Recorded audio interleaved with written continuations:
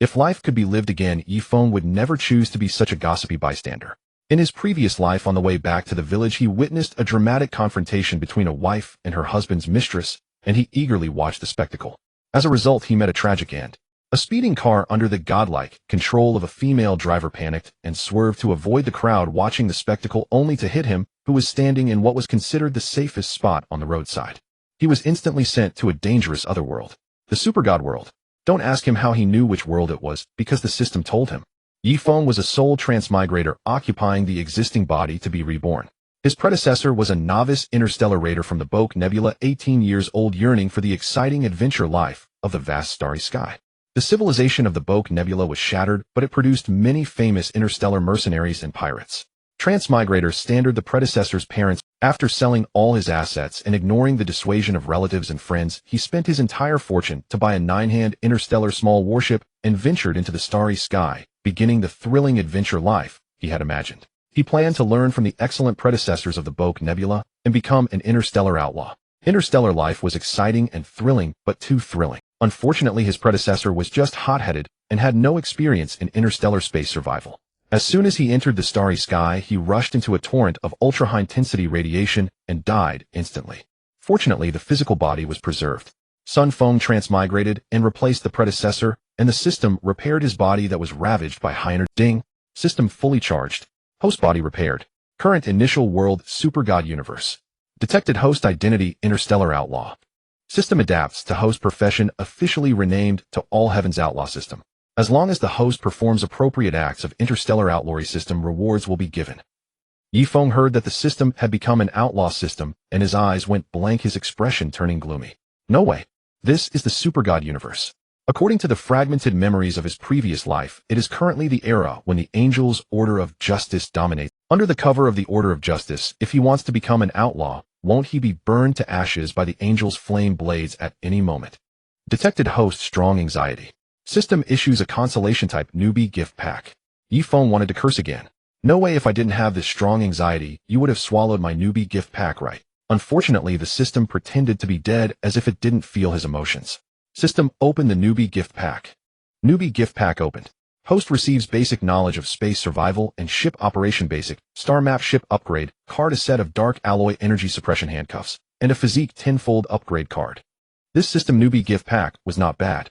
The basic knowledge of space survival and ship operation solved Yifeng's lack of fundamentals. He clicked to claim the reward, and the knowledge automatically appeared in his memory, as if he had learned it before. Next, Yifeng used the physique upgrade card, increasing his physique 10-fold. After this enhancement, he was highly adapted to the special environments of microgravity and high radiation in space. Then Yifeng used the ship upgrade card. The 9-hand interstellar small warship grew larger in a mysterious white light. When the white light faded, the entire ship was brand new. Originally only 100 meters, it expanded to 300 meters. The upgraded ship's nuclear fission reactor was replaced by a nuclear fusion reactor. At the same time, a new energy storage module appeared, enough for the ship to sustain low-speed navigation for 10 years. The ship was also equipped with nano-repair mechs, nano-mining mechs, and other small units. They can maintain the ship, collect various resources from space meteorites, and most importantly, fusion raw materials. In addition, the ship also had an ecological garden that could produce food enough to meet his daily survival needs and improve his quality of life. Before this, Yifeng had been eating compressed nutrition bars that were nutritious but bland, and after a long time no one could stand them. Besides these functions, the ship also updated its warp drive and added weapon systems. Now it has 2 small particle rapid-fire cannons, 1 electromagnetic railgun, and 10 laser cannons. The upgraded ship also has an electromagnetic energy shield defense device, which can provide basic defense against energy and physical attacks. After completing the upgrade, Yifeng named the newly upgraded warship Blood Wolf. Then he transferred the star map data and calculation formulas from the system to the Blood Wolf's AI, initially determining his position. Yifeng's current position had deviated from the original course. Because the predecessor was inexperienced and trusted the 9-hand ship's navigation technology too much, the ship's state was severely outdated, causing him to deviate from the original course and arrive near the Dark Extinction Star Domain. The Dark Extinction Star Domain adjacent to the Boke Nebula.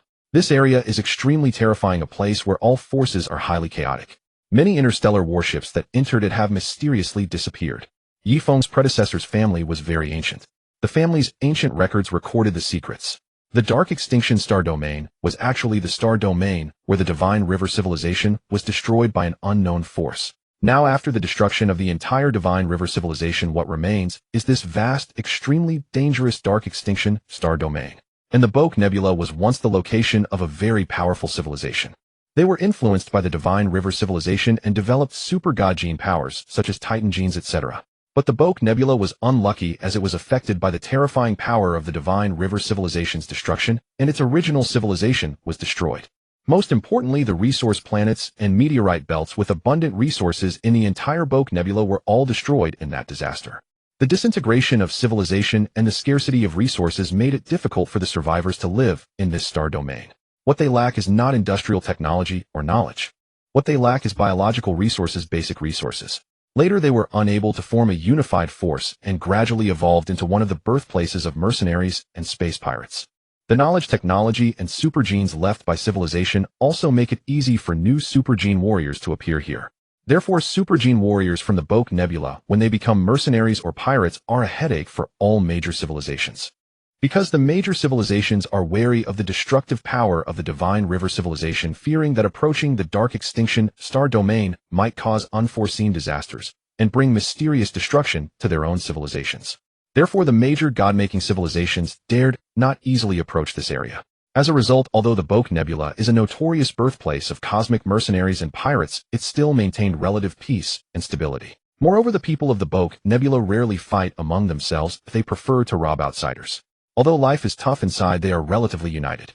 Yifeng's predecessor was unlucky this time, intruding into the area of the Dark Extinction Nebula, and was destroyed by the radiation penetrating the ship's defense, which benefited him, the current Yifeng. But this does not mean Yifeng is also lucky. He is still at the edge of the Dark Extinction star domain. Although not the most dangerous place, it is still terrifying, and there is still the risk of being destroyed by the unknown power here at any moment. Yifeng piloted the Blood Wolf to prepare to leave, but at that moment, he suddenly noticed a white humanoid object drifting out of the Dark Extinction star domain. Master Quantum Radar skin shows this person has faint life signs, but its life radiation is extremely strong, likely a high-level super gene warrior. At that moment, the Blood Wolf's AI transmitted its detection information. Bring her in. Yifeng suddenly became excited. Having super genes and such weak life signs, isn't this person very suitable as a target for robbery? His interstellar outlaw activities could start with this. The other party could survive in space while severely injured, so their level must be high. He had dark alloy energy suppression handcuffs at hand. Using this to cuff the other party, they won't be able to use offensive energy, becoming a fish waiting to be slaughtered. Then if he robs her, won't he be able to harvest a lot of good things from the system? He guessed that the higher the level of the robbery target, the greater the system reward. Thinking of this, Yifeng's mouth started watering. As an outlaw, encountering a suitable robbery target is not easy. He knew that his current power was very weak, especially his physical body, which urgently needed him. Soon the white humanoid object was retrieved by the Blood Wolf's mechanical arm. After the other party was brought inside the ship, Yifeng was stunned. This humanoid life that he was about to rob, or rather save, turned out to be a female angel. Starting off by robbing an angel from the strongest civilization, provoking the most powerful cosmic civilization, what should he do? Yifeng was very conflicted, but he didn't want to give up this opportunity. After thinking it over, he realized he had no choice. This angel, he would rob her for sure. In this perilous annihilation starfield, Yifeng knew that if he wanted to leave safely, he would have to rely on this female angel, or rather on the reward granted. Either the angel would carry him out of here, or the system's reward would allow him to escape unscathed. Only with more options could he gain a better chance of leaving this dangerous starfield. Even if he was only at the edge of this region, the danger remained. Without hesitation, Yifeng took an energy-suppressing dark alloy handcuff and clasped it around the female angel's wrist. She was very beautiful, her hair gathered in a simple ponytail. Her bright silver armor had been shattered into fragments, exposing the form beneath, though Yifeng kept his gaze restrained and focused on her condition rather than her body. Her soft, milky white face was as flawless as her figure. The proportions of her features approached perfection, the kind of beauty that could draw one's mind into silent awe. Truly, this angel was worthy of being called the product of the universe's most advanced genetic technology. To call them the most perfect humanoid women was no exaggeration at all. Although she was stunning with a beauty that would have toppled nations among humans, Yifeng was not bewitched. For now his reason far outweighed any appreciation or desire for beauty. The female angel's condition was dire. She could die at any moment.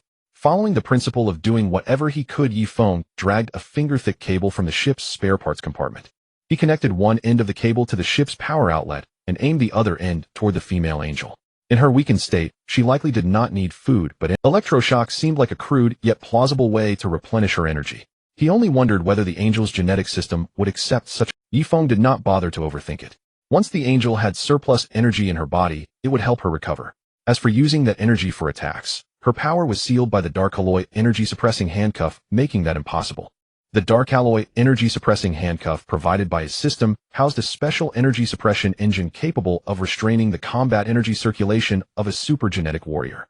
Yifeng pressed the other end of the cable against the angel's body, completing an electrical circuit. A burst of sparks and lightning flashed as a massive current surged through the beautiful female angel.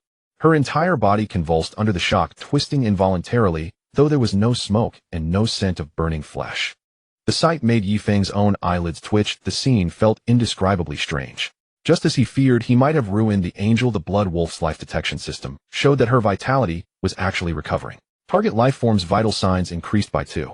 3. Life energy recovering. The electroshock looked terrifying, but it had indeed restored a good portion of her strength. So Yifeng increased the current, and the pitiful, beautiful angel once again convulsed like an insect under the strain. Yifeng now believed that if Keisha ever saw this scene, she would hardly thank him for saving an angel. She might well slice him into 8 pieces with her silver wings. This method of replenishing energy looked more like a torture device than treatment. A dazed voice surfaced in Yifeng's cabin. My head hurts. What is going on? The angel Jilan slowly regained consciousness. She felt numb all over, as if she had been struck by the lightning of left-wing guardian angel Yen. Soon enough, she dropped the as if. She was certain of it. In front of her stood a young man, repeatedly pressing a cable as thick as a mooring rope against her body, flooding her with current. Whenever the cable touched her, she felt a massive current flood her body, part of it making her limbs tingle, part of it absorbed by her angelic genes to mend her injury. So I really was being electrocuted. Jilan finally understood and glared furiously at the young man before her. At the same time, she noticed something else, a special dark alloy handcuff clasped around her wrist. Jilan tugged at it and found she could not break free at all. The handcuff did not hinder her recovery, but it prevented her from channeling energy in other directions, for example, to snap the cuff. Hey, who are you and why are you doing this? She demanded, eyes wide with anger. On the other side, Yifeng mechanically continued to apply shocks to the angel, his thoughts wandering elsewhere. He was pondering the nature of his system, the All Heavens Bandit system, and whether it meant he could travel to other worlds. In the super god world, every top deity clung fanatically to their own ideals.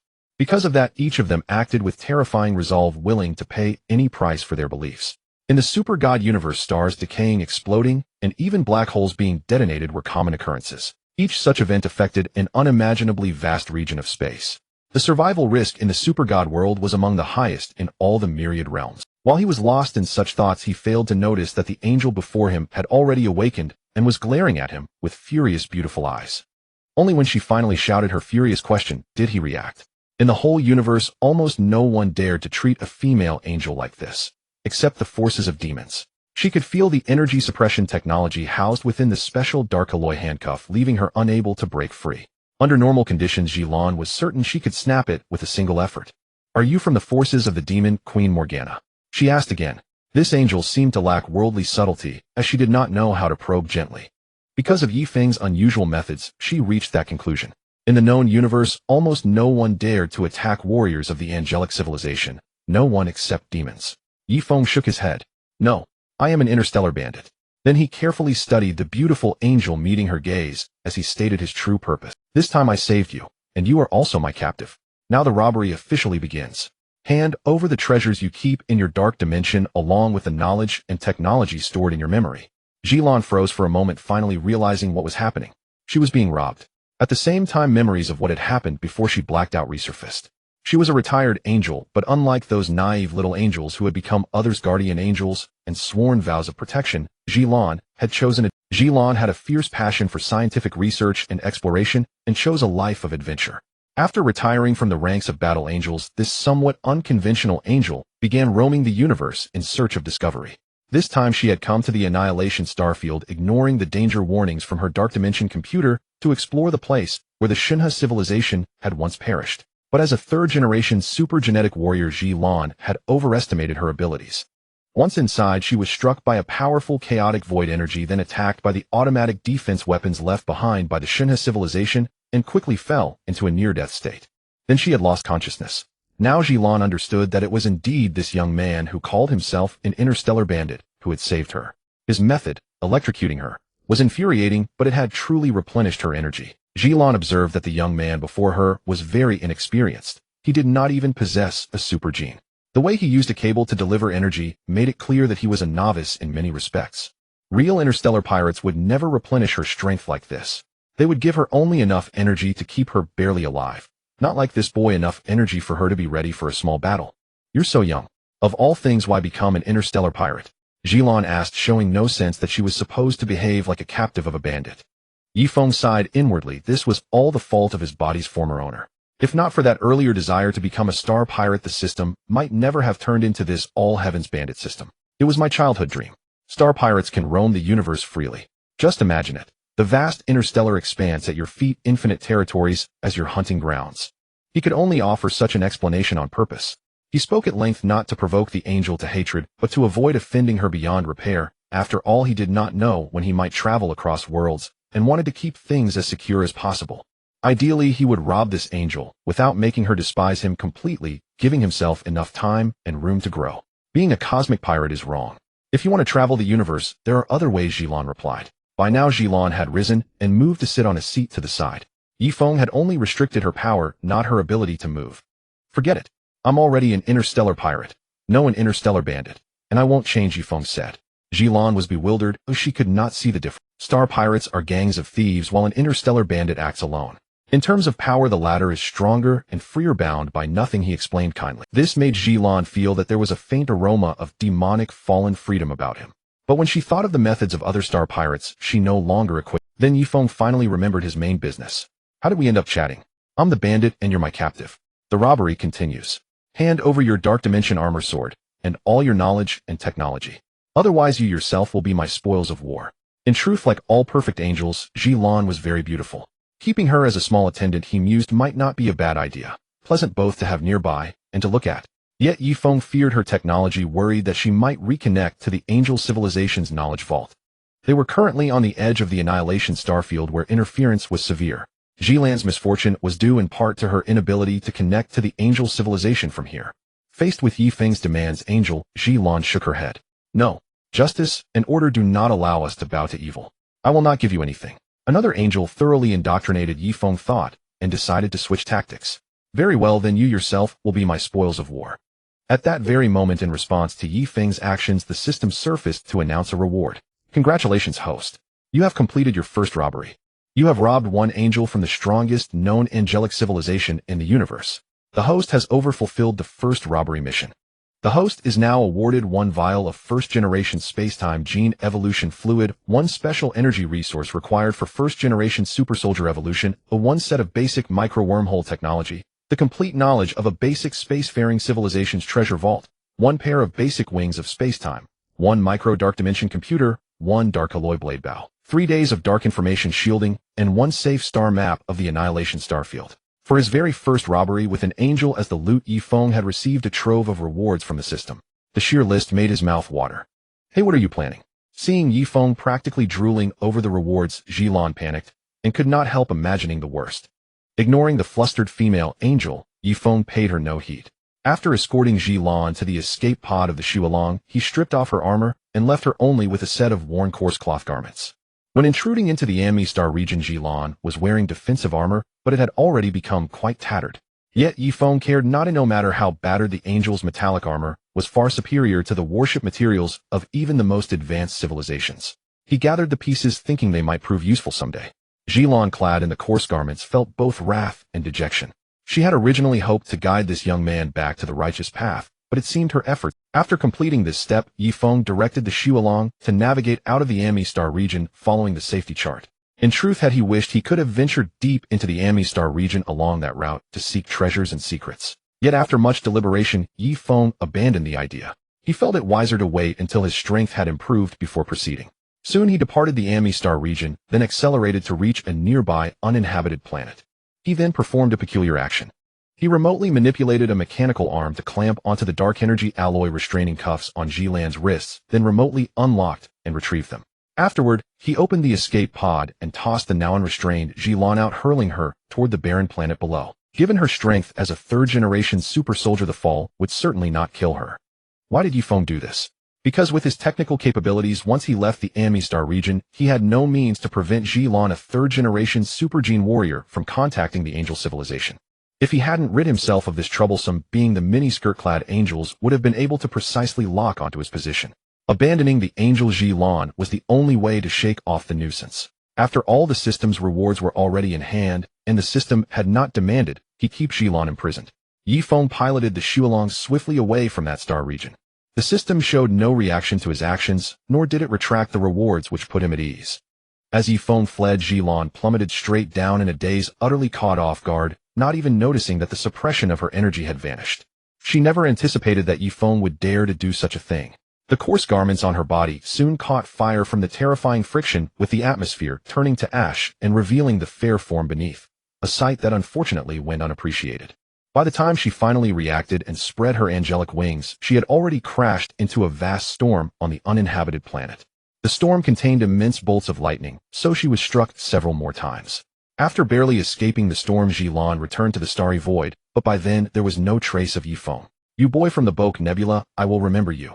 The angel Ji-Lan gnashed her teeth in fury. Today's ordeal was undoubtedly the greatest humiliation. She had been electrocuted, robbed, stripped of her armor, dressed in filthy clothes, and thrown into a planet's atmosphere.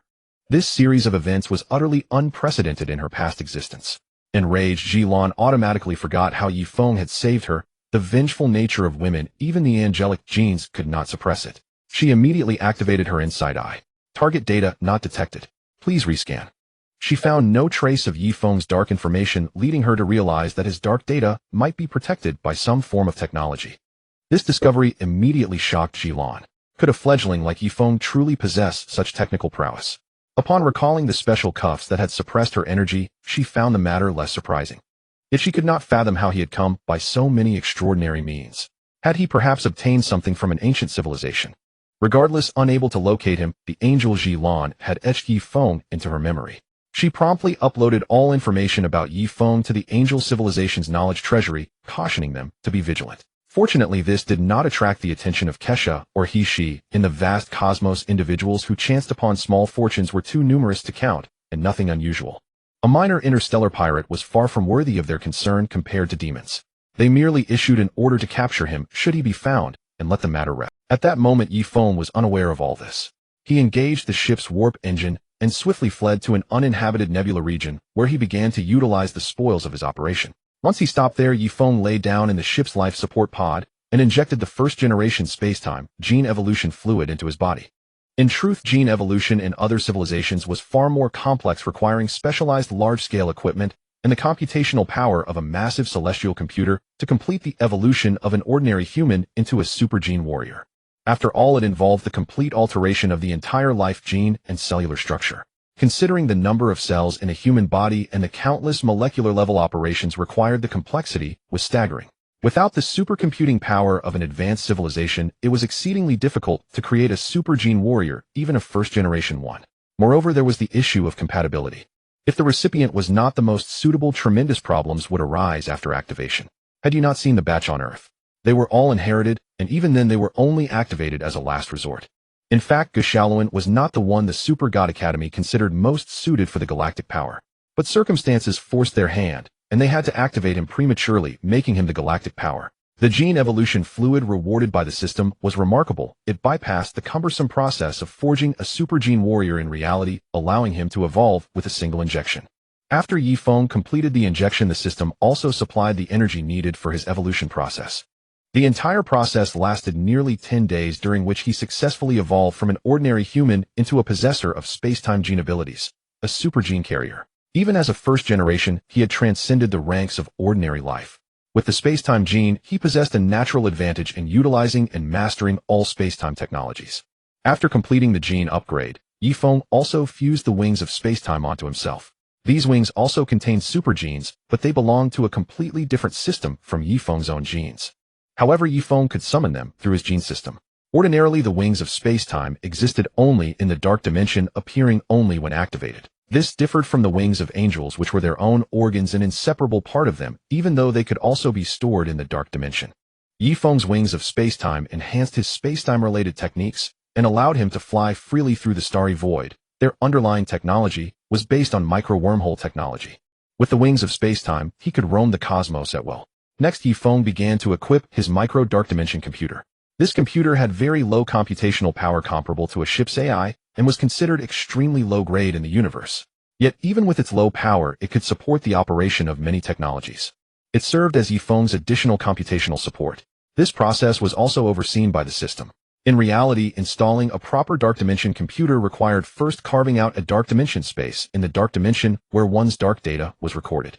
Then using special wormhole technology, the dark dimension computer was transferred and anchored within that space. This also required energy technology and information exchange technology for the computer's operation. The entire process demanded profound expertise in the nature of dark energy, the properties of the dark dimension, and spatial technology. Most civilizations might inherit supergenes and possess inherent computational power, but they lacked auxiliary dark dimension computers. Yifeng's system, however, was far more powerful, accomplishing all this with ease. Moreover, the dark dimension spaces of ordinary supergene warriors were attached to the main universe. In contrast, Yifeng's dark dimension space functioned as his personal pocket dimension, not directly attached to the main universe. Thus, while other civilizations' dark data reading technologies could still read his information, the difficulty was over 10 times greater than reading a normal supergene warrior's dark data. Even if Yifeng traveled to other worlds, this dark dimension space and everything in it would follow him. At the same time, although the micro-dark dimension computer rewarded by the system had low computational power, it still surpassed the combined computational power of all human civilization on Blue Star. This did not include systems like Dino 3. Additionally, it could automatically absorb dark energy to sustain its operation. Yifeng then retrieved his weapon. The weapon he obtained was a dark alloy blade bow. It featured an energy engine that could form a dark energy arrow for attack when the bow was drawn. Of course, it could also fire physical arrows. The ends of the blade bow were sharp blades capable of cutting through any object. These blades allowed Yifeng to engage in close combat. The blade bow was a weapon suited for both close and ranged combat, perfect for an interstellar bandit like him. Next, Yifeng stored the foundational knowledge of micro-wormhole technology and the complete library of a primary aerospace civilization into his dark dimension computer. These two alone occupied 43 of its total data storage capacity. Truly, it was a micro-dark dimension computer weak in many. Now he possessed a considerable knowledge base. However, the micro-wormhole technology he had mastered only allowed him to perform small-scale, low-mass micro-wormhole teleportation. For instance, he could only teleport himself provided he had pre-recorded the necessary data and prepared the operation. Moreover, he lacked the extra computational power to teleport others. His micro-wormhole teleportation required a long preparation time, short range, and was slow. For example, an angel's micro-wormhole teleportation was at supersonic speed, while his was at walking pace. Though the same technique, the gap between them was like heaven and earth. Therefore, even after his upgrade, facing even the weakest angel, he would find it extremely difficult to escape. Hence, Yifeng decided to avoid operating within the direct coverage of the angel's righteous order as much as possible. The Abyzo Star region is a galaxy situated to the north of the Boke Nebula. It is a remote area with scarcely any notable interstellar civilization, housing only a few planetary-level civilizations. After completing the upgrade to a first-generation supergene, Yifeng did not immediately embark on his career as a professional bandit. Instead, he journeyed to this star region and entered a planet whose civilization was still in a primitive state. He entered this life-bearing planet to replenish his food supplies. Moreover, the planet was not lacking in resources. Yifeng settled there and began an extremely regular lifestyle. Every morning and noon, he dedicated his time to learning the vast knowledge of spacefaring civilizations. After all, as a power nurtured by technology, without understanding technological knowledge, one would inevitably have no future development. Even the application of one's own power would have no room for growth. For the former Yifeng, this knowledge was utterly astronomical. He could not comprehend it at all. But now, after being upgraded to a first-generation supergene warrior, Yifeng's brain development had increased to 18. His physical capabilities had also been tremendously enhanced. With such physical prowess, he was like a miniature Superman in the ordinary world, capable of leaping several kilometers. The increase in brain development multiplied Yifeng's reading comprehension, memory, and analytical thinking abilities. He was now a super genius among scholars. Presently, Yifeng was akin to an upgraded super scholarly physique with no remaining obstacles in his learning path. When learning this knowledge, he could not only easily understand and memorize it, but also draw inferences and apply it with exquisite precision. In just 3 months of study, he reached the knowledge level of a top-tier academician on Earth. Such were the benefits of enhanced talent. Of course, this process was also aided by the Dark Dimension Cloud computer, which enhanced his learning efficiency. 2 years later, Yifeng had mastered all the knowledge of the entire spacefaring civilization, completing the initial accumulation of knowledge. During this process, he also grasped the basics of micro-wormhole technology. Now he could perform spatial movement within a practical range of nearly 100 kilometers through micro-wormholes. Moreover, his pre-movement preparation time for micro-wormhole travel had decreased from 3 seconds to 0.5 seconds. And that was his limit. It was not that he did not wish to move farther through space, but as a first-generation super-gene warrior, the dark energy, he could store and utilize only supported spatial movement within this range. Every afternoon, Yifeng dedicated himself to learning and training in micro-wormhole technology, honing his spatial transfer abilities with various objects. Initially, he trained by transferring a single grain of sand. After all, to execute this technique, one must first complete the data detection and calculation of all particles of an object. This process required covering the object with dark energy to complete its data detection. Then, using dark energy markings, all particles of the object were transferred and finally reassembled. During this process, a sudden inspiration struck Yifeng. If he were to calculate and transfer only part of an enemy's flesh and blood, could he inflict a fatal wound on the opponent? For instance, transferring the enemy's heart or spine via micro-wormhole while leaving the body behind. He experimented on the life forms of this planet and confirmed that he could indeed kill them with this method. This meant Yifeng's idea was feasible. However, this technique consumed a significant amount of his energy, making it only worthwhile against relatively powerful. Moreover, it was only effective against enemies lacking micro-wormhole anti-calculation programs. The complexity of the opponent's life system also had to be. For example, as a first-generation warrior, this technique was useless against a Divine River first-generation sniper like Qilin. Because the opponent possessed certain defensive technologies against dark data interpretation, and the genetic structure of super-gene warriors was extremely complex, requiring immense computational power. This technique also depended on whether one could obtain the opponent's body particle data in advance, and this data was subject to change and not constant. After all, life is a system in constant motion. After carefully contemplating this technique, Yifeng found it rather impractical with limited application scope, but it was at least usable. Additionally, Yifeng developed other minor techniques using micro-wormhole technology. For instance, when shooting with his blade bow, he could directly transfer the energy arrow to the enemy's rear through a micro-wormhole for an attack. He also mined resources and prepared some superalloy physical arrows. Some possessed cellular toxicity, some had a weak effect of disrupting energy flow, and some had explosive properties. These were all physical attack arrows he developed through applied research based on the knowledge of a primary spacefaring civilization. Yifeng stored the data of these arrows in the Dark Dimension computer. When needed, he could directly transfer the arrows to the enemy's location via micro-wormhole technology. Every day, besides studying, Yifeng would train in archery and blade bow melee skills during the evening. During this process, he programmed a software that, with the help of the Dark Dimension computer, deduced a set of archery and blade bow techniques suitable for him, and he also established a combat simulation room with the aid of the Dark Dimension computer where he engaged in simulated battles. Though he had no real combat experience, his combat abilities were rapidly enhanced. After more than a year of learning and training, Yifeng possessed a considerable level of combat capability as a first-generation super-gene warrior. Only then did he proceed to the next step. Utilizing the resources mined on this planet and the knowledge he had acquired, Yifeng manufactured numerous combat robots, including interstellar reconnaissance combat, drones, interstellar missiles, and small combat robots. These would serve as auxiliary combat forces for his operations. He also prepared spare parts for weapons such as firearms, laser cannons, and electromagnetic cannons, so that if they were damaged in battle, replacements would be readily available. The design and manufacturing of these items took nearly half a year.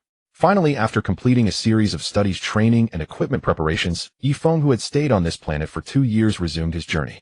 In the lower right sector of the Abysso star domain, an aerospace-grade civilization existed. This time, the fledgling Yifeng decided to set his first target on this primary aerospace-grade civilization.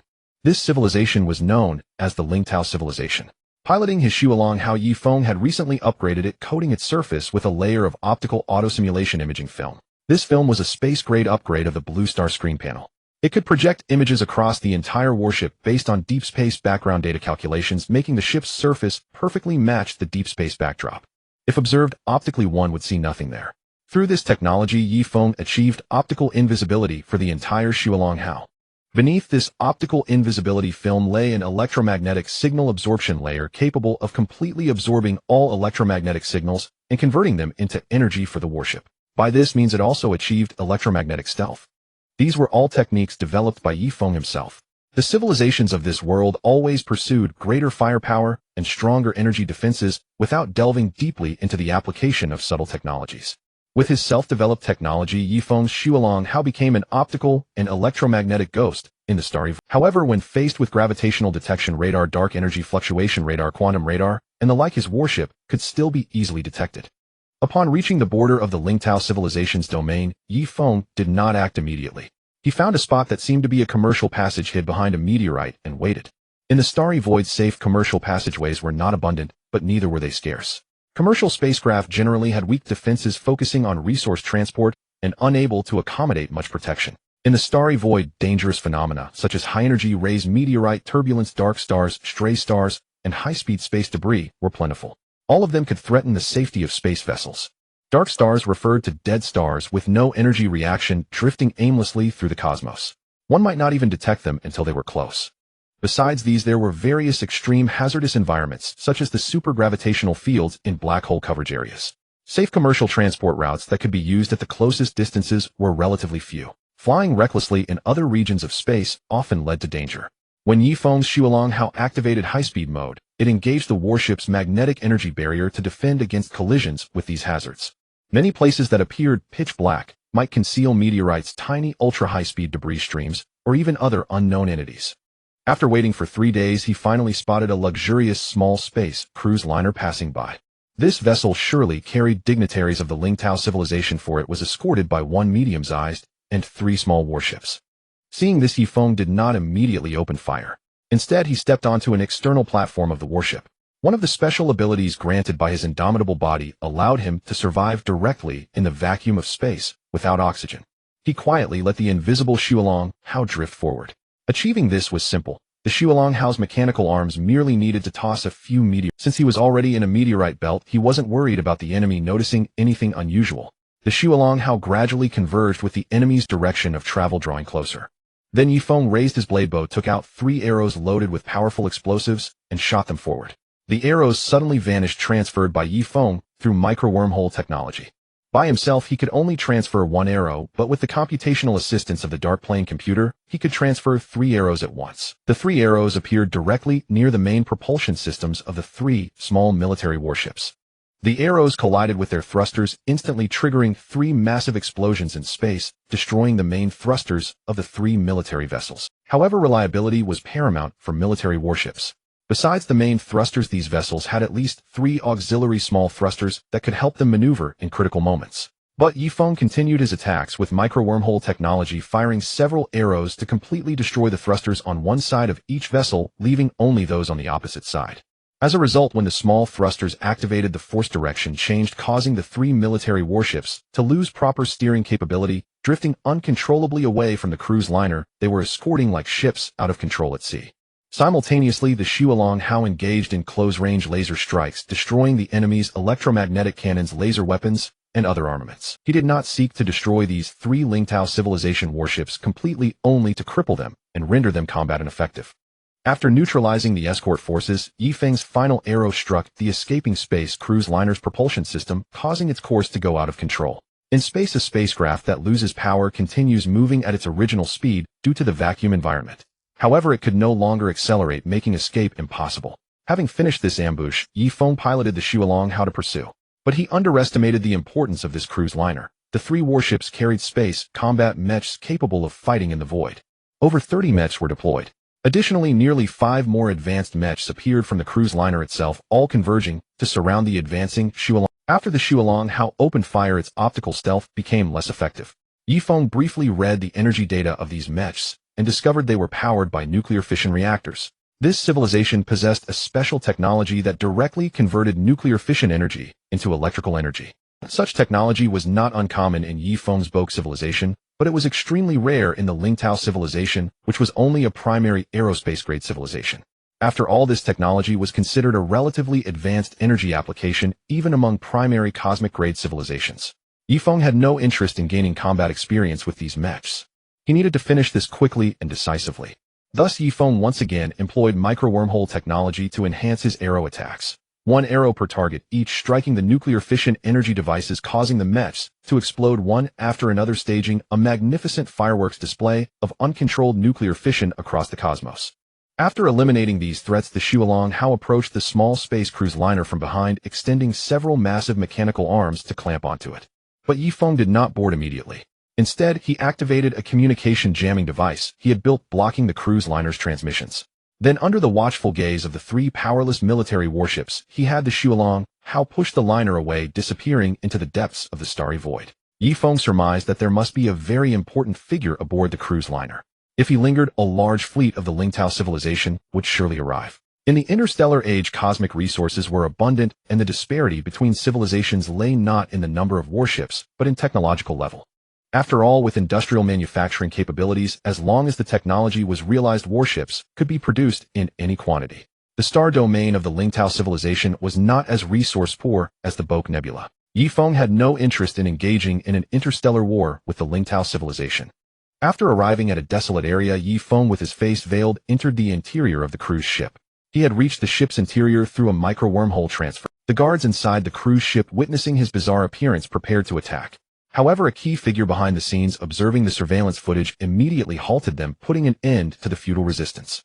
This behind-the-scenes figure was privy to certain matters. Such an ability indicated that Yifeng was a super-gene warrior. Such power was utterly beyond the capacity of their elementary spacefaring civilization to contend with, especially given that Yifeng had mastered micro-wormhole technology. Ladies and gentlemen, I am an interstellar brigand. Now I ask each of you to voluntarily also those of you in hiding, come out on your own.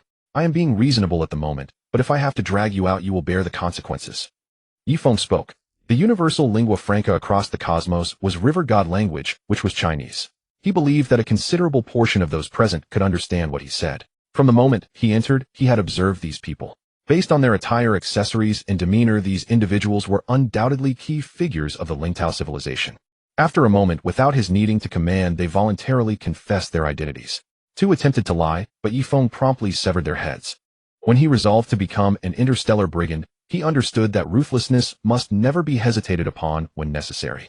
A ruthless interstellar brigand could truly intimidate these captives. Indeed, the two lives served as a vivid lesson, making everyone realize that Yifeng could determine if they were lying. In truth, relying solely on his knowledge of psychology, Yifeng could discern whether someone was speaking falsehoods. They all spoke the truth. The people on this ship were indeed key figures of the Lingtao civilization. Among them were the vice leader of the Lingtao civilization, the dean of the Central Academy of Sciences, numerous high-ranking officials in various scientific fields, and over 300 scientific researchers. They had set out to bring the Lingtao civilization's scientists to an experimental base in an uninhabited star system for a secret scientific and technological, and the object of their experiment was a type of antimatter bomb. They had actually mastered the knowledge and technology related to antimatter. Only then did Yifeng realize that this heist was truly a massive score. The vice leader of the civilization, though of high status, was not valued by Yifeng. The true key figures were the dean of the Lingtao Civilization Academy of Sciences, who possessed antimatter knowledge and technology, along with the 300-plus scientific researchers. The antimatter knowledge and technology they held were what he truly valued.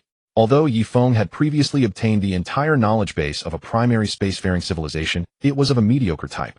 True cosmic civilizations each have their own specialized technological pathways, with different emphases within a broad technological framework. For instance, the Angel civilization excels in dark data insight, the River Styx civilization in void technology, the Blazing Sun civilization in stellar utilization and manipulation, and the Demon civilization in spacetime technology. Major civilizations are like this, and smaller ones even more so, as each civilization's natural resources and interstellar environment are unique. Different resource characteristics, along with the upper limits of their researchers' capabilities, dictate that they can only focus on certain branches. Clearly, the Lingtao civilization was remarkable in particle research. They had actually developed antimatter, something typically belonging to advanced spacefaring civilizations. The Taodai civilization, for instance, possesses antimatter technology, but they are merely at the threshold of an advanced spacefaring civilization. For a low-level civilization like Lingtao to achieve this was truly impressive. Antimatter serves as a powerful nuclear deterrent in the interstellar age. Morgana's doomsday bombardment was essentially a form of extremely powerful antimatter bombardment technology. I have no interest in your resources or wealth, but I am still going to rob you. I demand that each of you hand over all the knowledge and technology related to antimatter that you remember or control. Yifeng uttered words that made the vice leader of the Lingtao civilization's face turn pale. This time he had set the loot as the knowledge and technology they possess. Remember everything. If you conceal even a shred or provide false information, I have ways to verify it. The consequences then will be far from what you wished. Seeing their expressions change, Yifeng threatened with a fierce tone. Do not think your knowledge and technology are so extraordinary. It is convenient for me now, but I could also obtain antimatter-related knowledge and technology from other powerful civilizations. This time you are simply unlucky. Once I have what I need, all of you can leave safely. But anyone who tries to deceive me will be exiled into the depths of space. Yifeng's tone grew heavier. In the interstellar age, a terrifying method of death was to remove the life support systems of those who were not supergene warriors and then cast them into the cold, extreme void of space. The person would quickly perish in extreme cold, deprived of air, and eventually freeze into a block of ice. Yifeng's threat proved effective. In truth, most of the people here were the upper echelons of the Lingtao civilization, wielding power, status, and control over wealth distribution. They were at the pinnacle of their lives and naturally feared death, including the vice leader of the civilization. He had a special biological chip hidden inside his body containing backups of antimatter-related knowledge, technology, and experimental data. Sir, I have a backup of this technology on me. If I hand it over, can I be allowed to return? This vice leader was a politician, likewise a creature of self-interest. He understood that only by living could anything be possible. Yifeng surely knew he had something on him. If he didn't produce it, this self-proclaimed interstellar brigand's ruthlessness would surely kill him. Moreover, given the man's methods, he might very well discover the hidden item. You may, as long as you hand it over, and let me make a copy. Trust me, this will cause no loss to your civilization. Yifeng said to him, while also coaxing the others.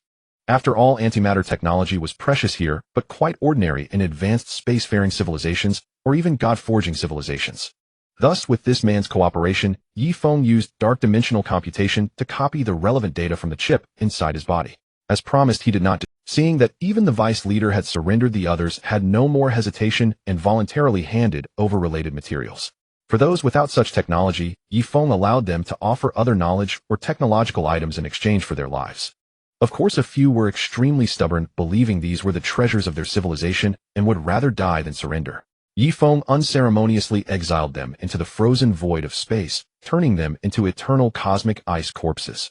The operation went smoothly. In the end, Yifeng kept his promise and released the entire interstellar cruise ship, even repairing its engines, so they could return to their homeworld on their own. As for whether they would later turn on each other over this incident or reach some agreement, that was beyond Yifeng's concern.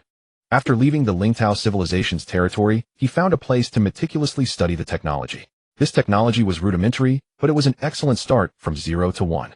Yifeng believed that soon he would be able to produce antimatter himself, and by upgrading this technology, he would achieve more advanced antimatter manufacturing techniques and practical applications. Host completed the primary robbery mission, successfully robbing a low-level spacefaring civilization. Rewards will be distributed according to standard rules. In the future, when the host engages in acts of banditry, rewards will vary based on the magnitude of the achievement, the strength of the target, and the level of risk. The host is now rewarded with the basic darkside data detection technique, one chance to travel to a low-level world for 3 months, and the source code for the primary dark energy language. This time the rewards were not as generous as the previous ones, consisting only of basic items. After all, last time, as a mere mortal, he had successfully robbed an angel who was a third-generation supergene warrior. This time, however, he had only robbed a low-level civilization. Hence the rewards were meager. Yet the practicality of these rewards was exceptionally high. The basic darkside data detection technique was a crucial technology that could read the historical data of all things. Though it was only at a basic level, it granted Yifeng the immense advantage of probing others' historical data and gaining Had you not seen Kaisha roll her eyes later? Even Morgana, her peer, had no secrets before Kaisha. Every detail of her past was laid bare before Kaisha. This technique, when developed to its peak, was truly heaven-defying. The source code for the primary dark energy language, on the other hand, was a technology for manipulating dark energy and applying it at a higher level. For now, Yifeng could only use dark energy to unleash basic energy attacks. But if he mastered this basic language and delved into deeper development and research, he could use it to create powerful effects like flames, ice storms, lightning, and intense light, as if they were supernatural forces. Moreover, with this language, Yifeng could infuse dark energy into his blade bow and arrows, merging them to unleash attacks with tenfold power from a single. This time, aside from these two, the most important gain was the one-time chance to travel to a low-level world for 3 months. The system was labeled as the Bandit System of 10,000 Realms, so it would not confine him solely to the super god world. He now finally had the opportunity to explore other worlds. This meant his future would not be limited to the super god world. His future would encompass all the After learning the details of this travel opportunity, Yifeng could only exclaim, "System, you are truly amazing." This low-level world travel opportunity came with no restrictions from the system. He could go to any low-level world he wished. This granted him immense freedom. Yet Yifeng did not immediately use the opportunity. He was rational, and after careful thought discovered this travel opportunity was actually an excellent means of survival. If he encountered an unbeatable enemy or a terrible danger, he could use the world travel to evade the threat. He could use the world travel to save his life. Most importantly, the entire super god universe was in a state of motion as far as the system was concerned. After traveling to another world, the point of return would not be the same location due to the movement of the universe.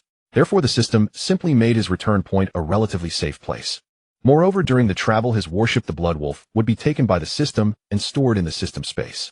Such a system, with such meticulous service, was truly... Yifeng decided he would not use this world travel opportunity lightly only when the most dangerous moment came. Next, after careful consideration, he finally determined the world he would travel to. When danger arrived, or the opportunity was right, he would go to that world. After receiving the rewards, Yifeng did not continue his path as a space bandit.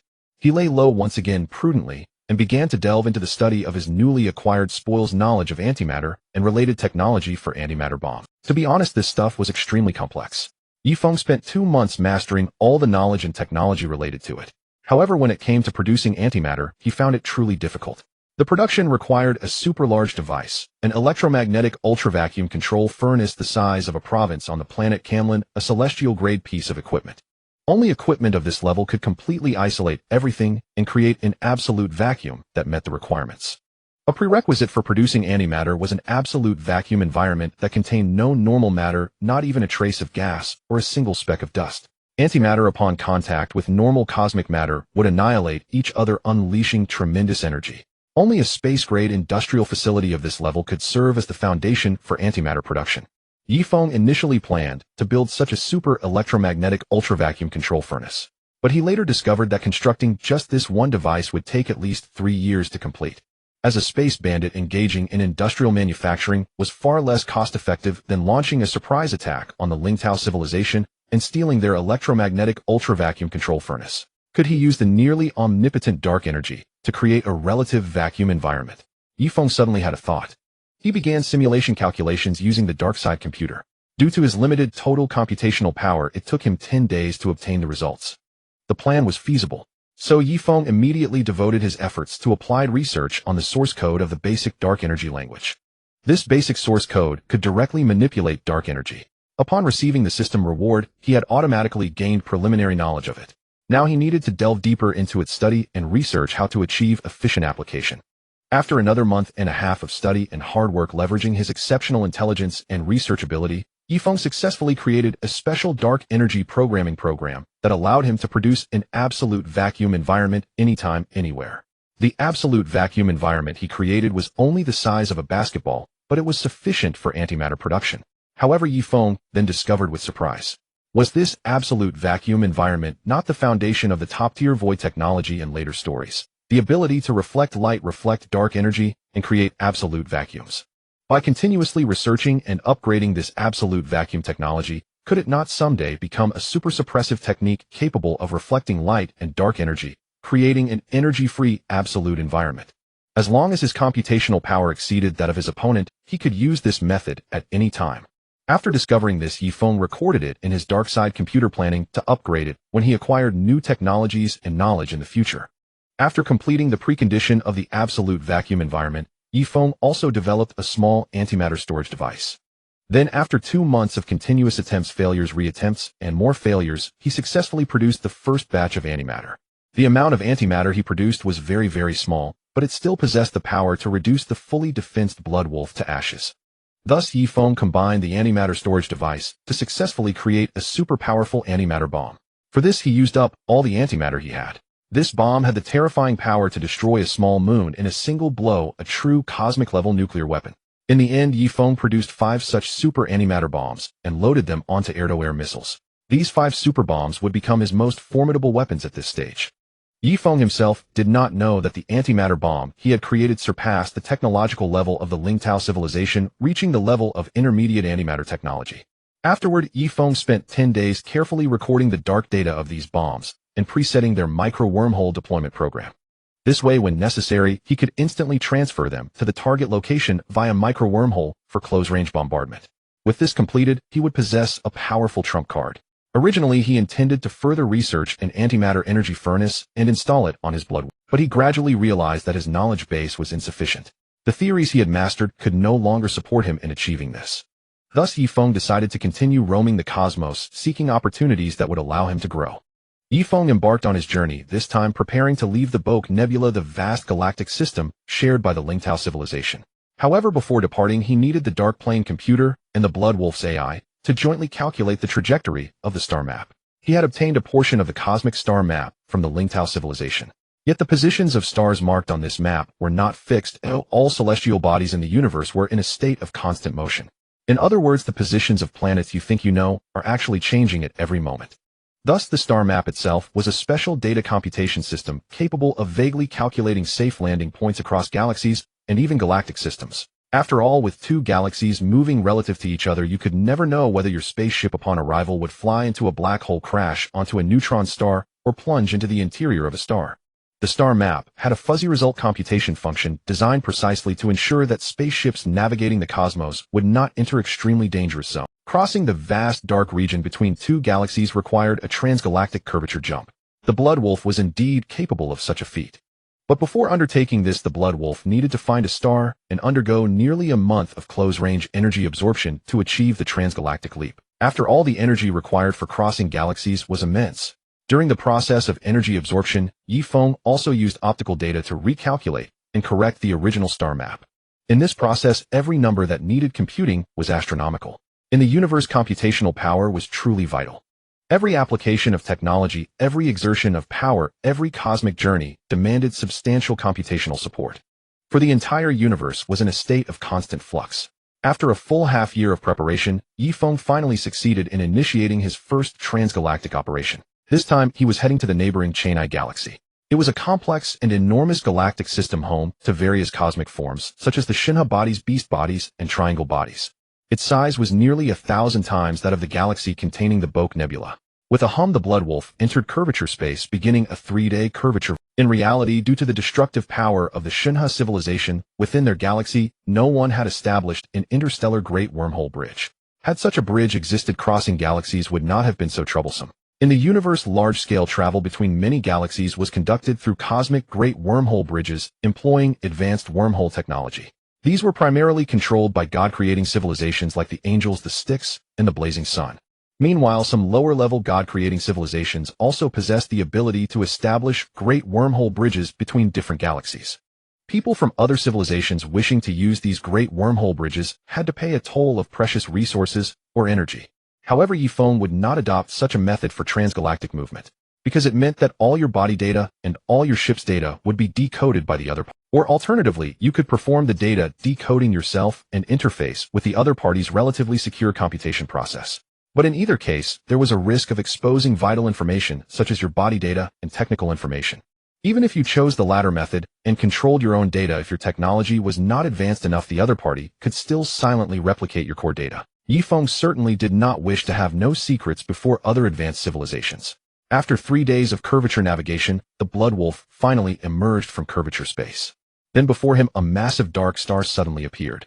It was a peculiar dark star the size of a moon, emitting no optical or magnetic signals. A planet whose internal magma layer had completely extinguished. Such was the peril of transgalactic navigation. The Blood Wolf, upon emerging, was about to collide with this elusive, unpredictable dark star that roamed aimlessly through space. Blood Wolf full power emergency maneuver. Dozens of auxiliary engines on one side of the Blood Wolf immediately roared to life, controlling the ship to initiate a course deflection. During this process, the immense deflection force caused the Blood Wolf's hull to emit a sharp creaking sound.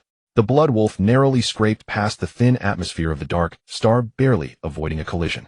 Even so, one side of the Blood Wolf rubbed against the dark star's atmosphere, and the optical stealth film on its surface was burned away.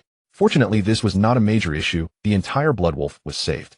This incident gave Yifeng his first taste of the terror of navigating to the wrong position in the cosmos. Had it been a little closer, both he and the Blood Wolf would have slammed into the dark star. He might have suffered severe injury, or even perished. But he had successfully completed the ship's turn, averting the catastrophe of a direct collision with a drifting dark star. After evading the danger, Yifeng finally had time to observe his current situation. He had indeed arrived in the chaotic Chaineye Galaxy. Blood Wolf began surveying the surrounding star systems and pinpoint our coordinate position in the Chaineye. Yifeng issued the command, and the Blood Wolf's AI promptly began observing the star map and calculating the fuzzy coordinate position. The Blood Wolf was equipped with a special low-cosmic background ultra-faint light detector capable of capturing light invisible to conventional observation and using its information to accurately determine the spacecraft's own position. Position located successfully. We are in the 5863rd Barren star system at the end of the fourth spiral arm of the Chaineye Galaxy. This system contains 2 stars, but it is a barren system unsuitable for life to survive and evolve. To our lower right there exists a destroyed main planet of a beast civilization. Soon the Blood Wolf's AI completed the calculation and reported their exact. After determining the precise position, Yifeng did not immediately leave the area. Instead, he quickly approached the star of this binary system and began replying. At that moment, he suddenly understood why the great civilizations were so fond of harnessing stellar energy. It was indeed efficient, cheap, convenient, and safe. As long as you had the capability, stars were everywhere in the universe and energy could be taken at will. Moreover, stellar energy only incurred transmission losses with no other issues. Take his production of antimatter. In essence, the energy for antimatter still originated from stellar energy or from fusion and fission energy. But when converting such energy into antimatter, there was at least a 30 energy loss. And there were so many cumbersome conversion processes in between. If one directly harnessed stellar energy, there was no energy loss, and it was convenient, saving the trouble of carrying raw materials.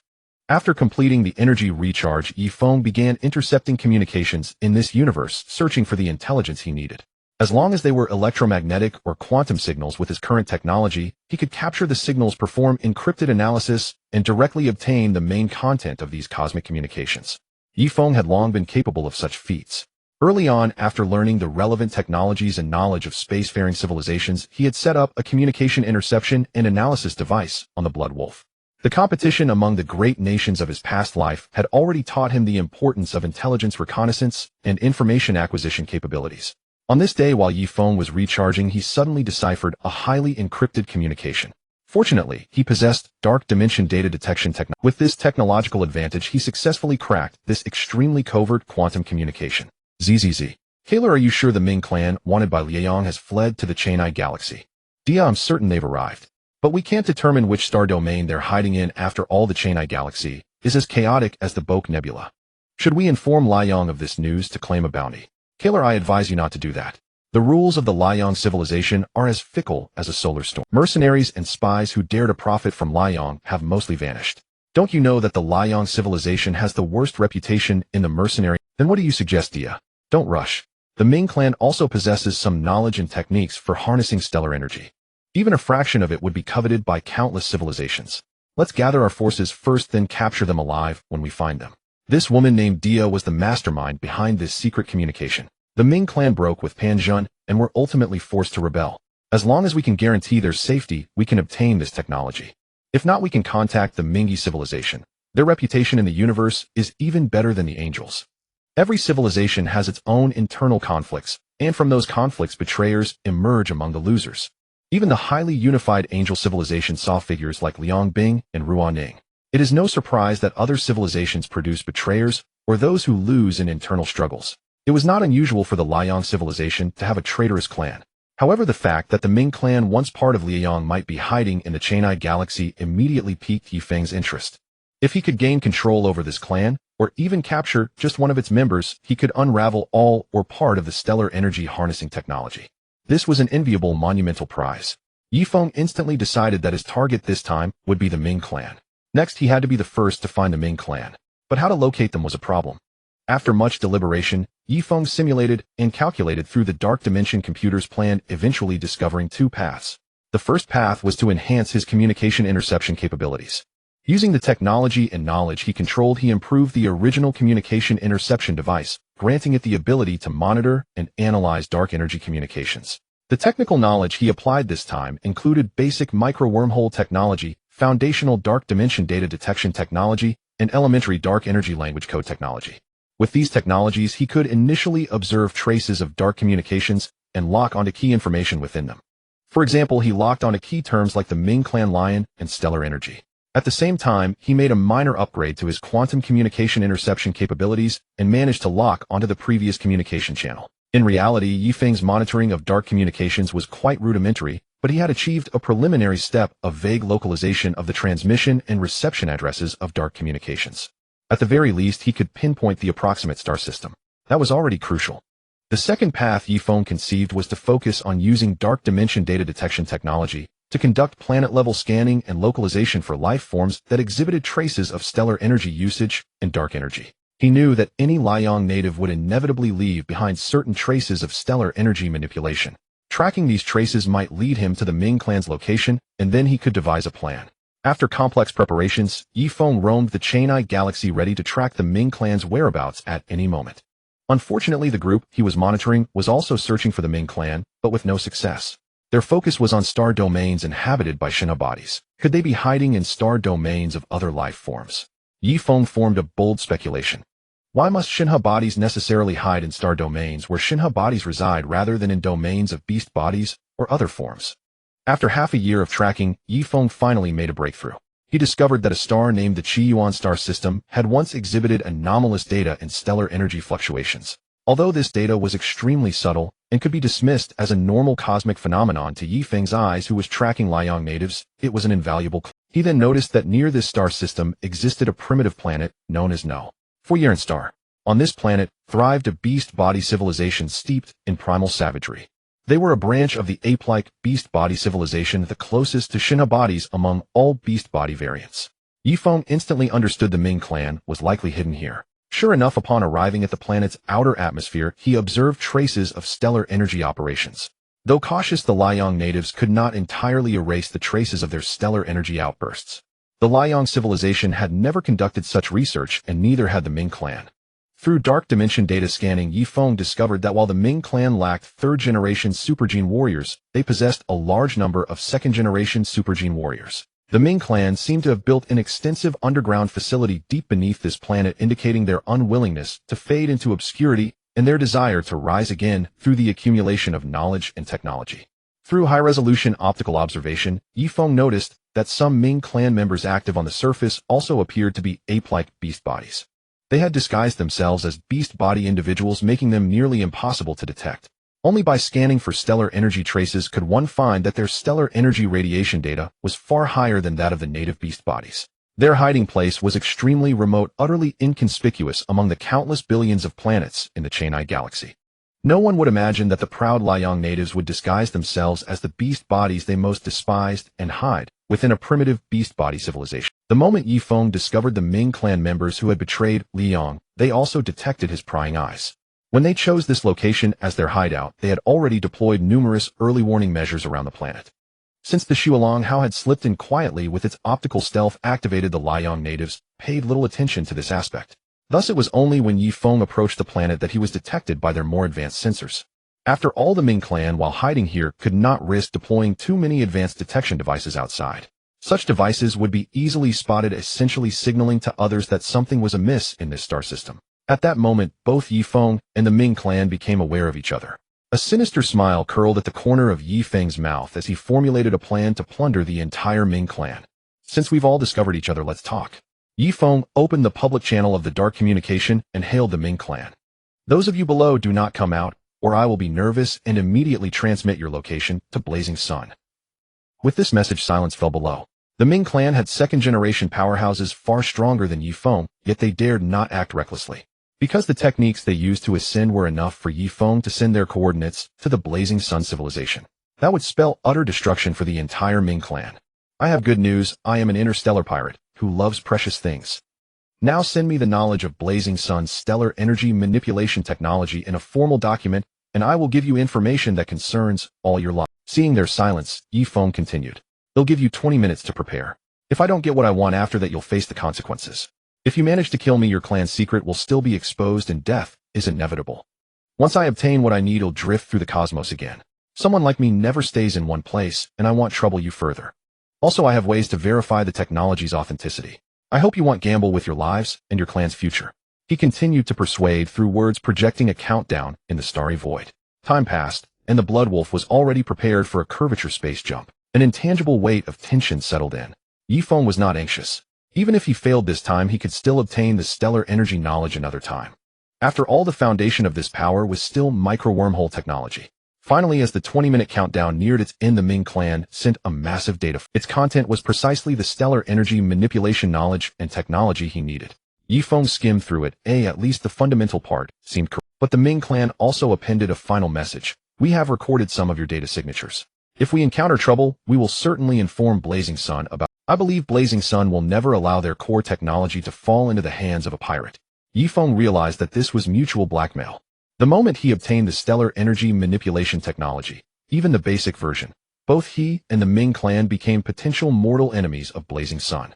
Yifeng did not dwell on it, and immediately fled. Just before his ship initiated the curvature jump, he sent out the information he knew. Actually, I was not the first to discover you. Someone in the Shinha galaxy already knows you are in this galaxy. Here is their quantum communication channel. He did not want the Ming clan to fall into trouble now. After all, what they had given him was only a part of their advanced technology and knowledge. The Ming clan surely possessed other treasures related to Blazing Sun.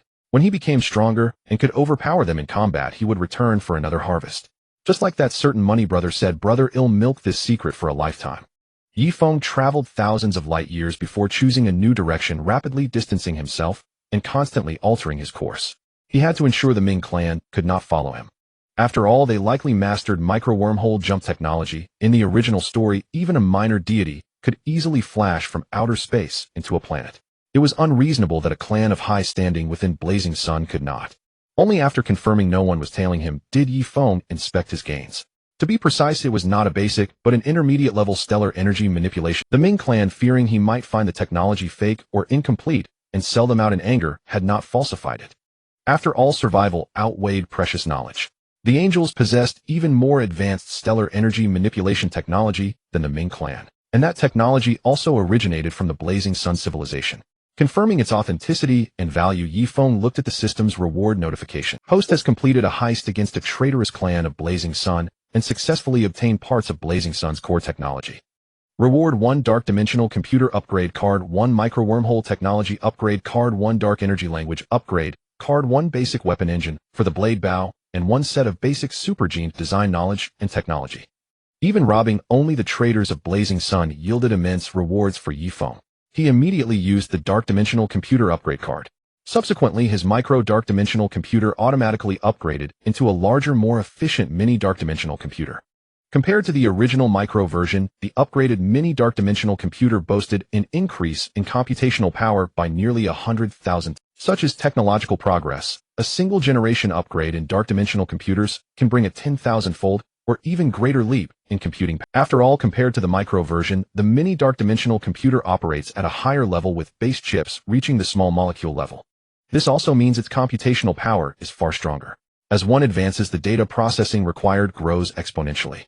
When the dark dimensional computer upgraded from micro to mini, the stored content and data remained unaffected. After the upgrade, all his abilities were greatly enhanced. Previously, his preparation time for micro-wormhole transfer was 0.3 seconds, but now it only takes 1,000th of a millisecond. With the same energy consumption, he could previously teleport 100 kilometers.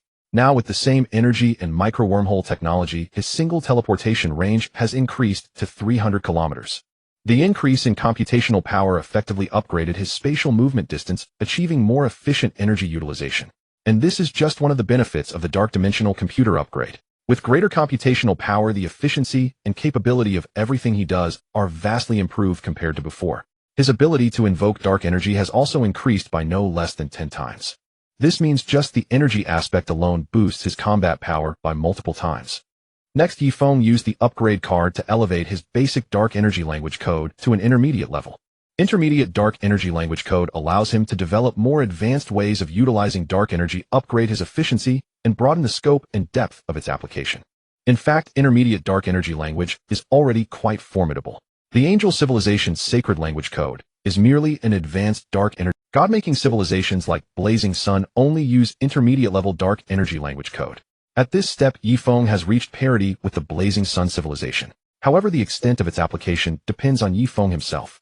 He has obtained the knowledge. The height of its application depends on his mastery of the knowledge and technology. After completing the dark energy language upgrade, Yifeng used the weapon engine to upgrade his blade bow. Equipped with the weapon engine, the blade bow becomes a formidable weapon worthy of being called a divine artifact in the supergod universe. With the weapon engine's enhancement, its functions are more powerful, it can invoke more energy, and its strikes are more precise.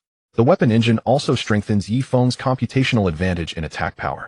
Moreover, with the engine's support, his weapon gains energy reinforcement, making it tougher and more potent in battle. The final reward, basic super gene design knowledge and technology, will fill the gaps in Yifeng's understanding of super gene warriors. He possesses a space-time super gene, but had very little knowledge of its principles and mysteries, only having parsed its basic data through the dark dimensional computer. Previously, he had no understanding of the function, purpose, and design rationale of each part. With this foundational knowledge, he can better comprehend super genes. If he becomes skilled enough, he might even attempt to design a new super gene. This haul was enormous. Besides the rich system rewards, he also obtained the crucial stellar energy manipulation technology. This will solve his future energy deficiency and provide tremendous support for his development.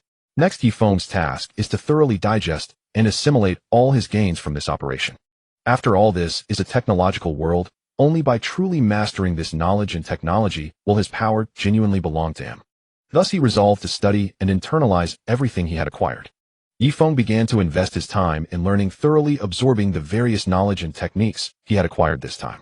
This process took nearly half a year. The reason it was so swift was that he had recently completed the adaptation process for a first-generation super gene, the indomitable body ability. Upon finishing this adaptation, his brain development reached 20. A 20 brain development meant he possessed a sharper, more powerful, and more retentive mind. Remembering a piece of simple information with a single glance had become his foundational ability. With enhanced super comprehension, super memory, and super analytical skills, his learning capacity had become extraordinarily formidable. This advantage, combined with the upgrade of his dark plane computer's computational power, further assisted in absorbing related knowledge. After all, some things required computational assistance for comprehension. He only needed to grasp the underlying principles. These factors combined resulted in a relatively short learning period, even though the knowledge he obtained this time was more advanced. After mastering these new techniques and knowledge, Yifeng's first task was to program, using intermediate dark energy, designing a stable program. Through this dark energy program, he could establish a micro-wormhole channel with the interior of a star, allowing him to safely and efficiently harness stellar energy directly or convert it into more efficient dark energy. With this program and design, Yifeng had acquired the rudimentary ability to call upon stellar energy. From then on, as long as the program remained intact, he would never lack an energy source. However, being a preliminary energy invocation system, he had to designate a fixed stellar energy source. This method was akin to selecting a fixed spring from which he could transport the water to himself. Yifeng selected a triple star system and designated the largest star within it as his energy source, fixing its position. This technique could also remotely invoke the energy of the nearest star, but that required recalibration, some preparatory calculations, and was less efficient than using a fixed designated stellar energy source. This special technique not only supplied energy for himself, but also for his blood wolf and the dark plane computer. Yifeng also mastered the intermediate micro-wormhole technology, and with the aid of his space-time wings, he could achieve much larger-scale spatio-temporal transfers. After comprehending and applying this technology, his actual spatial displacement range expanded to 300 kilometers. He could now teleport to a location 300 kilometers away in a single move. Moreover, his single micro-wormhole activation preparation time had been reduced to 1/1,000,000th of a second. In battles between super gene warriors, clashes among micro-wormhole experts often hinged on who could execute micro-wormhole transfers more swiftly. However, it was the technological applications developed from this upgraded technique that constituted Yifeng's greatest gain. The first new application he created, combining dark energy language and intermediate micro-wormhole technology, was the anti-micro-wormhole ability. This was a special program that could block or interfere with an opponent's attempts to decode micro-wormhole technology within his body. It could also be called anti-micro-wormhole technology. With this achieved, opponents could no longer summon a weapon inside his body via micro-wormholes to harm him. He could also exert a very subtle interference capability over micro-wormhole openings within a 100-meter radius around him. This ability could disrupt the teleportation of someone like Rose near him. However, if the opponent's micro-wormhole technique or computational power was superior, this measure would prove ineffective. In the universe, overwhelming computational power could also be seen as a means to achieve miracles through sheer force. The essence of this anti-micro-wormhole technique was to amplify the energy fluctuations of a micro-wormhole, thereby disturbing the fixed properties of other micro-wormholes, causing them to fluctuate constantly and become unpredictable, ultimately preventing their activation. This anti-micro wormhole ability was a technology entirely developed by Yifeng himself through his own research. Its second application involved combining intermediate micro wormhole technology, basic dark plane data detection techniques, and intermediate dark energy language to create a special observational technique, the Eye of Spacetime. This Eye of Spacetime, similar in concept to the Angel Civilization's Inside Eye, was a technique that read an opponent's historical information through micro wormholes and dark plane data scanning. He could silently observe a vast amount of information from a distance, making it difficult for the target to detect. This tool was essentially a spatiotemporal telescope. It could not only read dark plane information, but also incorporate quantum communication, magnetic communication, and optical communication decryption techniques to remotely intercept some of the target's communications. For example, by opening the other end of a micro wormhole near the target's information channel, he could project specific dark energy through the micro wormhole using the dark plane computer's dark energy communication decryption program, remotely deciphering the target's confidential communications. It could be said that thanks to Yifeng's innovative thinking, this Eye of Spacetime was an excellent tool for remote observation, surveillance, and espionage. Since no transmission was involved, there was no energy consumption for that part. Its maximum effective range was 1,000,000 kilometers. In other words, with this Eye of Spacetime, he could observe any information within a 1,000,000 kilometer radius, unless the opponent possessed powerful anti-micro wormhole capabilities or formidable computational power to counter the interference. Through his learning, comprehension, and development of new technological applications, Yifeng had diversified his means. With stellar energy invocation technology and a micro wormhole technology, the Eye of Spacetime, a small dark plane computer, and a blade bow with an upgraded engine, Yifeng now possessed combat power equivalent to that of a top-tier second-generation supergene warrior. In many civilizations, even some third-generation super soldiers might not be equipped with a dark plane computer system. Yet Yifeng already had a small dark plane. Yifeng did not choose to grow complacently just because he had a system. He continuously absorbed new knowledge and techniques, and on that foundation forged his own new knowledge and techniques. After completing these tasks, Yifeng also studied the basic knowledge of supergenes. Through this knowledge, he gained cognition and understanding of his own initial spacetime gene, reaching a certain level of mastery. This deepened his understanding of himself and elevated his application of his own power to a higher level. Unlike other super warriors who only knew they possessed certain abilities, he not only had the abilities, but also understood their roots and knew how to optimize their use. Yifeng had no intention of creating or improving his super gene system, as his knowledge base was still far from sufficient. The development of new technologies and the study of genes consumed nearly another year of Yifeng's time. Thus, this round of learning tasks took him a total of 1.5 years.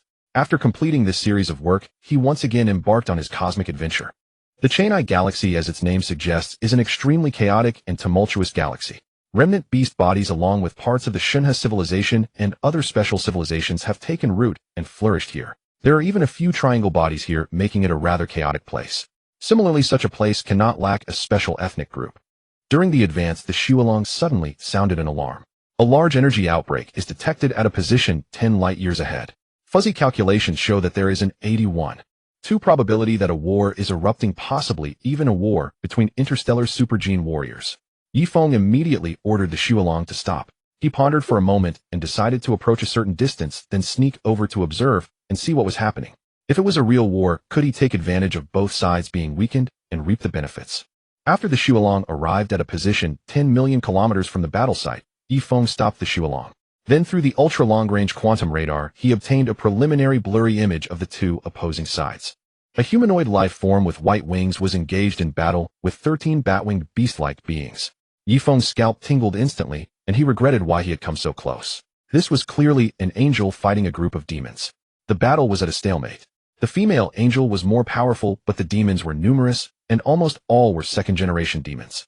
They adopted an encirclement tactic and fought the female angel to a draw. However, for some unknown reason, there was only this one female angel here. Upon discovering this, Yifeng became less afraid. He thought for a moment, flew out of the Shualong, and personally approached. Compared to the massive Shualong, Yifeng was much smaller and easier to conceal his presence. When he approached to a certain distance, about 100,000 kilometers, Yifeng activated his time-space eye and truly observed the situation on the scene. Among the two combatants, the female angel also had a single ponytail, and her overall demeanor was cold and combative. Her fighting style was also extremely fierce, completely disregarding her own injuries. A style of, "You hurt me once, I must take your life." This image quickly reminded Yifeng of a certain figure among the angels. Angel Long. The one battling the demons was actually Angel Long. This angel, who later fell at the hands of her master Ruo Ning, was the most belligerent among all angels, and one of the few not. If he could rob Ruo Ning, it would surely yield great gains. Not to mention anything else, just the system's rewards alone would be extremely abundant. At this moment, the time was approaching for the Super God World's Xiaobing Company's storyline to begin. Kesha's fall and the universe entering an unprecedented era of turmoil was also imminent. This also gave Yifeng a sense of urgency. He believed that he needed to grow up as quickly as possible to be able to face the magnificent fate of the future universe and protect himself. It was precisely this urgency that emboldened him considerably. In the future, an even more powerful void might descend if he did not become strong. The outcome he would face would certainly not be pleasant. If given the choice, Yifeng would still prefer to develop cautiously. After making up his mind, he carefully approached the battlefield of Angel Lung and the group of demons waiting for their battle to end. Whether it was the weapons in the demon's hands or the flame sword in the angel's hand, they were all powerful god-slaying weapons, good things that made Yifeng salivate. The armor on their bodies was all made of dark iron or even more advanced dark alloy artifacts, and even equipped with a certain microcomputing system to assist the warriors in computational support. It could be said that these things were also good stuff. Yifeng thought that it would be best if they both suffered losses, and then he could have a good haul. The battle between the angel and the demons was terrifying. Either precise, invisible sniping, sharp micro-wormhole evasion, or powerful flame bombardment. The energy upper limit of each flame bombardment far exceeded that of destructive nuclear weapons like the Tsar Bomba by countless times. Since it was in space, the battle between the angel and the demons was spectacular and completely unrestrained. A true large-scale interstellar war would be a terrifying scene where countless stellar energies are drained by the war's consumption. The current battle between Lung and the demons was truly on a world-destroying level.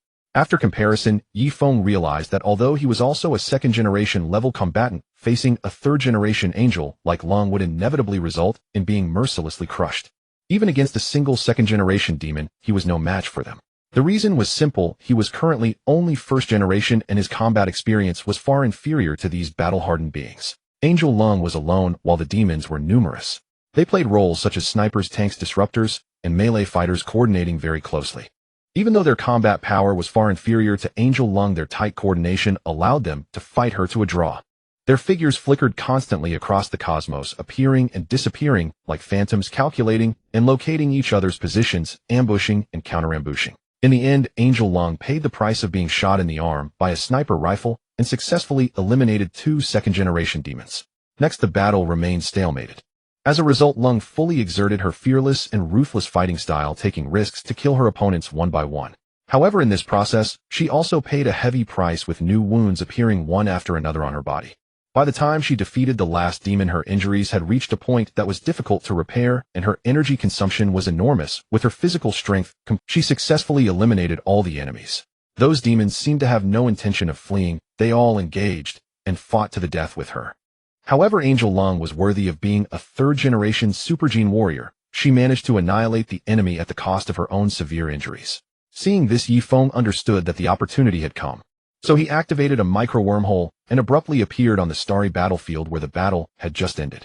As soon as Yifeng appeared, the fluctuation of the micro-wormhole caught the attention of the exhausted Angel Lung. The moment she saw Yifeng, she recognized him through the angel database comparison. "It's you, that daring little star thief who robbed Jilan. Are you walking right into the trap?" Angel Lung said in an inexplicable tone, showing no concern for her inability to fight. Yifeng ignored her, spread his bright silver time-space wings, and quickly shuttled across the starry battlefield. The demon corpses, including their armor and weapons, were quickly collected by him.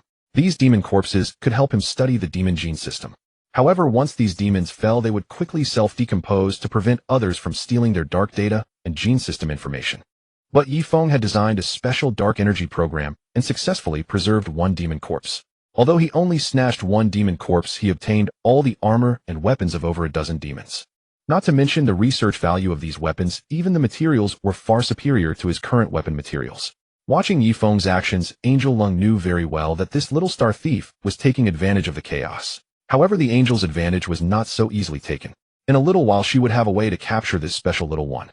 Indeed, in Angel Lung's eyes, Yifeng, who was under 20 years old, was a genuine little one. Her age, Angel Lung, was over 1,000 years old. But soon Angel Lung could no longer stand by and remain calm, because this kid Yifeng was actually coming straight for her. "What do you want?" Angel Lung tried to swing her sword, but Yifeng snatched her flame sword away. When she was in full condition, Yifeng would naturally stay as far away. But now after continuous fierce fighting, not only were there large and small wounds that were difficult to recover on her body, but her own energy was also depleted to the. Therefore, taking advantage of her weakness, Yifeng easily snatched the flame sword from her hand. This flame sword was a top-tier standard weapon in the universe, or under necessary circumstances, it could unleash the angel's most powerful flame bombardment with unmatched might. Of course it's robbery. As an interstellar bandit, taking advantage of your weakness to rob you of your good stuff is my professional. Hearing Yifeng's unhesitating reason and his complete lack of reverence for the angel civilization, Angel Long was nearly furious to the point of exploding. As a warrior, having her weapon stolen by this despicable little thief was in Lung's view a great humiliation. By doing this, you are making an enemy of the entire angel civilization. Lung couldn't move. The struggle just now had exhausted her last strength. Now the only power she had left could only be used to recover herself.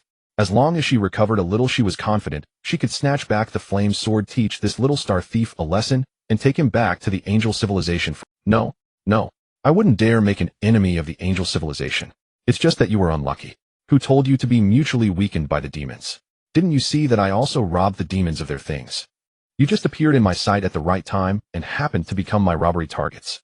Yifeng explained with righteous indignation, as if being robbed at this moment was exactly what Angel Lung deserved. If I meet you next time, and you are in good condition, I will definitely not rob you. As an interstellar bandit, I don't choose targets randomly.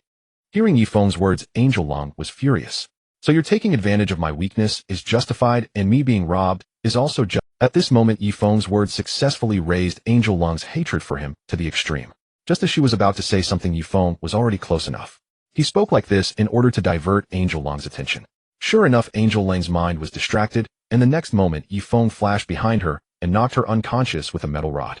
There is always a discrepancy between reality and stories. Things in stories can never describe the entirety of reality.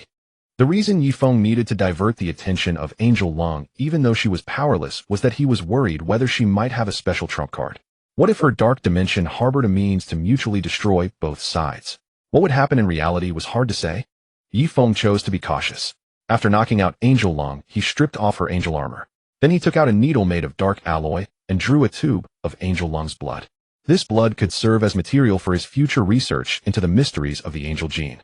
It could be said that Yifeng, who had been bold this time, reaped huge gains. The angel blood sample, the flame sword, the complete angel standard armor, demon weapons, god-slaying sniper weapons, melee blades, and guns, demon armor, and demon corpse all became spoils. Yifeng quickly packed up, placed the unconscious Angel Lung on a meteorite, and prepared to leave. What, you robbed our angel, and think you can just leave like that? Just then he suddenly found that a powerful dark energy field had enveloped him. At the same time, a voice sounded from the starry sky. Yifeng looked up, but saw no trace of any angel. This made his expression even more grim. Could this power be from a Tianren battleship? He suddenly understood why those demons had fought to the death instead of fleeing. There was already a Tianren battleship in the vicinity. They couldn't escape at all. His current behavior was practically robbing an important member of the angels right under their noses. Yifeng was instantly stunned. The sensation of being locked onto by the Heavenblade warship was exactly what he was experiencing now.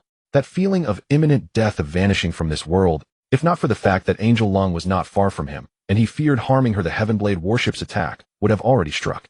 Yifeng knew there was no other way. He immediately issued a command for the Blood Wolf to hide itself in the depths of the universe, while he swiftly activated this opportunity to traverse a low-level world. With a hum, the void trembled as Yifeng effortlessly broke free from the energy suppression field of the Heavenblade warship. A small black vortex appeared. Yifeng glanced at Angel Lung. The regenerative power of angels was formidable. She had already awakened and was staring at the scene in astonishment. Yifeng withdrew his gaze and stepped into the black vortex. As soon as he entered, the vortex vanished swiftly. 100 million light-years away, a tech angel stared in shock at the images on the screen, as well as the strange data scanned by the Heavenblade warship. Look, that little star thief has disappeared. But the data is so strange. I analyzed it with the Sacred Knowledge Treasury, yet got no results at all, she said to her companions. In the eyes of these angels, the Sacred Knowledge Treasury was all-powerful. That person really vanished. What kind of technology is this? Amazing. A curious young angel immediately began analyzing the data, trying to uncover the mystery of Yifeng's disappearance. Fascinating data. What's the principle behind it? I can't understand it at all. Hey, shouldn't we go pick up Sister Lung first? At that moment, someone finally remembered Lung's existence. If Lung knew they had forgotten her because of Yifeng's miraculous disappearance, she would surely find a chance to give them a severe thrashing. Then they opened a wormhole and sent someone to retrieve Angel Lung. After completing her Bodis repair and energy replenishment, a furious Lung stormed over to the scout, Angel's sword in hand. How did that brat escape? Where did he go? Find him. They'll chop him to death. Lung was enraged. She had been taken advantage of while vulnerable, robbed of her angel armor and blazing sword.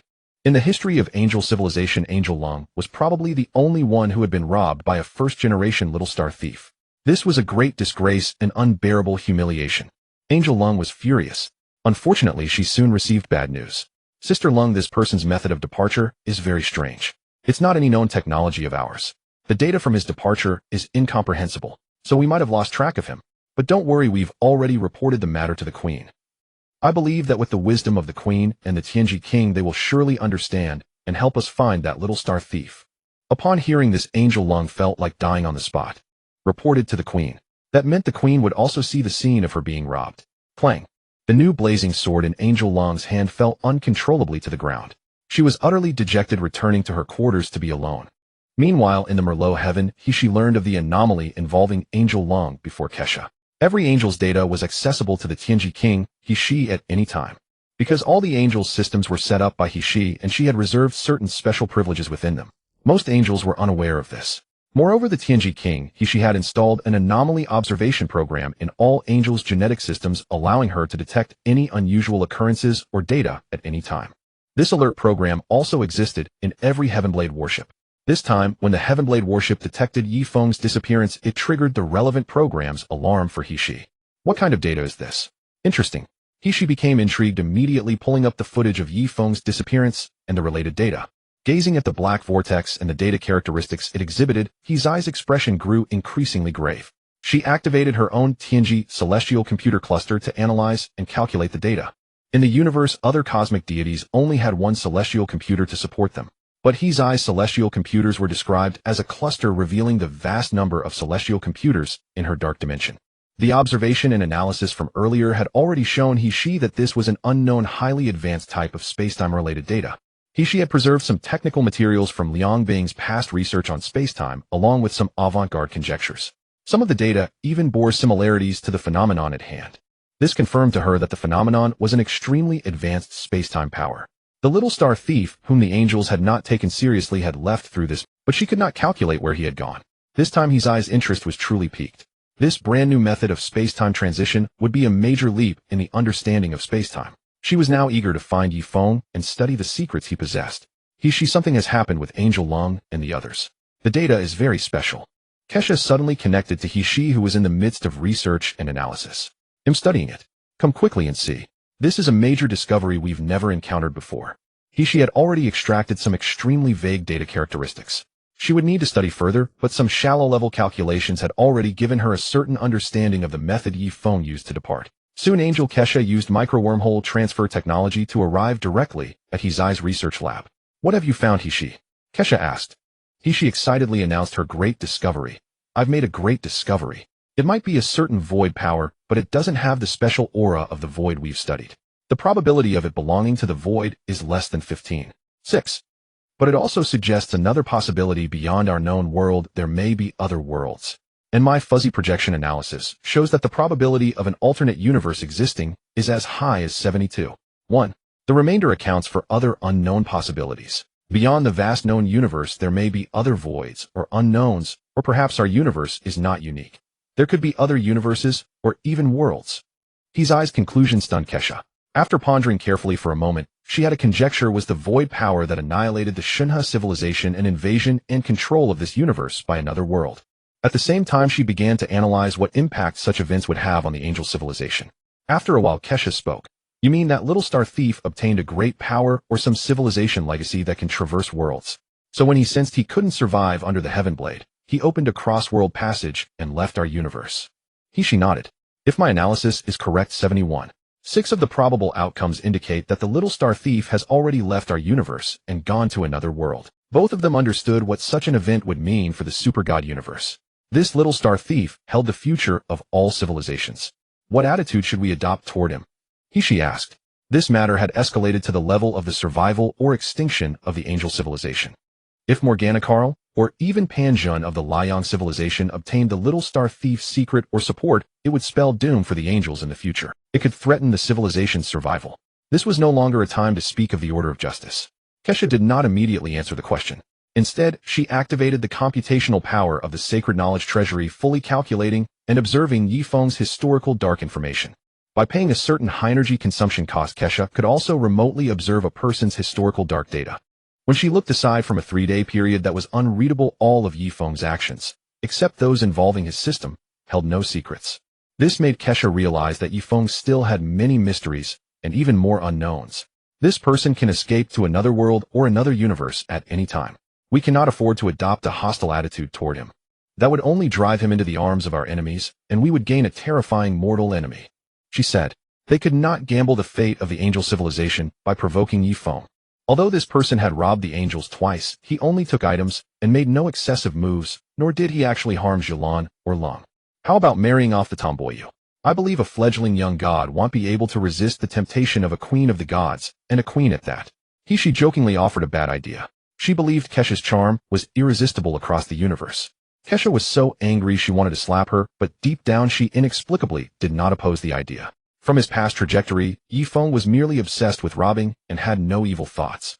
Moreover, his attitude towards scientific research and pursuit of knowledge was deeply admirable. This person was neither good nor evil, merely an ordinary individual. He did not possess the extreme attributes of the angel demon Styx Liang or Dino civilizations. Such a neutral personality might be the true future of civilization. How about you then? Your charm, she is what truly captivates the entire universe. Kesha joked in return, but she also began to consider whether she should send she or herself, given that Yifeng's future was no longer limited to this universe, but possibly infinite worlds. Perhaps in the future confrontation with the void, Yifeng might be a key figure. Let's observe for now. I think he will return. In the end, Kesha decided to adapt to the situation and observe this person further.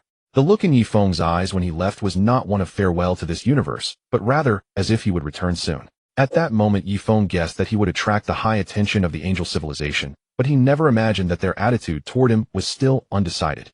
Yifeng had already departed from a low-level world. This was also a world of technology. Chronicle of the Supernatural. This world was quite intriguing and served as the first destination for many travelers across the myriad realms. Because this world allowed one to obtain supernatural telekinesis. Yifeng chose this world precisely for the sake of telekinetic power. As for why telekinesis, it was because Carl, the most deeply hidden figure in the divine world, had transformed himself into a spirit phantom, rendering conventional physical and energy damage useless against him. Yet telekinesis was also a spiritual force, one of the few powerful forces Yifeng had analyzed that could harm a spirit phantom. After arriving in this world, he found that he had underestimated the system's power. He had clearly dispatched the Blood Wolf out into the starry depths to conceal itself, yet the Blood Wolf still appeared in the system space. Evidently, the system deemed the Blood Wolf as his, and thus it should travel with him through the dimensions. This time, Yifeng's landing point was the city where Andrew, the protagonist of the story Chronicle of the Supernatural, lived. But he did not act immediately. Instead, he first checked the system rewards he had obtained from plundering Angel Long. Congratulations, host, on successfully plundering the corpse of a demon civilization warrior, the spoils of war from the angel civilization, and the weapon of Angel Long. The host's harvest this time is excellent.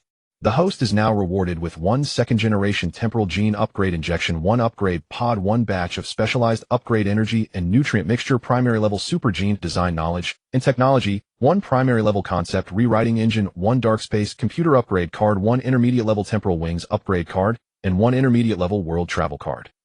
This time the system's rewards were even more abundant. Yifeng was delighted. Indeed, the risky act of plundering the angel was worthwhile. Although the rewards were not exceptionally high-level, they were extremely plentiful, allowing him not only to upgrade to a second-generation super gene warrior, but also to comprehensively enhance his abilities in all directions. Yet Yifeng did not immediately proceed with the gene upgrade because it might take a certain amount of time. In this world, he only had 3 months. If he carried out the gene upgrade, he would likely miss the opportunity to obtain telekinesis. Due to time constraints, the gene upgrade could be postponed for now, but other upgrades could proceed without hindrance. Among technological powers, computational capability was the most important. So Yifeng first upgraded his dark space computer. After the upgrade, it evolved into a more advanced intermediate level dark space computer. The previous upgrade had raised it to the intermediate level. On the cosmic civilization scale, each computer level upgrade meant an increase in computational power, not by a factor of 1 or 2, but by over 10,000 times. This time, the intermediate-level dark space computer was of a higher grade with a qualitative leap in basic computational power, and its volume was also vastly larger. If placed outside, an intermediate-level dark space computer would be comparable in size to a mountain like Mount Tai. It was a truly colossal computing machine. If it could be upgraded to the level of a celestial body computer, its size would be at least that of the moon. After this upgrade, Yifeng's computational power increased by nearly 10 million times. The previous upgrade from micro to small had been 100,000 times far less than this one. A 10 million-fold increase in computational power also boosted Yifeng's base strength by at least several dozen times. Next, Yifeng upgraded the primary-level temporal wings to the intermediate level. The intermediate-level temporal wings granted him higher flight speed through the star's superior turning capability and maneuverability. At the same time, the energy consumption for activating micro-wormhole abilities would be further reduced, and the activation time shortened. Finally, Yifeng installed the primary-level concept rewriting engine. System, isn't this a void engine? Yes, but the void engine is merely one type of concept rewriting engine. And a void engine must first generate void power, then use that power to achieve a preliminary concept rewriting capability. When using void power to rewrite concepts, one inevitably faces the invisible erosion of void energy, eventually being transformed into a void life form. The concept rewriting engine, however, can be driven by any energy, granting a temporary concept rewriting ability. The system provided an explanation. Yifeng then understood that both the angelic and the Styx's void engines harbored hidden dangers. He also realized why Kesha opposed void power. Perhaps she had sensed something wrong with it, yet was not entirely certain. Thus, the angels equipped only a few void engines instead of deploying them on a large scale. In the divine world, Guz Island's void engine had roughly 12 frequency computational power, while Hua Yes black hole engine boasted at least 48 frequency power. In comparison, the concept rewriting engine, Yifeng, now equipped though free of hidden dangers, had rather low computational power, only 3 frequency. Combined with his intermediate dark space computer, the total computational power only rose to 6 frequency. This capability was not powerful, but it allowed Yifeng, who was still a first-generation warrior, to possess concept rewriting ability and a preliminary means to counter void engines. Without equipping this, he would have been utterly helpless against void engines. After using the available rewards, Yifeng finally began his actions in this world. He activated his dark space computer and connected to the network to search for information about Andrew in the current time. This world possessed dark energy, but there was no dark space that recorded historical data. Therefore, Yifeng needed to go online to find the information he required. Soon Yifeng obtained the relevant information. Andrew had already entered high school, making it impossible for him to determine whether the plot had already. Yifeng then went to the town where Andrew lived and conducted an energy scan. He detected no traces of spiritual-type power underground, nor any abnormal superenergy data. This meant that the special alien crystal had not yet appeared. Since the plot had not started, Yifeng was not in a hurry. He placed several extremely concealed large-scale spiritual power observation devices in the area. These devices would only passively receive fluctuations of that power without active probing to avoid alerting any civilization that might be behind the mysterious crystal. This world was still the same as in his past life. Human civilization was plagued by countless problems caused by humans themselves. And Andrew's eventual loss of control over his superpowers was the result of human nature being pushed to its limits. But Yifeng had no interest in dealing with these matters. To solve them, there was ultimately only one way: eliminate all of humanity, and all problems would vanish. What interested him was the knowledge and technology created by the humans of this world.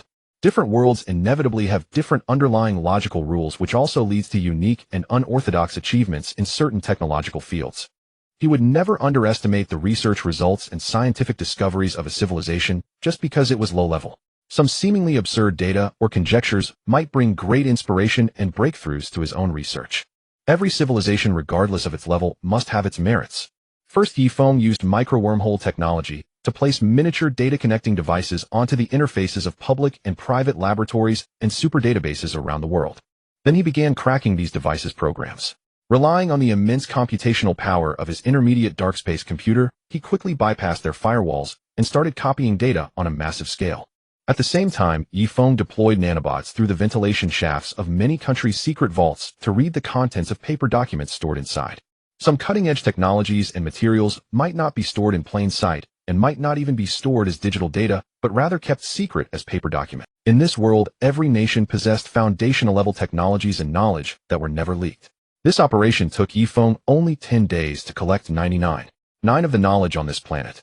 This operation led to an important discovery: the knowledge that could be used for education and was accessible to ordinary people accounted for only about 70 of the world's total knowledge. The remaining 30 was held by various nations. Only they had the resources, capability, and strength to conduct higher-level, more advanced research. However, much of the cutting-edge knowledge and technology they possessed was kept secret, never revealed to the outside world. Capital power appeared strong on this planet, but what it controlled was merely wealth. True knowledge and technology were in the hands of those nations. The hidden power they wielded was absolutely beyond the imagination of ordinary people. For instance, some European and American countries conducted dangerous, even horrifying experiments that would enrage moralists across the world. Among these experiments were immortality research, genetic hybridization of humans with animals and plants. These were absolutely confidential projects with leaks punishable by death. Furthermore, various nations had secretly retained fragments of alien spacecraft. The United States, for example, possessed wreckage of an alien ship. This was one of the sources of their economic and technological leaps. The hidden power of every nation was far greater than what was shown on the surface. What could be published was only for boosting the public's national confidence and serving effective governance.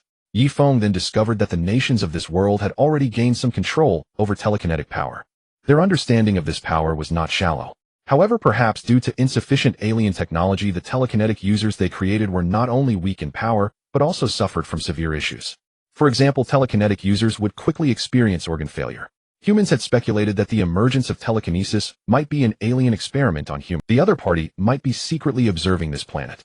This speculation made them very cautious about this power. Yifeng also noticed that there were indeed hidden super technology observation devices scattered around the world, secretly monitoring the planet through quantum communication technology. Yifeng covertly interfered with these devices' information, ensuring that the data they transmitted contained no trace of himself. He had to make sure that the mysterious crystal that would grant Andrew and others telekinesis would appear precisely as it should. 1 month later, under the cover of night, an extraterrestrial object hurtled down and landed covertly in this region at high speed. Strangely, it left no trace of fire. That very night, rain began to fall over the area. Yifeng immediately returned to conduct meticulous observations and data collection. He discovered that the fallen object had been buried by mud washed in by the rain, making it impossible to tell that an extraterrestrial visitor had ever landed here. The entire process was eerily abnormal, as if something were interfering. Yifeng promptly observed space and analyzed data from human observatories. In the past period, to ensure the smooth progress of his plan, he had deployed his own data surveillance and collection devices at many key human facilities. The humans of this world might extract nothing from these data, but Yifeng could. He noted an optical anomaly in a certain region near the moon. Yifeng immediately initiated a special anomaly computation, which led him to conclude that there existed a spacecraft invisible both optically and electromagnetically. He activated quantum observation and successfully scanned the ship's information. However, this action alarmed the vessel, which promptly relocated to the far side. Yifeng began to ponder. He had two choices. One was to charge directly and capture the alien spacecraft. The other was to continue his previous plan and find a way to directly acquire the mysterious crystal that could awaken human psionic power. Choosing the former meant the unknown, potentially greater gains, but also the risk of attracting far more formidable enemies.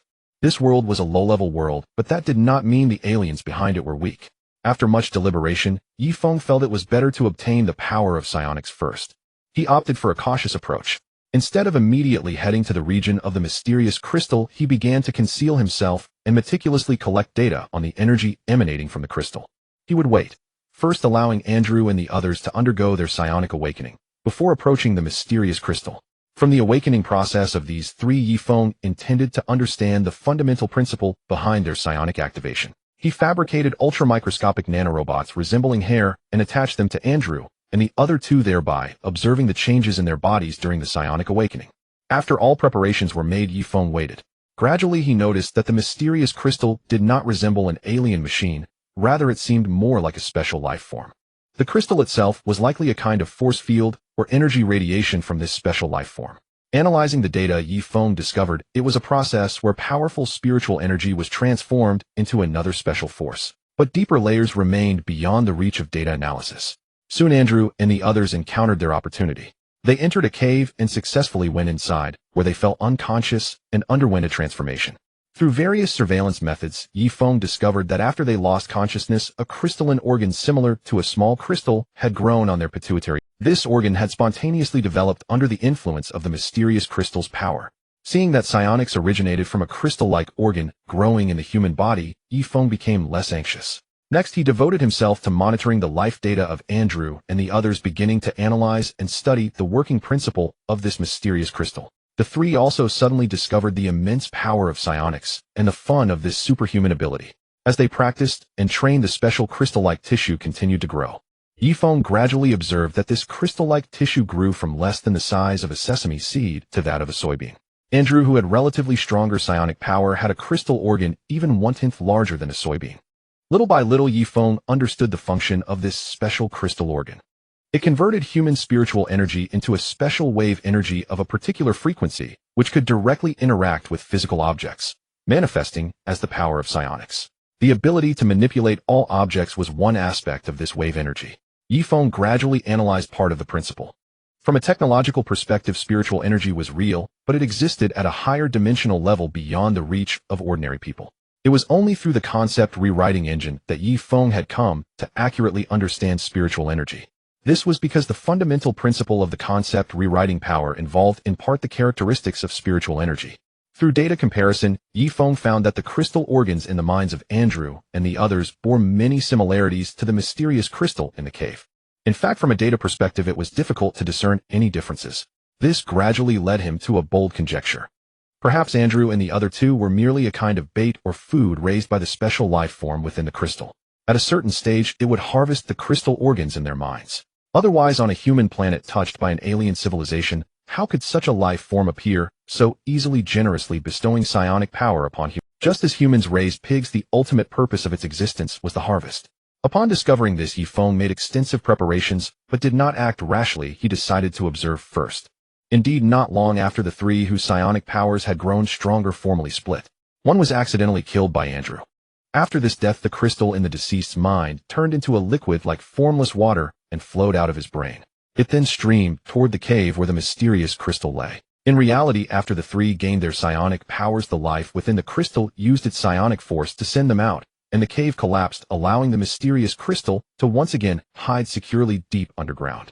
The liquid transformed from the crystal organ flowed slowly, eventually reaching the underground world of the crystal and merging into it. At that moment, Yifeng detected that certain life indicators of the special life within the mysterious crystal had increased by a mere 1/10. This increase was extremely subtle, but Yifeng could read the fine data differences. Observing this phenomenon, he understood that everything was indeed as he had guessed. These three, Andrew and the others, were indeed the bait or food raised by the life within the mysterious crystal, or possibly by the alien spacecraft hidden on the moon. Upon discovering this, Yifeng decided to stop lying low. He quickly infiltrated the cave using micro-wormhole technology, then summoned a metal cage through the same technology, directly trapping the mysterious crystal and the life within it. This cage had been prepared by Yifeng not long ago. It could connect to Yifeng's dark dimensional computer and suppress the target's power through dark energy. At the same time, the cage possessed a certain anti-wormhole technology based on micro-wormhole principles, providing spatial suppression. It could also exert mental suppression supported by the void concept engine. Additionally, the cage was a light energy limiting device for its interior. It prevented the life inside from absorbing any other energy, and Yifeng suppressed all the energies he could. Yifeng had prepared thoroughly, and the life within the crystal for some unknown reason offered no resistance and was captured by him. Then he pulled it out of the underground and had the blood wolf, which had optical and electromagnetic invisibility, tow it away. The mysterious crystal was directly imprisoned aboard the blood wolf. After capturing this entity, Yifeng quickly piloted the blood wolf away from the planet and into the depths of space. The mysterious alien spacecraft near the moon seemed to sense the anomaly and began to approach the human planet. However, they failed to detect Yifeng's disappearance. This indicated that the alien civilization behind this ship was not that powerful, or at least this particular vessel was not strong. Then Yifeng truly came to know the mysterious life within the crystal and observed its true form. It turned out to be an egg-shaped life form devoid of eyes or ears, with only the mysterious crystal on its exterior and the strange psionic radiation light, and it seemed to have been severely injured. Yifeng discovered that the egg-shaped life had just absorbed the power from the human crystal organ to recover. Humans were indeed its bait, but not for evolution, rather for recovery. Subsequently, Yifeng began an in-depth study of this entity. After nearly half a month of research aided by precise calculations and simulations from the dark dimensional computer, Yifeng finally found a way to acquire psionic power for himself, a safe method without the risk of being controlled or plundered by the egg-shaped alien life. The general process was similar. It required a new crystal organ to grow on his pituitary gland. However, as long as the structure of Yifeng's crystal organ was sufficiently complex and different from the shape of the egg-shaped live's external crystal, the psionic power he awakened would be distinct. The psionic data of Andrew and the others were completely identical to the energy radiation of the egg-shaped mysterious life. Yifeng's method would allow him to awaken a psionic power with different data characteristics, unique to him. In this way, he eliminated the hidden danger of the crystal organ generating psionic power. However, he would not immediately apply this method to himself. He needed to ensure absolute safety. Yifeng planned to follow the example of these alien life forms and find a test subject among humans to experiment on. Only after all data were confirmed safe and his approach was validated would he apply it to himself. Lu Long, an international student by nature cautious, was the one Yifeng had chosen as the test subject for his new plan. One day, as Lu Long stepped out of the campus to run some errands, he suddenly lost consciousness upon reaching a secluded area. Damn it, I might have been attacked by a robber. That was his last thought before falling unconscious. Yet when he awoke 3 days later, he found himself in an empty alley. A kind passerby helped him up, confirming he had sustained no injuries. In this country, going to the hospital could be a life-threatening ordeal for ordinary people. The terrifying bills were a death sentence for the common folk. Back at school, his friends had already reported his disappearance. The police came to question him, but found no useful lead suggesting he might have been attacked, and advising him. However, Lu Long lacked the money for such an expense, so he had to give up the idea. After returning to campus, he worried about potential harm, but his body felt perfect. Then one day, when he was alone, he suddenly manifested telekinetic powers. Merely by concentrating, he levitated a basketball into the air and moved it according to his will. This discovery stunned him. He recalled a recent news report about 2 superhumans appearing in a certain city. One of them possessed immense power to manipulate external objects. He inexplicably went berserk in a hospital, destroying several buildings, killing over 100 civilians and dozens of American police officers. The other was equally terrifying, wielding extraordinary superhuman abilities. The two clashed like gods or demons until the latter stopped the rampaging one and then vanished from public view. Rumors spread that the second superhuman had been captured by the American military for cruel human experiments, as they too sought to acquire such power. But all these reports were suppressed, circulating only on the internet. Anyone daring to spread the story was taken into custody by American police. Lu Long pondered this situation, wondering if he too had awakened a similar power. Yet as a Chinese person, his first thought after gaining power was not to show off, but to ensure his survival. He had no desire to end up in a laboratory turned into a specimen for mad scientists to slice and dice. Extremely cautious, Lu Long never used his ability in front of others. Instead, he often ventured to secluded areas, secretly training his telekinesis. He moved rocks, made himself fly, crushed objects, and even disrupted them from within. Lu Long was far more intelligent than Andrew and the others. After discovering that telekinesis could penetrate solid matter, he experimented by reaching through a mouse's body. He could easily crush its heart or brain. He also found that his telekinesis could observe microscopic units at the cellular level. With further training, he could perceive even smaller structures. Harnessing this ability, Lu Long began studying medicine.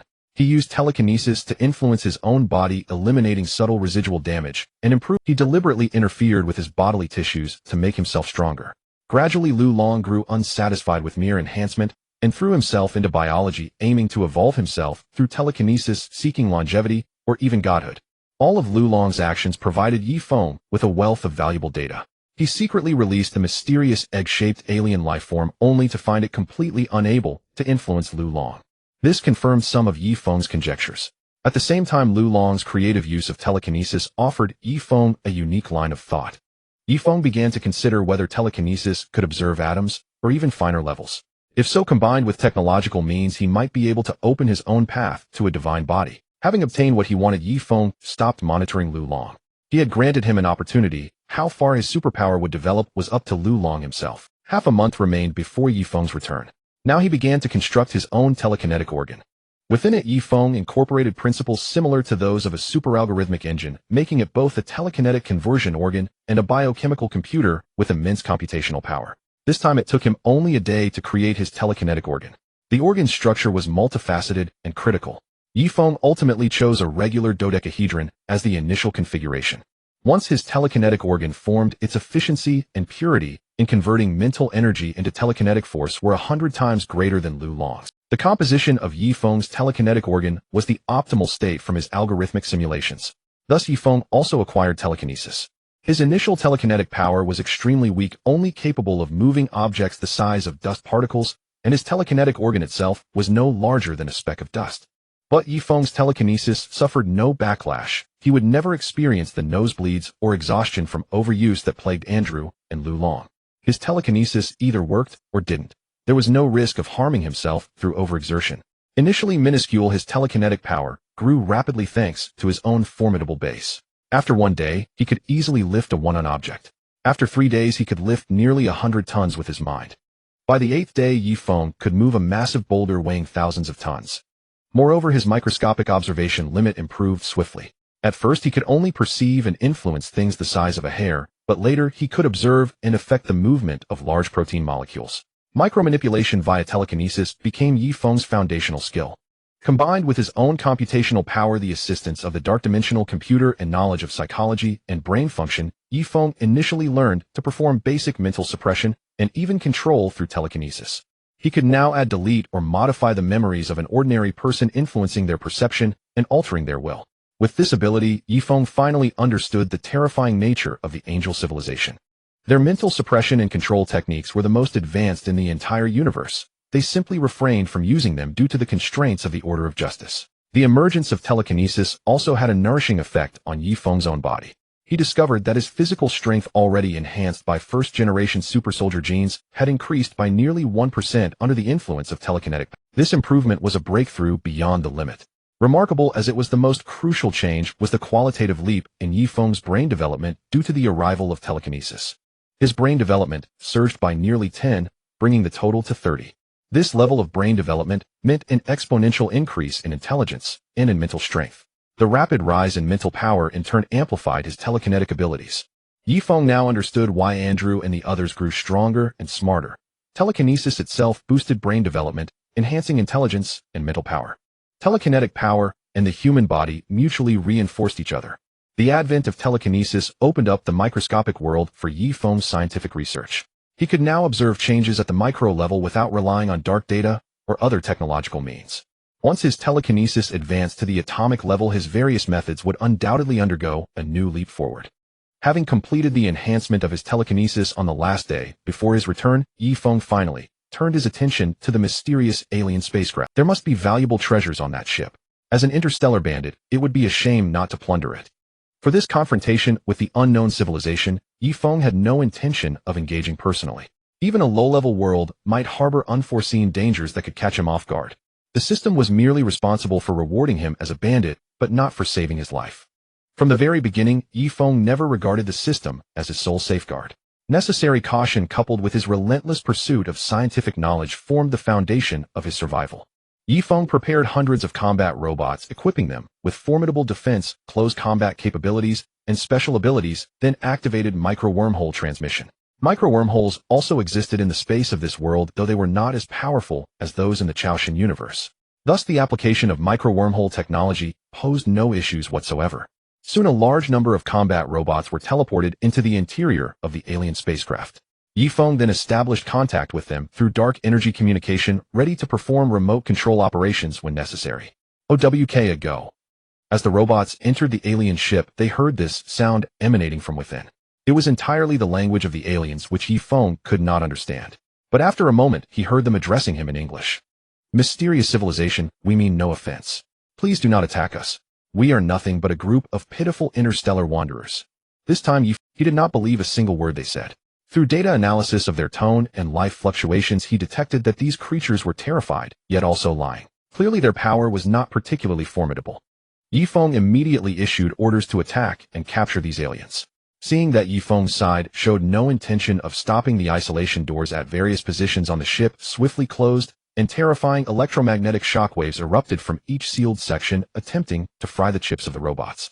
Unfortunately, they had miscalculated. The chips Yifeng used were equipped with a special protective layer against magnetic shock. Additionally, the robot shells were coated with a magnetic energy barrier capable of withstanding a certain degree of magnetic impact. The robots promptly fired lasers, shattering the magnetic energy emitters embedded in the walls. Then, using laser cutting, they forcefully performed thermal cutting on the isolation doors, slicing through the passages. The robots launched their assault, conquering each compartment of the ship layer by layer. Meanwhile, a specialized robot simulated a unique signal interface and established a physical connection with the ship's control network. Then Yifeng's intermediate dark dimension computer operated at full capacity, swiftly deciphering the aliens' programming language and logic. Through the program, he began to counter-infiltrate the ship's control system. The entire process was highly complex, involving a massive amount of data computation. However, Yifeng's computational power was so immense that it took less than 3 minutes to complete all the work. By infiltrating the ship's control system, Yifeng ultimately gained full command of the vessel, preventing it from obstructing the robot's advance. At the same time, he successfully copied all the information and data recorded in the ship's database. While he was plundering the data, the robots were making steady progress. They had pushed all the way to the ship's escape pods. By now, the aliens had abandoned their positions and crowded into the escape pods. In the end, half of them escaped while the other half were captured alive. For the first time, Yifeng laid eyes on the true appearance of these aliens. These aliens indeed possessed a form unlike ordinary life. Their main body was a fleshy sphere devoid of eyes, but beneath it grew peculiar organs resembling octopus tentacles, yet also like tattered cloth. These extraterrestrial beings could float in the air, and the force that enabled their levitation was telekinesis. However, for some reason, their telekinetic power was extremely weak, barely sufficient for floating, utterly incapable of launching any offense. After capturing them, Yifeng discovered an intriguing phenomenon: grayish-black streaks had appeared on their telekinetic crystal conversion organs. Only after fully securing the ship and reading all the data did Yifeng understand their origins. They were the Sigil civilization from the first spiral arm of the Milky Way, a unique civilization that specialized in developing telekinesis. Relying on this powerful and exceptional force, they shaped tools with their minds, observed the microcosm through telekinesis, and rapidly developed a formidable technological civilization, becoming one of the major powers in the galaxy. Yet as the civilization reached a certain height, problems emerged. This civilization was an imperial autocracy where the most powerful emperor possessed the strongest telekinetic force, capable of crushing all resistance. This left the lower classes without hope. Eventually, a powerful scientific researcher decided to annihilate their own civilization. He believed that the very existence of a telekinetic civilization was a sin. He succeeded. During an interstellar expedition, he discovered a peculiar organism and fused its cells with the genetic material of the Sigil people, ultimately creating a highly unique spherical life form. This was the very creature Yifeng had captured. Using this organism, he developed a special telekinetic tissue virus, and eventually every member of the Sigil civilization was infected with it. Their telekinetic organs began to deteriorate imperceptibly, and they even started attacking each other in frenzy. In fact, the rapid spread of this virus was rooted in the Sigil people's ability to absorb each other's telekinetic crystals. In essence, their telekinesis was a distorted form of the same data. The emperor's power, in truth, was stolen from the largest number of the lower class, making him he feasted, and the nobles below drank the broth. Together they kept the lower class as livestock for their sustenance. This ensured that if the lower class was infected with the telekinetic tissue virus, the upper class would inevitably fall prey. In the end, the entire civilization self-destructed, leaving only a few with immunity. Those who survived, though not severely affected, still had grayish streaks on their telekinetic organs, barely able to harness any telekinetic power. After killing the instigator, they fled their civilization, which was now saturated with the special virus, taking the mysterious organism with them. During the escape, the original spherical life form was attacked and fell into a severely wounded state. They had escaped to this human interstellar region, intending to use certain methods to restore and study the organism, seeking a way to resolve the telekinetic tissue virus afflicting their civilization. But just as they were in the midst of their work, Yifeng struck, seizing everything they had. Yifeng carefully studied the virus data and ultimately concluded that it had no effect on him. This was because the way he formed his telekinetic organs was entirely different from that of the Sigil people. Although their powers were comparable, they followed completely distinct paths. This time Yifeng's gains were not insignificant. He not only obtained 70% of the Sigil people's research data on telekinesis, but also succeeded in acquiring a multitude of their achievements in scientific research. This ship itself was a seed vessel of their civilization, preserving the most essential foundational technologies, as well as a considerable portion of advanced scientific research results. Among these were the research findings on telekinesis. This purely biochemical knowledge was quite remarkable, representing a direction entirely different from the Chaoshan civilization and genetic technology. Yifeng considered the matter and decided not to bring back the egg-shaped life form that could destroy a telekinetic civilization. This thing was a civilization-destroying entity, full of unknowns. How could Yifeng willingly bring back something that could pose a threat to himself? Nevertheless, Yifeng collected a portion of its flesh tissue and some of the Sigil civilization's research data on it, storing them in his dark dimension. In the end, he simply threw the aliens and the egg-shaped special life form into the sun to be destroyed, preventing any further trouble. After Yifeng departed this world would become Lu Long's battlefield. It remained to be seen how far he could go. Buzz.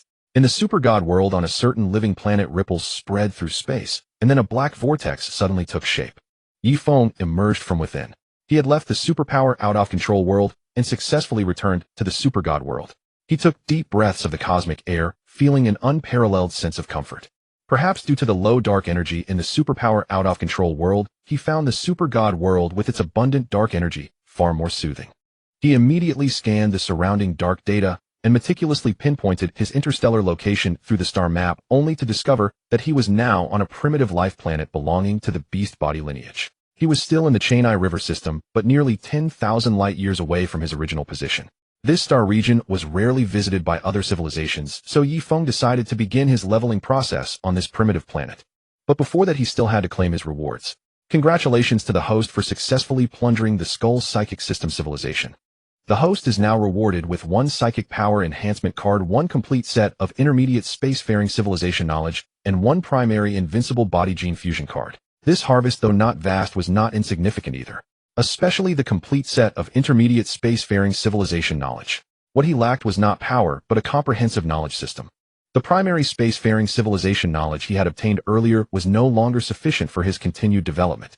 Now Yifeng had acquired the complete knowledge of Intermediate Spacefaring Civilization, which was immense in scope, covering fields such as physics, astronomy, biology, materials, and cosmic astronomy, bridging the gap in his knowledge reserves. He now possessed advanced knowledge as well as a vast amount of low-level knowledge, but what he lacked was precisely the middle segment. In fact, the difference between God-forging civilizations and spacefaring civilizations, in terms of comprehensive knowledge, was not that great. They merely focused on a single direction, advancing extremely far in that one area. 90% of the universe's top technologies today were derived from the upgrade of the micro-wormhole theory. Other theories about space and the universe had seen no major breakthroughs for tens of thousands of years. Carl was only focused on the void domain with a relatively deep understanding in that area. But their foundational theoretical knowledge remained at the level of spacefaring civilizations. There had been little progress in basic theories. Therefore, now that Yifeng possessed intermediate spacefaring civilization knowledge, in terms of overall theoretical knowledge covering various aspects, he was only 1 small level away from God-forging civilizations. This harvest was far more precious than the subsequent primary invincible body. Next, Yifeng first stored all this knowledge into his intermediate dark plane computer. Then he directly used the Psychic Power Enhancement card. His original psychic power could only be considered at the primary level. After using the card, his psychic power conversion crystal organ further evolved its shape, upgrading from a regular dodecahedron to a regular icosahedron. The maximum weight he could lift with his psychic power rose from 3,000 tons to 100,000 tons. And this was merely the intermediate level of psychic power at the cosmic scale. In other words, his spiritual power level was only at the mid-tier across the universe, which granted him intermediate psychic power. At the same time, his minimum observable scale had reached the level of small molecules. After enhancing his psychic power, Yifeng lay down in the second-generation upgrade pod, filled it with nutrient and energy fluids, and the second-generation temporal gene upgrade syringe, then let the pod's program complete his upgrade process. This time his upgrade process took a full 20 days. This speed seemed slower compared to the upgrade processes of other God-forging civilizations. But Yifeng's second-generation temporal gene had no hidden flaws and was not easily deciphered by others. Although its level was not high, its internal system's anti-tampering capability was even stronger than that of third-generation or even fourth-generation divine body. It could be said that Yifeng's second-generation temporal gene was difficult for others to breach from the internal information system. Moreover, a fast upgrade was not necessarily beneficial for life itself. A slower upgrade process allowed a person to adapt to their genes more quickly. For someone like Lu Chuang, who directly completed activation, the adaptation period alone was extremely long. Yifeng did not need that. After upgrading, he could use most of the second-generation powers, and the remaining adaptation time would not be too long. 20 days later, with energy and resources depleted, Yifeng finally became a second-generation Super Gene Warrior. A second-generation Super Gene Warrior possessed speed, strength, physique, and body durability, far surpassing the first generation. At the same time, the computational power of a second-generation Super Gene Warrior's body was hundreds or even thousands of times that of a first-generation warrior. Although the computational power of Super Gene Warriors mostly relied on their dark plane computer, their own computational power was still very important. In fact, across the entire universe, super warriors like Yifeng, who possessed a dark plane computer at the first generation, were extremely rare. Because constructing a dark plane computing system required enormous resource consumption. Even a civilization as powerful as the angels shared the computational power of Kesha's knowledge treasury among all members. Thus, after Kesha's fall, all angels experienced a sharp decline in computational power, leading to their combat strength plummeting to rock bottom. The body of a super gene owner itself possessed a non-negligible amount of computational power, though it was minuscule compared to the Darkplane computer. But it could not be said to be unimportant. It enhanced the compatibility between a person and their Darkplane computer. After upgrading to the second generation, Yifeng's own computational power improved, and the efficiency of data exchange and coordination with the Darkplane computer also increased rapidly. After upgrading to a second-generation Super Gene Warrior, Yifeng did not stop his enhancement process. He used the primary Invincible Body Fusion card. After using this card, the Super Gene segment that granted the Invincible Body ability was embedded into Yifeng's second-generation Super Gene system. 3 more days passed before he completely finished the fusion of the Invincible Body, simultaneously possessing the Temporal Gene and the powerful Invincible. The Invincible Body was essentially a tech-enhanced version of physical constitution. With the Invincible Body, Yifeng could defend against powerful attacks. Ordinary weapons including bullets, artillery shells, and even weak lasers could not harm him. Even if powerful forces like God-slaying weapons struck his body, he would not die, but instead achieve rapid wound recovery. Strong resilience, powerful recovery, and the ability to survive even fatal injuries. This was the Invincible. In fact, the atomic polymerization technology of the 4th-generation Divine Body was developed based on the Invincible Body. After upgrading to the 2nd generation and acquiring the Invincible Body, combined with the computational power of the Intermediate Darkplane computer, Intermediate Wings of Time, Intermediate Micro Wormhole technology, Intermediate Dark Energy Language Source Code, Primary Concept Rewriting Engine, and Basic Darkplane Data Detection Technology, Yifeng's strength was comparable to top-tier 3rd-generation Super Gene Warriors or even 3rd-generation Divine Bodies. In the Super God universe, the power levels of Super Gene Warriors were divided into 1st-generation, 2nd-generation, 3rd-generation, 3rd-generation Divine Body, and the most powerful 4th-generation Divine Body.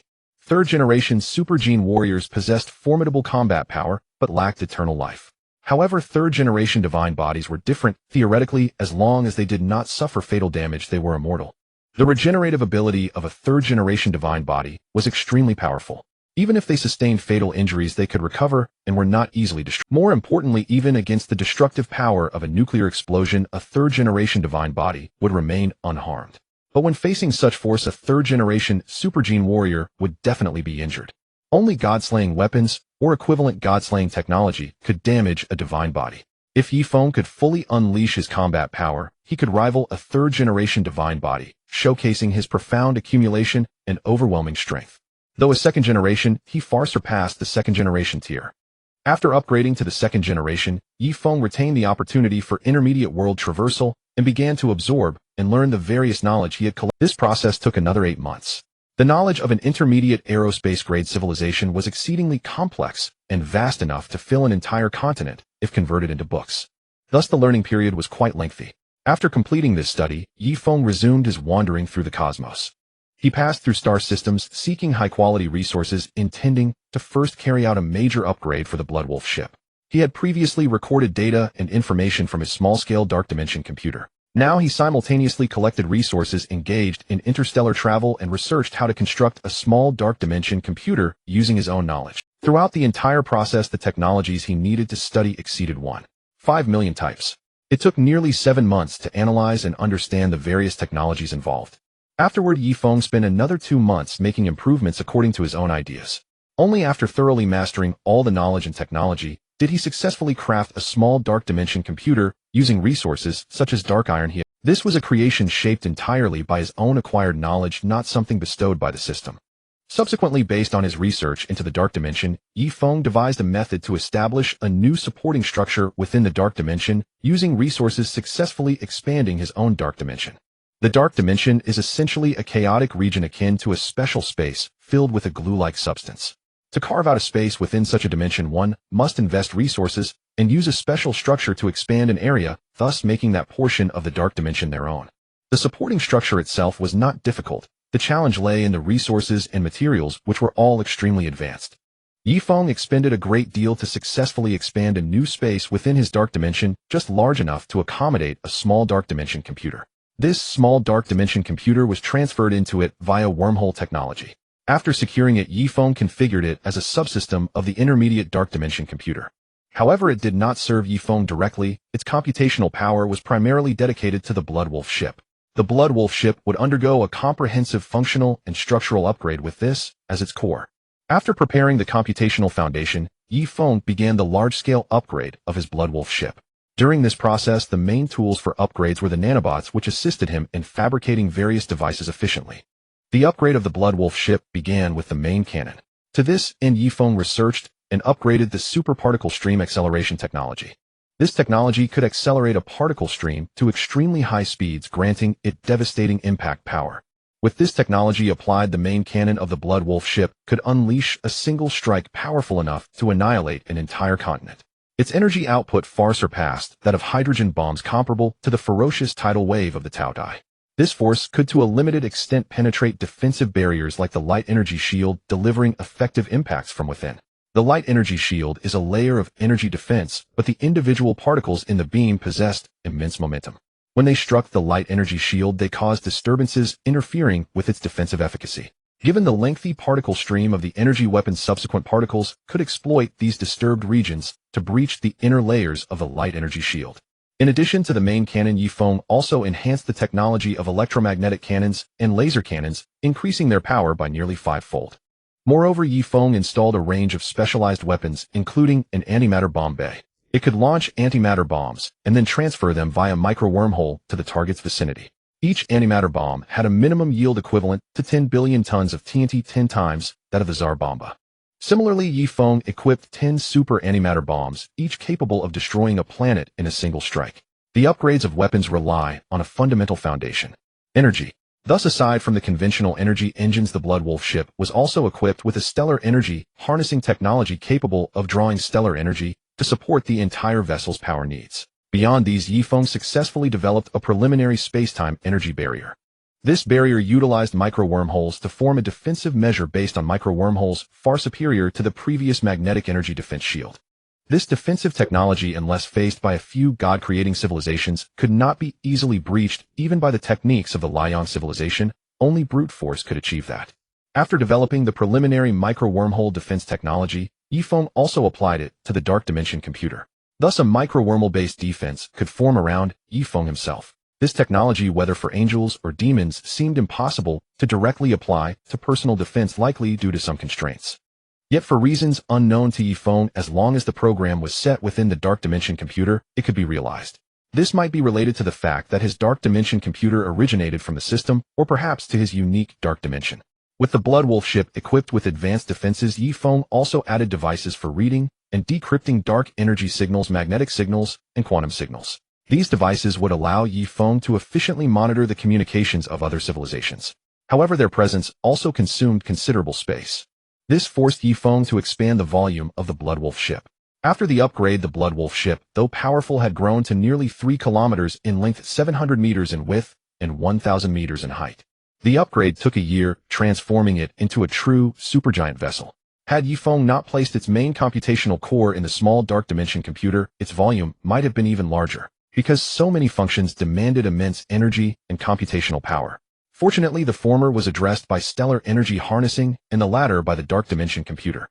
The upgraded Blood Wolf ship was also equipped with an anti-micro-wormhole intrusion, alarm, and suppression system, enhancing its internal security. Among these, Yifeng incorporated some of the spaceship technologies from the alien civilization of Skull. These efforts elevated the Blood Wolf ship's combat capabilities to unprecedented levels. Although it could not match the Angel's Tianren series in combat power, it was far superior to the strongest flagship of the Tao Dai. It could now engage in space combat against a third-generation divine body controlling a warship and hold its own. With the upgraded Blood Wolf ship, Yifeng finally gained the confidence to roam the cosmos as an interstellar rogue. Yifeng piloted the upgraded Xuelong, activated its stealth function, and once again ventured into the vast starry sky. This time he left the Chang'e galaxy and prepared to move to other galaxies.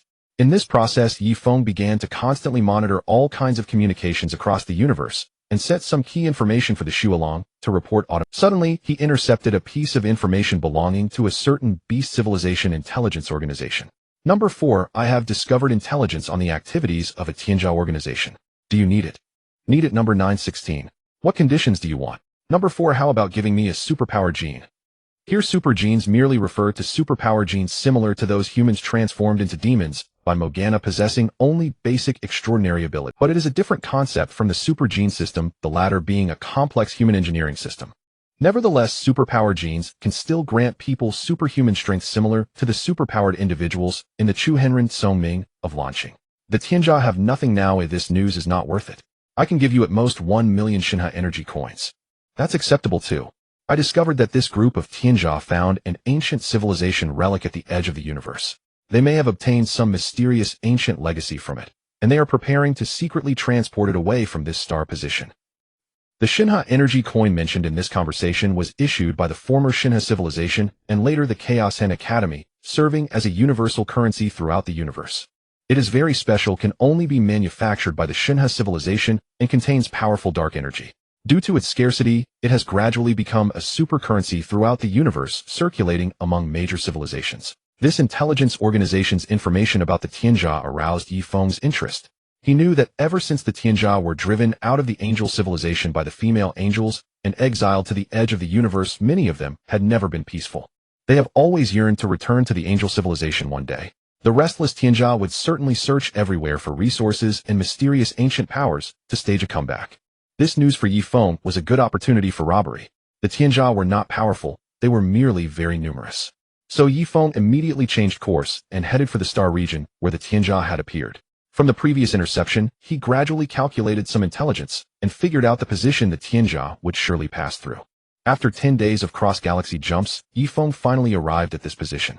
The current Shuolong had a more powerful warp drive system.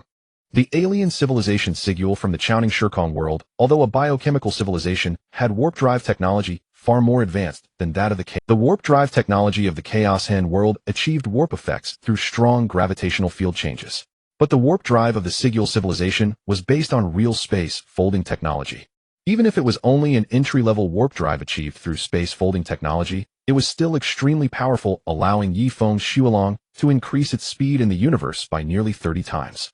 Now with this more advanced warp drive system, the Shuolong could traverse enormous cosmic scales, leaping across dozens of galaxies in one go. This also allowed Yi Feng to quickly arrive at the predetermined ambush position before the Tianjia fleet arrived. In fact, based on the theory of this technology, entry-level space folding technology also opened another angle for Yi Feng's understanding of space. In the cognition of civilizations like the angels, space itself is extremely stable. But space folding technology told him that space could also be unstable and could be folded. When this technology develops to a certain level with space folded to a certain degree, Yi Feng could even cut out a piece of space from the cosmos and shape his own small universe. After arriving at the predetermined star position, Yi Feng began to wait. He kept monitoring the communications of that mysterious cosmic intelligence organization, and from their information, he confirmed that the Tianjia fleet had not yet reached the predetermined position. 2 days after he arrived, the Tianjia spaceships came to the predetermined position. Unlike the spaceships of the angels or other civilizations, the Tianjia spaceships were very retro, completely resembling ancient wooden warships in form. Although the Tianjia had left the angel civilization for tens of thousands of years, their technology had not degraded much.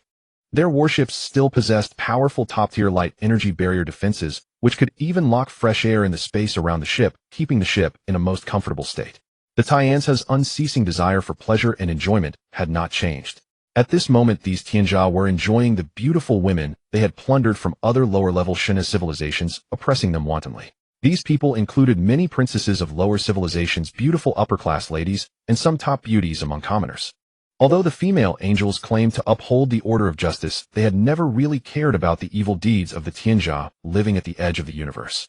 Sumali, a Tianjia, built a castle on launching and acted lawlessly, but neither Angel Jie nor Angel Yin intervened in matters concerning him when they passed. If according to the concept of the order of justice, all Tianjia should be burned to ashes.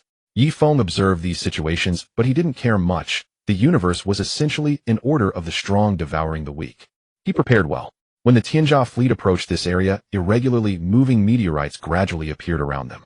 Then these meteorites emitted huge explosion shocks with power coverage enveloping these Tianjia warships. These meteorites were the super antimatter bombs Yi Feng had manufactured on the way, a kind of space-level supermines. Each of them possessed destructive power capable of shattering a moon. Under such explosive force, the energy shields on those warships were easily shattered, and then the warships were torn apart by the energy impact. But only half of the Tianjia inside were instantly killed, the other half were only severely injured. Most of the Tianjia were second-generation super gene warriors with rich combat experience, evading as soon as they sensed danger.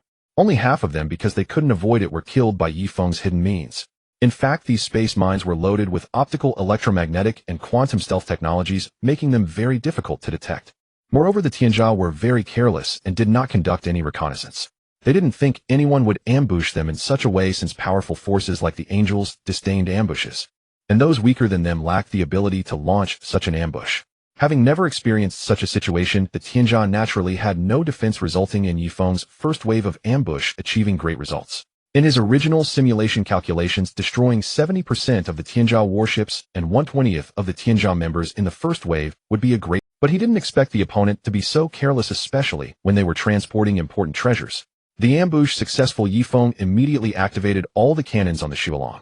The first wave of attacks was not the main cannon, but the bombardment of antimatter bombs. Yifeng had simulated countless battle scenarios in advance, calculated the pros and cons of each tactic, accumulated a large number of preemptive attack strategies, and precalculated and stored the micro-wormhole data for each battlefield point. Now, by calling up the corresponding data, the antimatter bomb bombardment could quickly appear beside those Tianjia. Invisible fluctuations swept across the entire battlefield, and then black spheres appeared in the densest areas of the Tianjia. Some of the black spheres in groups of several appeared beside the three strongest third-generation Tianjia. In the universe, powerful explosions began to unfold, one brilliant cosmic firework after another continuously taking place. The remaining half of the Tianjia, totaling no more than 30 people, were met with 100 powerful antimatter bombardment attacks. Nearly 25 of these 30 people were instantly killed. At the same time, the remaining warships were also blown apart across the universe by the antimatter bombardment. Yifeng, through precalculated data, ensured that all bombardments avoided damaging the energy furnaces or central storage modules of the Tianjia warships as much. Finally, the main cannon of the Shualong opened fire along with laser weapons, targeting the remaining 5 severely injured individuals. At the same time, Yifeng teleported over in an instant and activated the concept control engine. Concept modifier activated, suppressing the Tianjia energy system anti-light energy, anti-dark energy, creating an absolute no-energy environment. Yifeng suppressed the Tianzi's energy absorption capability, and this time, he unhesitatingly used his trump card, the concept rewriter. At the same time, the Zilang's long-range attacks did not stop for a moment. As a result, the Tianjia, who had been in a dazed state, were unable to exert their warship's combat power or their own combat power and kept being bombarded. Later, they encountered the energy suppression of Yifeng's concept rewriter. Even female angels had no good way to deal with such means, let alone the technologically more backward Tianjia. The strongest among them were only third-generation super gene warriors without a true divine body. Facing the main cannon bombardment of a top-tier warship, they naturally could not survive. Thus, in this battle, Yifeng's premeditated attack caught the unprepared. He successfully destroyed 7 Tianjia warships and 71 Tianjia warriors, completely eliminating the opponent. If such results were to spread, it would surely shake the entire universe, for this was a truly classic ambush battle against super gene warriors. After completing the goal of eliminating the Tianjia, Yifeng then searched the entire battlefield and collected his spoils. After searching, Yifeng successfully harvested his spoils of war. Among them were over 100 battle swords, all of which were weapons of the god-slaying level. Even in their decline, male scum never lacked weapons designed to strike at divine body genes. However, their technology was extremely backward, with limited efficacy in injuring divine bodies, and the computational power they could harness was relatively meager. The scum relied entirely on numerical superiority. Driven by their rampant desires, they engaged in mass procreation, resulting in the birth of far more male scum than female angels. Even now, the known number of male scum, those capable of flight and combat in the cosmos, had reached millions. Thus, although their weapons were relatively crude, their numbers compensated for many disadvantages. Besides these weapons, Yifeng also discovered nearly 10 tons of dark iron they had secretly mined, along with 30 kilograms of dark silver material. Yifeng unceremoniously claimed these items. Even the shattered fragments of the scum's warships were valuable, suitable for recycling and reprocessing, and he promptly gathered them. These fragments would allow him to reverse engineer the structure, functions, and underlying technologies of the scum's warships. With the dark sector computer reverse engineering certain technologies was no longer too difficult for him. The greatest gain from this ambush, however, were some peculiar These rocks bore unique markings. They were incredibly resilient, showing no damage whatsoever from the impact of the antimatter bombs. The rocks themselves contained a highly special energy, which protected them from harm. Moreover, both the surface and interior of these peculiar rocks were coated with some special salts. This led Yifeng to speculate that they might have originated from an ocean saline lake or salt pond environment. After stowing everything away, he also collected the remains and flesh of the third-generation scum bodies. Ththese would serve as material for his research and analysis of angelic genes. The genes of the male scum and female angels must share certain commonalities or other secrets. Having completed the collection of spoils, Yifeng swiftly departed. Simultaneously, he initiated a cross-galactic jump, distancing himself from this star region. Compared to angels, the scum were not formidable, but their vast numbers and likely extensive covert connections posed a threat. If they dispatched hidden forces to encircle him, he would face considerable trouble.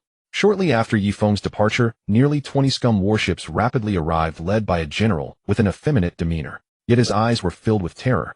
The ancient ruins they had excavated were discovered by Ruan Ning, who had provided the information to Hua Yi. The harvest from this ancient civilization was in fact a tribute secretly offered to Hua Yi. But now it had clearly been robbed, leaving him unable to account for it. Hua Yi was ostensibly exiled by the angels, but the real reason was that they had failed to eliminate him, as he possessed a third-generation divine body and had managed to escape. Due to various considerations after Hua Yi's defeat and escape, the female angels had no energy to pursue him, unless Kaisha herself took action. But in secret, Hua Yi had never relinquished his ambition to regain power. Unable to act openly in the universe, he turned his attention to the relics of ancient civilizations.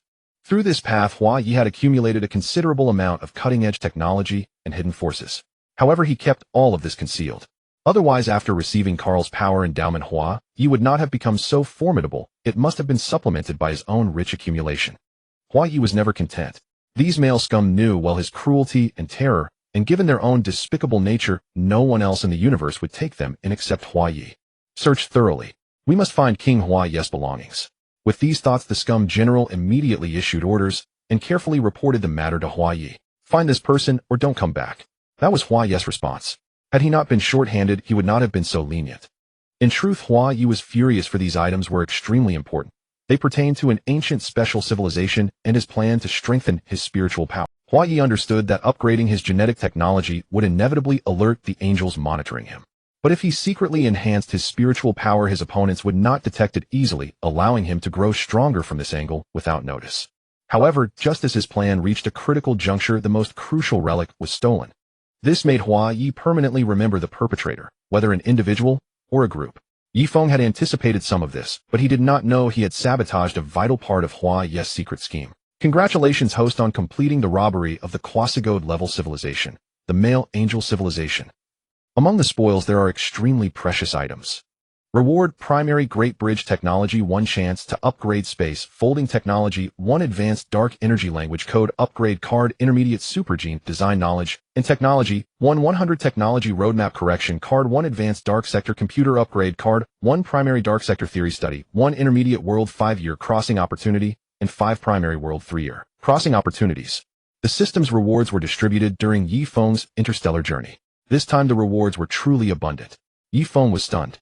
Many of these rewards were precisely what Yifeng needed for further development, and they came at a timely moment. The primary Great Bridge technology allowed him to construct great bridges in the cosmos, establishing his own cosmic travel routes. As long as he set them in sufficiently hidden locations, he could travel more efficiently across the universe.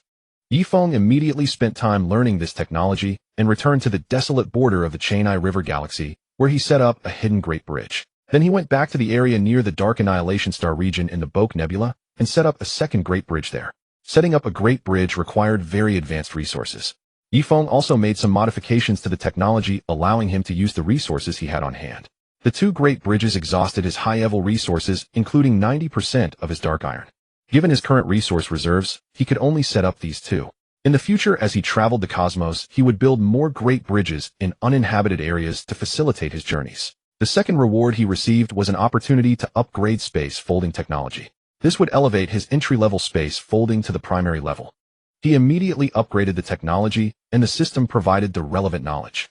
Yifeng gained a preliminary understanding of primary space folding technology, but to apply it he would need to study it more carefully later.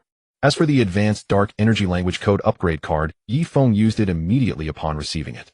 With the advanced dark energy language, his ability to set up dark energy systems and related technical programs was further improved, making it harder for enemies to crack them.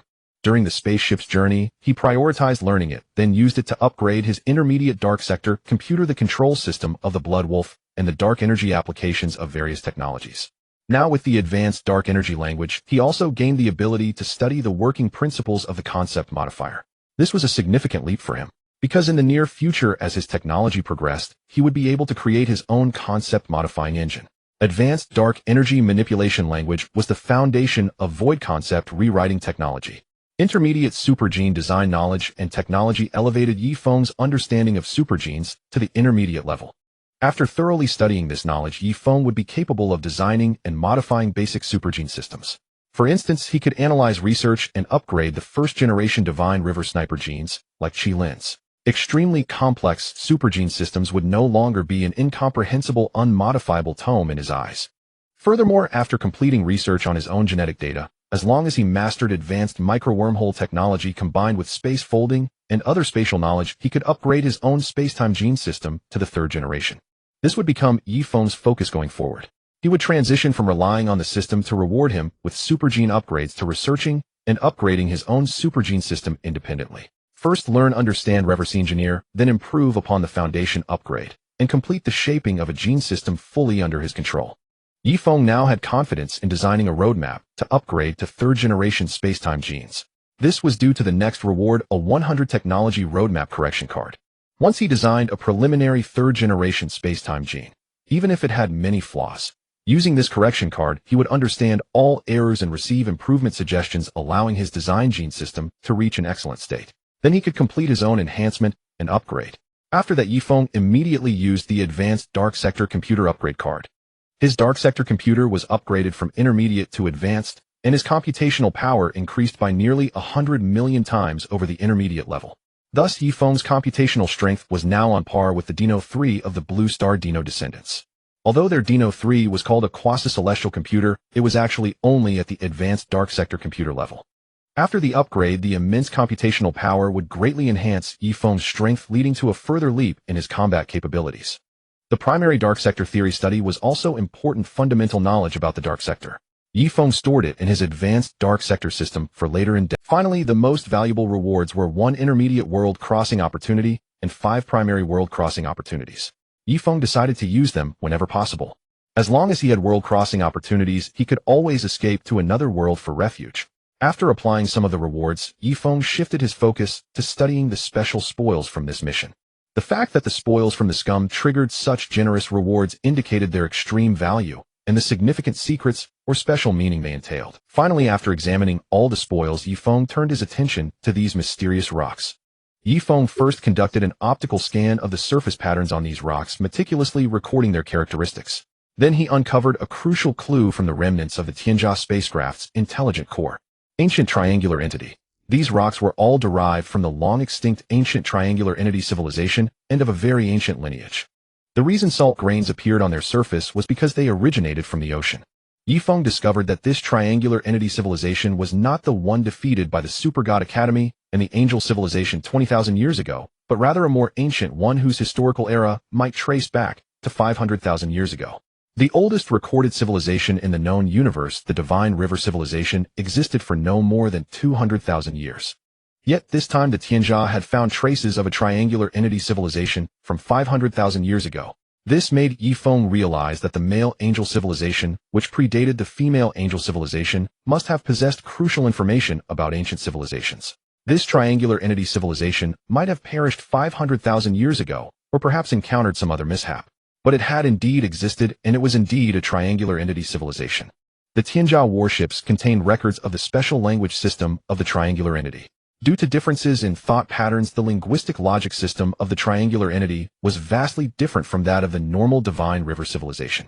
As beings with highly developed brains and a perspective far surpassing that of the Divine River civilization, their unique viewpoint endowed them with This unique way of thinking led to their language and writing being different from those of normal Divine River beings. Yifeng, based on the recorded information from the Tianjia, and through large-scale computational simulations on the Dark Dimension computer, analyzed the patterns on these rocks. He also did not forget to scan the interior of the rocks. However, aside from the special energy excitation and reinforcement microsystems inside the rocks, he found nothing else useful. The most special aspect was the patterns on the surface of these rocks. These patterns were the crucial information left by the ancient unknown triangular entity civilization. Through the available resources and his analysis of the triangular entity's thought process, Yifeng ultimately succeeded in deciphering the content. What was recorded here was actually a special spiritual enhancement technique. A unique technique developed by an ancient triangular entity researcher capable of harmlessly enhancing spiritual power through technological means. You could also understand it as a special technological primordial spirit. This technique was achievable. However, it consumed a significant amount of special resources such as fragments of stellar cores and certain super-heavy particles. This technique was not actually complex, but the conditions for its effect to manifest were extremely special. Without a triangular entity proficient in spiritual power, without at least 1,000,000 attempts, this method would never have been discovered. For Yifeng at this moment, this technique was a tremendous boost to his strength. Moreover, the extremely precious item mentioned by the system was precisely this secret method for enhancing spiritual power. This secret method had almost no upper limit on the enhancement of spiritual power. In the entire known universe, Kaiser and Hoxie possessed the most powerful spiritual power. Kaiser's ability to suppress Karl's phantom body was also due to her formidable spiritual power. The continuous enhancement of spiritual power among angels was partly due to their constant learning and combat, which invisibly boosted their combat effectiveness. On the other hand, it was due to their strong research achievements in thought technology, which in turn fed back into the enhancement of their spiritual power. Hua-Yes' spiritual power later also became extremely strong, almost capable of harnessing 5th-generation level power. Why did Karl choose Hua-Yi to integrate the black hole engine and not someone else? It was because others could not. Only Hua-Yi could meet the minimum standard for equipping the black hole engine.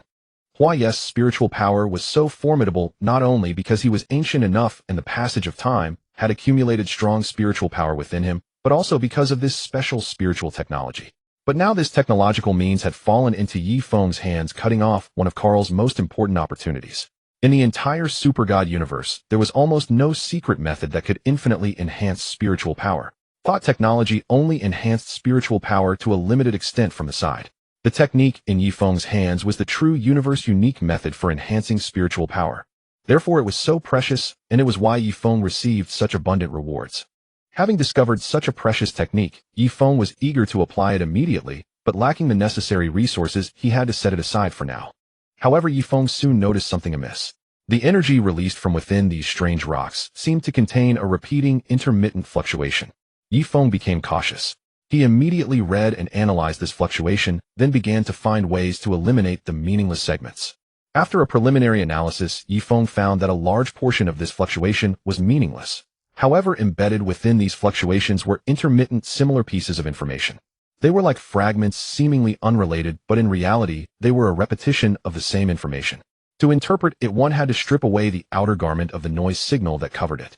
Combining the linguistic logic information of the ancient triangular entity, Yifeng performed extensive calculations and successfully obtained a very short piece of extremely special information.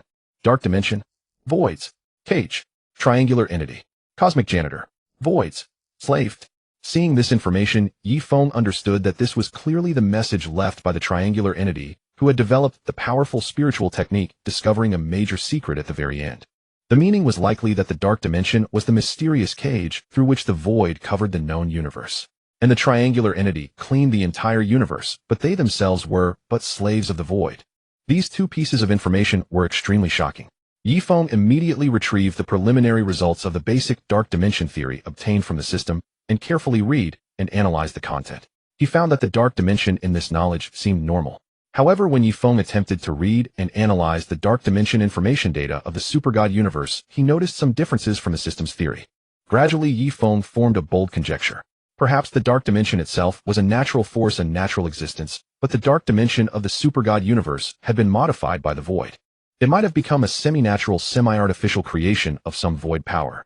As for the triangular entity being slaves of the void, he felt this was highly. After all, the triangular entity's thought process was too unique, completely different from normal life forms in the universe.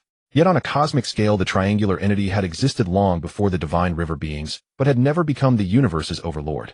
This indicated that they were indeed manipulated beings. The possibility that they were slaves under the invisible control of the void was also extremely high. After all, the triangular entity's brain development rate, which was almost uncanny, was far too fast, and their intelligence was also very powerful.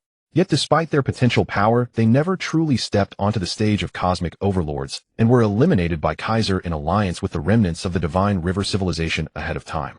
Clearly, both Kaiser and the descendants of the Divine River civilization had discovered something. Having discovered this, Yifeng also understood the special and precious nature of this stone tablet. It was originally a warning left by a triangular entity who had discovered certain truths, a warning to the later life forms of this universe, and also a warning to later triangular entities. Yifeng paid no heed to these matters. People feared the void only because their power was insufficient, not strong enough to resist the void. If one's power was sufficient, the void would not be a problem. Yifeng drifted through the starry void, scanning for suitable targets to plunder. Yet he would not forego the resource fleets of civilizations. After completing the assimilation of acquired knowledge, he set his sights on a resource fleet belonging to the Moer civilization. This civilization, on the cusp of becoming a demigod-level civilization in the cosmos, possessed a certain number of first- and second-generation supergene warriors. According to known intelligence, they lacked any divine body. The Moer civilization could mass-produce dark iron and extract various high-grade cosmic resources. Their mining fleets would gather the resources and then transport them in a consolidated manner, thereby enjoying the protection of a formidable interstellar armada. Yifeng waited halfway along the fleet's route. He then deployed the same tactics he had used against the male angels, except this time the disposable star mines he employed were of a lower grade. After all, the previous target had been enormous, but had he used high-quality materials, then the resources required for those star mines would have been considerable. Using top-tier materials for everything would be like launching ballistic missiles at foot soldiers, a certain loss. The plunder gained might not even match the value of the resources expended. Yifeng's operations had to be low-cost and high-yield. This time, the ambush star mines he used were bombs that unleashed powerful electromagnetic and quantum interference, harnessing antimatter energy to generate overwhelming disruptive force. They possessed strong neutrino penetration, capable of instantaneously heating the delicate equipment within spaceships at the microscopic level. Moreover, the deployment of these star mines did not manifest as ordinary meteoroids. Instead, Yifeng used intermediate micro-wormhole technology to transport them directly beside the enemy vessels. Their destructive power was deliberately limited to avoid obliterating the resources Yifeng sought. The assault was sudden and overwhelming. The defenses of the Moer civilization's interstellar convoy crumbled in an instant. Countless armed warships were crippled, and the central intelligence system of the vast transport fleet malfunctioned, plunging everything into chaos. The Moer civilization lacked the capability to defend against micro-wormhole attacks. They only possessed rudimentary micro-wormhole fluctuation detection. However, against the power of intermediate micro-wormhole technology and a second-generation spacetime supergene system, their detection yielded nothing. Without effective detection, effective defense was impossible. Yifeng, wielding the power of a third-generation divine body, easily overwhelmed a high-level aerospace civilization. Thus, Yifeng's ambush succeeded brilliantly, completely paralyzing the entire resource transport fleet of the Moer civilization. He then swiftly infiltrated the resource compartments of the vessels, using micro-wormhole technology to transfer the entire fleet's cargo of various resources. He paid no heed to the Moer civilization's members. Soon Yifeng had seized this batch of resources. But he did not stop there. He reached the flagship of the fleet and began reading the data stored aboard it. Among this data was a substantial portion concerning the Moer civilization's technological research achievements and some important theoretical information. The flagship stored this information for convenience, allowing it to be accessed when needed to analyze various cosmic phenomena.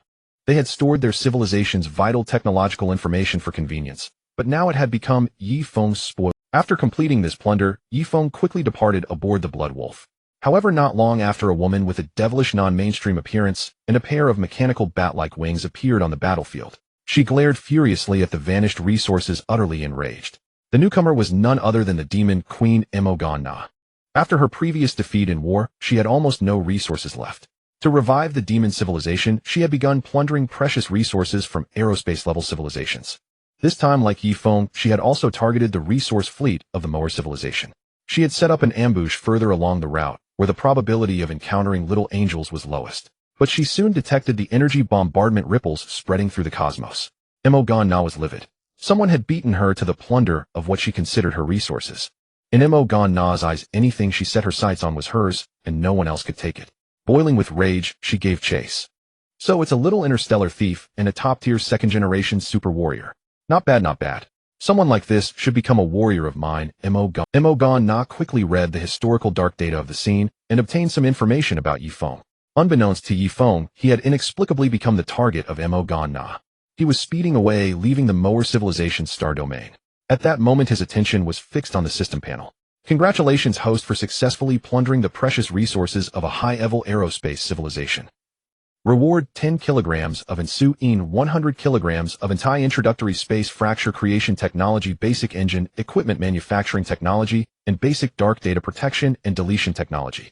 The reward this time was not substantial, but it was decent. Insu-in could be used to forge powerful weapons. Although it could be easily seized by enemies, Insu-in weapons were remarkably effective for clearing minions and enemy fleets. No defense could withstand the cutting damage of Insu-in. A single Insu-in weapon could easily annihilate a large fleet of a high-level aerospace civilization. Antai could be used to forge armor, as well as to build or upgrade dark-dimensional computers. The basic engine equipment manufacturing technology would allow him to create specialized weapons for super-gene warriors similar to the Flame Sword. The basic dark data protection and deletion technology was even more important. The former could create a protective firewall for his own dark-dimensional data. The latter, on the other hand, could directly delete the historical dark data of a life form, preventing them from resurrecting through dark data-based methods, thereby completely erasing his enemies. This reward was not the best, but it was still good. Just as Yifeng was about to examine the details of these technologies, the Blood Wolf suddenly issued an alarm. A humanoid object was pursuing him across space-time. The Blood Wolf was equipped with a micro-wormhole fluctuation detection radar. Who could be chasing me? Could it be an angel? Using ultra-long-range optical means, the detection radar vaguely captured a blurry silhouette. The pursuer seemed to have a pair of wings on its back. This gave Yifeng the mistaken impression that the pursuer might be from the angel civilization. The Mower civilization had not placed itself under the protection of the Righteous Order, but the mid- and low-level aerospace civilizations around them had all converted to the Righteous Order. This meant that although the Mower civilization was the most powerful entity in this galaxy, it could no longer expand because the surrounding civilizations were all under the protection of the Angel civilization's Righteous Order. Yifeng speculated that his act of plundering the Mower civilization might have alerted the little angels patrolling the area. But when the figure flashed directly in front of his spaceship, Yifeng's expression changed dramatically, and he was taken aback. The pursuer was none other than the demon Queen Mo Gan-na, an intriguing technology capable of temporarily defending against my micro-wormhole intrusion. Morgana had originally intended to infiltrate the Blood Wolf directly to catch a glimpse of the interesting individual within. Yet she miscalculated. The vessel's anti-micro-wormhole capabilities thwarted her entry. With the formidable computational power of Demon 1, Morgana was confident she could silently infiltrate the Blood Wolf. Even without Demon 1 using only her own computational abilities, she could forcibly breach Yifeng's anti-micro-wormhole defenses and slip inside. But doing so would directly alert Yifeng and provoke his hostility. Her objective this time, however, was to make Yifeng willingly become her subordinate to fight. She trusted her allure, and even more so her unique fragrance. This scent was also a special application of mental technology possessing a formidable power to bewitch the hearts of others. Many of her warriors had been lured into the demon organization using the same technique. Meanwhile, Yifeng, watching Morgana outside the vessel, felt a creeping. Why was his luck so poor this time, encountering a king-level terror? He wondered if Morgana had already ascended to a 4th-generation divine body. Not bad, this ship's defenses. Did you develop this yourself? Morgana used micro-wormhole technology to transport a meteorite from space, seated herself upon it, and spoke. Her voice reached Yifeng's ears clearly. Yifeng, however, was pondering his next move. His only means of survival at the moment was to traverse to another world, but if he did that, he would undoubtedly be marked by Morgana's demonic forces. Ultimately, after weighing risks and rewards, Yifeng used the Dark Dimension Computer's scenario simulation analysis system to calculate a plan that carried high risk but equally high reward. In a flash, Yifeng departed the Blood Wolf, positioning himself opposite Morgana while his ship rapidly retreated, vanishing behind a planet. In reality, he had stowed it away into his system space. After Yifeng emerged, Morgana regarded him with keen interest. You're young, under 30, yet commanding such power and technological accumulation. You're a scholar like Carl, aren't you? Fascinating. You suit my taste, Queen. Today I must recruit you as my loyal warrior, Morgana declared with great excitement. She also discerned that Yifeng possessed a space-time gene, albeit perhaps differing from the one she had designed. But any space-time gene would ignite her profound interest. She believed that if she could unravel the mysteries of Yifeng's space-time gene, her own creation could advance even further. Through approximate data acquisition, though unable to see the full picture, Morgana could tell that Yifeng, as a 2nd-generation supergene warrior, was far superior to the same-level Rose-type space-time gene. She was unafraid of resistance. Those she targeted either willingly became her warriors, surrendered after being defeated, or had their memories and thoughts altered after being subdued. Especially the last method, though difficult to execute, was not impossible. She could make the target completely loyal after modifying their memories and thoughts. Some of Morgana's warriors came from this very process. Isn't this the infamous demon Queen Morgana of the universe? What, haven't you been slain by Kesha yet? Yifeng deliberately asked, attempting to provoke her. The mention of Kesha and the pursuit ignited Morgana's fury instantly. In her presence, anything could be discussed except Kesha. The mere thought of her sister, who had overshadowed her since childhood and even into kingship, drove Morgana. Yet Yifeng, upon opening his mouth, not only struck her weak spot, but also insinuated that she hadn't been killed by Kesha. Was she the kind of person who could be slain? Kid, don't you dare mention that bitch Kesha in front of me, or I'll show you the true cruelty of a demon. Morgana had only read partial information about Yifeng, unaware of his true character. Eager to win him over willingly, she endured his provocation without resorting to violence. After all, she knew that those who became interstellar pirates under the righteous order and remained so audacious were untamable. Yet Yifeng's next words were equally reckless. I don't know about demonic cruelty, but I'm curious about one thing. Liang Bing is Kesha's sister. How could you bring yourself to stab your own sister? And this conflict between you sisters, is it the evil of human nature or an amplified sibling squabble, your resentment toward having such a dominant sister? You lose battle after battle, yet you stir up trouble time and again. How do you persist? Yifeng's questions once again struck Morgana's raw nerve. Among the cosmic deities, the one he despised most was Morgana. On the surface, she was bold, arrogant, and resolutely rebelled against Kesha. In reality, that was merely a facade. She was the most timid and fragile among the gods. Upon discovering the mysterious ultimate fear, Kesha chose to ignore it and develop quietly. Carl chose to embrace it, consumed by curiosity about the void power, dedicating tens of thousands of years to solitary research. Only Liang Bing, seemingly driven mad by fear, embraced depraved freedom. She appeared to enjoy it, but it was her way of masking her terror. Didn't you notice she called that power ultimate fear? Kesha referred to it as subbiology. Carl called it the void. Neither conveyed fear.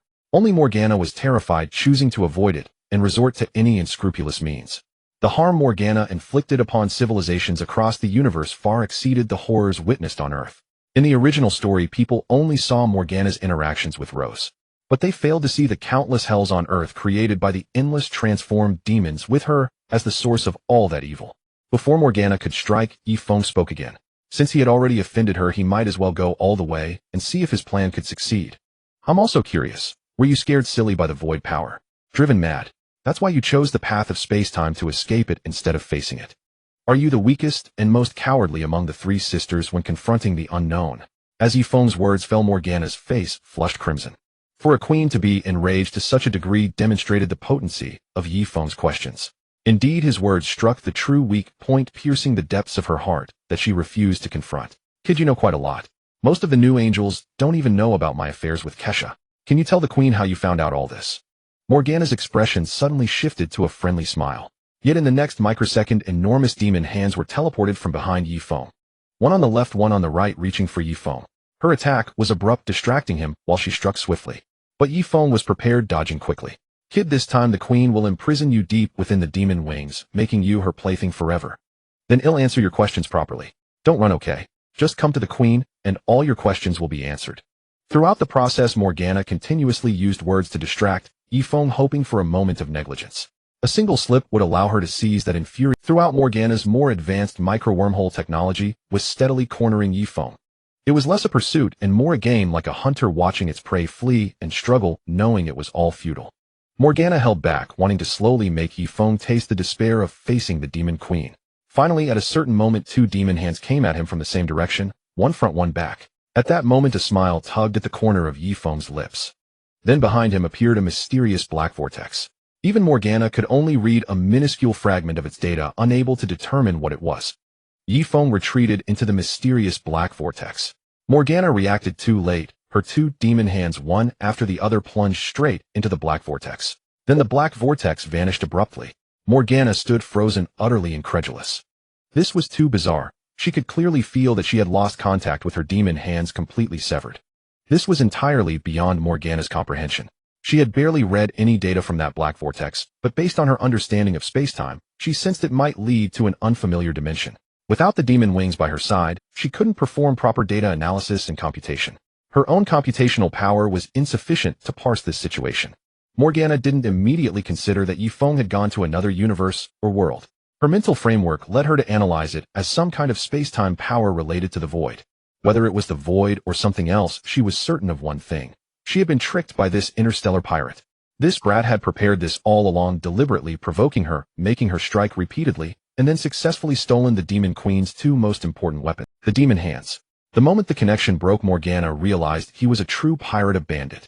He just wanted to rob. Compared to anything else, robbing the Demon Queen's weapons was a monumental achievement for Yifeng.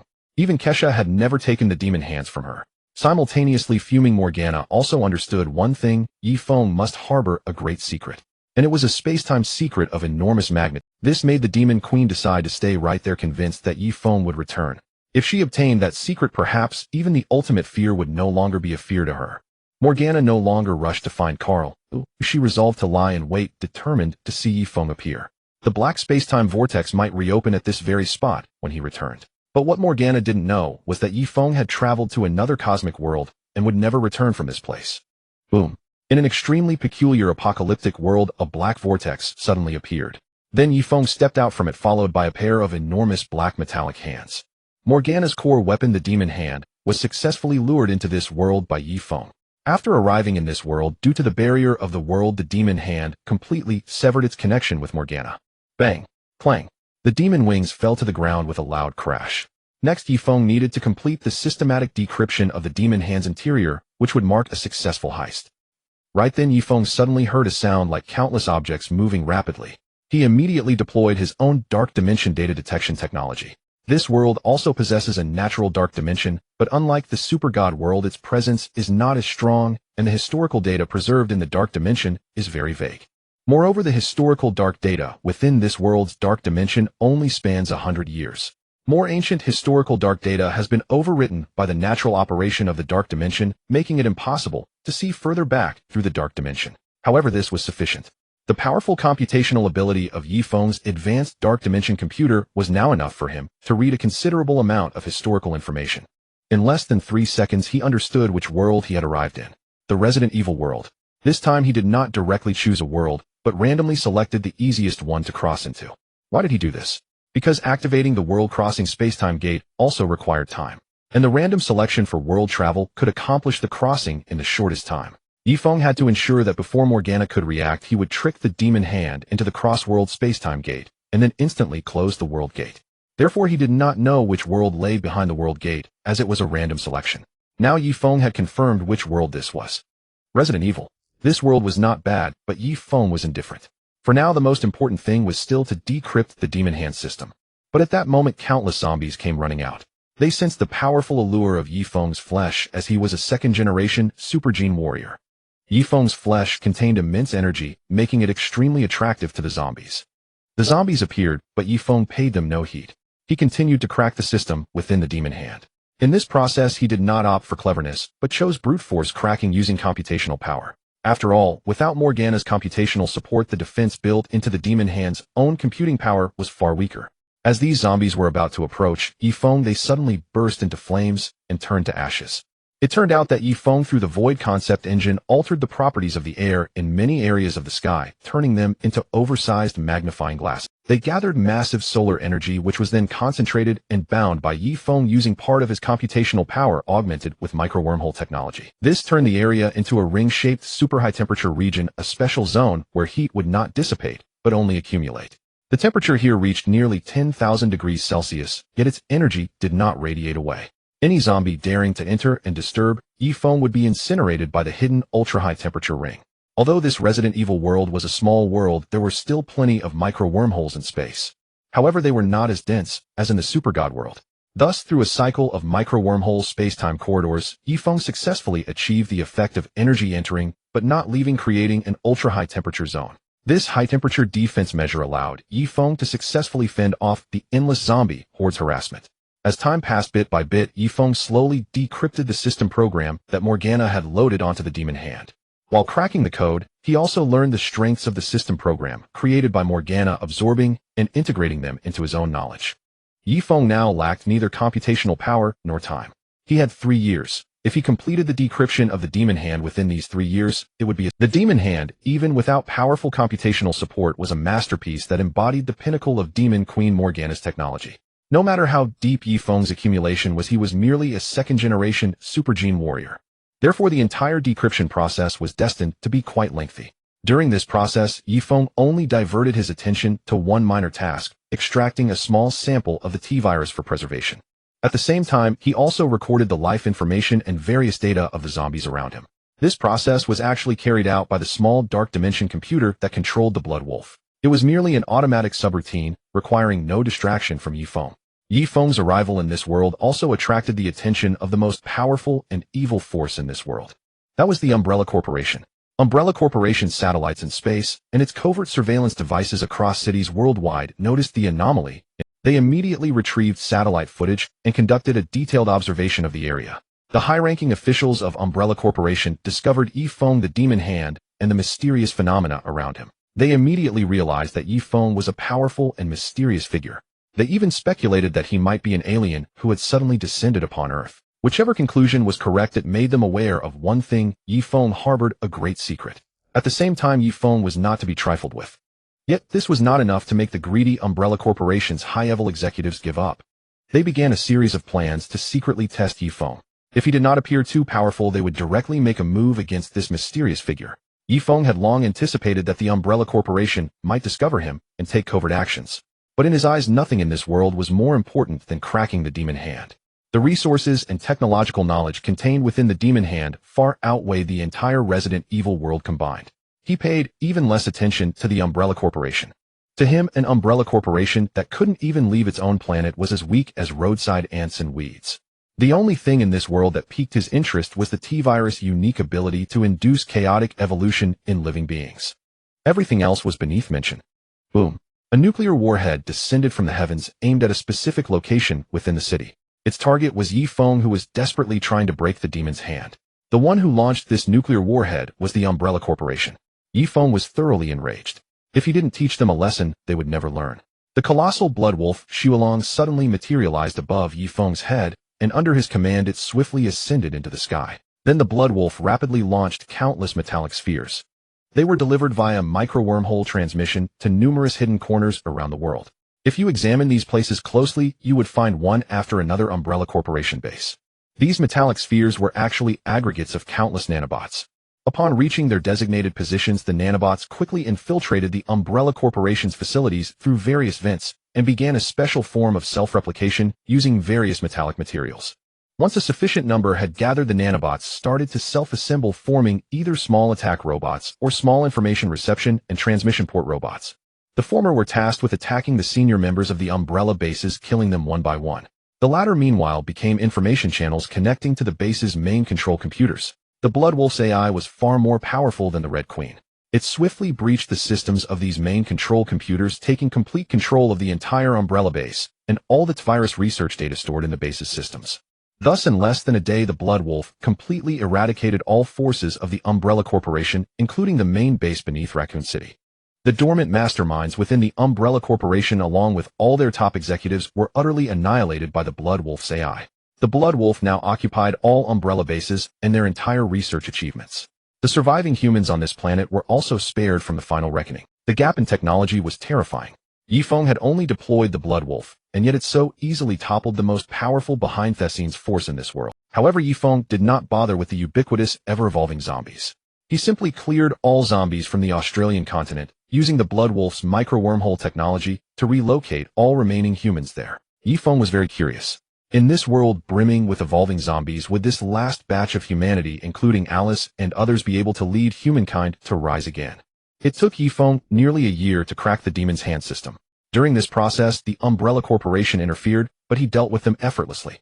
However, the greatest challenge Yifeng faced was the extremely advanced system language set by Morgana. He had to repeatedly read and analyze the corresponding information, then simulate, model, and analyze. Through this repetitive process, he sought to uncover the correct logical logic of this energy language program and the technological information it contained. Yifeng did not need to understand its core principles, only its operation process and results. Then he could simulate and deduce the cracking. Using this method, Yifeng continuously decoded, analyzed, learned, and repeated the cycle. Finally, after a year, he cracked the Demon's Hand system. Finally done, Yifeng activated his Dark Plane computer and completed the modification of authority and core system settings. Then in just 10 days, he easily read the entire data of the Demon's Hand and successfully transferred it into his own Dark Plane. Congratulations, host, for completing a super-level heist. You have successfully robbed the Demon Queen Morgana of her core weapon, the Demon's Hand. Award 1 Dark Plane computer upgrade card to the primary celestial computer, 1 primary anti-void technology, 1 full set of third-generation time-space, super-gene upgrade equipment plans and resources, 1 upgrade card from intermediate to advanced micro-wormhole technology, 1 advanced super-gene design and upgrade technology, 1 intermediate concept engine upgrade card, 1 intermediate dark plane information detection technology, 1 full series of advanced spacefaring civilization knowledge, and 1 primary dark plane blocking technology. As Yifeng had expected, after completing the analysis of the demon's hand, the system recognized it as a successful heist of Morgana's main weapon, the demon's hand. The rewards he received from the system were exceptionally abundant. Yifeng claimed these rewards. His greatest gain this time was the upgrade of his advanced dark plane computer to a primary celestial computer. The computational power gap between a high-level dark plane computer and a celestial computer is immense, and their fundamental operating principles are qualitatively different. In fact, the computational power of Yifeng's new primary celestial computer was 100 million times that of his previous advanced dark plane computer. Yifeng quickly completed the upgrade of his dark plane computer. However, he himself was unaware that his current computational power had already surpassed that of Morgana's Demon 1. Its computational level was on par with the Tianji computer group of the Angels Tianji King Hishi. However, it was still significantly inferior to the Angels' meticulously crafted sacred knowledge repository of Angel Kesha and the Great Clock. Such formidable computational power, though considered a primary celestial computer in the system's eyes, could already be regarded as a genuine small clock in the universe. Though Yifeng had not yet become a king, he possessed true king-level computational capability. This first reward alone was incredibly powerful. However, because he had achieved a second-generation heist against a king-level divine body, the rewards were both high in quality and quantity. The system's rewards also depended on risk factors. Yifeng had taken quite a significant risk this time. The second reward he obtained was the primary anti-void technology. With this technology combined with his own concept modification engine, he could create his own version of the Xiong Xin. However, designing his own Xiong Xin would take a long time, as his knowledge accumulation was not as comprehensive and rich as Jizen's. The third reward Yifeng received was the resources, equipment, and basic plans for upgrading to third-generation time-space supergenes. With this, he could design his own third-generation time-space supergene system. This time the system seemed to have read his mind. Instead of directly upgrading him to a third-generation supergene warrior, it allowed him to design and upgrade himself, forging his own path of technological advancement. The fourth reward was the upgrade of his intermediate micro-wormhole technology to advanced micro-wormhole technology. This meant that unless he encountered a top-tier micro-wormhole technology master like Morgana, he would essentially have the ability to escape. If he couldn't win, he could run. Moreover, with proper development, intermediate micro-wormhole technology could be highly effective in sudden strikes and other applications based on micro-wormhole technology. The fifth reward was the technology and knowledge related to advanced gene system design, which was still paving the way for him to design his own third-generation super. With this technology combined with the immense computational power of his celestial-level dark plane computer, Yifeng was confident that he could design his own third-generation super gene system within 6 months. The sixth reward Yifeng received was equally extraordinary. It was an upgrade opportunity for the concept engine. After accepting the reward, he upgraded his primary concept modification engine to an intermediate concept modification engine. With more powerful concept modification capabilities, Yifeng would be even more adept when facing similar technological forces. His seventh reward was the intermediate dark plane information detection technology. With this technology, Yifeng could more efficiently and accurately read historical information in the dark plane, helping him analyze and judge various situations, even directly deciphering all his opponent's secrets. With this technology, anyone whose dark plane information was not well protected would be completely transparent to him. This was an extremely terrifying ability. Even Morgana facing Kesha had everything she had ever done laid bare in an instant, except for information hidden by void technology. This was essentially no different from the mythical ability to open a heavenly eye, seeing the heavens above and knowing the depths of the underworld. The eighth technology he obtained was even more important. It was the complete series of knowledge for an advanced spacefaring civilization. That is, it included all advanced theories, knowledge, and theorems that an advanced spacefaring civilization should encompass. This would fill the knowledge gaps Yifeng had in understanding advanced concepts. To be precise, god-making civilizations also fell within the category of advanced spacefaring civilizations, but they followed a different technological path. They could only be considered the pinnacle of advanced spacefaring civilizations, having reached the forefront in technological research and application, possessing the most powerful technical capabilities. However, in terms of basic scientific theory, everyone was roughly on the same level, none having stepped out of the special category of advanced spacefaring civilization. The difference was that the same theory could yield varying levels of technology. Knowing the formula for nuclear fission does not automatically allow one to build a nuclear bomb. The final technology Yifeng obtained was not the best, but it was the most useful, a life-saving trump card. It was the primary dark plane blocking technology. After receiving this technology, Yifeng discovered that it could temporarily block the connection between super gene system holders and the dark plane. Although this blocking was temporary and would not last long, it was a technology with immense potential. With this technology, even if Kesha, He, or Carl, the three top-tier technological powerhouses, appeared before him, he could temporarily cut off their connection to their celestial computer groups. When this technology was activated, Kesha would be unable to contact the Sacred Knowledge Repository, and Carl would be unable to contact the Great Clock. Perhaps in that brief window he might not be able to completely annihilate them, but he could inflict heavy damage or buy himself a chance to escape from such formidable foes. Because of this powerful effect, Yifeng regarded it as one of the most important life-saving techniques he had obtained this time. After receiving all the rewards, Yifeng decided to integrate all his knowledge and technology and begin designing his own third-generation super gene system upgrade plan according to his own ideas. Before embarking on the design of his third-generation super gene system, Yifeng spent nearly 20 days aided by the computational power of a primary celestial dark dimension computer diligently studying and mastering the various technologies he had previously acquired, ensuring he fully comprehended them. Subsequently, he delved into the world's most peculiar creation, the T-virus. This virus could fuse with life, inducing a unique form of evolution. Though these evolutions appeared grotesque from a technological standpoint, they still represented a successful mode of evolution. Because when it combined with life, none of the resulting outcomes caused the organism to directly collapse. At most, it transformed humans into, yet strictly speaking, a zombie remains a life form. It had not perished. However, Yifeng understood that when evolving a complex life form like the human body, any modification had a 99% chance of directly causing the life system to collapse, leading to immediate or gradual death. But the T-virus was different. The life it infected at most underwent mutation, ceasing to be human. Nevertheless, the result of its transformation was still a complete life form capable of long-term survival as long as it had access to food. Moreover, over time it would further evolve the life form, making it even more powerful. This was equivalent to firmly grasping that one chance of avoiding life system collapse. Given the T-virus' extraordinary nature, how could Yifeng not pay attention to it? He analyzed the various data and technologies from Umbrella Corporation along with their experimental results, gradually uncovering the mysterious mechanism through which the T-virus drove life, evolution, and empowered beings.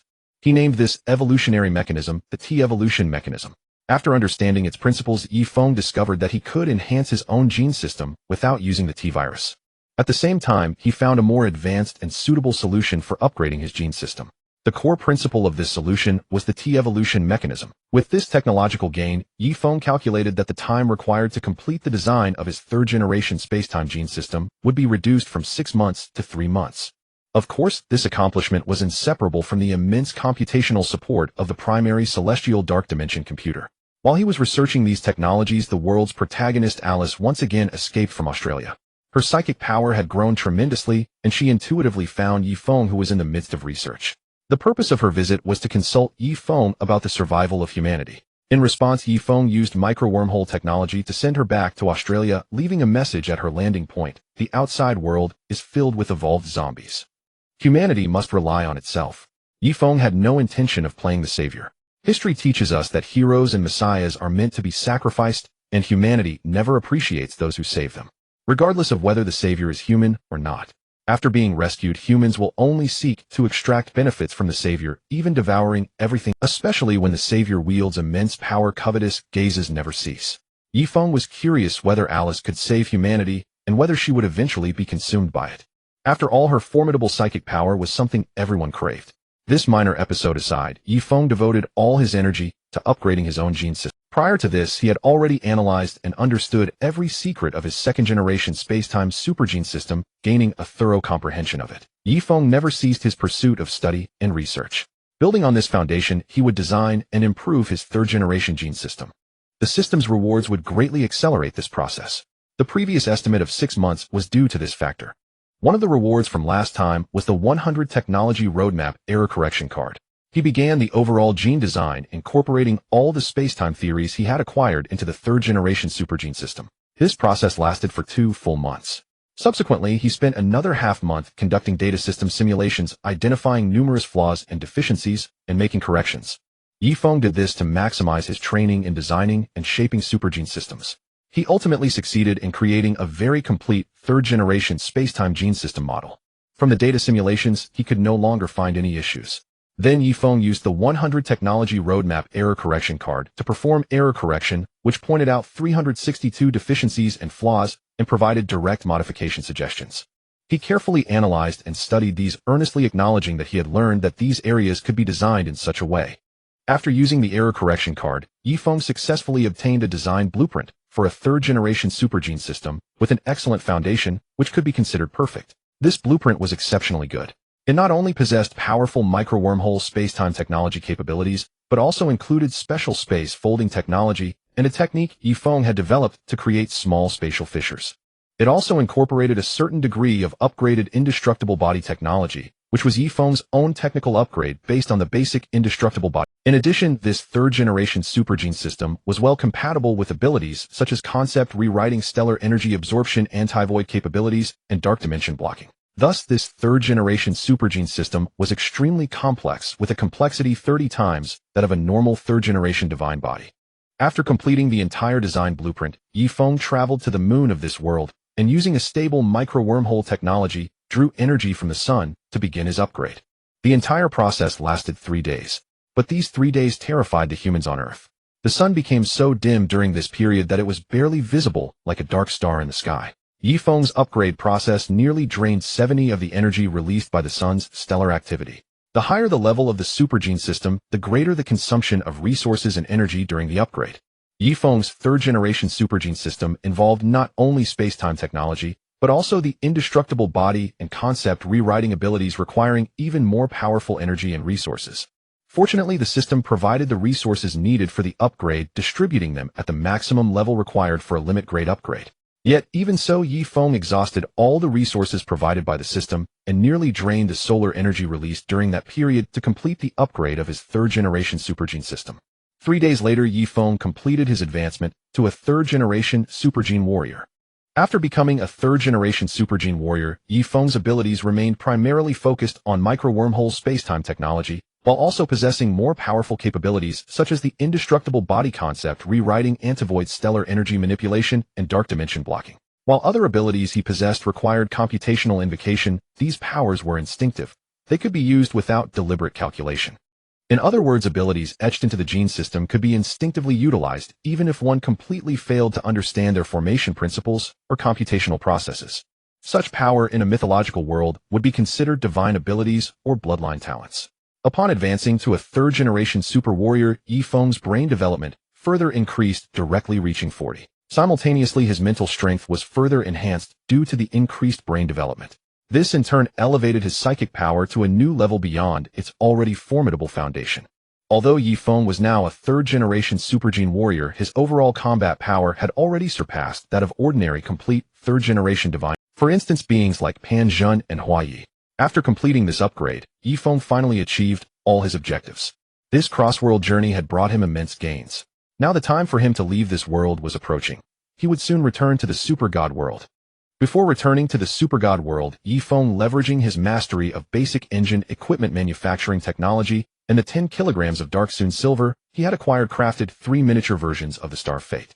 These weapons were also equipped with battle engines far more potent, capable of striking anything within a range of nearly 0.5. Simultaneously, he completed upgrades to his bow and arrows, endowing them with superior attack power and resilience, perfectly attuned to his formidable computational capabilities. This time he successfully seized everything from the Umbrella Corporation and received a reward.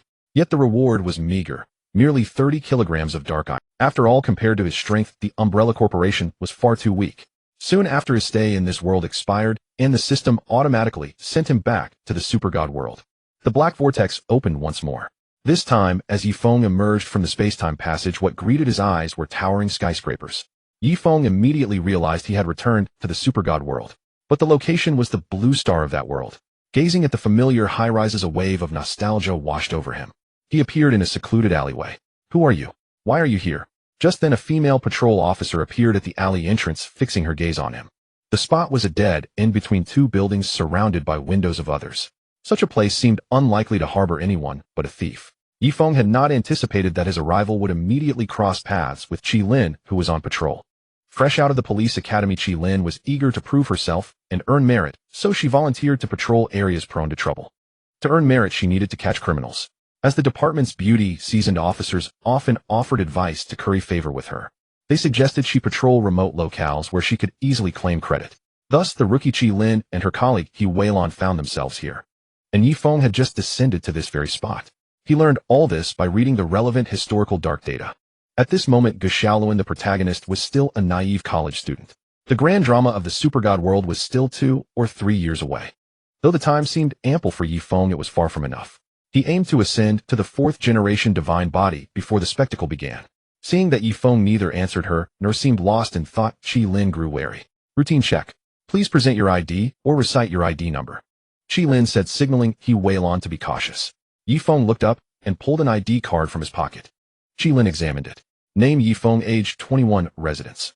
The information appeared flawless, and a check of the online identity system confirmed its validity. What she didn't know was that fabricating such an ID and its records was trivial for Yifeng.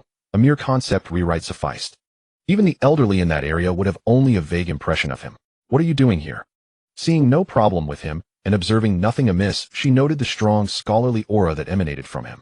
Years of research had imbued Yifeng with a profound bookish temperament. Just wandering. Got lost, and ended up here, he explained casually. Since this transmission landed him on the Blue Star, he couldn't afford to miss the treasures of the Super God Academy, nor the benefits of the Super Gene projects like the Sun's Light, the Star Warrior of Nor, and the Galactic Power. Having spent so long in the void of space, Yifeng also yearned to experience life on the Blue Star. Chi Lin asked no further questions. The three of them left the alley in single file, but throughout Chi Lin kept stealing glances at Yifeng. Perhaps it was the keen intuition granted by her Shinha sniper gene. She sensed something off about him, a feeling of extreme danger like facing a ravenous beast. She didn't realize that this was due to her perception of Yifeng's formidable psychic power. His other abilities left no external trace, but his potent psychic force could give sensitive beings the sensation of a lowly creature confronting an ape. Yifeng walked ahead, Chi Lin trailing about 10 meters behind, observing. She noticed he seemed like a stranger to the world, glancing around at everything, including the elderly cooling off in the alley. He appeared like someone utterly unfamiliar with the world, suddenly thrust into a new environment, exhibiting a curiosity toward everything. What's smitten with that handsome guy? He Weilon teased, glancing between Chi Lin and Yifeng, yet finding no evidence of criminal intent. She boldly speculated that Chi Lin was smitten and using surveillance as an excuse. In the eyes of Blue Star's denizens, Yifeng indeed ranked among them. Across the cosmos, among the god-creating civilizations, most gene systems, except for demonic ones like Morganus, possessed inherent beautifying effect. The more advanced the being, the more perfect and attractive their form. Yifeng was no exception. Originally ordinary-looking, as he evolved from a mortal to a 3rd-generation super gene warrior, his appearance steadily grew more handsome, exuding an ethereal, celestial charm. Hearing He Weilon's teasing, Chi Lin blushed, but shook her head seriously. She admitted Yifeng was handsome, yet the perilous aura he exuded made her uneasy. Chi Lin knew her instincts were uncanny. Since childhood they had rarely failed her, and had even saved her life. He Weilon understood that Chi Lin had genuinely sensed something, though not definitively, which prompted her bold pursuit. Yifeng, naturally aware of the following duo, was content with the situation. Chi Lin and He Weilon had yet to activate their super gene systems, remaining in an order. This made it convenient for him to covertly analyze their genetic information through the Dark Dimension celestial computer. Yifeng wished to avoid alarming the Super God Academy for now. Thus he could proceed with his analysis slowly and unobtrusively. The closer they were, the smoother the process. Upon reaching the main street, Yifeng headed straight for a commercial high-rise and settled into an outdoor cafe by the roadside. He found a seat, ordered a coffee, and sat quietly, savoring the familiar, yet alien urban life. Compared to the warmth of human existence here, the void of space offered only solitude. Chi Lin and He Weilon, unashamed, followed, and sat nearby. I don't know what's wrong, but my gut tells me he's dangerous, Chi Lin confided to He Weilon, who brightened at the remark. He Weilon trusted Chi Lin's instincts, having witnessed their uncanny accuracy. So the two studied his file for discrepancies while keeping watch. Yifeng ignored them, quietly enjoying the street view and the passing beauties, letting the Dark Dimension computer decode the secrets of their gene systems at its own pace. What if one day this world is on the brink of destruction and you have the power to save it, but the price is that you fall into the abyss, forever losing your freedom? Would you be? Yifeng, finding it dull that the two had been silently observing him from behind, took a drink and sat directly at their table, asking with an air of familiarity. He had been sitting there for nearly an hour, having thoroughly read the data from their genetic systems. His questions startled the two of them. What did he mean? Then Qilin and He Weilon exchanged glances, both leaning toward the idea that Yi Feng might be insane. Perhaps you should see a psychiatrist at the He Weilon said bluntly. In their understanding, the current society and international environment presented no possibility of global destruction. She thought of Yi Feng's earlier actions and felt that the man simply had a problem with his mind. But Qilin was strangely unsettled for some reason when Yi Feng spoke of the worlds, and a sudden palpitation seized her heart, as if a great catastrophe was truly about to descend. Qilin did not know that this was Yi Feng's doing. Through his telepathic power, he had heightened her intuition, making her sense the impending apocalypse. He intended to subtly amplify Qilin's sense of future crisis, gradually drawing her into his camp. Yi Feng valued Qilin greatly. He Weilon, however, wanted nothing more to do with him, perceiving him as either a madman or someone making a move on Qilin. Because when Yi Feng spoke, his gaze was fixed solely on Qilin, paying no attention to her. This irritated her, and she immediately pulled Qilin away. Qilin, recalling the terrifying sensation of impending doom, did not dismiss her doubts. She decided to investigate Yi Feng's background later to see if there was anything suspicious. Perhaps feeling too lonely in the vast cosmos, Yi Feng sought a companion and wanted Qilin to join him. Qilin was the most responsible and dependable member of the Super Seminary's Earthling Battalion. If she became his partner, Qilin would be the one he could trust with his back. Yet she had never been truly valued by anyone. Dukeo's eyes were fixed only on the galaxy force, the Star War God, and the Star Prince. Everyone else was merely a supporting character, cannon fodder on the battlefield. Qilin's character was the most suited for development toward the level of a primordial god. Gu Xiaoluan, though seemingly a protagonist, was from beginning to end a pawn in the hands of various factions, his fate entirely manipulated, yet he chose to drift with the current. For now, Yi Feng planted a mark in Qilin's heart, deciding later whether to invite her aboard his blood wolf. Perhaps his identity as an interstellar bandit might not be acceptable to Qilin. But that was fine. Yi Feng had a second choice, Rose. Rose, who had once been a delinquent girl, was the one who truly cared little for overly righteous ideals and who could dedicate herself entirely to a goal. Compared to Qilin, Rose was easier to recruit. However, Yi Feng admired Qilin deeply and wanted to give it a try. This time he would leave a first impression. After the two left, Yi Feng activated micro-wormhole technology and vanished from the spot, while the surrounding cameras showed him disappearing along a pedestrian street. Yi Feng went directly to outer space. Gazing down at the Juxia, he spotted the Dino descendants on board, disguised as engineers and hidden among the crew. Yi Feng also flashed onto the Juxia, concealing his identity to appear as an ordinary soldier. Ultimately, he successfully impersonated a researcher and infiltrated the core area of the Juxia. This time his method of entry was identical to Morgana's. Though not as powerful as Morgana, Yi Feng's telepathy could influence people's minds, making them subconsciously overlook his presence and differences. Then Yi Feng began covertly downloading various technical data from Dino 3. Since the communication port was on the Juxia, he deliberately concealed the abnormal fluctuations in the data stream. In the eyes of others, Dino 3 showed no changes. Moreover, it was after work hours, and everyone was preparing to rest, so no one paid much attention to detail. These conditions allowed Yi Feng to successfully download all technical data from Dino 3. By the time he finished his technological theft, no one had noticed anything, and there was no help for it. Yi Feng now possessed the complete knowledge of an advanced aerospace-level civilization, placing him far above the Dino people of Dukeo's lineage, enabling him to steal their information undetected.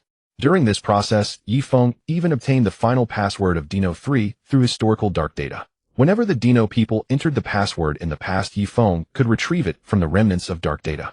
With this password, Yi Feng added a very covert branch system to Dino 3's system program, allowing him to conceal his access to Dino 3 at any time. The entire process went smoothly.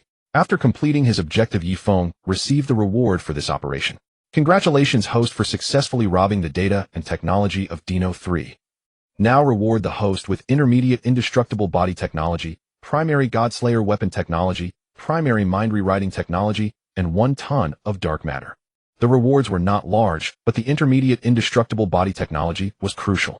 Because the intermediate indestructible body technology touched upon some of the mysteries of the third-generation divine body. The Godslayer weapon technology was also important. It involved the ability to destroy genes at the divine body level with a much greater destructive power against ordinary super genes. Previously, Yi Feng had only used his own analysis and derived plans which were not the complete Godslayer technology, leaving a vast gap between that and this. The mind rewriting technology was a very advanced one. In the known universe, the only ones involved in this technology seemed to be the angels. The demons' similar technology also originated from the angels. With this technology, Yi Feng could act more conveniently in certain matters. The dark matter once again supplemented his resource deficiencies. While reading the system's reward information, Yifeng also walked toward the outside of the Juxia. He could not conveniently perform micro-wormhole transfers inside the Juxia, as that would be detected by the Dino people, especially near the control center. As Yifeng walked out, he unexpectedly encountered Rose, who had just returned to the Juxia. They passed each other, but Rose found it strange the young researcher who had just passed gave her a feeling of extreme familiarity, as if she had seen a kindred spirit. Rose turned back, staring at Yifeng's retreating figure, feeling an odd sensation. She watched him for a long time until he turned at a corner, then she snapped out of it thinking it was just an illusion. But she did not know that both she and Yifeng possessed space-time genes. This was a special resonance between two similar genetic abilities. After all, at the level of super gene warriors, their mental strength, enhanced by technological modifications, was far greater than ordinary people's, and their perceptions were much more refined. This feeling made her hesitate to move forward. After a moment's thought, Rose pursued the direction Yifeng had taken, and then she saw him disappear through a micro-wormhole in a secluded corner of the deck. An alien, just like the Dino people. Rose immediately realized the problem. Sensing the micro-wormhole data, she activated her own micro-wormhole and Yifeng had done this deliberately, teleporting only to a small island not far from the Juxia. Because the distance was short, Rose could follow through the micro-wormhole. When Rose arrived, she saw Yifeng sitting there holding beer and roast chicken, as if waiting for her. "You're an alien, aren't you? Why have you come to Blue Star?" Rose drew her weapon on guard. She sensed that the man before her was also a super gene warrior of a much higher level than herself. Spatio-temporal Rose. A warrior with great potential. "But do you have a life of your own?" Yifeng asked. Being the daughter of Decao had not brought her any achievement, only endless constraints. In the end, she was forced to bow to Morgana, who had caused Decao's fall for the sake of fate, responsibility, and the invisible shackles upon her. Because she had deep feelings for Blue Star, she had to lower her head to the enemy for its sake. Spatio-temporal Rose, who commanded space and time, should have been the most free existence, yet she embraced the most unfree destiny. She was a pawn of Morgana, an ally of the Earthling Battalion, but a lonely traveler. Perhaps sensing that Yifeng meant no harm, or perhaps his words resonated with her, she ultimately chose not to fight. Rose realized that she was absolutely no match for this man. She walked over, took the beer and roasted meat that Yifeng had transferred via micro-wormhole, and began eating without hesitation. "I have no autonomous life. And you? Who are you?" She began to probe for information discreetly. Yifeng was also a little stunned. It seemed he had no choice, either forced to be an interstellar bandit. Fortunately, as long as he was a bandit, the system did not interfere further. "Me? Relatively autonomous, I suppose. You can think of me as a lone traveler, and I have great faith in you. You share the same path as I do. I can help you become immensely powerful and also help you resolve the future that brings you despair. All you need to do is join my command. Blue Star's present is like a glittering gold mine under the sun whose disaster is destined to strike. Remember, do not reveal my existence. Here is my dark communication contact. When you need my power and are willing to join my command, use it to contact me." Yifeng spoke a long string of words before Rose could respond. By the time she came to her senses, he had already vanished from across from her. "Rose, what happened? Why did you suddenly run off to that small island?" Liangxing's voice suddenly sounded over the dark communication. At that moment, some Dino optical satellites in space began scanning the area. The moment Rose had left the Juxia, they had already detected it. Their central system could monitor Rose's status at any time. In other words, without her black armor, Rose could not escape the surveillance of the super seminary. Rose paused, but did not nothing, just feeling restless, and came to sit here for a while. She explained only that, then ignored Liangxing. Drinking the beer Yifeng had left, and eating the roasted meat he had left behind, Rose's heart was filled with doubt and confusion. What disaster would descend? But the Dino people had been here for thousands of years, sowing super genes for millennia, and yet nothing had changed. Yifeng avoided the gaze of the Dinois people, but did not leave Blue Star. There were still many interests to consider on Blue Star. Yifeng obtained many good things from Dinois 3, including part of the technologies and data of super gene systems, such as the Galaxy Force, Novastar, War God, and it also included a great deal of important historical data. After all, the Dinois people's interstellar existence was very ancient, and the principal of the Super God Academy, Jilon, had conducted extensive research on super genes here for a considerable period. Yifeng studied these technologies briefly, and then he secretly observed the Novastar War God Lu Chuang and the Galaxy Force Ge Xiaolun. Since the two had not activated their super gene systems, this allowed Yifeng to enhance the analysis of their genetic data. Moreover, with the computational power of a basic celestial-level computer, the process was not too difficult. However, such analysis could only obtain the surface data of the two super genes. But this was still a significant gain. Yifeng secretly collected the shed skin and hair from the two and studied their genetic conditions. Although their genes only contained part of the information from the entire gene system, it still had considerable reference value. Throughout the entire process, Yifeng maintained optical invisibility, making it impossible for the surveillance cameras all over Earth to detect his presence. The Denua people were now very poor and lacked resources, so they could only rely on the covert cameras placed around Geshaluan and others to monitor their current situation. They kept a close watch on these two. After obtaining some surface data, Yifeng ceased all further actions. He was well aware that Geshaluan was the hope of Kaisa's angel civilization, and also the being that Karl hoped would exist and grow. Whether it was Kaisa or Karl, they both needed Geshaluan, the galaxy force, to confront the void. Although Karl welcomed the arrival of the void, he had never let down his guard against the power of the void. If anyone on Blue Star was the safest, it was undoubtedly this galaxy force. None of the top forces in the universe wanted to see him come to harm. Acting against him now would mean offending the two most powerful beings in the known universe. The data collected was now sufficient. Next, while studying and researching new knowledge, Yifeng began to set his sights on another person. If there was anyone in the entire heroic soldiers company who was easiest to lure away, it was undoubtedly Ali, whose full name was Su Xiaoli. She had a miserable fate since childhood, but had never received genuine help.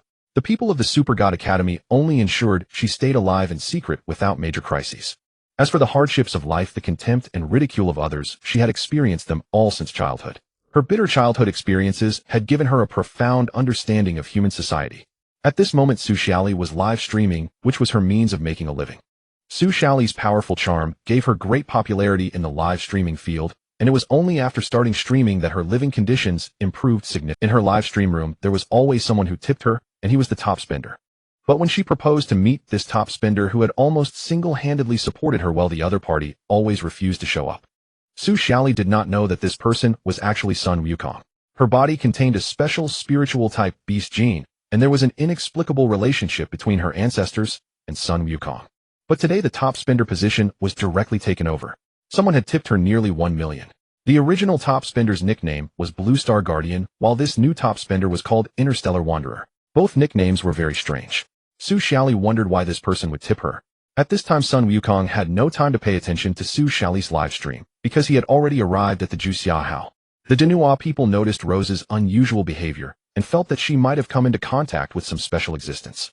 The Denua people actually knew that the creator of the space-time gene was the current demon, Queen Morgana. They were worried about the recent situation. Rose had been unwilling to disclose what had happened, possibly because she had contacted someone. Since the Denua people and the Super God Academy currently lacked combat power, they had no choice but to invite Sun Wukong as a precaution. But Sun Wukong did not expect that Yifeng had started to make a move on his home front. In fact, Sun Wukong's concern for Su Xiaoli was merely a memory of the he had paid attention to and secretly protected Su Xiaoli's mother and others when he was not in slumber. After Yifeng tipped Su Xiaoli, he didn't say much and just let her perform some songs and dances in the live stream. He also liked to watch ancient-style songs and dances. This was not difficult for Su Xiaoli. Her talent in this area was truly strong, and she quickly learned various ancient-style songs and dances. So Yifeng gave one batch of tips after another. But in reality, Yifeng had no money. He used funds from long-dormant accounts in the global banking system. The owners of these accounts had either forgotten about them or had issues, but Yifeng used all this money to tip Su Xiaoli. Brother, let's meet privately. Curious about this generous benefactor, Su Xiaoli boldly sent a private message invitation. Su Xiaoli lived in Tianhe City, not in Juxia City, where the super genes were concentrated. So Yifeng went to Tianhe City and proactively met her in a cafe. Wow, so handsome. As soon as they met, Su Xiaoli was immediately attracted by Yifeng's good looks. Su Xiaoli, I'll be straightforward with you. I want you to become my subordinate and leave here with me. Would you like to consider it? After all, as for you, you're not satisfied with your own life anyway. Yifeng said. Su Xiaoli had no friends. The people around her actually looked down on her. Those who knew a little about her. Men wanted to take advantage of her, while women hated her for stealing their spotlight. Where do you want to take me? Hearing this, Su Xiaoli understood that this person must have investigated her. She did not mind being a mistress to a handsome man, but she still held a glimmer of hope for her future partner. She was quite fond of someone like Yifeng. The stars. To be honest, I am an interstellar bandit. I can take you to experience the thrilling life among the stars and show you endless wondrous worlds. But the prerequisite is that you must ensure your loyalty. Yifeng was very direct. However, upon hearing this, Su Xiaoli reached out her delicate hand to touch Yifeng's forehead, checking if he had a fever. She thought to herself, no wonder such a handsome guy had to find a girlfriend in a live stream. He must be mentally ill. Seeing this, Yifeng waved his hand, activated a micro wormhole, and teleported the two of them above Blue Star. Yifeng directly put a high-level spacesuit on Su Xiaoli. Feeling the weightlessness and looking down at the azure planet below, it took Su Xiaoli a long time to come back to her senses. She stared in shock at the surrounding stars, then looked at Yifeng. It took her a long time to adapt to all this and realize that she was not dreaming. She had really been sent into the stars. This was all real.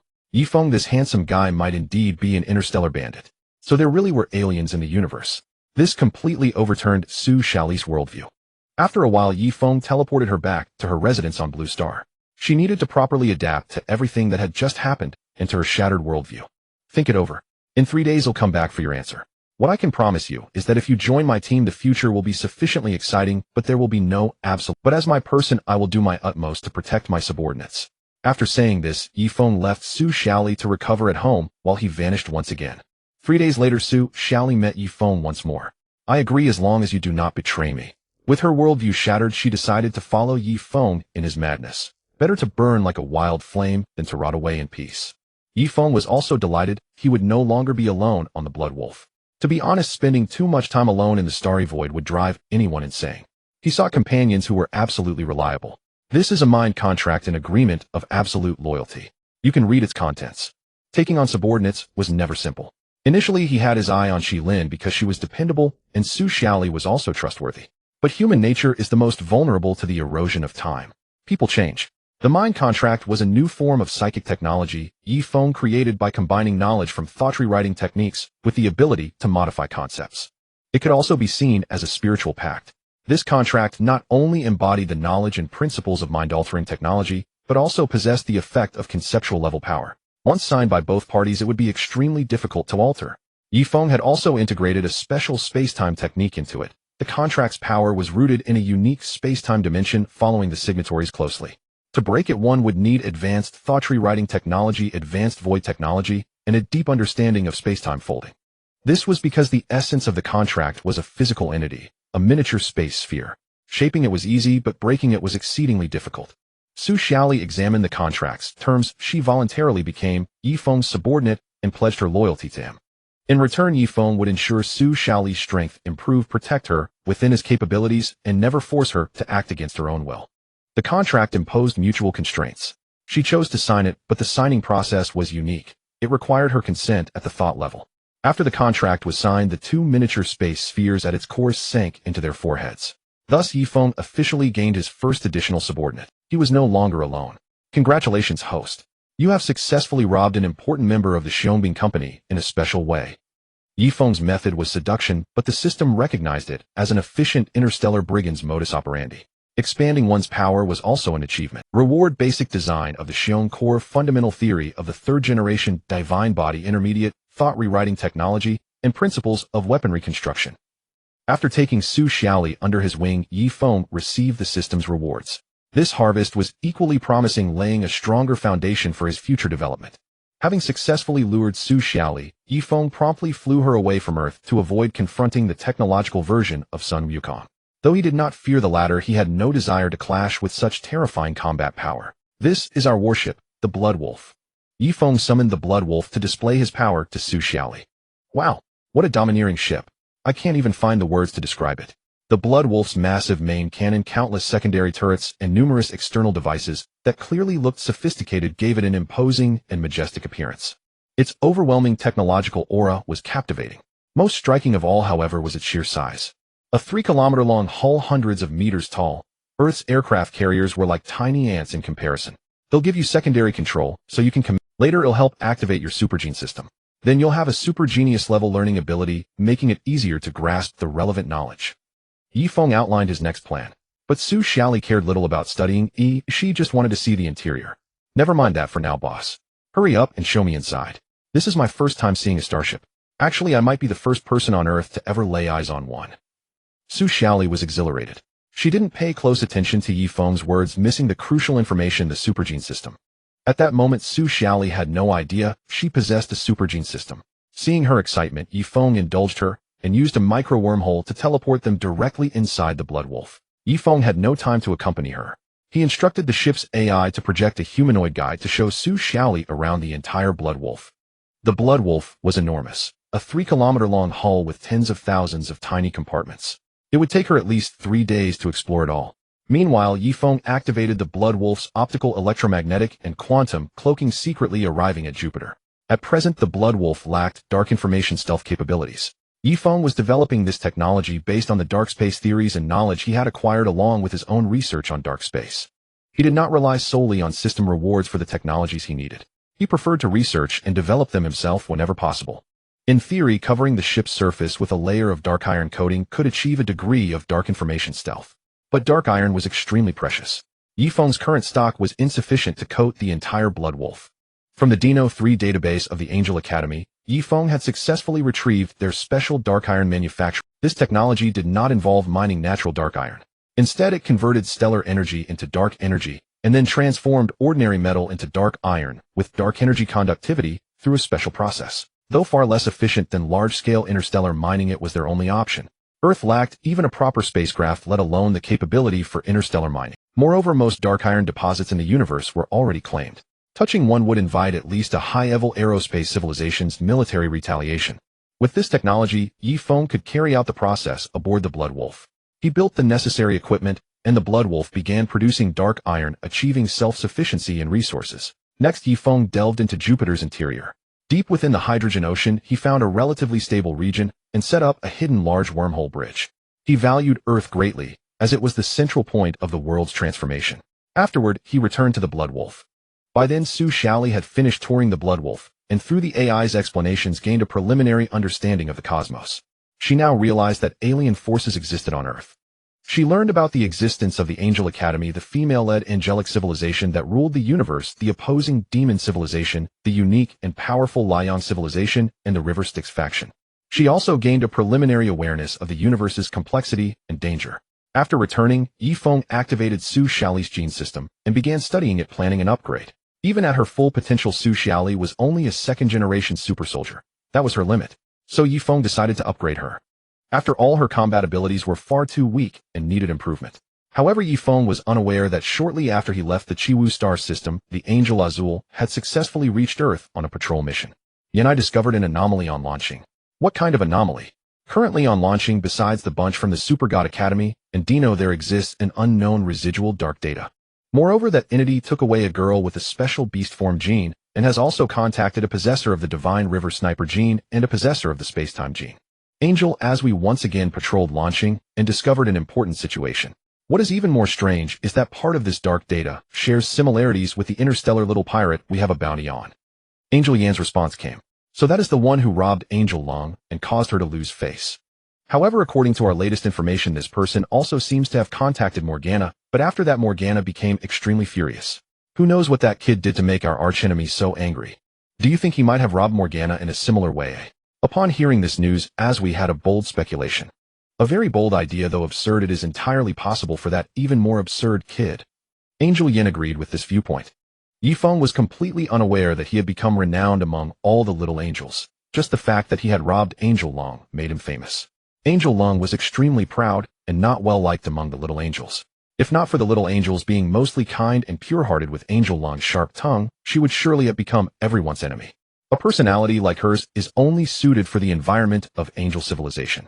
Asui, can you track down that kid, test his combat level, and then collect some relevant data?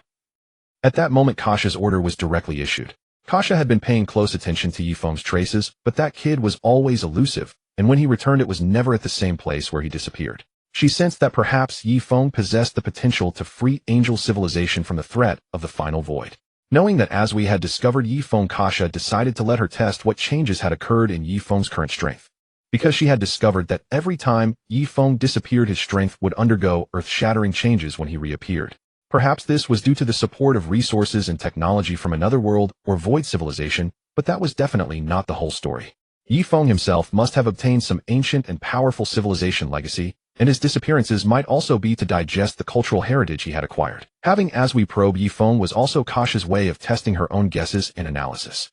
Morgana had certainly suffered a great loss at Yifeng's hands. Kasha was certain of this as she knew her sister very well. If Yifeng could make Morgana suffer, then his danger level could be placed at the third-generation divine body level.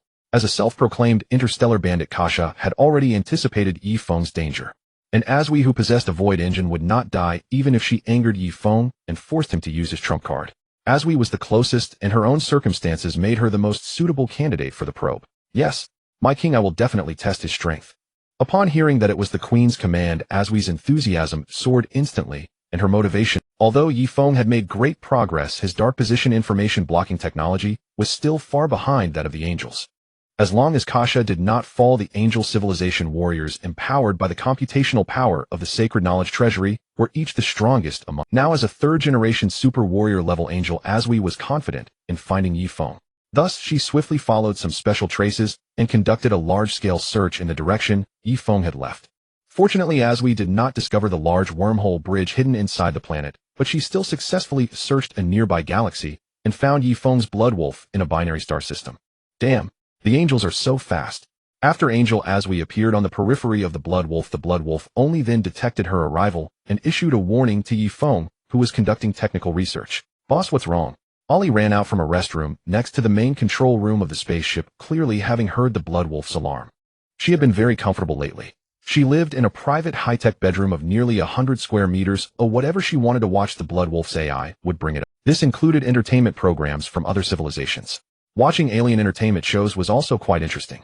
These things were all collected and recorded by Yifeng during his travels from some low-level alien civilizations, including culture, history, film, and games. Now they had become Alice's favorite. However, there was something she was unhappy about. She had to study for 6 hours every day and also take exams. Failing the exam would result in punishment.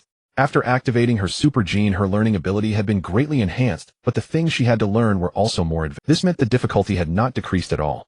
Besides that, Yifeng didn't bother her much, and there were no longer those looks filled with discrimination, hostility, or greed around her. This made her very comfortable. Ollie realized one thing: Yifeng did not like her romantically, but truly regarded her as a subordinate, a partner, and a member of the Interstellar Bandits. What Ollie had to learn was mainly the control of the warship. When Yifeng was fighting, she was responsible for commanding the Blood Wolf to provide remote support, but her current knowledge and experience were still insufficient. We have trouble. I've robbed angels twice before, and now they've come to find us. But it's no big deal. There's only one third-generation angel we can have. Yifeng spoke to explain the situation. On the other side, Ollie heard that Yifeng had actually robbed angels twice and couldn't help but admire him even more. Boss, you robbed angels twice. That one outside. The materials you gave me said that angel civilization is the most powerful in the universe, and their queen is called the God King of the cosmos. To dare touch such power and succeed, boss, you're amazing. While admiration flashed in Alice's eyes, she also wore an expression as if looking at a block of wood. The angel outside was truly beautiful, even making her a woman feel a stir, and some fujoshi thoughts began to creep in. If all angels were this beautiful, then Yifeng could still lay hands on them. He must be a real blockhead. Stop flattering me. Angels are indeed beautiful. All beautiful. But their power and danger are proportional to their beauty. Any behavior not in line with the justice order could invite their flaming judgment. Yifeng clearly saw through Alice's little scheme and issued a warning. He'll go meet her. You watch closely. This is what a battle between universe-class super gene warriors looks like. As soon as the words fell, Yifeng flashed out of the Blood Wolf and appeared less than 5 meters away from Asui. Angel Jue, did Angel Yin send you, or was it Holy Kesha? Yifeng appeared directly in front of Angel Jue, still maintaining a tone of respect when mentioning Kesha. Showing respect to the strong is not shameful. His appearance was extremely abrupt. His sharp micro-wormhole transfer ability startled even Angel Jue. Angel Jue analyzed that her micro-wormhole ability might be at least 3 to 4 times inferior to his. Your growth is indeed swift. In such a short time you have advanced from a first-generation super soldier to the third generation. Angel Jue quickly analyzed through dark data and discovered that Yifeng's energy level had reached the third generation, the same as hers.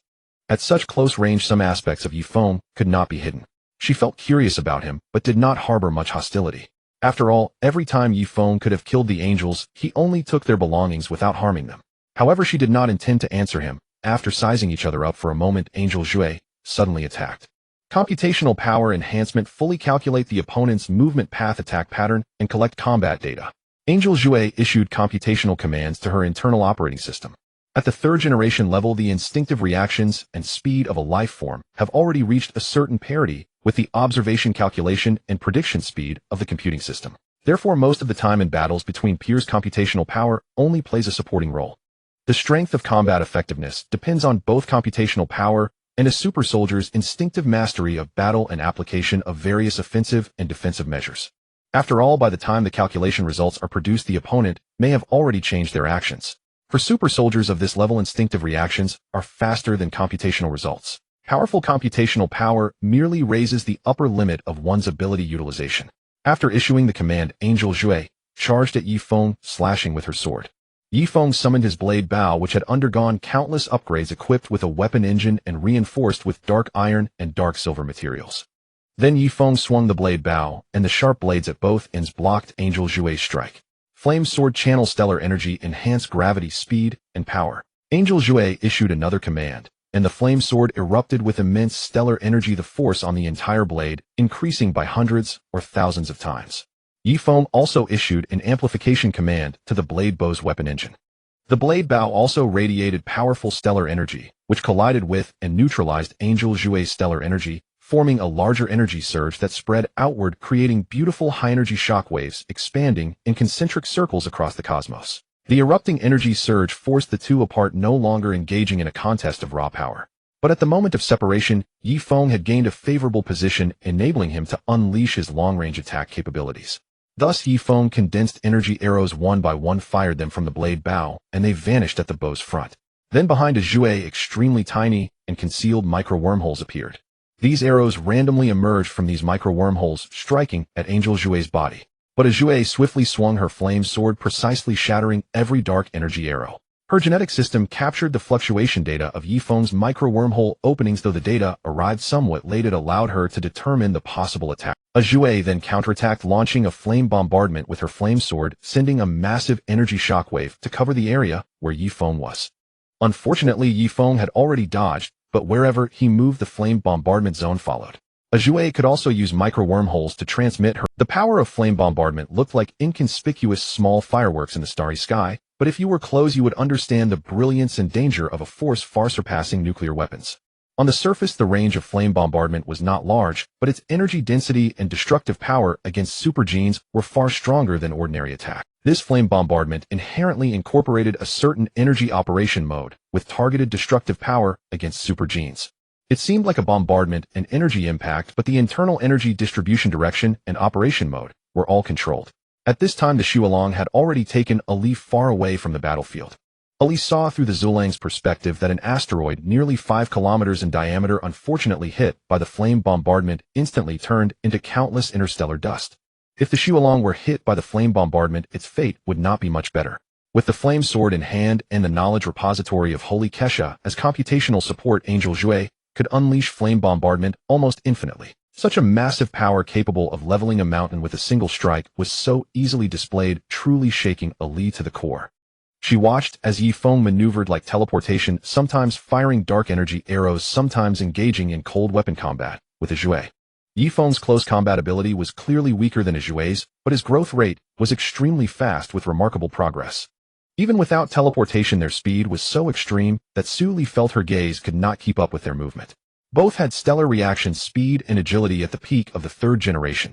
Even 2nd generation soldiers could not match their reactions. To test Yifeng's strength, a Jue unleashed her full combat power. In the later stage, Yifeng formed a special red arrow on his blade bow, which was essentially a compressed stellar energy arrow attack, a high-power bombardment type. After being fired, this red arrow could automatically lock on and track through micro-wormholes, exploding only when it reached a Jue. However, a Jue could counter the explosion by attaching energy to her flame sword, though she would be left disheveled. What Ali saw was that Yifeng was inferior in close combat, but far superior in micro-wormhole spatial movement. A Jue's reactions were similar to Yifeng's, but her experience was rich, allowing her to achieve maximum attack or defense with minimal energy consumption. In contrast, Yifeng had little combat experience. His fighting style was somewhat rigid, as if trained through a data simulation system. No matter how much training through data simulation, it was not as beneficial as a single real battle for Yifeng's improvement. Both Yifeng and a Jue were holding back. A Jue had not used her void engine. Yifeng had also not used his concept modification technology, anti-void technology, or dark dimensional blocking tech. Since a Jue had never struck Yifeng's body, he had not even revealed his undefeatable body ability. A Jue also sensed this, as she wanted to force out more of Yifeng's abilities, but now she had fought him to a draw and could not extract more hidden power. She understood that Yifeng had more hidden capabilities, and his actual combat power might already surpass hers. She was testing Yifeng, but Yifeng was also using her hand to hone his own combat skills. They fought for 3 days. In the end, a Jue could not extract anything more, only learning part of Yifeng's strength. But even these abilities she discovered were already astonishing. Yifeng actually knew the stellar energy manipulation technique of the Solarian people, though not at a high level. His application of this technique was extremely impressive. Even more terrifying, Yifeng's micro-wormhole ability surpassed hers. With his superior micro-wormhole spatial transferability, Yifeng could have defeated a Zhui in this state, but he still chose to hold back, only fighting her to a draw. At a certain moment, a Zhui suddenly retreated, flying far away. She did not want to fight anymore. A Zhui, I want you to test this young man thoroughly. Just as a Zhui was about to release her grip, the voice of Tianji King, she suddenly echoed in her ear. A Zhui was a pure warrior, also an excellent executor. She nodded. Then she remotely struck at Yifeng through a Zhui, moving with a speed beyond his reaction and slashing toward his neck. Yifeng dodged swiftly, barely avoiding the blow, his heart shaken with awe. He knew this was not a Zhui. The combat power just displayed exceeded even that of a third-generation peak divine body. This meant that a Zhui's combat strength had momentarily reached the fourth-generation level, and her micro-wormhole technology was far more advanced than his. Moreover, Yifeng sensed that his own micro-wormholes had been interfered with during activation, slowing their speed considerably. All of this made Yifeng realize that Tianji King, she, or perhaps Kasha, had intervened from afar. Judging from the exchange just now, the angels seemed not to intend killing him, but rather to probe his power level. Though not in danger, Yifeng disliked being tested. The more hidden cards he had, the better. Thus, Yifeng immediately activated the intermediate world travel card, swiftly transferring Ali over and entering another world together with her. The Blood Wolf then vanished mysteriously. She, remotely controlling a Zhui in battle, remained unfazed, recording all data from the opening of the spacetime vortex until it disappeared. Yifeng escaped to another world, yet she had gained much as well. This time she obtained partial data on Yifeng and on the cross-dimensional portal. These data were crucial for Hizai's research. Both she and Kasha were deeply devoted to and skilled in fundamental scientific theories. However, Morgana excelled in the practical innovation of technology and knowledge.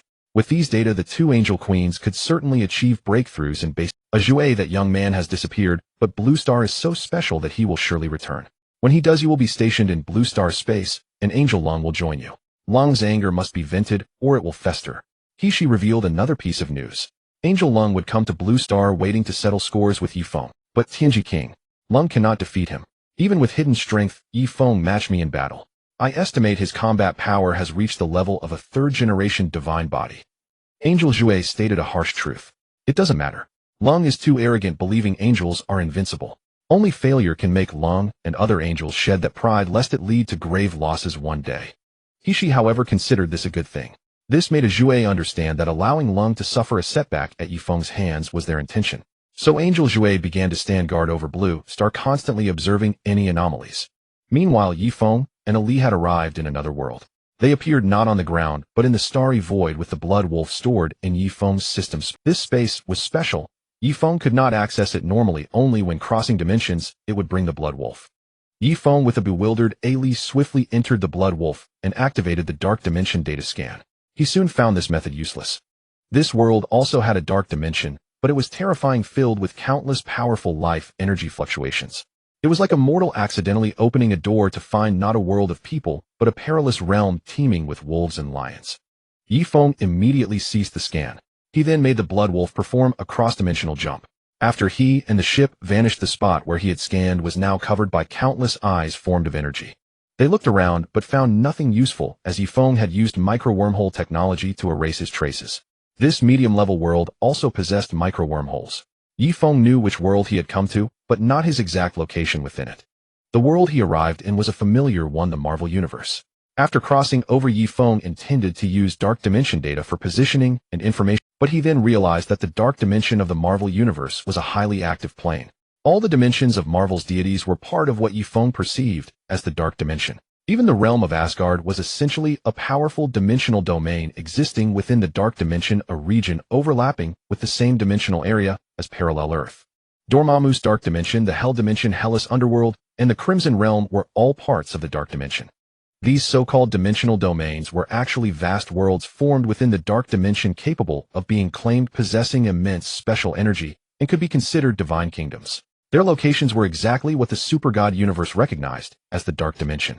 The moment Yifeng touched the Dark Dimension, he was intimidated by the many powerful dimensional lords within it, and he had no desire to attract their attention upon arriving in the Marvel world. After arriving, Ali clearly sensed that this was not her original world.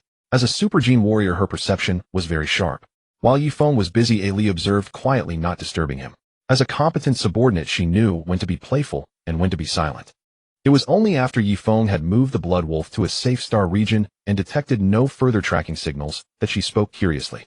Boss, where are we? We are in another world, a universe completely different from our own. Yifeng explained the situation. Beyond our universe lie countless other worlds, the myriad realms. Our universe is like a tiny grain of sand within the vast multiverse. As an interstellar bandit, I can also be called a multiverse bandit capable of traveling between these worlds. You are about to embark on an adventure across worlds with me. Hearing Yifeng's words, Li was deeply shaken, but she accepted it. Because the Blue Star in the Super God universe also had online novels, the concept of multiverse travel was not new.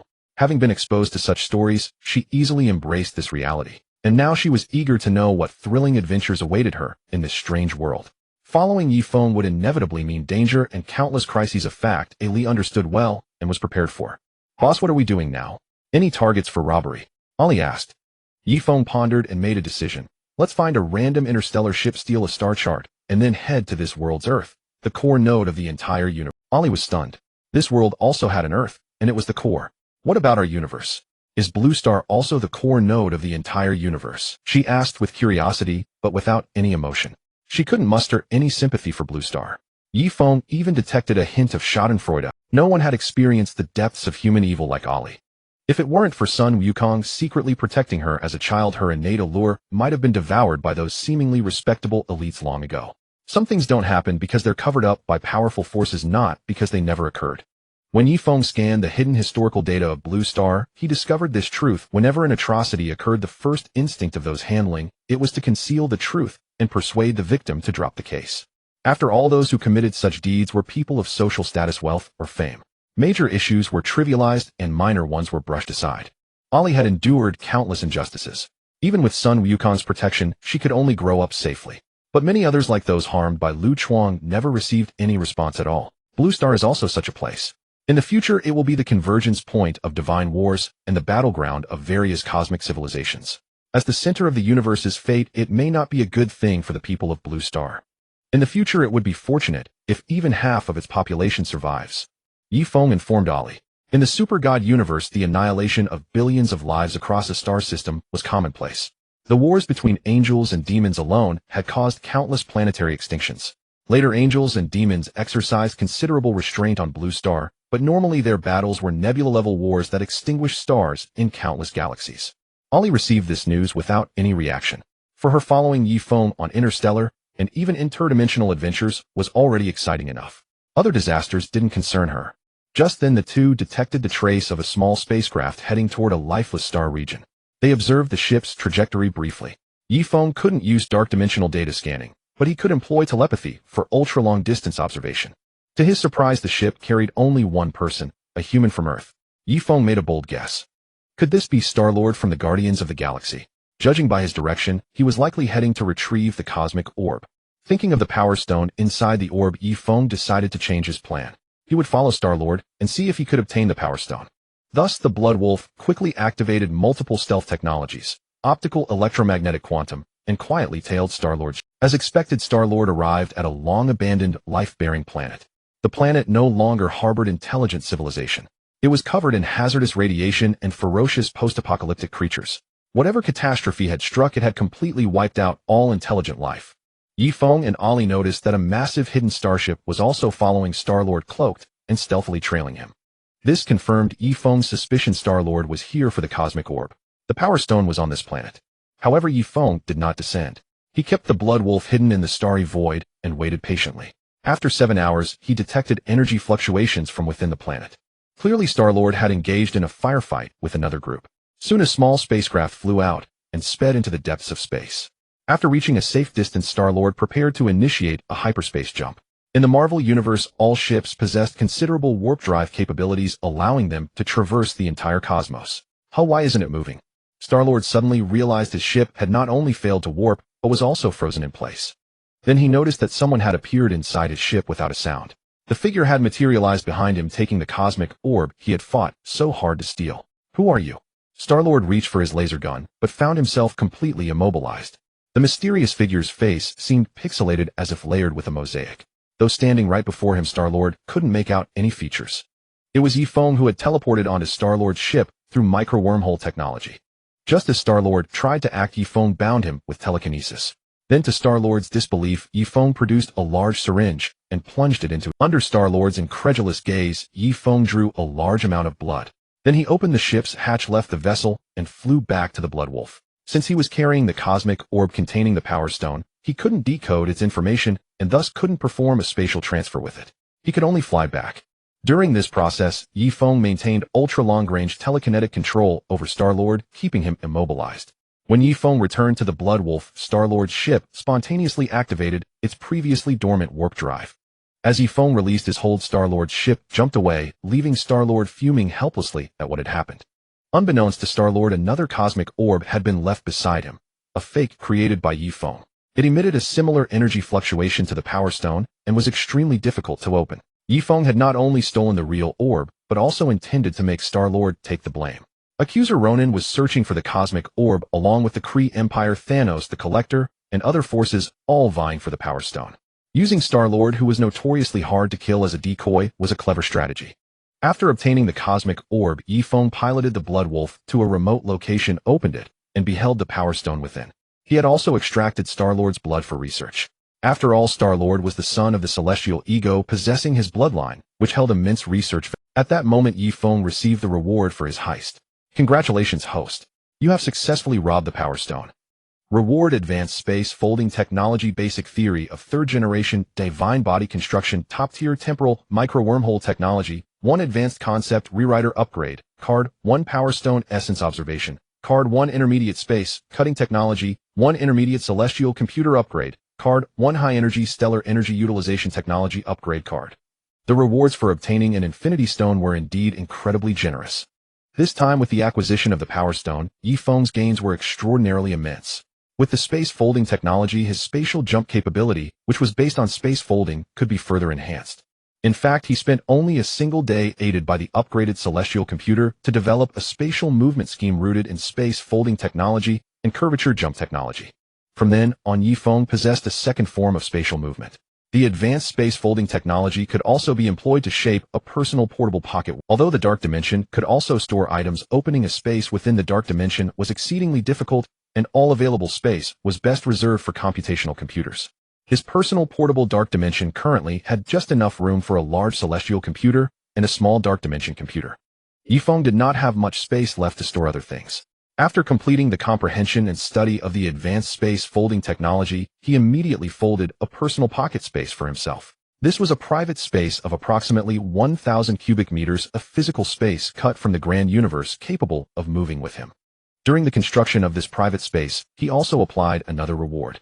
The intermediate space cutting technology was what severed the folded spatial structure from the Marvel Universe, transforming it into his own private domain. Ollie, would you like a private space? Boss, can you create a private space for me, one that can store things? Ollie was thrilled upon hearing this. Who wouldn't desire such a supernatural existence? Storing items in the dark dimension required decoding, which was extremely troublesome. She had already completed the study of basic micro-wormhole technology, yet storing things in the dark dimension remained very difficult. Yi-Feng nodded, and then fashioned a 10 cubic meter private space for Ollie. It was not that he was unwilling to give her a larger one, rather opening and closing a private space was still a technological means that consumed a considerable amount of energy. Given the dark energy Ollie could currently harness, 10 cubic meters was just right. The greatest gain Yi-Feng obtained this time was the top-tier micro-wormhole. The emergence of this technology elevated his micro-wormhole capability to a level on par with Morgana Carl, He-She, and Kasha.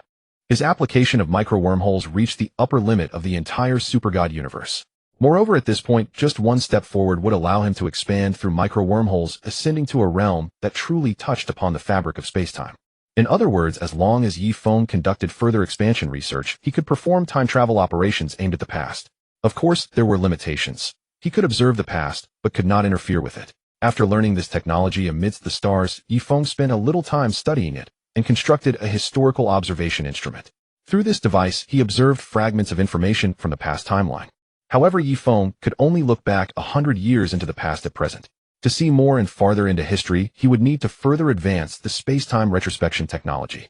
The Advanced Concept Modifier Upgrade card elevated Yi-Feng's Intermediate Concept Modifier to an advanced level. But at this moment, he also discovered the limitations of this technology. That is, no matter how special a concept modifier, it could only modify three-dimensional entities. It could not affect the rules of two-dimensional, one-dimensional, or four-dimensional. Its concept modification existed only on the three-dimensional level. Yet this was still immensely powerful. Now, if Yifeng wished, he could do as Morgana had done. Directly define the communication mode of the entire blue star, rendering all electromagnetic communications completely ineffective and non-functional. The advanced concept modifier could also alter gravity, modify micro-wormhole structures, and change the parameters of many fundamental rules. But it still had other limitations. For instance, it could not transform the concept of gravity into that of repulsion. Gravity remained gravity. Its parameters could vary, but its essence could not be rewritten. The scope and magnitude of this concept modification were more powerful than before, yet it was still not a miracle that transcended the foundational rules. The next reward Yifeng received was the Power Stone Observation Card. It could help Yifeng read information from the Power Stone that his current capabilities could not access. After all, his current technology struggled to truly comprehend the internal structure of the Power Stone. The Power Stone also reacted strongly to the external world, generating powerful interference. This item would aid him in his research on the Power Stone. The Intermediate Celestial Computer Upgrade Card helped Yifeng upgrade his primary celestial computer to an intermediate celestial computer. Yifeng's original primary celestial computer was roughly the size of a moon. Now the intermediate celestial computer was directly the size of an Earth, a planet-level supermassive entity. It existed in the dark dimension, providing an enormously vast foundation of computational power. Compared to the primary celestial computer, Yifeng's capabilities had increased by nearly 10,000 times or more. Moreover, the intermediate celestial computer could already rival the immense computational power of Kasha's Sacred Knowledge Repository. It was still somewhat inferior to the Great Clock, but the gap was narrowing. The first upgrade Yifeng carried out after receiving the rewards was the Dark Dimension Computer. With the support of the intermediate celestial computer, his research on advanced space folding technology proceeded so swiftly. The further enhancement of fundamental computational power would also lay a more advanced foundation for his research and learning in all other aspects. After the celestial computer upgrade, vast amounts of energy were required to support its operations. The system's reward, an advanced stellar energy utilization technology upgrade card, elevated his intermediate stellar energy utilization technology to an advanced level. The advanced stellar energy utilization technology was sufficient to support him in harnessing the energy of multiple stars for various tasks. It also alleviated Yifeng's previous energy shortage. The advanced stellar energy utilization technology could also produce more advanced effects, such as the solar avatar technique. Now Yifeng could directly detonate the star of a planet, thereby delivering a devastating blow at the level of an entire star system. It could be said that Yifeng now possessed the formidable power to annihilate the entire solar system. Now Yifeng prepared to study the third-generation divine body. The fundamental theory of the third-generation divine body also appeared in the rewards, laying a solid foundation for his research. At the same time, another crucial aspect of Yifeng's advancement to the third-generation divine body, the energy issue, was resolved thanks to the emergence of the advanced stellar energy utilization technology. From this moment on, Yifeng had the ability to design and realize his own third-generation divine body. The only thing he lacked were the advanced resources required to achieve it. After completing the reception of the rewards, Yifeng shifted his focus to the study of the Power Stone. This top-tier treasure of the Marvel Universe was one of the most supreme gems for scientific research. Even though Yifeng possessed the ability to study the third-generation divine body, he did not immediately embark on that research. His current focus was on the Power Stone. As one of the Infinity Stones, it remained uncertain whether the Power Stone would retain its miraculous properties after leaving the Marvel Universe. Thus, unlocking the secrets of the Power Stone would be best accomplished within the Marvel Universe. Yifeng's stay in the Marvel Universe was limited to 5 years, after which he would inevitably return. Fortunately, no matter how much time he spent in other worlds, the passage of time in the Super God universe remained negligible. He retrieved the cosmic orb and began scanning its data with faint dark signals. He dared not use overly powerful dark signals, lest the formidable entities lurking within the dark plane of this world pinpoint his location and pursue him. The shell of the cosmic orb was a super-inert metal capable of shielding electromagnetic, quantum, and radiation scans. It could also be considered a kind of powerful divine metal. Otherwise, it could never have sealed the immense power of the Power Stone within. Fortunately, this metal could not block dark signal scanning, allowing Yifeng to observe its internal structure with clarity. Soon Yifeng understood the intricate and complex structure of the device. At the same time, he scanned the basic atomic and molecular structure of this metal, enabling him to replicate this special inert metal. This inert metal, capable of isolating many forms of energy, possessed a wide range of highly efficient applications, much like dark iron. Yifeng would undoubtedly find use for it in the future. Next, Yifeng deliberately chose a star system in a chaotic state of energy fluctuation, one undergoing the expansion phase of a red giant. He intended to use it to mask the energy waves emitted by the Power Stone. Yifeng also prepared several layers of energy shielding devices. Only then did he open the cosmic orb, revealing the Power Stone, which erupted with him. The Power Stone, one of the most precious infinity stones in this universe, now manifested before Yifeng in a state of terrifying, unrelenting energy output. Indeed, the Infinity Stones were truly worthy of their name. At that moment, Yifeng felt as if he were confronting the terrifying energy of the entire universe. As if what lay before him was not a tiny gem, but an infinite ocean of boundless energy, as vast as the endless sea of stars. Boss, what is this thing? Its power is terrifying. Ollie hid behind Yifeng, evading the violent energy surging from the Infinity Stone. Yet her curiosity was so intense that she could not resist peeking out to observe this strange gem, which contained such immense power and gave her the feeling it could annihilate entire galaxies. Yifeng had not told Ollie what was inside the cosmic orb. This is the Power Stone, one of the 6 Infinity Stones of this world. It contains nearly limitless. With it you could achieve infinite energy in this universe, but I'm not certain whether it will function the same way in our world. Hearing that this tiny thing possessed infinite energy, Alice's eyes lit up and a strong desire surged within her. Women, after all, had a natural fondness for especially treasures like gems which contained immense power. Yifeng tapped her head to dispel her greed. Don't even think about it. If I gave this to you, its energy would kill you the moment you held it. Moreover, countless beings in this universe as powerful as Kasha covet it. Even if I gave it to you, you couldn't hold on to it. Ollie stuck out her tongue and rolled her eyes playfully, but her desire for the Infinity Stone diminished considerably. In truth, the Infinity Stones had a somewhat sinister nature, exerting a powerful allure over living beings. Ollie had been influenced by this attraction. Yifeng's words temporarily freed her will from that pull.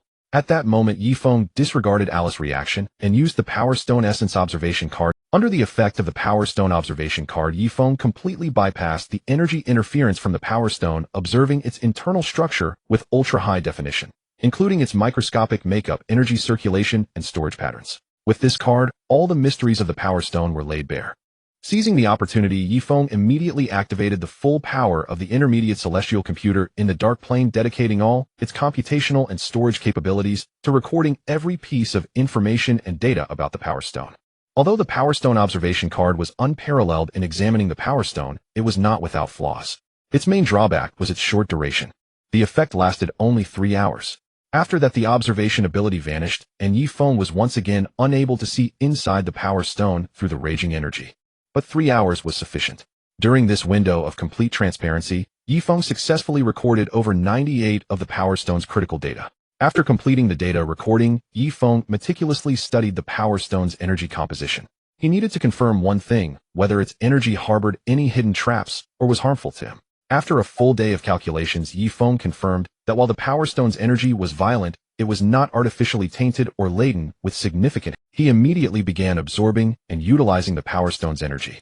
With this immense power, his dark plane celestial computer was finally able to operate at full capacity. Under normal circumstances, it had never used even 10 of its full power. Now at full power, Yifeng launched an intensive study of the power. This process lasted nearly a month.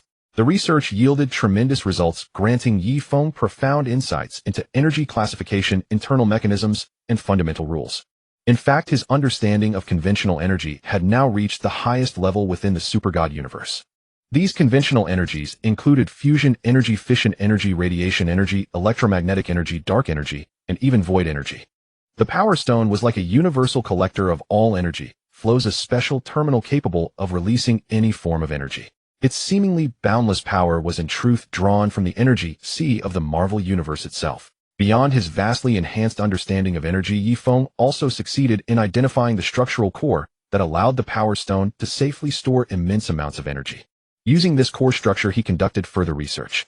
After another month of work, by imitating the Power Stone, Yifeng successfully created his own energy. As a super gene warrior, his own body contained only a limited amount of energy. In most cases, super gene warriors relied on external stellar energy or dark energy for combat. Without external energy support, a super gene warrior was like a fighter jet without fuel, grounded and useless. But now with the energy core derived from the Power Stone's technology, it became possible to store enormous energy and directly support a super gene warrior's activities from within. Yifeng forged an energy heart for himself, integrating top-tier micro-wormhole technology, advanced space, folding technology, stellar energy, harnessing techniques, and the Power Stone's energy circulation storage and release mechanisms. This heart could successfully store a colossal amount of energy equivalent to the entire lifespan of a sun. With this creation, Yifeng would never again face the dilemma of insufficient external energy to power his systems. His power would become the most enduring and inexhaustible in the supergod universe. And the energy heart was merely one of the significant gains from his study of the Power Stone. Not the entirety, but just one among many. Having developed the heart of energy, Yifeng did not immediately take further actions. Instead, he began to utilize the energy of the Spirit Stone to charge the heart of energy while upgrading Ali. Ali's strength officially reached the second-generation level. With a certain level of power, she possessed a degree of self-defense capability when acting alongside Yifeng. Yifeng focused on teaching Ali the calculation techniques of micro-wormholes, ensuring that she mastered this ability even through rote memorization. Now Ali could escape back to the Blood Wolf using micro-wormholes at any time. At the same time, Yifeng thoroughly researched the power of telekinesis, granting her telekinetic organs, allowing Ali to wield powerful telekinetic abilities. 10 days later, with the heart of energy fully charged, Yifeng installed the Spirit Stone onto a luxurious set of leaf-patterned armor he had crafted. With the Spirit Stone now in hand, he had no reason not to use it. Yifeng intended to apply the Spirit Stone for defensive purposes rather than offensive. With the infinite power of the Spirit Stone, this special armor would possess invincible defensive capabilities. Unless your energy limit exceeds that of the Spirit Stone, it would be exceedingly difficult to breach the terrifying defense created by it. Yifeng also crafted a lightweight leather armor for Ali which offered commendable defense. On it was a small weapon engine that could receive energy from the Spirit Stone on Yifeng. After utilizing the Spirit Stone, Yifeng set off towards the blue planet in the Marvel Universe. There were many treasures here. The Time Stone, Space Stone, Reality Stone, Ether Dimensional Magic, the Darkhold, Chaotic Energy, Adamantium, Sound-Absorbing Steel, all of them possessed significant research value. Yifeng began his journey towards the parallel Earth in the Marvel world, during which he robbed a small cosmic pirate and obtained a star map of the Marvel cosmos. Due to the target being too weak, the system provided no rewards. Meanwhile, Yifeng continued to advance slowly and steadily, making slight upgrades to the entire Blood Wolf. The first upgrade was to its computing system. Yifeng crafted a medium-sized dark dimension computer, which along with the original small dark dimension computer, formed a dark dimension computing cluster. The second upgrade was to its metallic structure. Yifeng utilized the energy from the Spirit Stone to create dark iron and cosmic spirit balls, employing special atomic processing techniques to manufacture them and replace the original mechanical structure of the Blood Wolf. After this upgrade, the overall strength of the Blood Wolf increased more than 30 times. Simultaneously, its energy shielding and signal blocking capabilities became exceptionally strong, making it difficult for even Kree to detect its presence. Yifeng used a mixture of the cosmic spirit ball and dark iron to create a layer of ship coating, achieving complete dark signal stealth and energy wave stealth for the Blood Wolf. With the tremendous energy support from the Spirit Stone, Yifeng accomplished a miraculous upgrade of the entire Blood Wolf in an extraordinary manner. The third upgrade direction involved equipping many critical compartments and weapon systems of the Blood Wolf with dark energy engines. These engines would enhance their independent functionalities. In combination, the Blood Wolf's full functionality would be exceedingly formidable. The fourth upgrade involved Yifeng successfully developing a dual time-space barrier based on space folding technology and micro-wormhole technology. This time-space barrier would be a more advanced defensive measure than any energy defense. The so-called light energy barrier would pale in comparison. The Blood Wolf was equipped with this technology.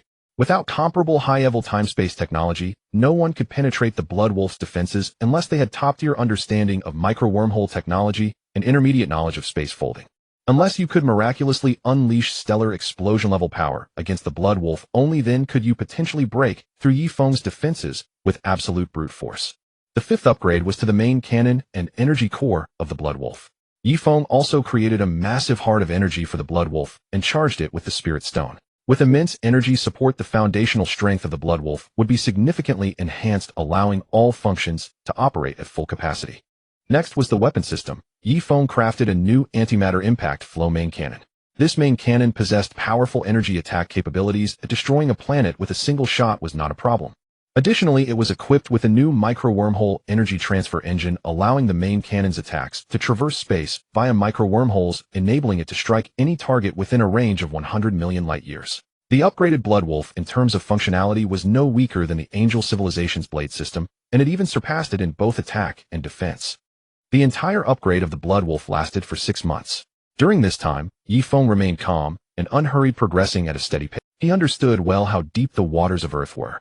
Not to mention Ancient One and the various gods in the dimensional realms, even the powerful celestial group, or the one above all, who is the only omniscient being in the universe, could be hidden within the Earth of the Marvel Universe. Legend has it that powerful beings akin to the celestial pivot gods could also be hiding in some ordinary guise on one of the countless parallel Earths, and strength is the only guarantee for him to safely pursue everything.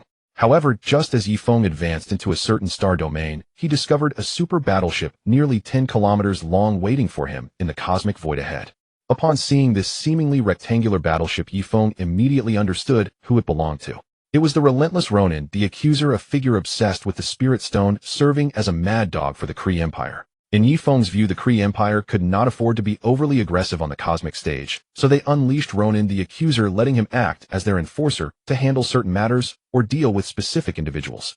Ronin's strength goes without saying. The Inhumans were created by the Kree, and as a mad dog of the Kree, Ronin could rampage through the universe, boasting immense power and influence. It was no surprise that they could track him down. Despite taking many precautions, Yifeng could not completely obscure the aura of the Infinity Stones. There are always certain special existences capable of tracking the trajectory of the Spirit Stone in ways he was unaware of. The Marvel Universe is not lacking in methods for observing timelines or similar to precise prophecy. Whether it was Thanos or the Kree Empire, such means were certainly not absent. Facing Ronin the Accuser, Yifeng felt no fear whatsoever. Instead, he was quite excited. He hoped to see some advanced technology's knowledge or crucial intelligence from Ronin. After the upgrade of the Blood Wolf, Yifeng was unafraid of anyone. However, before he could confront Ronin, the Accuser, leading the charge was a small spaceship that Yifeng recognized well. It belonged to Star-Lord. It seemed the Guardians of the Galaxy had arrived, and Yifeng captured information about Star-Lord and his companions through dark signal scanning. It was the likes of Rocket Raccoon and others. However, they were not weak either, as they were followed by the new Nova Corps of the Xandarians. Yifeng suspected that Star-Lord and his crew had come along with Ronin. The Guardians of the Galaxy had also brought along the Xandarian forces. However, if the Xandarians had tracked the location of the Spirit Stone, they would not have brought along the Guardians of the Galaxy, who could be considered a comedic troupe. Perhaps Thanos' forces were also on the way, and Ego's spies had also taken notice of them. Yifeng anticipated significant trouble with the Spirit Stone, but he never expected so many problems to converge at once. In this instance, two factions from the cosmic empires appeared simultaneously, creating a triangular standoff with the seemingly easy-to-bully Blood Wolf. For a moment, all three sides remained still. Three factions stood in a standoff, all converging for the Power Stone. Yifeng pondered his next move. Suddenly an idea struck him, and he swiftly issued a command to the Blood Wolf's computer. In a processing workshop aboard the Blood Wolf, under the control of the ship's AI, countless nanobots were rapidly manufactured utilizing materials from the dark iron and the outer shell of the cosmic orb. The technology of the Marvel Universe was formidable, but it predominantly pursued macroscopic force with little mastery over microscopic techniques. Just then, an ultimatum from Ronin the Accuser crackled through the interstellar public channel. Whoever you are, hand over the cosmic orb or face an unending war with Ronin the Accuser. The Nova Empire of Xandar then chimed in with hypocritical benevolence. Sir, the cosmic orb contains a power of immense danger to the entire universe. We, the Nova Empire of Xandar, can safeguard it on your behalf, preventing it from poisoning innocent lives across the cosmos. Please consider this carefully, otherwise for the sake of universal safety, we shall be forced to take necessary measures. Then Star-Lord of the Guardians of the Galaxy spoke up. Mysterious guy, that cosmic orb belongs to me, Star-Lord, and you stole it. Now return it to its rightful owner. We, the Guardians of the Galaxy, are the true force of justice, willing to protect it for the universe's safety. Faced with these words, either outright threats or warnings cloaked in righteousness, Yifeng paid them no heed. He directly activated the Blood Wolf's main cannon, unleashing a devastating energy torrent rivaling planetary destruction. Simultaneously at the cannon's muzzle, a small temporary wormhole formed its other end, opening behind Ronin the Accuser's vessel. The planet-destroying energy surge erupted instantly, striking Ronin's massive flagship. This ship, a marvel of Kree Empire technology, saw its energy shield shattered into fragments against the annihilation-level power. Neither Ronin the Accuser nor his subordinates anticipated Yifeng's decisiveness or his ability to launch cross-dimensional energy attacks. The colossal energy torrent, after breaching the ship's defenses, in an instant struck Ronin's vessel directly. The main control room where Ronin stood lay precisely in the path of the torrent. Boom. The entire battleship disintegrated and exploded in the void, and the life signs of Ronin the Accuser and his many followers vanished in the blast. Ronin was formidable in combat, but like a ninja, he was a glass cannon. High offense, low defense, fragile in constitution. Their vitality was not exceptional. Thus, he never imagined Yi Feng possessed cross-dimensional attack capabilities, and without any preparation, he fell to Yi Feng's opening strike. Ronan, the accuser, that pivotal villain, had met his end. The possessor of the Power Stone wielded such a mighty warship that one shot obliterated Ronan. Neither the Xander Empire nor Yi Feng had expected this. When he arrived, the system's notes marked this world as intermediate, a single universe, not yet multiversal. Yi Feng could not access the multiverse. Yet as a rare powerhouse, Ronan should not have been so easily killed. But he died nonetheless. The moment Ronan was destroyed, the Nova Corps fleet of Xander swiftly dispersed into high alert. Their sensors quickly identified Yi Feng's strike as planet-destroying level. Such immense power emanating from that unassuming small warship put them on high guard, realizing that despite its size, the vessel's technology was extraordinary. They scattered to avoid being obliterated by Yi Feng's planet-destroying cannon. Even ground forces understood the basic principle of modern warfare: never concentrate forces too densely, lest they become a target for concentrated fire. But before the Nova Corps could decide their next move, whether to attack or retreat, another force appeared through interstellar jump in the void. The Kree Empire fleet. It had arrived. Two vast fleets of contrasting styles now stood on high alert, both fixated on Yi Feng's Blood Wolf. They too were stunned by Yi Feng's power. The Kree Empire quickly acquired battle data. Ronan, the accuser, had fallen to Yi Feng's single blow. They knew everything about Ronan, having planted their own agents among his forces. They also knew that though Ronan ostensibly sought the Power Stone for Thanos, his true aim was his own agenda. That agenda was to annihilate the Kree Empire's ancient foe, the Xander Empire. Originally, Xander planned to seize the Power Stone from Ronan after he obtained it. The Kree Empire's hidden forces feared no one, not even the rampaging Thanos. Thanos was powerful, born of the Eternals created by the Celestials, but the Kree Empire had roamed the cosmos for eons and faced countless apex beings. This time the Kree Empire intended to seize the Power Stone as one of their trump cards. The Xander Empire, discerning their intentions, would rather the Power Stone fall into Thanos' hands than into the Kree's. In Thanos' hands, the worst-case scenario for Xander was losing half its population. But in the Kree's hands, Xander faced only one path: extinction. The Kree would treat them as they had the Skrulls, ensuring they never rose again.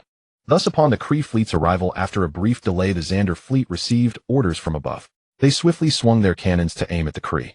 The Xander Empire would rather tear up the newly signed peace treaty between the two empires than let the Power Stone fall into Kree hands. Witnessing this scene, Yi Feng grew patient.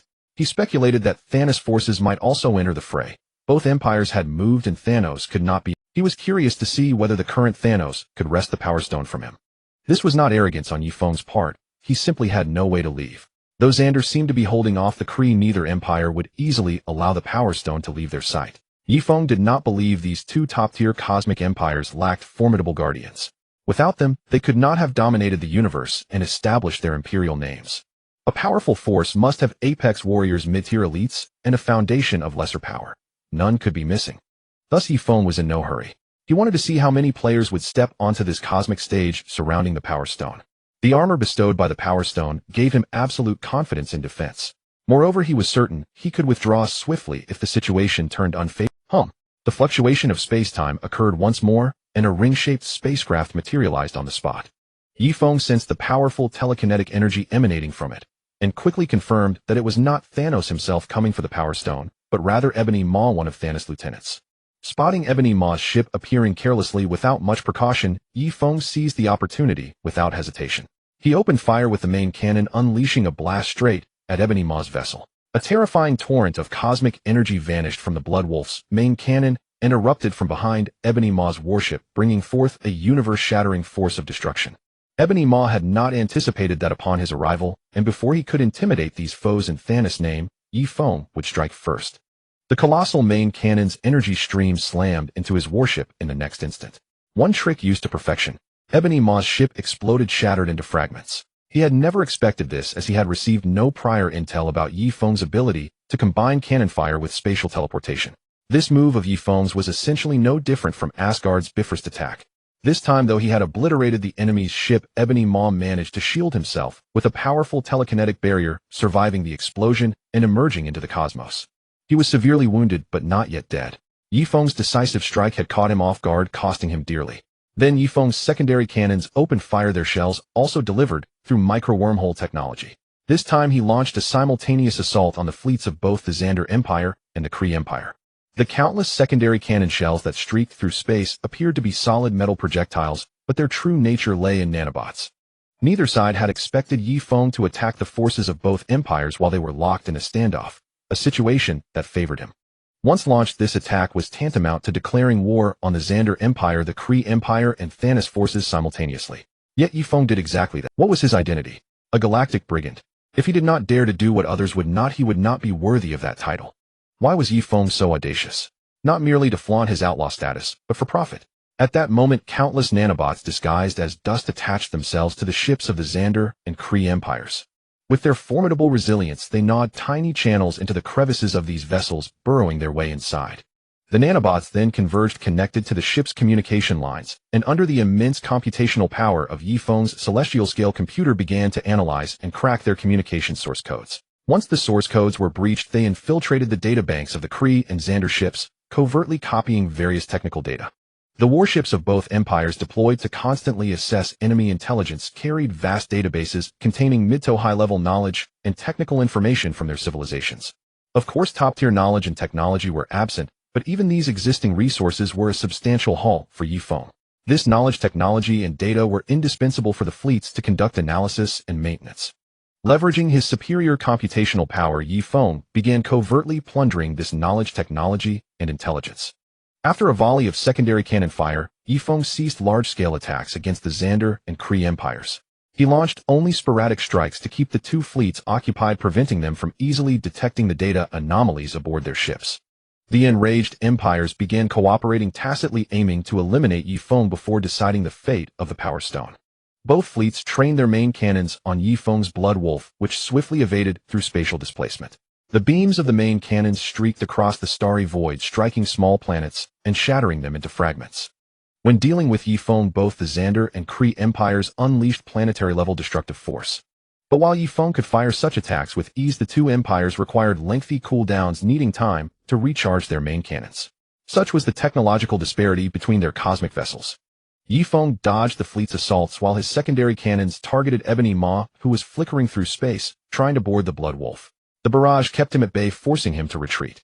In this interstellar battlefield ablaze with cannon fire, no matter how formidable Ebony Maw's personal combat prowess was, he had to prioritize survival, while the Xander Empire began subtly using its artillery to shield Ebony Maw. Their reasoning was that if Yi Feng, the Power Stone's holder, were to fall, they would rather the stone end up in Thanos' hands than the Kree empires. Yi Feng periodically fired his main cannon at full power, targeting the Kree and Xander warships. This time he refrained from using the devastating micro-wormhole. This allowed the two fleets to evade his bombardment. The main cannon's energy, if it struck uninhabited planets, caused catastrophic planetary disintegration. Yi Feng kept stalling, even letting his guard down against Ebony Maw, who still could not approach the Blood Wolf. Instead, the secondary cannons worsened his injuries. The Blood Wolf's powerful weapon systems and its onboard miniature computer in the dark dimension precisely controlled the secondary cannons, rendering Ebony Maw powerless to retaliate. Ebony Maw's telekinetic power was immense, but his reaction speed and computational ability could not match the Blood Wolf's. He could only constantly summon cosmic debris or shattered ship fragments to shield himself, and even then only 20 of the secondary cannon fire was aimed at him. Gradually, the Kree and Xandarians sensed something amiss. By then, Yi Feng had already downloaded all data from both fleets, and was secretly infiltrating their civilization's mainframe databases, covertly stealing stored advanced technology and knowledge. This time, the two top-tier cosmic civilizations finally discovered Yi Feng's actions. But it was too late. He had already obtained the information and technology. Even with their immense power, the total system computational capacity of both empires could not match Yi Feng's celestial computer. They were powerless to stop his intrusion into their information hubs. Even the Kree's highest intelligence was but a child before the celestial computer forced to suffer the assault. Realizing they could not intercept Yi Feng's data invasion, the two empires forcibly severed communication with their fleets at the physical ports and issued a. With his operation no longer feasible, Yi Feng decided to end the conflict. He had already acquired the advanced cosmic knowledge and technology he sought. From the moment the two empires arrived, Yi Feng had prepared ample contingencies. But the cosmic-level powerhouses of the Kree and Xander empires whom he had guarded against never appeared. They seemed to have sent only these two fleets to seize the. This made Yi Feng realize the Power Stone was not enough to warrant the Empire's full mobilization. They appeared interested, but only exerted moderate effort, as if adopting a take-it-if-we-can attitude. He even inferred another possibility. They harbored a subtle veiled fear of the Power Stone itself, merely going through the motions of attempting to seize it. These two civilizations must have encountered higher-level secrets. Since the top-tier powerhouses did not come, Yifeng decided to issue a warning to the cosmic forces and strong beings. He activated his preset program. This was a covert step he had taken to ensure his survival amid the chaos and the arrival of immense power. The star of this galaxy suddenly erupted in violent energy fluctuations. This not only terrified Ebony Maw, but also the Xander and Kree forces. They watched as the Blood Wolf entered a spatial tunnel and quickly grasped the city. This mysterious holder of the Power Stone had the ability to detonate a star, and he had already done so. The star of this galaxy had been ignited. Stellar explosion was imminent. Its surface roared with towering pillars of flame, and its internal nuclear fusion accelerated rapidly. After all this fighting, the two Empire's fleets had yet to even see Yifeng himself. They had no choice but to activate space-time curvature jumps and flee. However, the gravitational wave disturbances caused by the stellar explosion interfered with their maneuvers. In the moments before the star's detonation, only 3/4 of the two fleets escaped. The remaining quarter perished in the onslaught of light and fire.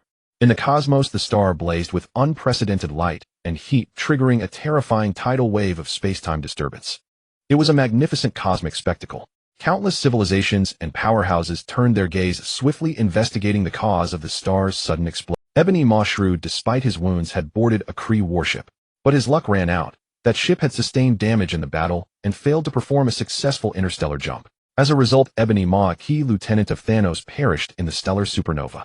This war on the scale of a nebula erupted and concluded with astonishing. Throughout the battle, Yifeng exercised considerable restraint, primarily relying on the Blood Wolf's capabilities. His powerful telekinesis and special concept-altering abilities were barely used.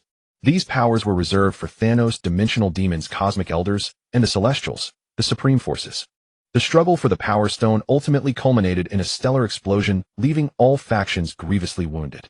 Yet throughout this ordeal, they never even glimpsed the Power Stone, and Yifeng emerged unscathed. The upgraded Blood Wolf displayed its formidable combat prowess in this battle. After this encounter, Yifeng swiftly headed toward Earth in the Marvel Universe. After Yifeng's departure, various cosmic forces gradually uncovered the details of this battle, and his ability to detonate a star instilled fear in countless factions.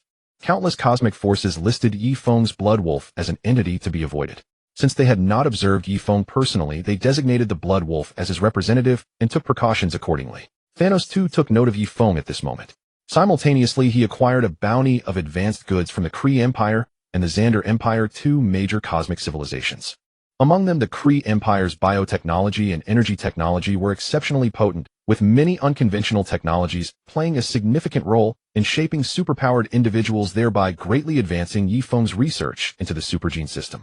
On the Xander side, they had specialized research in unconventional supercomputing systems and unique nova energy. This direction was fundamentally different in structure and design philosophy from Yifeng's dark dimensional computer. However, its power and unique functions should not be underestimated. It provided a vast parallel extension for Yifeng's energy language. Congratulations, host. You have successfully plundered two major Marvel cosmic forces and annihilated your enemy's branch forces. Reward, host, with 10 tons of Dark Aster ultramicro atomic engraving technology, atomic mutual positioning technology, metal superfluid material technology, and supermetal and non-metal memory material construction technology. After completing this cosmic war, Yifeng received significant system rewards. The Dark Aster, needless to say, is an excellent material for crafting weapons with wide applications. In fact, Yifeng had already studied Dark Aster. This material, which can only form in the special environment of dark energy, is close to the strong interaction material, the water droplet, from the three-body universe, namely an existence of absolute atomic surface smoothness. However, it is only similar, not a true strong interaction material. Its strength and toughness are extremely rare, even in the Marvel Universe. Ultramicro atomic engraving technology and atomic mutual positioning technology will form an important theoretical foundation for Yifeng to sculpt third-generation or even fourth-generation divine bodies. Metal superfluid material is a special fluid with zero friction, and it has many unique applications. Combined with the final memory material technology, it can be used in starship construction, enhancing the Blood Wolf's self-recovery and resistance to damage. Yifeng did not immediately delve into these technologies. Instead, he hurried to Earth. As he approached Earth, the Blood Wolf activated its full stealth system, achieving complete information shielding.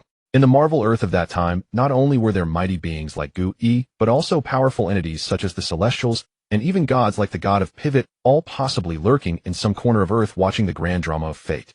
Yifeng dared not descend upon Earth with a grand display. Parking the Blood Wolf in a hidden corner of the moon, a location undetectable even by the Inhumans, Yifeng and Ali utilized space folding technology to teleport directly to the Emir Empire on Earth. They materialized in a desert area in the western region. After their arrival, they quickly transferred via micro-wormhole technology. After they left, a flicker of sparks appeared at their previous location, and Gu-E, the great master of Marvel Earth, swiftly arrived through a space portal. Gu-E sensed an anomalous spatial fluctuation and felt the presence of a terrifying entity, so she immediately rushed to this spot to observe, but she could detect nothing. Yifeng had erased all traces of dark information, making it impossible for Gu-E, who relied on dimensional energy to wield magic, to find any clues about them. Although Gu-E found nothing, the residual fluctuations from the spatial folding channel remained. She quickly returned to Kamartaj and used the time stone to observe, but she could never grasp the timeline where Yifeng existed, even though she sensed the presence of that special timeline. The reason she could not see it was that Yifeng was clad in armor fully connected to the Power Stone. Moreover, Yifeng also shielded dark energy, which to some extent interfered with the Time Stone's observation of his timeline. Unless Gu-E was willing to pay but Gu-E had already absorbed too much dark energy and was no longer in her prime, unable to afford such a cost. This incident led Gu-E to decide to hasten the emergence of her successor.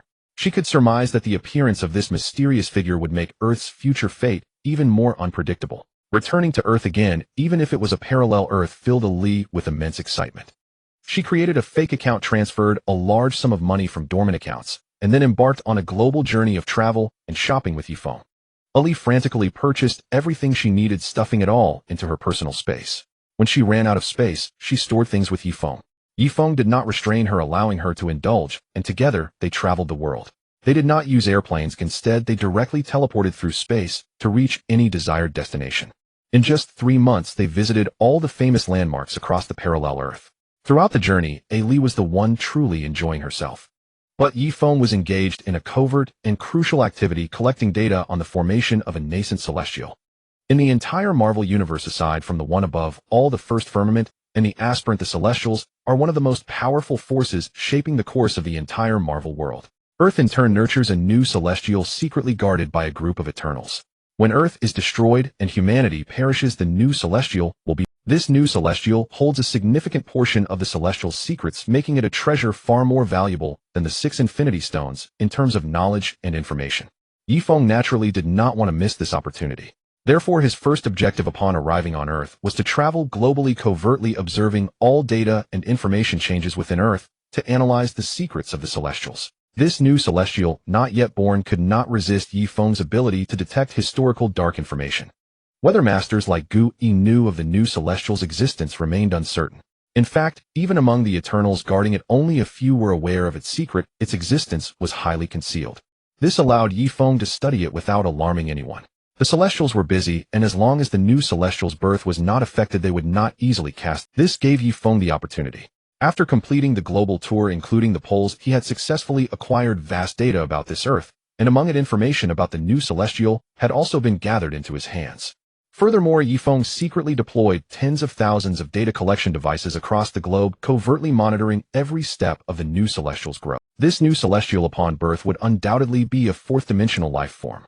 In terms of the super god world, that would be equivalent to a fifth-generation divine body.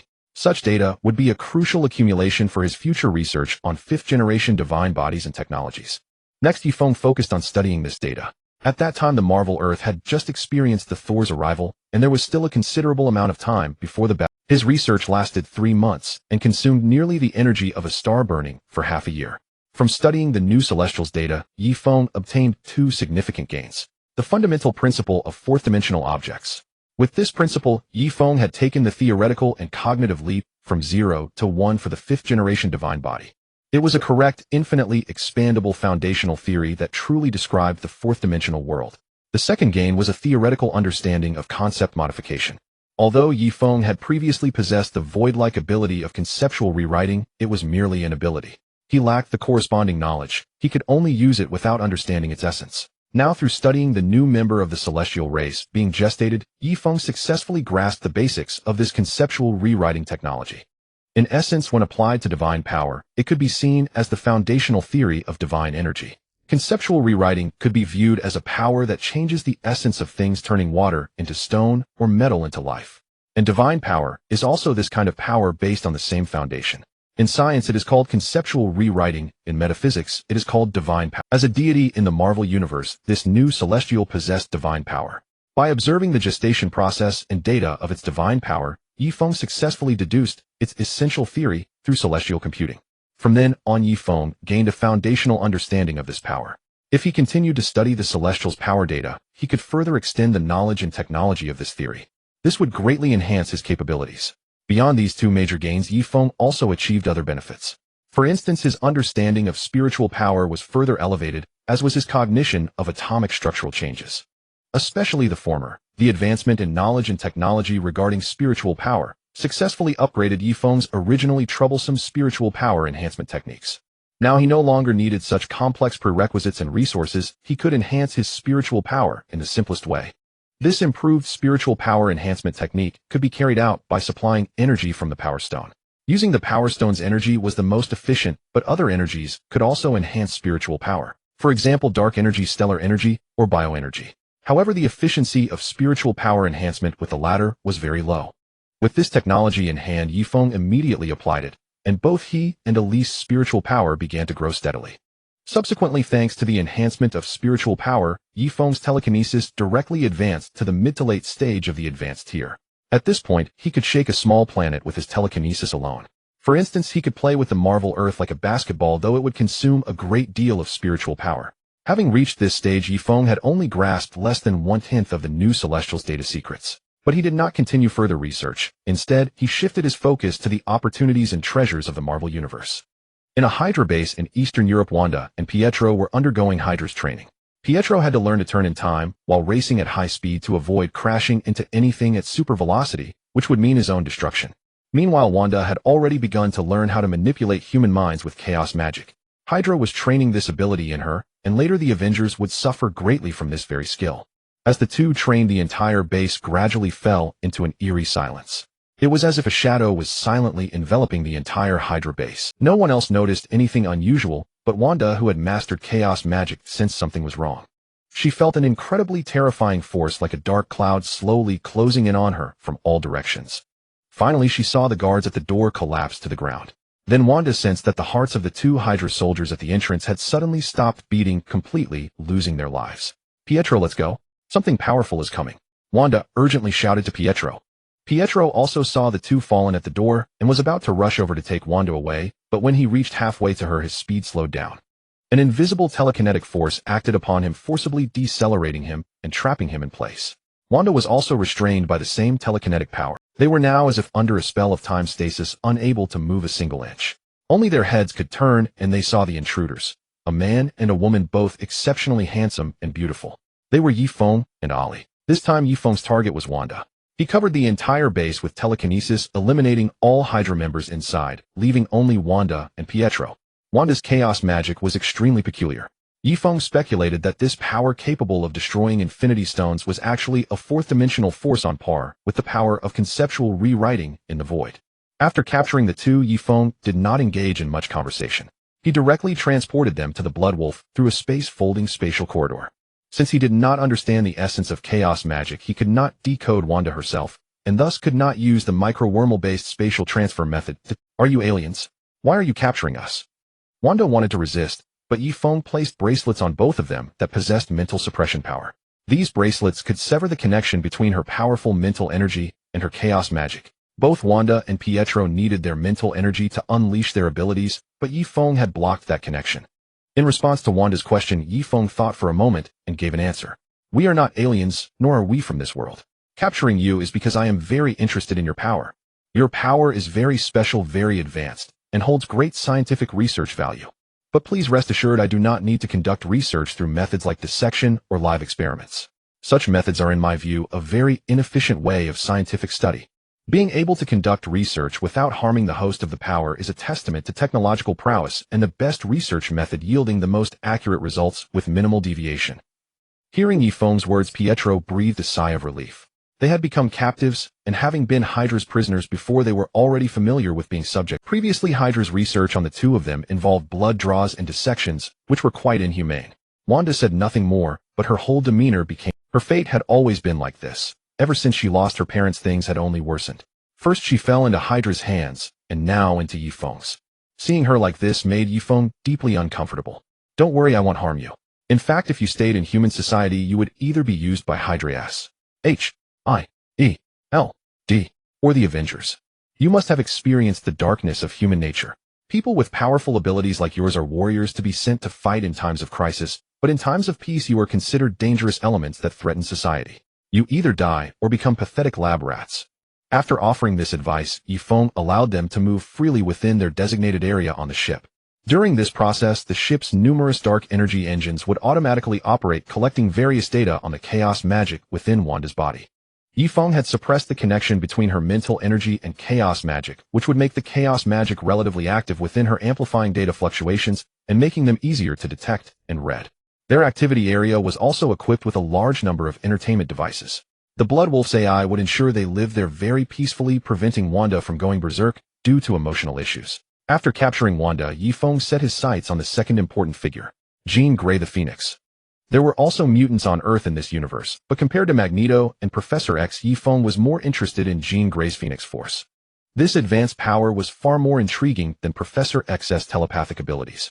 The depth of scientific mysteries it involved was surely no less than that of the conceptual, rewriting level power. Jean Grey was currently at Xavier's School for Gifted Youngsters. This time Yifeng did not bring Ollie along. Although Alice's mental power was not weak, when facing a powerhouse like Professor X, there was a high risk of having her mind read. Moreover, although Wanda was imprisoned on the Blood Wolf under the watch of the ship's AI, leaving her unattended was not an option. Yifeng appeared directly at the entrance of the mutant school, and he deliberately came on a day when Professor X was present. This was not arrogance on Yifeng's part. He wanted to experience Professor X's telepathic power to study its peculiarities and collect relevant data. Yifeng was preparing to acquire the Mind Stone. As soon as he appeared, Professor X sensed him. A super powerhouse in existence, he could not fathom standing at the school's entrance. Professor X exerted his telepathic power to its fullest, attempting to read Yifeng's mind, but his power was blocked by Yifeng's telekinesis. It seemed Yifeng was struggling to resist, but Professor X could never penetrate Yifeng's mind. Each time Professor X increased his telepathic intrusion, Yifeng blocked it. The two seemed locked in a stalemate in this mental power contest. However, Professor X was quite astute. After some back and forth, he quickly realized that Yifeng was not using his full strength. What appeared to be him probing the mysterious powerhouse was actually Yifeng probing him. Professor X immediately pressed a button on his wheelchair. A sudden urgent sound echoed throughout the school, a preset alarm. When this sound rang, it meant a major crisis was unfolding, and everyone had to evacuate. The students were startled, but the mutant teachers were experienced and reacted swiftly. They quickly opened various underground passages, allowing the young mutants to escape. Meanwhile, the school's main combatants, including Jean Grey, Wolverine, Storm, Iceman, and other powerful mutants, rushed toward Professor X's location to confront the enemy together. By then, Yifeng had already collected enough data through the immense computational power of the celestial computer to conduct an in-depth analysis of Professor X. He then stepped into the mutant school. Yifeng entered the depths of the school building and used his telekinesis to form a powerful spherical barrier.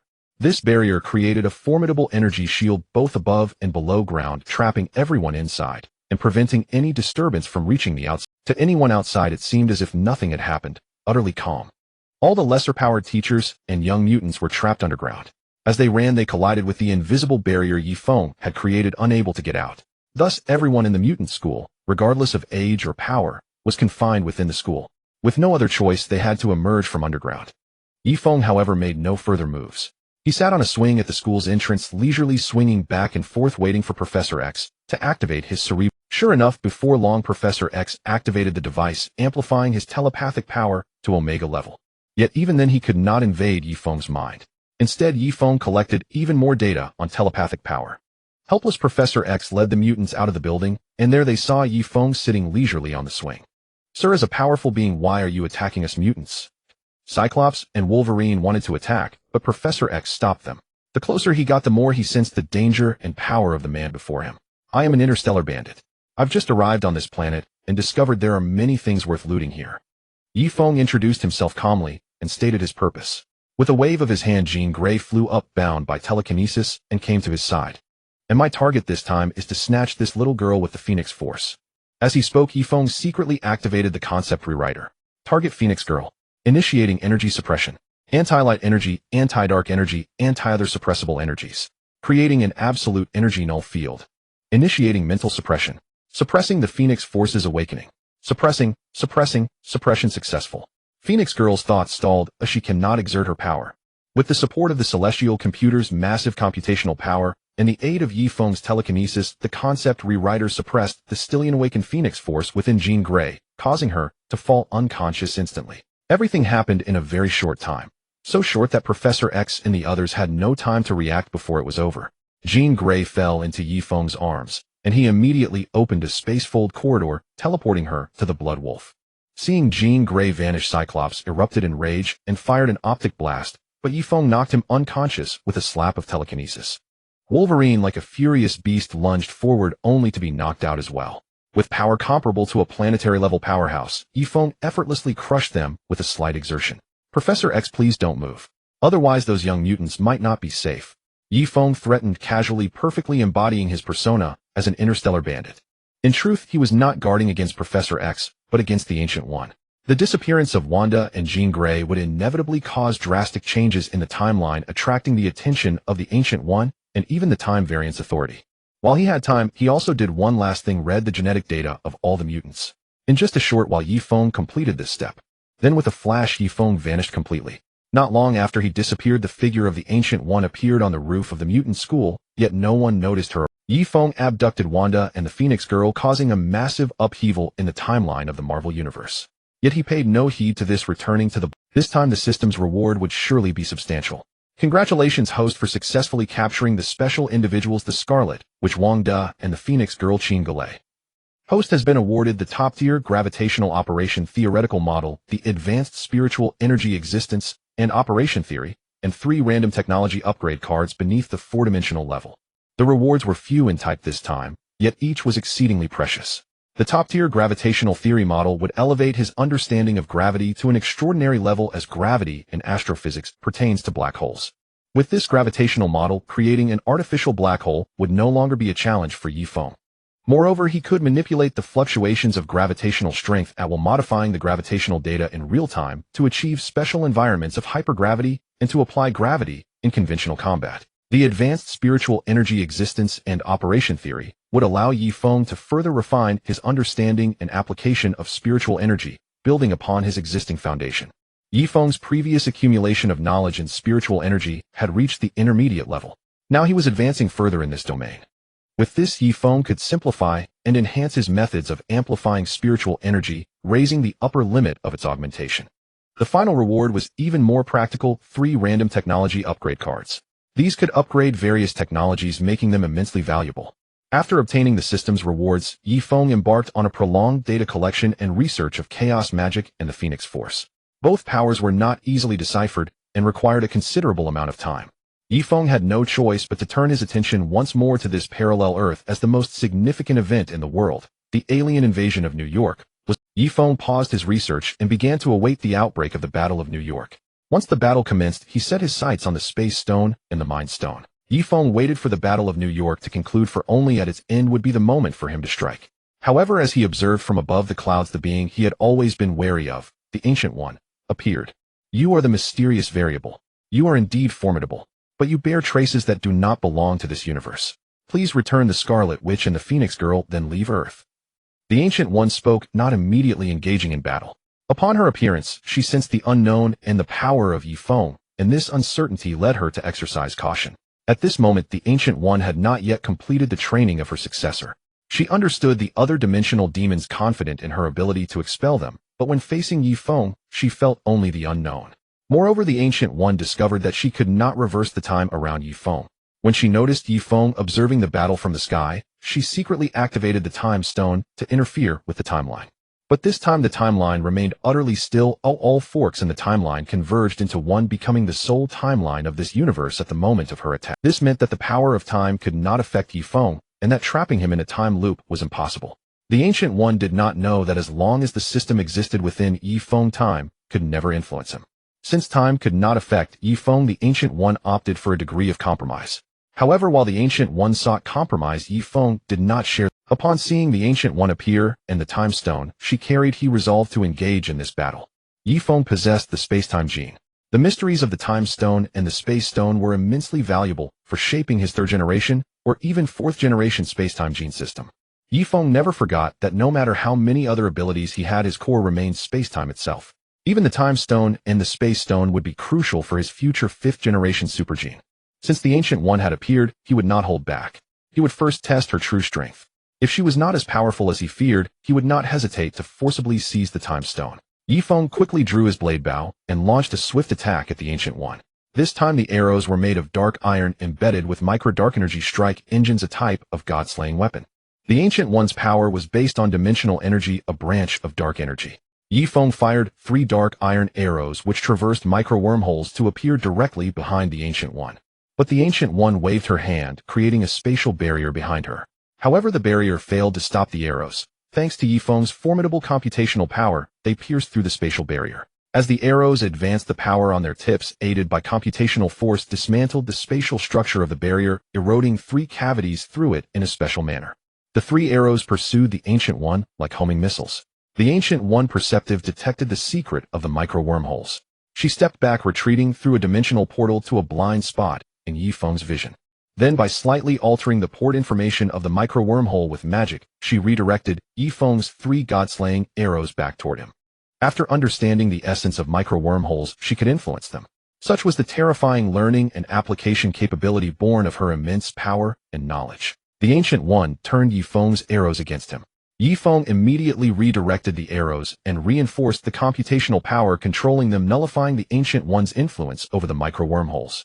The Ancient One had discerned the nature of micro-wormhole technology after only brief contact, but as a novice, she could not compare with Yifeng, who had reached the pinnacle of micro-wormhole mastery. Finding that she could no longer interfere with Yifeng's attacks through micro-wormholes, the Ancient One waved her hand, creating a mirror dimension that trapped the 3 arrows within. Because Yifeng lacked technology related to the mirror dimension, he could not summon the 3 god-slaying arrows through micro-wormholes for the time being. The mirror dimension created by the Ancient One was highly advanced, directly imprisoning the micro-wormholes inside it, rendering them unstable. Instability made them difficult for Yifeng to decode. Your power is entirely technological, and behind it, there is a powerful computer-like entity providing support. The 2 locked eyes again, and the Ancient One directly voiced her guess about the nature of Yifeng's power. Yifeng was not surprised. The Ancient One, who had suppressed countless chaotic demons for millennia, was naturally formidable. This initial skirmish confirmed one thing: the Ancient One was a combatant comparable to, or even exceeding, the level of Kaiser. It was not surprising that she could perceive that Yifeng's power was essentially an advanced computer. Despite the Ancient One's immense power, Yifeng dared to act, because he had already calculated a method to suppress her and prevent her from unleashing her full ability. Moreover, he had yet to use his carefully prepared Power Stone armor, telekinesis, and other abilities. But Yifeng would not immediately deploy those special measures against the Ancient One. He wanted to probe step by step to confirm whether his methods were effective. Alternatively, achieving his goal through negotiation was also acceptable. The alien invasion below would not end so quickly, so Yifeng was not in a hurry. Only after the space channel in the sky closed and Thanos could not descend would he fully commit to seizing the Space Stone and the Mind Stone. You are formidable. If you are willing to lend me the Time Stone for 2 years, and allow me to hold the Space Stone for 1 month, I will not only refrain from opposing you, but will also help protect Earth for 2 years. Yifeng decided not to attack first, as he was still uncertain about the Ancient One's other trump cards. His current methods could only suppress the Ancient One as he understood her, and he was not confident whether they would remain effective over time. After all, information from stories always differed from reality. Faced with Yifeng's proposal, the Ancient One had no intention of agreeing. Because Yifeng was shrouded in the unknown, he could not earn her trust. Even if his power was great enough to help Earth resist many formidable foes, what if he went back on his word once he obtained the Time Stone? Thus, she would not agree to Yifeng's proposal. However, she did not completely close the door on this option. I can confirm that you follow the path of technological research, especially concerning spacetime. But I cannot trust you. If you can truly defeat me and my power can no longer protect the Time Stone, then I will agree to entrust it to you for 2 years. Yifeng felt like cursing her shamelessness. If he could defeat her, why would he need to help protect Earth in exchange for the stones? He could simply take them by force. When I cannot stop you, I may be unable to defeat you in combat, but I can use the Time Stone to travel to other timelines, and I will take the Space Stone with me. Moreover, I have sensed the aura of other Infinity Stones on you.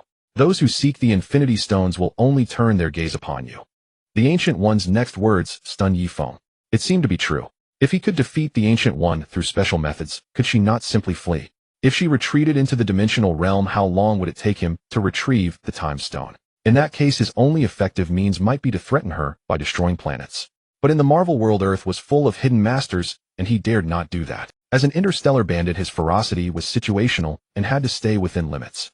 If things went as the Ancient One said, he would have to deal with Thanos and others before even obtaining the Time Stone. Fine, I agree. But if you go back on your word, I will make you pay a terrible price. Remember, I do not seek to own the Infinity Stones, I only wish to study them for a period of time, and this research can be conducted under the surveillance of Kamartaj. Yi Feng chose to compromise and proposed a plan that would reassure the Ancient One. Moreover, if this planet encounters other troubles, I will also lend a hand. The Ancient One nodded in agreement. The two reached a verbal agreement, and then they prepared for the next stage of true confrontation. What had just happened was merely a small test between them. This time they truly engaged in combat. Gu-Yi initiated the attack first, causing the sky space to undergo infinite folding, morphing into an environment resembling a temporal space mill that contracted inward with Yi Feng at its center. This was Gu-Yi's alternative application of mirror space, turning space itself into a weapon against the enemy. Faced with such a formidable assault, Yi Feng directly employed space folding technology to reverse the spatial folds. Two currents of spatial power interwove in the sky, creating a peculiar distortion across the heavens. Yet it did not affect those below. The members of the Avengers remained completely unaware of the battle between the two. This was because Yi Feng and Gu-Yi had tacitly deployed a spatial barrier isolating the combat airspace over New York from the realm where Yi Feng operated. Both Gu-Yi and Yi Feng, when fully unleashed, possessed destructive power on the scale of a superplanetary annihilation. In terms of devastation, Yi Feng could even directly detonate a mature star. Two layers of spatial membrane existed, one woven by Yi Feng, the other by Gu-Yi, shrouding the entire city's sky. Moreover, the Blood Wolf had secretly intervened, altering all electronic signals so that satellites of the world's major powers could observe the battle in New York, but not the clash between Yi Feng and Gu-Yi. Neither chose to engage in a super-energizable bombardment. Instead, they opted for a restrained small-scale contest of refined power usage. Seeing that spatial folding could not overwhelm Yi Feng, Gu-Yi changed her magic once more. She performed energy projections, summoning countless magical threads that formed a dense tree-like realm around Yi Feng, akin to the descent of a forest. Gu-Yi's application of energy projection exuded a terrifying aura of myriad burgeoning trees, devouring everything. But Yi Feng channeled a vast amount of stellar energy and dispersed it outward, and a colossal ocean of flames engulfed those energy threads. This, however, was merely Gu-Yi's feint. As Yi Feng annihilated those constructs, he discovered that Gu-Yi had vanished, not through magical invisibility, but by disappearing from the plane of reality. With no trace of Gu-Yi in the field, Yi Feng immediately deployed detection methods spanning light, magnetism, quantum, and even dark data. Yet he could find no sign of her. Thus, without hesitation, Yi Feng unleashed his powerful telekinesis, and only then discovered that one of Gu-Yi's hands had somehow crept to the area behind. All his means had failed to detect anything there. It seemed like an application of Carl's theory of space-time instability, where a person at point A could have their spatial location projected to point B. Yi Feng dodged swiftly, but Gu-Yi's hand seemed to cling tenaciously, reaching steadily toward his back. Faced with this, anxiety surged within him. He dared not let Gu-Yi's hand touch his back, for he knew she possessed a technique that could eject a person's soul from their body and cast it into the deep dimensional world. Yi Feng had a profound understanding of the mind, but his scientific knowledge of the soul was extremely shallow. If his soul were expelled, he would be as helpless as the Hulk facing Gu-Yi. In this situation, Yi Feng truly realized Gu-Yi's mastery over space-time. Although the system's presence nullified the influence of time power on him, the combination of space and time left him unable to counter. Gu-Yi was the true grandmaster in this domain. Yi Feng attempted to block with telekinesis, but found his power passing through her, as if through empty space, utterly ineffective. Forced into a corner, Yi Feng unleashed a hidden move. Behind him, a tiny black crack only an inch long appeared. Then this crack sliced toward Gu-Yi's outstretched hand. This was one of Yi Feng's most fearsome techniques, a spatial rift. Thanks to his enhanced comprehensive understanding of space, Yi Feng's spatial rift technology had reached an intermediate level. Although Gu-Yi's current state was peculiar, it still relied on space-time manipulation. Yet Yi Feng's spatial rift was among the most damaging of space-time skills, surpassed only by the notorious temporal space turbulence and storms. At its appearance, Gu-Yi immediately withdrew her hand. Then she reappeared in the open.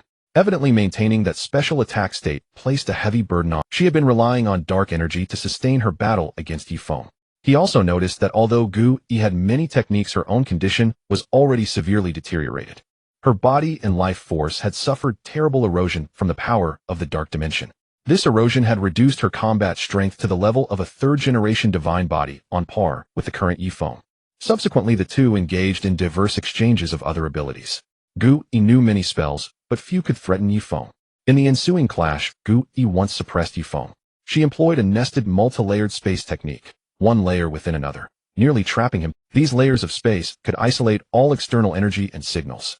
Gu Yi had found a way to counter Yifeng since he relied on technology. Cutting off his absorption of external energy would suffice. Throughout the battle, Yifeng had been utilizing stellar energy channeling technology to draw power from a star. Gu Yi discovered this method based on micro-wormhole technology. Thus, she chose mirror space suppression to deal with him. But Yifeng once again used his old trick, the spatial rift, easily cutting through those mirror spaces. Gu Yi's move failed once more. She had not anticipated that Yifeng possessed an energy heart, granting him ample balance. One wielded a plethora of magical means, the other possessed sharp technological abilities, and they fought to a stalemate. The main reason was that Gu Yi's most potent space-time powers against technology were restricted, especially time power, which had no effect on Yifeng. As the battle reached a certain stage, Yifeng noticed that the events below had concluded. He then decided to deploy his specific trump card against Gu Yi. Concept rewriting technology. This time, Yifeng utilized 70% of the celestial computer's computational power. Execute the anti-dark energy protocol targeting Gu Yi completely, severing her connection to dimensional energy. Yifeng activated the anti-dark energy program, a program designed to counter dimensional energy. It was a dark energy program he had specifically written to suppress Gu Yi's magical power. It must be noted that Gu Yi's power source derived from various dimensional worlds, which in essence were the dark planes of the Marvel Universe. Through continuous combat, Yifeng gradually gathered data on Gu Yi's absorption and utilization of magical energy, finally completing this energy suppression method tailored for her. This time he succeeded. His preparation was thorough. This program, based on a powerful energy language, directly severed Gu Yi's connection to magical energy, causing her to lose all power instantly. Gu Yi fell, but Yifeng caught her with telekinesis and took the Eye of Agamotto, the time stone she wore. In the Marvel Universe, mages depend on dimensional energy, just as the divine bodies of the super god universe rely on their computers. Once severed, they lose. Gu Yi's body was eroded, and the energy stored within was insufficient to sustain her movements, let alone maintain the suppression of the internal injuries caused by the erosion. Thus, after prolonged data collection and preparation of the dark energy program, Yifeng struck at the critical juncture and decisively defeated Gu Yi, who was not in her full state. Had Gu Yi been in optimal condition, Yifeng would have been no match. This time his success came from catching her off guard, for Gu Yi was unaware that Yifeng possessed such formidable means as concept modification and energy suppression.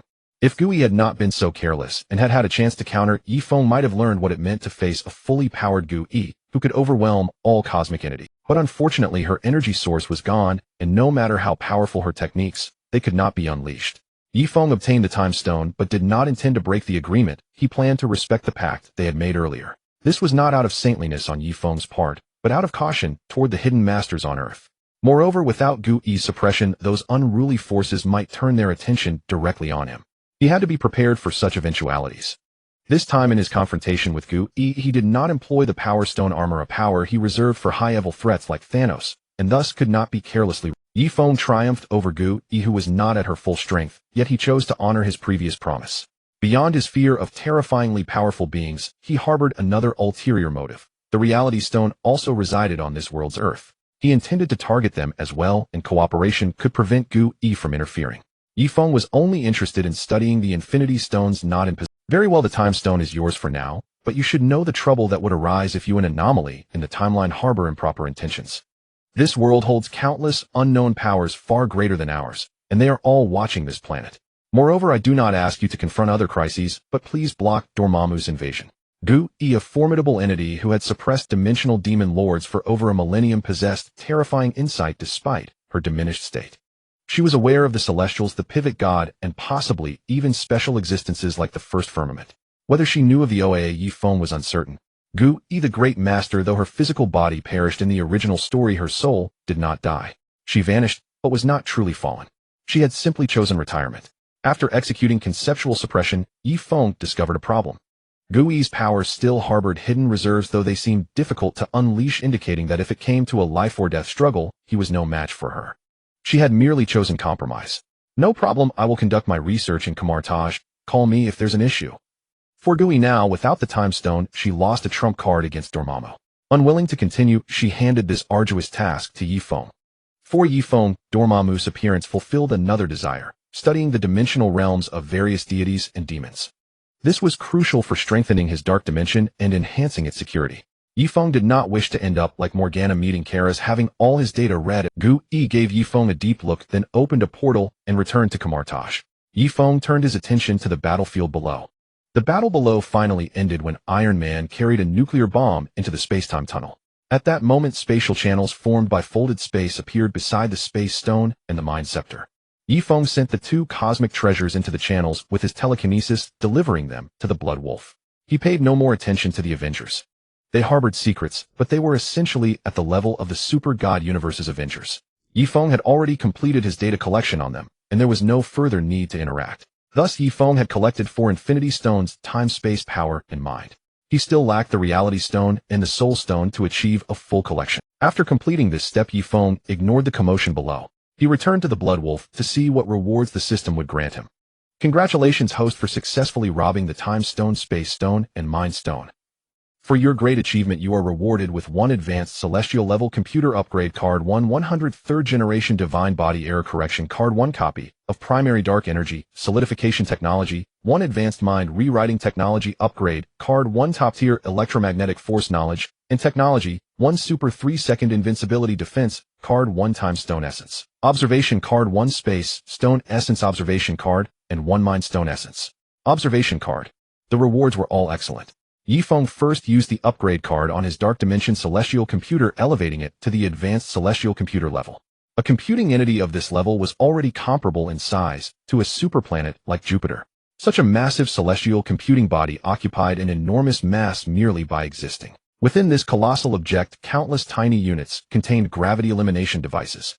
These devices neutralized the terrifying gravitational pull generated by the immense mass, preventing it from collapsing and destroying its internal structure. The application of such technology was merely one of the many challenges in constructing a celestial computer. Such a gigantic celestial computer involved computing modules, storage modules, energy conduction modules, energy storage modules, and other minute units, all of which were incredibly vast. Its smallest computing unit had reached the molecular level. That is, a single molecule itself was a microscopic, independent, super basic chip capable of computing. With such tiny computing units, yet such immense volume, the increase in computational power was beyond imagination. In fact, an advanced celestial computer could simulate the entire universe's data and even predict the universe's short-term evolution through calculations. The computations it performed involved numbers of astronomical magnitude, enabling a supercomputing method that could simulate a virtual universe. The upgraded Advanced Dark Dimension Celestial Computer propelled Yifeng's power to a new level. After completing the Celestial Computer upgrade, Yifeng stored the 3 technologies rewarded by the system: Advanced Mind Rewriting Technology, Top Tier Electromagnetic Force Knowledge and Technology, and Primary Dark Energy Solidification Technology, into his Dark Dimension computer. Each of these 3 technologies had significant application value. For Yifeng, the Dark Energy Solidification Technology was the most valuable. Even the primary version of Dark Energy Solidification Technology represented a qualitative breakthrough in energy utilization for him. Once energy was solidified from a physical state to a solid state, the energy storage capacity would be 1,000 or even 10,000 times greater than his current strongest energy storage method. Yifeng's current energy storage method was the energy heart, an extremely advanced technique. However, forging an energy heart was extremely difficult, requiring very high-level materials and resources, making it a low-cost performance energy utilization method. In contrast, converting other energies into dark energy and then solidifying that dark energy into solid-state energy was more efficient, convenient, and capable of storing vast amounts of energy compared to antimatter energy. After learning this technology, Yifeng immediately attempted it. He discovered that the solidified dark energy was actually a black high-purity polyhedral crystal. Thus, Yifeng simply called it Dark Energy Crystal. With this technology, he could store a large number of dark energy crystals in his private space. At the same time, his Blood Wolf could also store a vast amount of dark energy crystals. These crystals were extremely stable and could only be extracted using special techniques.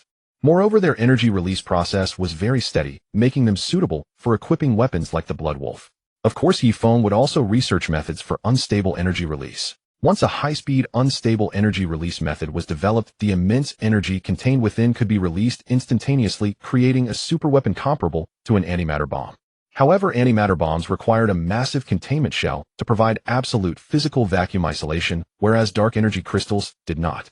This meant that dark energy crystals had a wider range of applications and were more efficient. Even when made into bombs, their storage safety was far higher than that of antimatter bombs. The final 3 rewards were all aids for Yifeng to peer into the essence of the Time Stone, Space Stone, and Mind Stone. Like the previous Power Stone Essence observation card, they would be immensely helpful for Yifeng in exploring the secrets of the Infinity Stones. After claiming all the rewards, Yifeng decided not to cause any more trouble. He intended to go to Kamartaj for research. As for why he chose that place, it was naturally because of its extensive collection of books and Gu-Yi, who possessed a profound understanding of magical power. In the Marvel world, magic and technology were to some extent interconnected. Gu-Yi's vast knowledge would also become an asset in his research, and he believed Gu-Yi would not refuse his request. It would be foolish not to take advantage of such an excellent research assistant. Supreme Sorcerer, may I examine your magical archives? The Blood Wolf hovered above Kamartaj as Yifeng descended, eager to explore the mysteries of dimensional magic. Of course, Yifeng had expected the Ancient One to refuse, but to his surprise, she granted his request so generously. Supreme Sorcerer, is this the one you spoke of? The one who can help us oppose Dormammu within the next 2 years, asked the Great Sorcerer beside the Ancient One. The Ancient One nodded. She then led Yifeng to the library of Kamartaj, where she first recommended several books to him. The first book concerned the dimensional realm, the second, Dormammu himself. Since she intended Yifeng to confront Dormammu, it was natural for her to acquaint him with the detailed information about this dark dimension's malevolent deity. Yifeng made no pretense of modesty and began reading these books directly while having the Dark Dimension computer record and analyze the secrets of the magic. The Ancient One was aware of this, but did not mind. She had already determined one thing: Yifeng would not stay in this world for long. Although she could not directly interfere with Yifeng's timeline, her prolonged contact with the Time Stone and her understanding of the mysteries of time allowed her to discover certain things during her interactions with him. In the timeline several years hence, there was no trace of a person named Yifeng. This was the reason she felt so at ease with him and allowed his presumptuous. Yifeng read through the magical knowledge with great speed. He perused not only the Vishani magic, but also the many dark magic tomes collected by Kamartaj. For Yifeng, these spells were already understood 7 or 8 out of 10 as he read.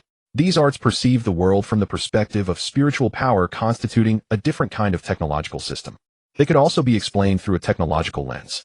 These magics were of great significance to Yifeng as they successfully expanded the application methods, scenarios, and scope of his dark energy programming language. He could now effortlessly replicate the effects of these spells using dark energy, including the creation of a mirror dimension. Yifeng spent nearly 4 days studying the secrets of magic, focusing on the main portions, while skimming the rest, imprinting them in his memory, and recording the contents into his dark dimension computer. The Ancient One knew this, but remained unconcerned. Next, Yifeng ceased his exploration of magic and invited the Ancient One to discuss the nature of chaos magic and the Phoenix Force with him. Whether it was Wanda or the Phoenix Girl, as long as they caused no trouble, Yifeng granted them considerable freedom to move about. Without needing to conduct dangerous dissections on them, Yifeng could observe the data of the chaos magic and Phoenix Force within their bodies. Once your research is complete, will you release them?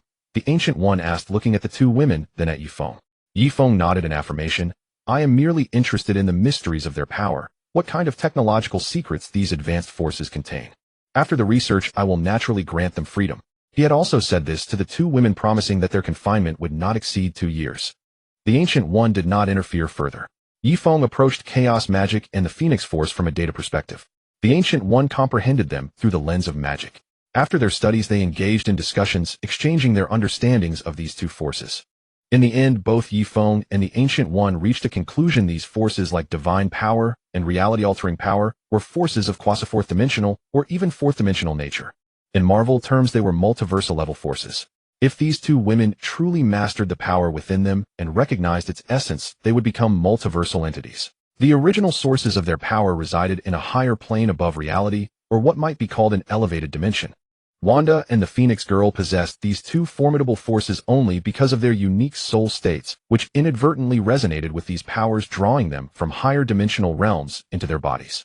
Through studying the powers of these 2 women, Yifeng and the Ancient One attempted to recreate these forces. After repeated attempts, Yifeng successfully merged the power of concept rewriting with anti-void energy to create an advanced version of something akin to the male key, upgrading dark energy in the process, and producing chaos magic and Phoenix Force that were slightly inferior to those of Wanda and the Phoenix Girl. Although inferior in appearance, they still succeeded. The Ancient One similarly transformed and sublimated dark energy, producing new chaos magic and Phoenix Force. After creating these forces, Yifeng discovered that they were extremely compatible with concept modification and thought rewriting technology. If not for his shallow understanding of the soul, he might have directly manipulated the high-dimensional chaos magic and phoenix force of the Marvel Universe. Chaos magic and the phoenix force also differed fundamentally. The phoenix force was more destructive, a more specialized high-dimensional power, while chaos magic, though wild and hard to control, had a broader range of applications. After injecting a strand of chaos magic into Li, she autonomously upgraded her supergene system. She directly advanced from a second-generation supergene soldier to a third-generation one. The chaos magic seemed to activate something deep within her. After her advancement, Yifeng felt a secret delight, for the girl not only gained a tremendous boost in power, unleashing formidable psychic abilities and charm, but also grew real fox ears and 9 white fox tails. If not for the fact that she was a technological warrior, Yifeng might have thought a great demon had emerged, stepping into a fantasy world of 9-tailed fox spirits. Chaos magic seemed innately suited to Li. Her 9 tails were not only extremely powerful, possessing toughness comparable to dark iron and amplifying psychic effects, but could also freely extend and retract without limit. This was quite remarkable. Chaos magic was formidable, but the Phoenix Force was even more special. Yifeng tried integrating a portion of the Phoenix Force into his own body, and was astonished to find that his super genes adjusted themselves, becoming more complete and harmonious, with fewer incompatible aspects. Not only that, but he felt his lifespan increase by nearly 1% as a result of absorbing the Phoenix Force. The Phoenix Force possessed longevity-enhancing properties, a major new discovery for Yifeng. However, both the Phoenix Force and Chaos Magic were extremely difficult to form. 1,000,000 units of dark energy were required to produce a single unit of Chaos Magic or Phoenix Force. Yifeng's gains were immense, and the ancient ones were equally significant. She discovered that fusing these two forces into her body restored about 1,000th of the life that had been eroded by dark energy. Chaos Magic in particular was more compatible with her. It could autonomously absorb the tenacious dark energy remnants within her and convert them into Chaos Magic itself. The Ancient One's internal injuries were severe and of a high order. Yet these Chaos Magic and Phoenix Force had a restorative effect on her as well. If she could fully recover without Yifeng's help, she could single-handedly defeat Dormammu. With Gui's assistance, Yifeng completed the research on the Phoenix Force and the Chaos Magic within half a year. If he had undertaken it alone, it would have taken him over a year to finish the study. After the research concluded, Yifeng inquired whether the two women would return to their own factions or become his subordinates. The Phoenix Girl unhesitatingly chose to go back to the X-Men. Yifeng employed his mind rewriting technique to alter her memories of this period and teleported her back to Professor X's side. Wanda, however, wished to stay, as the humans of this world had shown her nothing but relentless malice. Yet Yifeng was only willing to accept the Scarlet Witch Wanda, and not her brother Kuai-Yin. Having witnessed countless vicissitudes, Yifeng perceived that Kuai-Yin, like his own speed, was highly unstable, just like most Westerners, unable to keep secrets and lacking discretion. Seeing that Yifeng refused to accept her brother, Wanda ultimately chose to leave as well. However, as compensation for Wanda and the Phoenix Girl, Yifeng provided each of them with 10 unclaimed bank accounts, each containing at least $10 million in deposits. Afterward, Yifeng transported the two women to a relatively safe area, unlikely to attract the attention of S.H.I.E.L.D. or Hydra. Then Yifeng formally commenced his research on the Infinity Stones. To ensure Gui's wholehearted dedication, Yifeng also presented her with the Power Stone for her own study and exploration. When Gui saw that Yifeng possessed the time-space power and mind stones, 4 in total, she was utterly astonished. Of the 6 Infinity Stones in the universe, Yifeng had collected 4. He began his research on the Time, Mind, and Space Stones, first using 3 Essence Observation cards dedicated to each stone. After using these 3 cards, he gained 3 hours of observation time into the fundamental nature of each stone.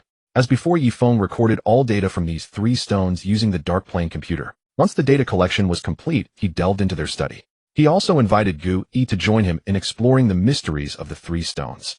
To facilitate better communication, Yifeng was generous with his knowledge, sharing his insights on spatial folding micro-wormholes, mind alteration, psychic powers, and the secrets of the psychic organ with Gui. The only technique he withheld was the concept rewriting technology.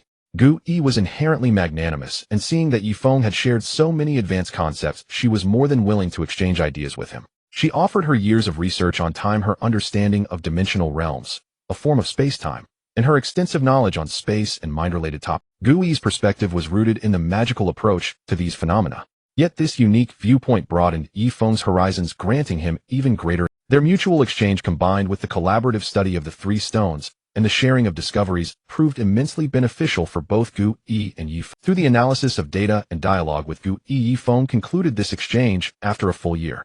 This time he accumulated nearly 7 formulas and theorems surpassing the 4th generation divine body, 31 spacetime formulas and theorems at the 3rd or 4th generation level, and 153 spacetime related knowledge and theorems below the 3rd generation level. All of them were derived from the essence of spacetime rules. Yifeng's comprehension of spacetime reached an extraordinarily high level, placing him at the pinnacle of 4th generation or even quasi-5th generation existence in the super-god world in terms of spacetime knowledge. In addition, Yifeng obtained 83 pieces of knowledge and theorems concerning the mind, or psychic power, all above the 3rd generation divine body level. Below the 3rd generation level there were 105. The knowledge gained this time was truly immense. In a sense, the exchange between Yifeng and Gu Yi in the Marvel world was akin to a successful Tao discussion among cultivators in a Xinxiao realm. During their research, Earth in the Marvel universe was once again invaded. This time the invaders were the Dark Elves, and their target was the Reality Stone, what the Dark Elves called the Ether. In truth, the 9 realms, including Asgard, were essentially 9 starry domains in the same dark plane region of the universe. Their dark planes were interconnected, forming a special combination of dimensional realms with a certain self-awareness. Through this unique connection, the Dark Elves could plunge the dimensional layers of the 9 realms entirely into the dark plane. At that time, the Dark Elves would unify them into a single dimensional realm under their control. The essence of the Dark Elves' power was not darkness per se. The dark dimension belonged solely to Dormammu. They should be more accurately called the Night Power. Their goal was for their race to master a powerful dimensional realm and become an immortal mighty species. As for the Dark Elves' ambition to enshroud the entire universe in night, they themselves did not believe it achievable. Just as Yifeng was preparing to act and scheme for the Reality Stone, he sensed a terrifying malice emanating from all things around him, as if in that instant he had become the enemy of the universe. Even space-time and matter were rejecting his existence. Yifeng instantly understood that some supreme entity was warning him not to overstep. Having already seized 4 Infinity Stones, he could not possess a 5th that would cross the bottom line of certain powerful beings. Startled, Yifeng immediately withdrew. You have set your heart on the Reality Stone again, but that is something the universe will not allow. Unless you are a specific figure of destiny, no one can gather 5 or more Infinity Stones. Otherwise, they will face the curse of the entire universe. When this happened, Gu Yi was beside him studying the Mind Stone, and she offered this admonition. Yifeng realized that there were things Thanos could do, but he could not. He was not yet powerful enough, and Thanos' collection of all 6 Infinity Stones seemed ordained. If I cannot collect them, I can at least record their power data, he thought.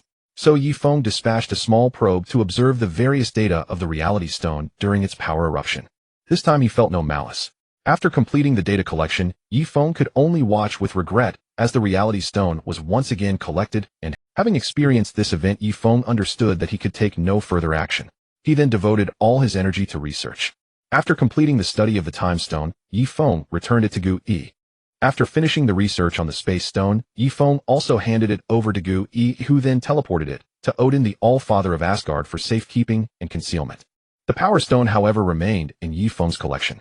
In the remaining time, Yifeng focused all his efforts on designing the roadmap for the 3rd generation divine body. He intended to complete the upgrade from a 3rd generation super gene warrior to a 3rd generation divine body on his own. Yifeng remained in Kamartaj and began designing his 3rd generation divine body. It was still centered on spacetime. However, Yifeng incorporated the power of chaos magic, basic 4-dimensional theory techniques, and special time-based. Yifeng's 3rd generation divine body differed from the standard 3rd generation divine body technology of the super god world. Its core was not a dark vector computer or the immortality derived from powerful dark data records. In Yifeng's design, every molecule of his body contained a molecular gene computational template based on and centered around spiritual power. This template was a molecular computing unit that permanently fixed a special high-energy program and was based on constant spiritual power. It would attach to the corresponding molecular structure, turning it into a physical computing unit. That is, every molecule would perform quantum computation. The computing power of a single molecule equaled the total computing power of the 7-nanometer mobile phone chips used by humans today. The number of molecules in the human body is astronomical, so the sheer scale of computation is terrifying. More uniquely, it existed on every molecule belonging to Yifeng, including various protein molecules, lipid molecules, and other organic and inorganic molecules. Even water. It had a special property: it did not interfere with the body's normal functions, such as the metabolic cycles of various substances. For example, when a water molecule was drunk into his stomach, it would automatically be assigned to a corresponding computing template. once assigned the water molecule, gained immense computing power and various other abilities. When this water molecule was excreted as urine or sweat, the template would automatically detach from it, waiting to be assigned to the next water molecule. In this design of the third-generation divine body, every molecule in the body was a computing unit, yet the normal metabolic processes of substances were still made. If he neither ate nor drank, the substances in his body would undergo self-circulation without being excreted. This ensured the balance of substances within his body and the stable operation of life. Other toxic substances or substances unnecessary for the body would not be absorbed by his intestines and would be excreted through normal means. Thus, Yifeng would not suffer from food poisoning. At the same time, foreign objects entering his body would be expelled by each computing unit through analysis and computation using micro-wormhole or microspace folding methods. But his basic molecular-level computing unit was not that simple. It also involved many other technologies. These computing models incorporated molecular-level microspace protection layer technology, molecular-level time reversal technology, and chaos magic stabilization technology. Among the molecular-level microspace protection layer technology was a spatial technology. When a molecule was attacked, it could automatically activate the tiny chaos magic stored within it, forming a molecular-level spatial protection layer that prevented the molecular structure from being destroyed. Some molecules in the human body are tightly connected, but the protection layers between these molecules did not interfere with each other or cut off other molecules. On the contrary, thanks to Yifeng's research on the space stone, when these molecular microspace protection layers overlapped, they formed a connected honeycomb-like spatial membrane that still allowed molecular interactions. For example, it would not destroy cell structures or affect the functioning of cells and various tissues. With this spatial protection layer, his molecular structure would not be damaged by external abnormal forces, except for the step of molecular binding and decomposition. Even if this spatial protection layer was breached by powerful external energy, he still had a backup. Molecular-level time reversal technology. This technology was also embedded in the spiritual template of the computing unit. When a molecule suffered irreversible damage harmful to the body, it would activate and automatically revert the molecule's state to 10 seconds prior, and this state would automatically update to the current molecular state. Such technology allowed Yifeng's body to autocorrect through time reversal, in other words, even if his body was torn apart, he could achieve full self-repair through molecular reversal technology. This was the true power of deathless rebirth in the sense of time. As long as Yifeng's time technology was not broken, no one could prevent his self-recovery. The final chaos magic stabilization technology referred to fixing chaos magic within the spiritual power-based molecular template. This technology ensured the template's stability as chaos magic would maintain it and resist high-level attacks, including void-type forces. With all three technologies combined, even if Yifeng's third-generation divine body was placed at the center of a nuclear explosion, he would remain unharmed. Molecular-level microspace protection technology, as long as energy existed, could protect all his molecules from thermonuclear impact. Of course, it could not last indefinitely, as Yifeng's molecules could not store that much high-level energy. The power of a nuclear explosion exists only in an instant, so this third-generation divine body could withstand it. However, it could not endure prolonged high-energy bombardment. For example, this divine body could not survive inside a star. But it had another powerful protective ability, a broad sense of immortality. This ability resided within the energy heart, and its foundation was the Phoenix Force that Yifeng had researched. Yifeng could convert other energies into Phoenix Force and store it in the energy heart, enabling him to be reborn through the Phoenix Force's resurrection power, even if his entire body disappeared under molecular-level attacks. Yifeng's Phoenix Force was modified different from that of Phoenix Jean Grey. His Phoenix Force focused on life resurrection in a broad sense. Thus, on top of the molecular-level computing unit's immortality, Yifeng added another layer of undying ability. However, the core of Yifeng's third-generation divine body template remained the manipulation of space-time. Originally, Yifeng's genes, though called space-time, only covered the spatial aspect. But now he truly possessed time-based abilities, allowing him to glimpse certain timelines and achieve small-scale time imprisonment, time acceleration, and time deceleration. The ability of time loops had not yet been researched by Yifeng. The Ancient One's time loop ability only existed in Marvel and might not be universal in other worlds. However, the abilities Yifeng could achieve were those he was confident would work in other worlds. After completing the design, Yifeng immediately used a 103rd generation divine body error correction card to verify his design for flaws, finding after resolving these minor shortcomings, Yifeng's third generation divine body blueprint was finally complete. Then Yifeng began the upgrade to the third generation divine body, using the energy of the Power Stone and various other resources he had collected. The entire upgrade process took nearly 2 months. Only after upgrading to the third generation divine body did Yifeng truly achieve technological immortality and gain power comparable to that of a main god-level existence. After upgrading to the third-generation divine body, Yifeng's various abilities were greatly enhanced, and the immense advantages of the dark-dimensional celestial computer could finally be truly realized. Previously, although Yifeng possessed a powerful celestial computer, his own conditions were too inadequate to achieve full performance, matching with the dark-dimensional celestial computer, preventing him from fully leveraging its strengths. In other words, having sufficient computational power was one thing, but whether one's wisdom, thinking knowledge, and personal conditions could match was another matter. Now Yifeng could fully match his own dark-dimensional computer. During this upgrade process, he also employed the dimensional technology obtained from Gu-E to enhance the concealment and stability of the dark dimension. This dimensional domain information greatly expanded Yifeng's horizons, enabling him to develop techniques to further strengthen the dark dimensional space, making its information resistant to prying eyes. And this was just one minor aspect of the third-generation divine body enhancement. Now that he had reached the third-generation divine body, Yifeng's brain development, thanks to his accumulated progress, directly broke through to 50. Having reached this level, Yifeng's thinking ability officially surpassed that of the angel civilization, attaining a new height. After completing the upgrade to the third-generation divine body, there was still 1 month before Yifeng and Ollie were to return. Next, he made no further moves, quietly resting in Kamartage, awaiting the moment of return. That night, Yifeng was engaged in deeper research on the various data he had obtained. His previous research had mostly only touched upon the first level of mysteries from the data collected in this universe. There were still second, third, and even deeper layers waiting for him to unravel. After reaching a certain point in his research, Yifeng stopped and rested, playing games instead. For him, games from different civilizations all had unique characteristics, serving as a way to relax. The game he was playing now was a war game from the Kree Empire used to cultivate war awareness in new generation citizens and train their basic tactical literacy. While Yifeng was playing, Ollie ran over and quietly slipped into his arms, taking advantage of his distraction. At the same time, her 9 foxtails continuously interfered with Yifeng's stirring emotional fluctuations within him. This Ollie actually activated her charm ability against Yifeng. Yifeng had long seen through the little girl's intentions, but his attitude was neither to initiate nor to refuse. After all, Yifeng was now more like a fervent science enthusiast. Through technology, he had become a powerful immortal being, and now his goals were even greater. That was to continuously strengthen himself through the power of technology to see the higher vistas of the infinite multiverse. At the same time, he also wanted to understand the essence of the system.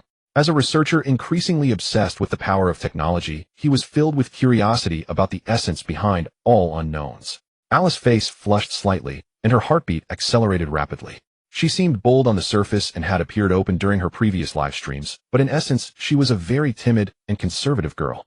Since following Yifeng, she found her fondness for him growing ever stronger beyond her control. Yifeng's strength, focus, calmness, and his occasional warmth captivated her deeply. When she saw Yifeng capture the Scarlet Witch Wanda and Phoenix Jean Grey, her heart was filled with sympathy. She felt that these two women might suffer a terrible fate. At that moment, Ollie had already associated Yifeng's image with countless mad scientists.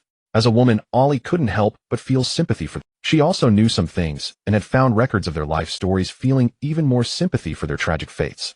However, things did not turn out as Ollie had imagined. Yifeng did not harm the two. Instead, he compensated them afterward. This caused a tremendous shift in Alice's psychology, rapidly elevating her previous fondness for Yifeng. This fondness ultimately sublimated into intent. Yifeng had always been a shadow in her heart, but after this incident, that shadow deepened. Especially after awakening her 9 tails, Alice's transformation became even more pronounced. Her special genes seemed to have an emotion-strengthening effect, powerfully enhancing her inner desires. This gene was so unique that it could not only charm others, but also through her own inner desires charm herself. Thus, Alice's feelings for Yifeng instantly rose to a level of unwavering devotion. She had reached a state where she never grew tired of looking at Yifeng, and his image constantly surfaced in her mind. This time, she finally found a moment when Yifeng was free and resolved to give herself to him. Ollie was now fully aware of the situation in the entire divine superpower universe. So many female warriors among the angels had no partners, and their life level dictated that it was best for them to find similarly supergene warriors or even divine bodies as partners. In the universe, any male god with acceptable morals was a hot commodity in the eyes of angels. After all, if an angel married a mortal, she would have to descend to the mortal realm and permanently seal her super genes, eventually becoming mortal. Otherwise, mortals simply could not withstand their power. Moreover, it was difficult for mortals and angels to have offspring. Only those with super genes could relatively easily conceive children.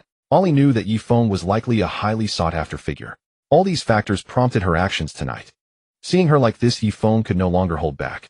He directly picked up Ollie, whose eyes were hazy and who was continuously radiating charm, and carried her to After a night of repeated pleasure, Ollie finally achieved what she had desired. But Yifeng also made a startling discovery. At that moment, a powerful, deeply hidden force from Ollie seeped into him. This force was somewhat similar to the Phoenix Force, producing a technological version of dual cultivation between the two. Yifeng's third-generation divine body became even better, more natural and harmonious, as if these genes were inherently natural. This change did not enhance combat power. However, it produced a special result. Yifeng's genes became easier to inherit, making it easier to produce offspring with super genes. Moreover, his union with someone like Ollie, who possessed such special genes, made it even more likely to produce superior offspring. This led Yifeng to a bold speculation: could the appearance of this special gene system in Ollie be specifically designed to allow super genes to be passed down through life continuation? He speculated and analyzed that the probability was over 65.6. This meant that when the original super genes were designed by some top-tier technological divine being, the issue of inheritance was already considered. This could be considered a major discovery. Yifeng began to change his mindset and later took the initiative to make monkeys with Ollie. He truly hoped to have a child of his own. Just as Yifeng was preparing to return, Dormammu, who had been dormant for over 2 years without stirring up trouble, chose this critical moment to launch an invasion of Earth. His dark disciples had lurked in the shadows for a long time, meticulously planning a true invasion. Numerous dimensional nodes were opened and countless dark creatures surged from the dark dimension into the real world. At this moment, the Ancient One was too late to intervene, for Thanos and his minions had arrived at the outer reaches of the solar system, diverting the Ancient One's attention and poised to strike at any moment. Furthermore, many lords of the Hell Dimension, whose dimensional energy had been siphoned by the Ancient One, launched a coordinated assault. They had actually formed a secret artifacts alliance. The Ancient One was immediately bogged down. Even though his power had recovered swiftly after his exchange with Yifeng, Dormammu's might was not something an ordinary being could handle. Thus, the Ancient One sent a distress signal to Yifeng. After some deliberation, Yifeng decided to truly explore the dimensional mysteries of the Marvel Universe before returning, and so he did not refuse. He piloted the Blood Wolf directly into the enigmatic Dark Dimension with Ali by his side. Using his own techniques, he then glimpsed Dormammu's true form, a composite existence of countless dark energies. In essence, the entire dark world of the Dark Dimension was Dormammu himself. He was the heavenly Tao of this dark realm. In terms of energy level, Dormammu was roughly equivalent to the combined energy of tens of thousands of stars. By the standards of the Marvel Universe, he was undoubtedly a top-tier single-universal level entity. After arriving here, Yifeng understood that ordinary methods posed no threat to Dormammu or his Dark Dimension. But he had a special trick. Appearing atop the Blood Wolf, he cast a small black sphere into the Dark Dimension, then swiftly steered the ship away from that area, as if in dread of what he had created. What Yifeng had just thrown was in fact a miniature black hole. After releasing it, he did not stop. Instead, he had the Blood Wolf constantly relocate, successively launching 13 small black holes before ceasing. Having completed the deployment of the black holes, Yifeng began to diligently collect relevant data through the Blood Wolf, recording the changes in the Dark Dimension under the threat of the black holes, and observing how Dormammu would counter them. Dormammu was in for a rude awakening. Initially, he did not take Yifeng seriously, believing that intruding into the Dark Dimension was simply delivering himself. As long as Dormammu refused to let him out, Yifeng would be at his mercy. His attention remained focused on maintaining the dimensional portals, ensuring a steady stream of dark power to invade Earth. But he never imagined that Yifeng would drop black holes, and 13 of them no less, right into his Dark Dimension. These were black holes that devoured everything super celestial bodies, incredibly difficult to counter. The 13 black holes began to voraciously consume all energy and matter in the Dark Dimension, and before long the dimension had been weakened by 1,000th. If time dragged on, and the black holes kept devouring, his entire Dark Dimension would likely be annihilated. Faced with dozens of black holes, Dormammu had no. His only option was a single method: energy impact bombardment. Using vast dark energy to forcibly strike the black holes, forcing them beyond their operational limits until they self-destructed. This process was identical to Karl's use of stellar energy to blast black holes. One by one, Dormammu bombarded the black holes, destroying each in turn, while Yifeng remained still, meticulously gathering data on the Dark Dimension's power, the destruction process, and the void particles that emerged. Indeed, even though these were artificial black holes due to the influence of the Dark Dimension's power, they actually gave rise to substances like void particles. Even if the probability was minuscule, only 3 void particles appeared from the 13 black holes. It was still a success. While Dormammu was fully occupied destroying the black holes, Yifeng swiftly collected those 3 void particles. At the same time as the black holes tore through the Dark Dimension, he gathered deeper secrets and data about the dimension's nature. Dormammu barely managed to quell the 13 black holes. This time his dark dimension had lost nearly 1% of its tangible essence to the devouring black holes. The destructive power of black hole level celestial bodies was something that could not be repaired for countless years.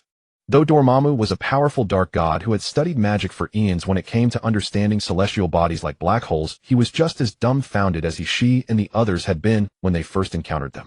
The essence of a black hole was the ultimate manifestation of gravitational force, but the level of comprehension required was extremely high. After finally eliminating the 13 black holes, Dormammu was about to settle scores with Yifeng. But when he turned around, he discovered that unbeknownst to him, 10 more small black holes had appeared in his dimensional space, rapidly taking shape.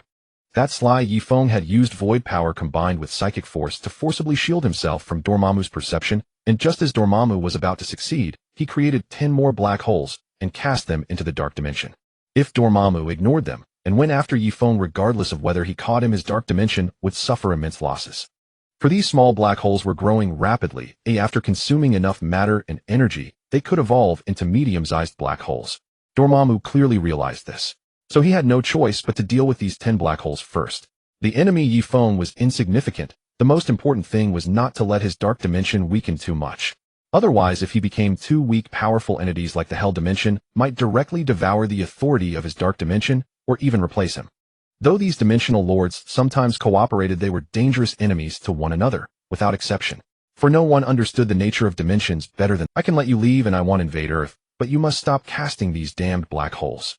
While struggling to solve the problem, Dormammu negotiated with Yifeng. When it came to matters that threatened his very foundation, he chose to compromise. He had no idea how many more black holes Yifeng could create, whether he was out of them or could keep producing more, but he could not afford to gamble. Watching the flustered Dormammu, Yifeng smiled uncharitably. While Dormammu was dealing with the first black hole, the others were rapidly expanding. The later ones grew more powerful, more stable, and harder to destroy. I can leave, but with two conditions. First, give me the knowledge and secrets of your dark magic. Second, give me all the cognitive knowledge of your dimension. If I find that you've held back even a little, I will end the negotiations. And this condition is non-negotiable. Yifeng seized the opportunity to raise the stakes, refusing to yield. Let me tell you, I am a precise scientific researcher. I have ways to detect any concealment. If you hide anything, I will destroy your dark dimension, and I have the means to escape from here. I hope you won't ruin yourself with petty cleverness. You only have one chance. Miss it, and I will lose all trust in you, and I will unleash a truly massive... Yifeng's threat ignited a blazing fury in Dormammu. For countless years, no being, no matter how powerful, had ever threatened him like this. His rage burned fiercely, his dark face turning even darker, though perhaps the change was imperceptible. Yet in the end, he chose to compromise. For Dormammu dared not gamble. He did not understand Yifeng as a person, nor did he know how many trump cards he held. Ultimately, he handed over the knowledge Yifeng demanded without any reduction. After verifying the information, Yifeng steered the Blood Wolf out through the dimensional passage Dormammu opened. Throughout this process, Dormammu, faced with the enigmatic Yifeng, wrestled with his thoughts again and again, but ultimately chose not to act, and allowed Yifeng to. After Yifeng successfully withdrew from the dark dimension, the invasion of Dormammu came to an end. This time Yifeng had gained crucial dimensional knowledge. This dimensional knowledge derived from Dormammu was of utmost importance, playing a significant role in Yifeng's understanding of the dark planes of different worlds. The acquisition of this knowledge meant that Yifeng could accomplish a special task, the creation of a miniature universe. However, this required him to complete the corresponding research and understanding. After his extortion of Dormammu, the system automatically recognized that Yifeng had fulfilled the expected performance of a bandit. Congratulations, host, for successfully robbing Dormammu, the Lord of the Dark Dimension. The host receives the following rewards: a basic roadmap for the 4th generation divine body, 1 seed of the fundamental concept for miniature universe construction, 1 card for correcting dimensional cognition errors, and 1 card for a 3-year travel to a high-level world. This reward was quite generous, providing technical reserves for Yifeng's further research on the 4th generation divine body, especially the basic roadmap, which included the theoretical foundation of the 4th generation divine body design. This was extremely critical. Other rewards focused on the construction of miniature universes, the cognition of dimensional or dark plane mysteries. For example, the seed of the fundamental concept for miniature universe construction. In a fantasy world, such an item would be a genuine world seed, a cosmic cornerstone. Yifeng now possessed the possibility of constructing a miniature universe, a truly relatively complete small world. However, possessing this skill did not mean one could achieve it. It was like having excellent cooking skills, but lacking rice. You could not make a decent meal no matter how poor. The fundamental materials for bearing a world were extremely advanced, and even an entire universe might not yield a single trace. But the system had solved this problem for Yifeng. With this seed of the fundamental concept for miniature universe construction, Yifeng could use it as a platform or carrier to build a miniature universe. After obtaining these gains, the time for Yifeng and Ollie to return quickly arrived. On Mars, in the world of Super God, a spatial vortex suddenly opened, and the blood wolf slowly slid out from within. Yifeng and Ollie returned after spending 5 years in the Super God world. Before returning, Yifeng invited the Ancient One to become his subordinate and travel with him through the myriad worlds. But the Ancient One refused, choosing her previous path of the soul. After returning, Alice's belly was slightly swollen, indicating a small life was quietly gestating within. Ollie was pregnant with Yifeng's child. Yifeng received this news after he emerged from the dark dimension. They had not noticed this situation before. This child inherited Yifeng's powerful supergene bloodline, equivalent to the third-generation divine body, meaning the little one possessed an innate supergene system. This system could be inherited thanks to Alice's special constitution. She was designed to give birth to supergene descendants. Back then, Yifeng successfully completed the information collection of the dark dimension. At the same time, he integrated a void particle into his child's dark plane, granting the child the innate ability to rewrite concepts. This child upon birth would possess a third-generation divine body, requiring no special upgrades, only specific energy and material supplementation to activate. After Ollie became pregnant, Yifeng upgraded the blood wolf once more. This time, he directly dismantled Morgana's demon hand and integrated it into the blood wolf, enhancing its defense to a level that even a fourth-generation divine body could hardly breach. Thus, Alice's safety was greatly improved. After returning from the Marvel world, Yifeng and Ollie enjoyed a quiet period, occasionally sneaking back to Earth for trips. At this time, the plot had not yet begun. Gu Xiaoluan and others were still college students or ordinary individuals yet to activate their supergene systems. This gave the couple a rare leisure time. During this period, angels were also present on Earth, especially Angel Cold, who frequently patrolled the vicinity of the Chiyu star system. Yifeng, however, used special technology to shield their information, causing others to detect their dark signals and receive only the profile of an ordinary wealthy second-generation couple from Earth. The angels could not find them, so the pair confidently began their vacation on Earth. During this process, besides accompanying Ollie to relax, Yifeng devoted most of his time to studying the gains he had obtained. He intensified his research on the information and mysteries of the dimensional realm. The various data collected earlier, along with the dimensional information from the Ancient One and Dormammu, as well as the data from the Space Stone, became key foundations for his research. After nearly 7 months of research, Yifeng finally achieved a major breakthrough. He could now directly shape a small dimensional world, though this small world was not a true miniature universe, because it had a lifespan continuously decaying during its operation until eventual destruction. Yifeng's first created dimensional realm lasted only 10 seconds and was the size of a basketball. This kind of dimensional realm was billions of times more complex than a mere folded private space containing multiple fundamental rules and elements. After numerous attempts, Yifeng finally extended the lifespan of this basketball-sized dimensional realm to 100 years. But this also reached the limit of his current technical level and computational power. To improve further, Yifeng would need to achieve at least the peak of the 4th generation, or even the cohesive 5th generation of the divine body, possessing computational power surpassing the Great Clock. This was like a child trying to lift a heavy rock. One might understand the principle, but inherent limitations prevented the action. Yifeng could only achieve the basic construction of a dimensional realm. This thing, rather than a world, was more akin to the concept of a cave heaven or blessed land in Chinese culture, an existence attached to a larger world. Its foundation was the macrocosm or the real world.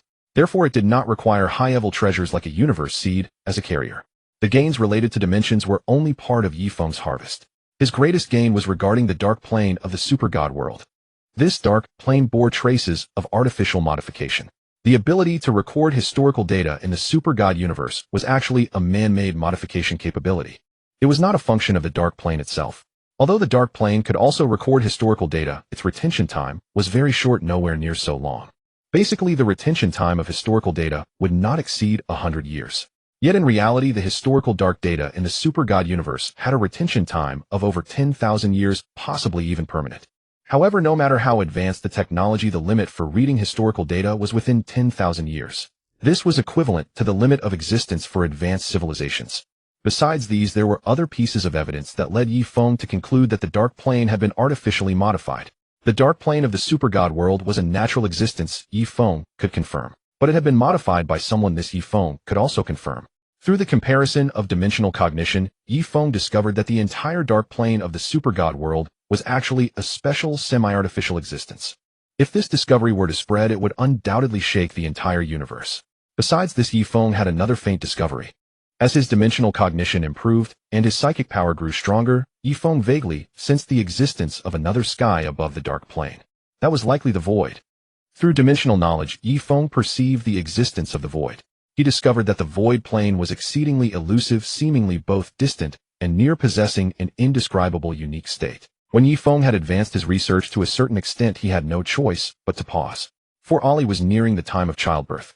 The moment Yifeng glimpsed the void, he also noticed the icy, sinister gaze filled with malice within it. Thus he decided to first travel to another world and return only after Ollie had safely delivered the child. This time Yifeng chose a rather unique world, the Iran world.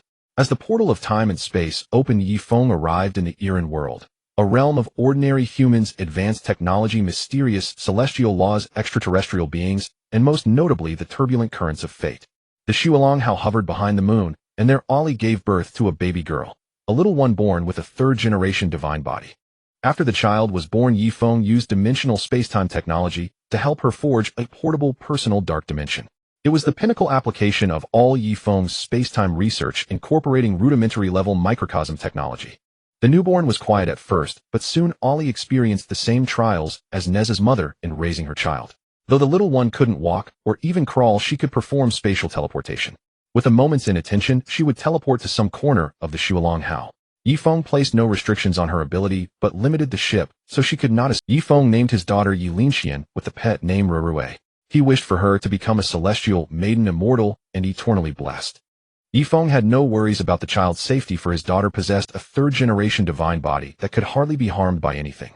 Although her third-generation divine body was not on par with Yifeng's, it inherited his space-time, divine body, and indestructible physique, granting her extraordinary powers of immortality and invincibility. 56% of Yifeng's third-generation divine body was inherited by her. After birth, the child was primarily cared for by Ollie because Yifeng was far too indulgent with his precious daughter. Upon her arrival, Rurue already possessed the intelligence of a 6-year-old child. Within less than 10 days after birth, little Rurue rapidly acquired adult-level intelligence, yet her temperament remained childlike, perfectly embodying the concept of a strong and mischievous child. The Xuelonghao was often thrown into chaos by her destructive power rivaling that of a husky tearing apart the house. Yifeng could not bear to discipline his daughter, but Ollie showed no mercy. When Rurue misbehaved, she would spank her soundly with considerable force. Such force applied to an ordinary person would reduce them to pulp, but to Rurue, with her third-generation divine body, it was nothing more than a ticklish reprimand, causing no pain at all.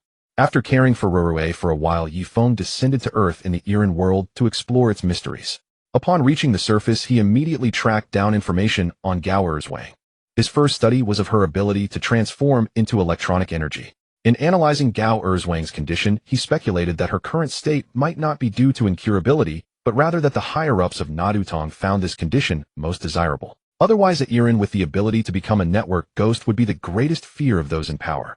With her physical body damaged, yet still alive, Gao Erzwang remained controllable and usable. This was the most ideal outcome. But if she were fully healed, she would become an uncontrollable presence. No one could predict the darkness that power might breed. Yifeng obtained the data, but he did not directly read the historical dark data, for he realized that the historical dark data of this world was precisely what sorcerers called celestial secrets, the inner landscape. Behind the inner landscape seemed to exist a powerful will, and Yifeng had no intention of rashly alarming it. For on the surface the Iran world appeared ordinary, but beneath lay profound depths. After collecting Gao Erzwang's information, Yifeng planted a covert mechanism in the device to ensure that Gao Erzwang could not detect any trace of him. Then he arrived at the most crucial location, Longhu Mountain. It was precisely the time of the Luotian Grand Festival, and countless Iran were converging on the mountain, eager to display their prowess. This Luotian Grand Festival was not only a true contest for the position of Heavenly Master, but also a showcase of the rising power of the major Orthodox sects. The performance of the new generation at the festival would likely determine a faction's future strength and development potential. It also decided the allocation of future discourse power benefits and status in the entire Iran world. Yifeng would not simplistically believe that pressure from the 10 elders could force the peerless celestial master to relinquish the selection of a successor, allowing all Iran under heaven to compete for his position.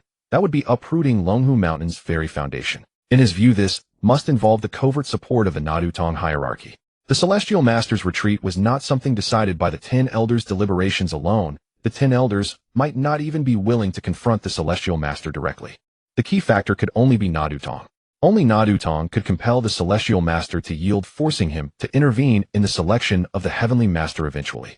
Perhaps Nadutong and the forces behind them were also observing the changes in the Iran world and were especially concerned with the secrets hidden within the Heavenly Master's inheritance. Behind the Luotian Grand Festival lay a stage of intricate calculations among the upper echelons and multiple factions, the beginning of everything. It was likely that even Nadutong itself sought the mysteries of the 8 miraculous techniques. For greed exists in every human heart, and the desire for more is unavoidable, especially when it came to the unique existence of Feng Baobao. Yi Feng would never believe that her immortality had gone unnoticed by those above.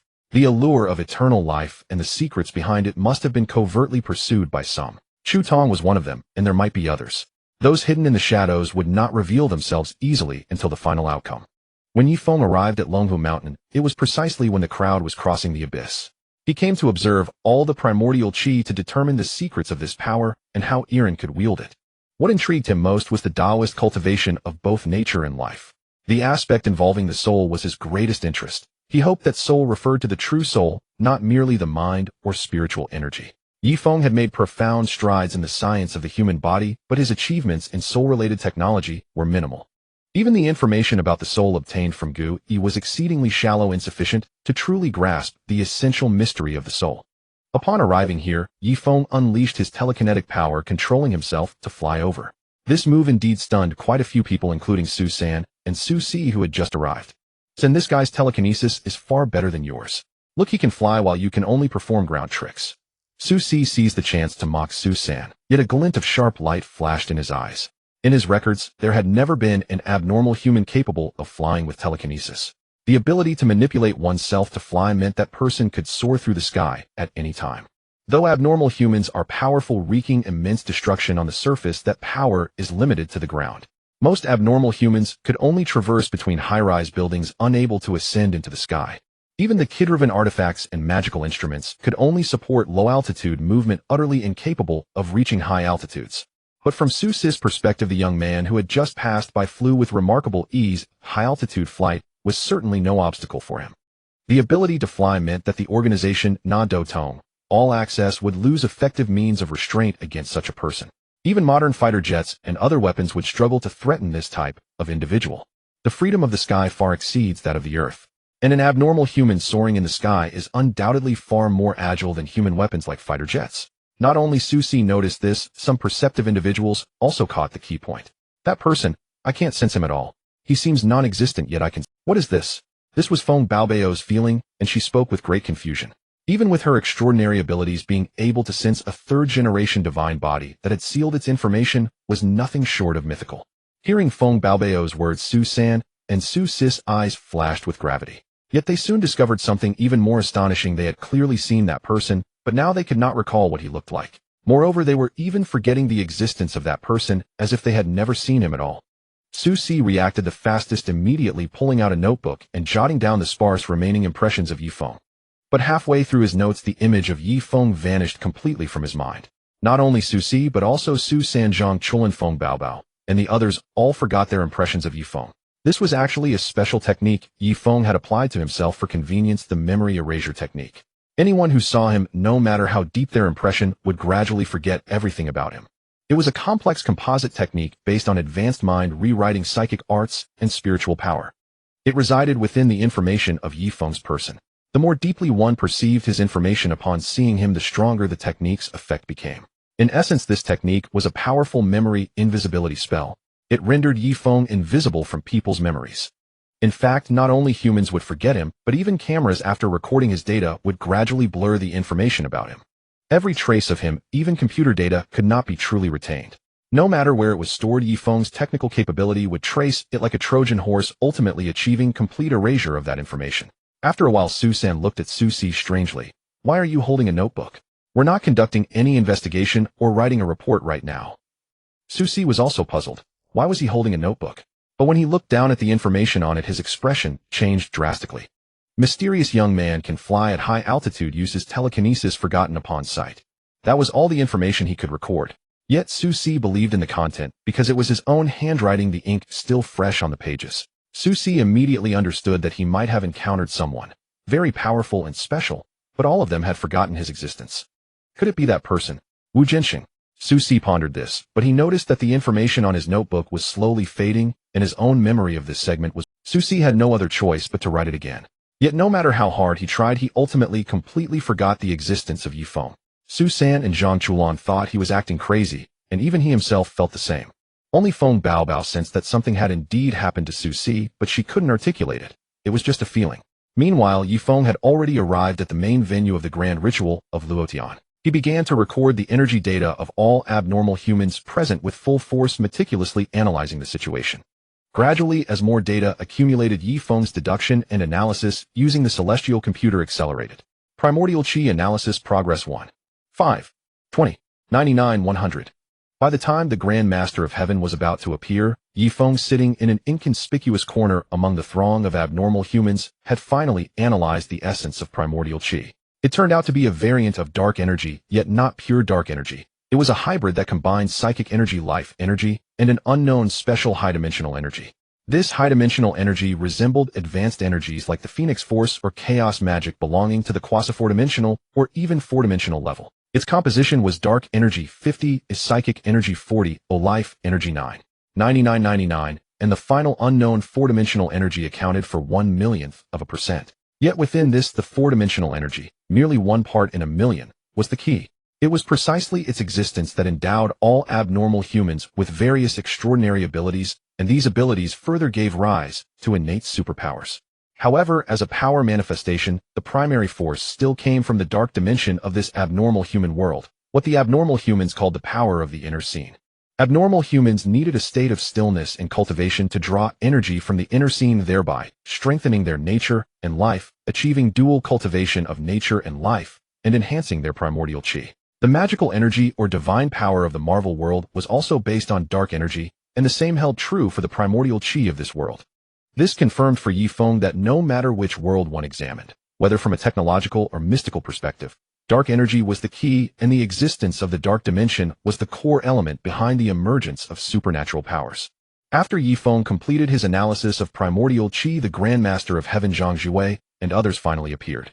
The great fateful drama of the abnormal human world, the grand ritual of Luotian, had begun. It was like an unstoppable torrent, no one could resist it. Even Wang Ye's desperate attempts to prevent it were futile. Yi Feng was now curious what exactly was the powerful will within the inner scene. The heavenly Tao? Some kind of powerful creature? An immortal? An advanced civilization? Or the cosmic will? The old master's gaze mainly fell on Zhang Chulan, and he also looked at the few young ones in the arena whose aura was relatively strong. He didn't notice Yi Feng at all, who was in the corner. Soon many young transcendents completed the draw. Taking advantage of the moment, Yi Feng summoned Ali and Rui. The famous scene of Shameless Green Lotus, Zhang Chulan, was not something one saw often. "Daddy, is there anything fun here?" After being summoned, the little one, only 1-year-old, directly asked. The little one had already learned to speak. Yi Feng nodded. "There are many interesting scenes here, so I brought our precious Rui to broaden her horizons." Yi Feng along with Ali and Rui appeared, and he also applied a memory erasing technique to both of them.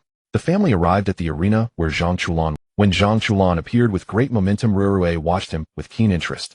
Her powerful spiritual energy told her that this person might be up to something. Seeing Zhang Chulan's smooth talk that made the three opponents fight among themselves, Ali burst out laughing.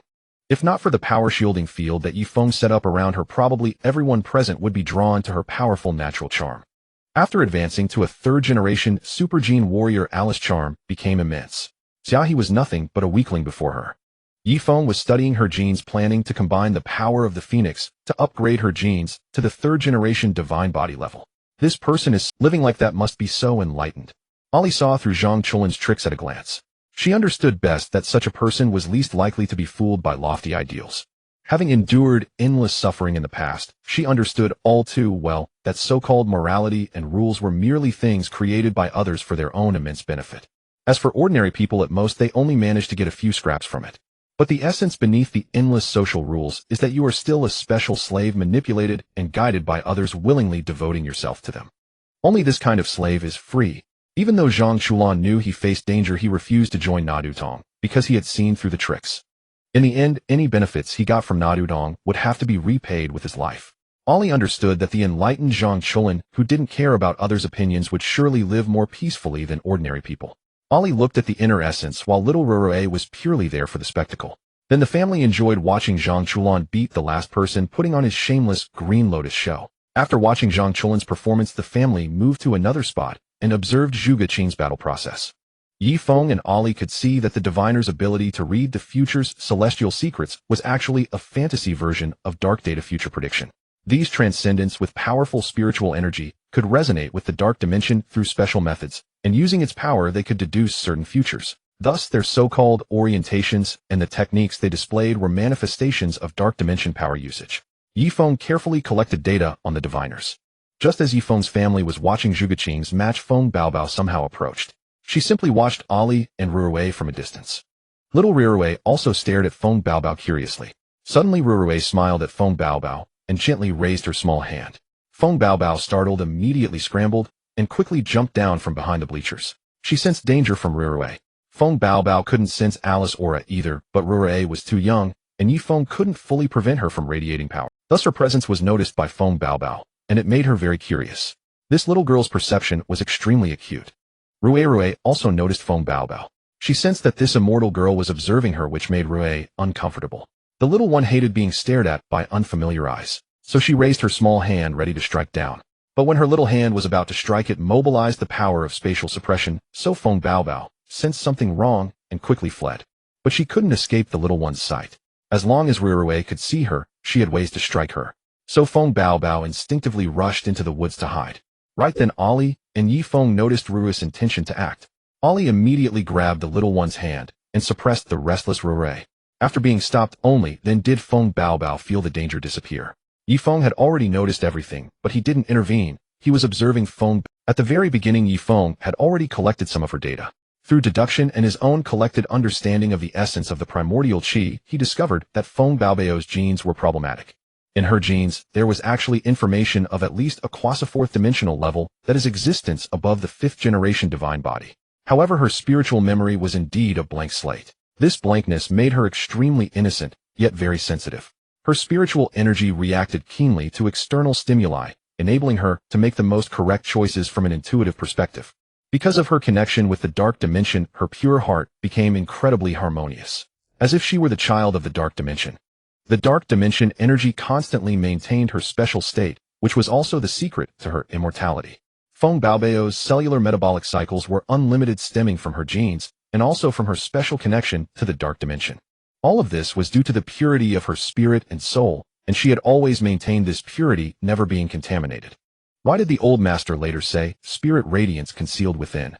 This state was actually the purity and cleanness of the spiritual and mental state, a close connection with the primordial qi. This pure state could be achieved through acquired cultivation. People like Zhang Jiwei could control their mental state and switch to this pure state at any time. However, the key to Feng Baobao's immortality was still that special four-dimensional information. The primordial qi and its source dark energy merely maintained her in a state of longevity. Her cells divided infinitely without manifesting as chaotic patterns like cancer, all because of this special high-dimensional information. Yi Feng analyzed that someone might have intercepted this information through some method using the primordial qi and applied it to Feng Baobao, thus creating her special state of cellular immortality. It also gave her sharp spiritual perception and powerful recovery abilities. The ability to intercept such high-dimensional information was likely the so-called 8 miraculous arts. Yi Feng had already collected some data on the source of qi, also known as the old farmer's art. He would next focus on the data of other 8 miraculous arts. Anyway, the Wind Empress Qimen and the art of summoning spirits would appear later. Zhuge Qing, have you ever been defeated? With this classic remark, Wang Yi initiated a battle against Zhuge Biao, thwarting his potential interference with Zhang Jiwei's plan. Wang Yi attempted to stop Zhuge Qing. However, Zhuge Qing was stubborn. His pride would not allow him to accept the foreordained conclusion of failure, that is divination. This forced Wang Yi to employ the Feng Ho Chi Men. Without it, Wang Yi had no effective means to deal with Zhuge Qing. Thus, Wang Yi exposed his mastery of the Feng Ho Chi Men to the broader community of outliers. Meanwhile, Yi Feng seized the opportunity to amass extensive data on the Feng Ho Chi Men. Using his celestial computer for a brief analysis, he successfully derived the cultivation method of the Feng Ho Chi Men and the core principles of its mystery. Having obtained the Feng Ho Chi Men, Yifeng similarly acquired the cultivation method and secrets of the Zhu Ling Qianjiang. Through this art, he also glimpsed into more profound mysteries of the soul. Following that, the Yi family witnessed renowned scenes such as Feng Baobao burying a man and Zhang Chulin's bird keeping at the Celestial Master's residence. Of course, he prevented Ali from witnessing the latter. During this process, Yifeng successfully collected the secrets of forbidden techniques. He discovered that the essence of such techniques was a form of advanced energy language also applicable to dark energy. However, the logic of this language differed from normal dark energy language, representing an alternative path of energy utilization. The power it could unleash was not. Yet this forbidden energy language had one distinct characteristic: persistence. As long as the energy flow was not forcibly interrupted, it could operate indefinitely, boasting far greater stability than Yifeng's dark energy language or Kesha's divine language. Yifeng then obtained a wealth of knowledge about forbidden techniques from the memories of the outlier, Zhi Jinhua, greatly aiding his expansion of energy language applications. The grand ritual continued, soon reaching its most unique stage. Zhang Chulan triumphed over Zhang Lingyu, becoming the successor to the Celestial Master. In Yifeng's view, Zhang Chulan was the best candidate for the Celestial Master's inheritance. First, he used the Yang Wu Lei and Zhang Lingyi's probing allowed the old Celestial Master to deduce key information. Zhang Lingyu, having lost his purity, was naturally disqualified from the Celestial Master's legacy. While others were possible, Zhang Chulan, as a company man, was a favorable choice for the company. The company did not intervene directly, but sending Su San and Su Si was meant to pressure the old Celestial Master into compromise. This explained why the 10 elders reacted mildly to Zhang Chulin's victory. Everyone understood that it was the will of both the old Celestial Master and the company, opposing both, would be asking for trouble. This dual identity enabled Zhang Chulan to reach the end, shrouding the match in unspoken irregularities.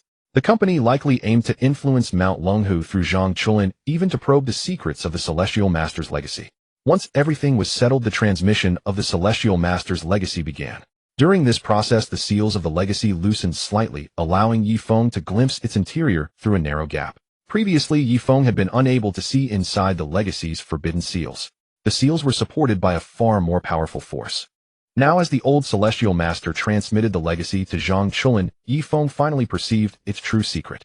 Beneath the legacy's seals lay a miniature spatial temporal gateway. This gateway connected to the inner landscape world, a special, dark-dimensional space. Yifeng had never imagined that the legacy concealed such a dimension. This was entirely contrary to his speculation that it involved some formidable power, even that of immortals.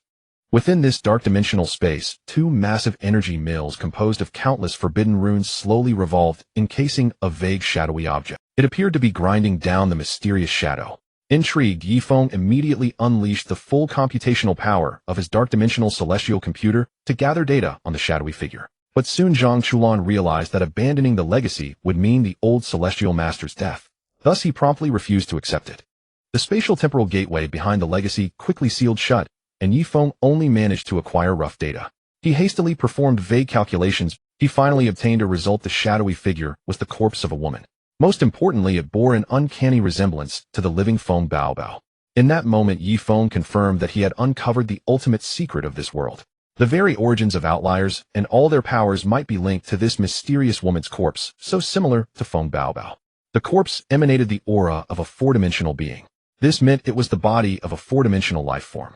If his conjecture was correct in mythological terms, that four-dimensional corpse would be the body of an immortal. Feng Baobao's immortality was likely profoundly connected to this corpse. And in the past, Wu Genxing, probably through the unique Qi formation of Tongtian Valley and the combined efforts of many, had glimpsed the secrets of the Celestial Master's legacy via the inner landscape, even intercepting a sliver of its power.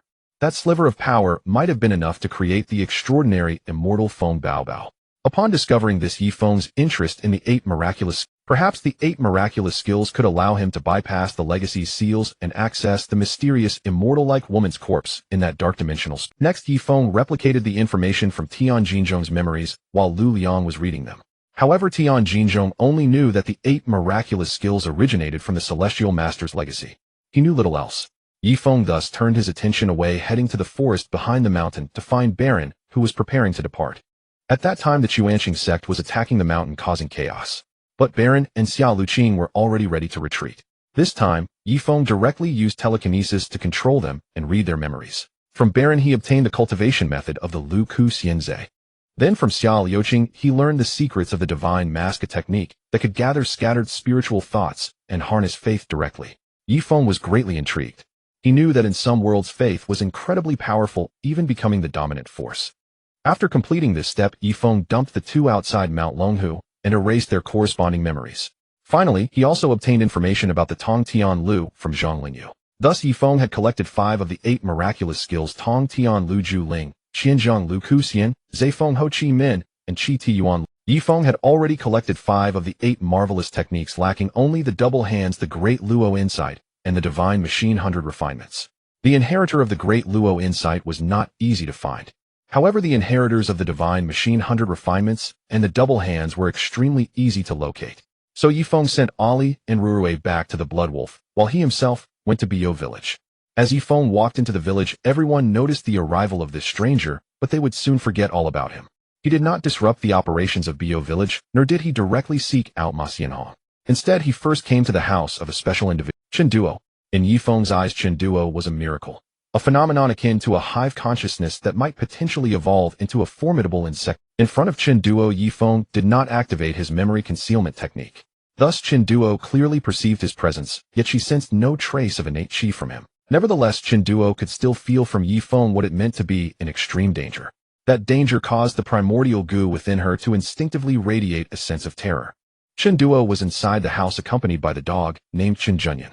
Watching Yifeng approach her, she did not attack. She was merely curious about what he intended. Yifeng spoke directly. A Duo, I'll give you 2 choices. One is to stay here and continue your original fate, which will ultimately lead to your death from the erosion of the primordial goo. The other choice is to follow me. I will keep you alive and enable you to control your primordial goo. In the end, you will evolve into an extremely terrifying existence, much like the queen of the insectoids in games. At that time, no one will be able to restrain you any longer. So what is your choice? Hearing that Yifeng was willing to give her a choice, and that she could survive Chen Duo, what she had always craved was the ability to make her own choices, even if that choice led to death. But now faced with these 2 options, she did not know how to decide. Chen Duo could sense Yifeng's power and believed that this man might be capable of fulfilling his words.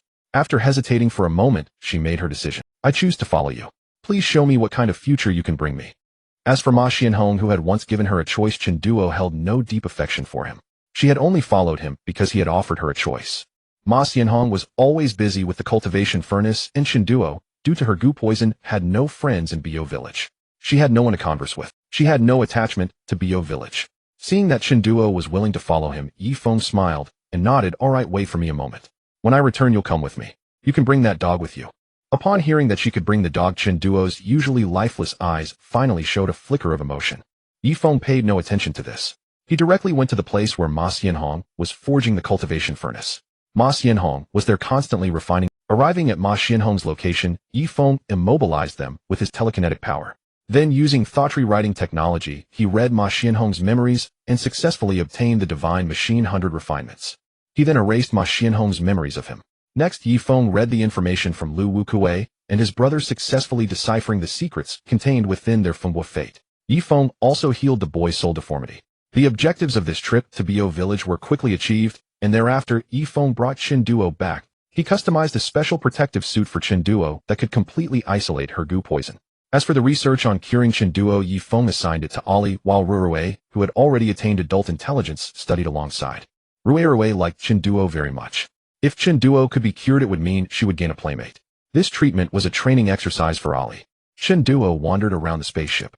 She had previously thought that aliens and spaceships were mere human fantasies. But she never expected that it was all real. One day she would be able to live on an alien spaceship and coexist with a family of extraterrestrials.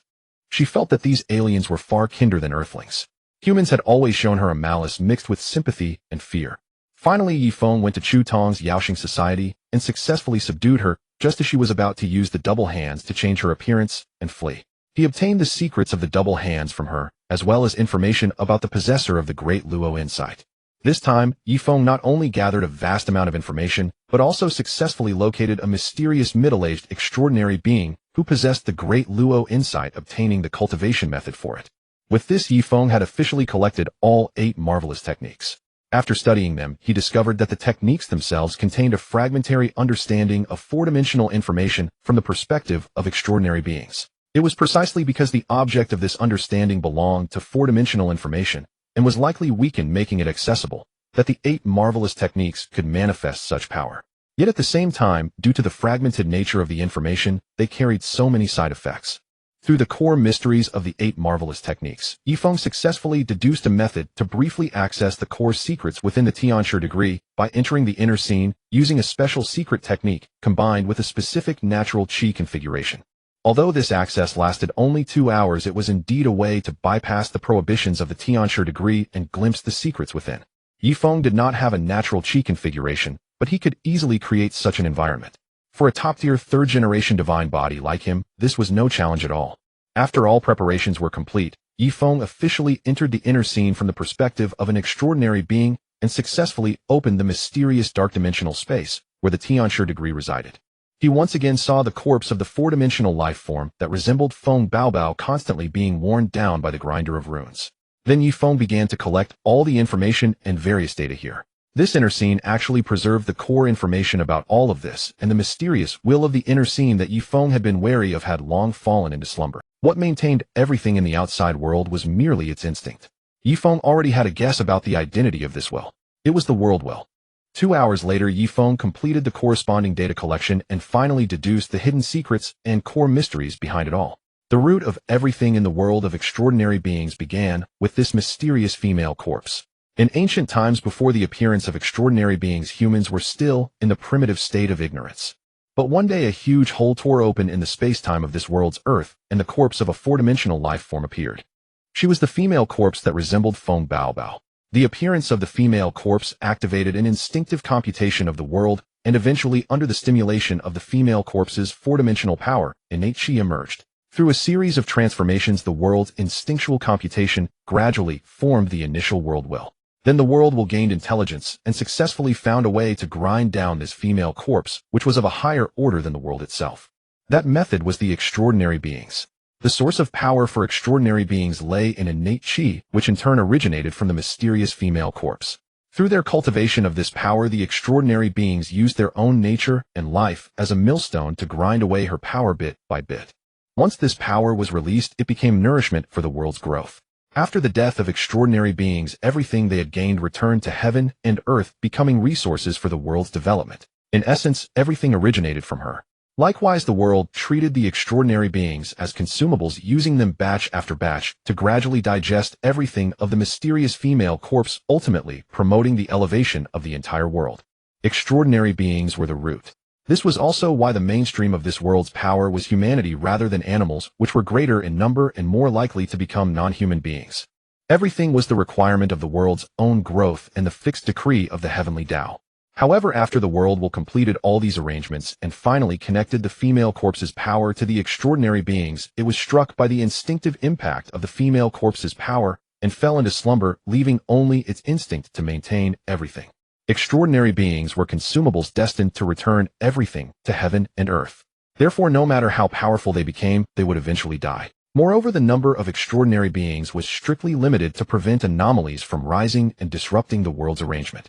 This was also why since ancient times extraordinary beings had been powerful, yet there had never been any immortals. No matter what kind of extraordinary being, they would all eventually perish.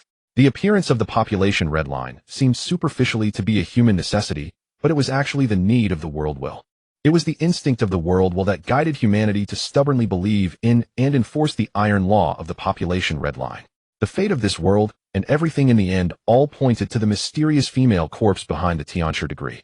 One day a man named Wu Jianxing gathered many extraordinary beings and finally opened a crack in this eternal secret. Unfortunately, they did not see the whole picture, nor did they glimpse the mysterious female corpse. They only obtained partial information, created the 8 marvelous techniques, and allowed the emergence of Feng Baobao, the first immortal in history. It could even be said that Feng Baobao might be the heir of this mysterious female corpse. Perhaps they offended the residual instinct of the world will on the surface. None of them were immediately struck by lightning, but their fates were tragic. The power of the 8 marvelous techniques seemed to carry a curse of the world, and none of their possessors met a good end. After discovering these secrets, Yifeng had no particular thoughts and did not intend to touch Feng Baobao, even though the secrets deep within her body might be even. He was extremely wary of this mysterious female corpse. It was hard to tell whether she was truly dead or using the world's hand to resurrect herself in a special state. Thus Yifeng decided to stop his exploration here and return as soon as the time was up. The hidden danger level of this world was no less than that of the void power in the super god world. This journey through the world of extraordinary beings, Yifeng also received some rewards. But this time, all the rewards were merely opportunities to traverse primary and intermediate worlds. Only when he glimpsed the information of a mysterious four-dimensional life form did he obtain a chance to enter a high-level world for an 8-year period. After arriving in this world, all the rewards he received were opportunities to travel to other realms.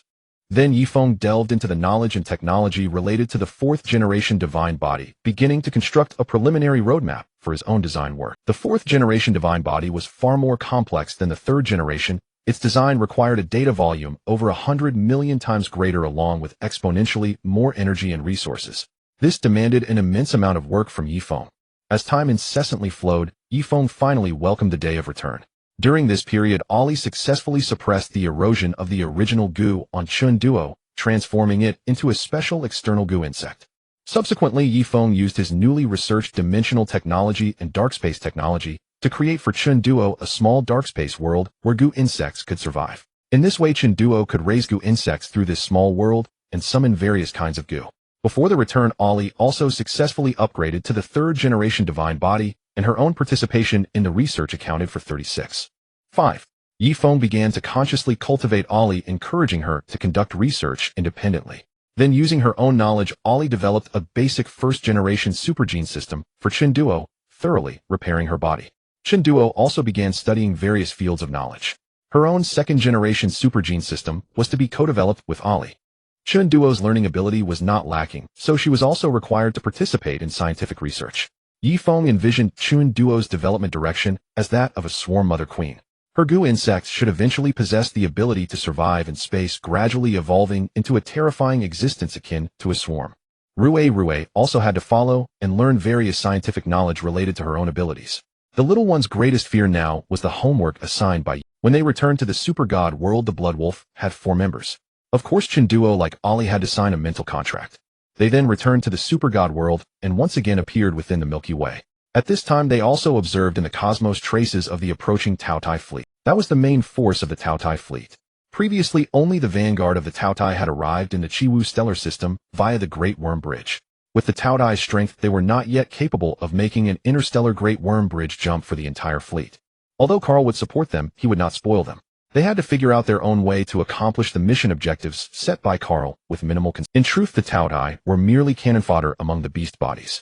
However, in the super god universe where the divine river body was mainstream, without Carl's protection, the Tao Tai would inevitably face destruction. At this moment, it was just before the Tao Tai invasion.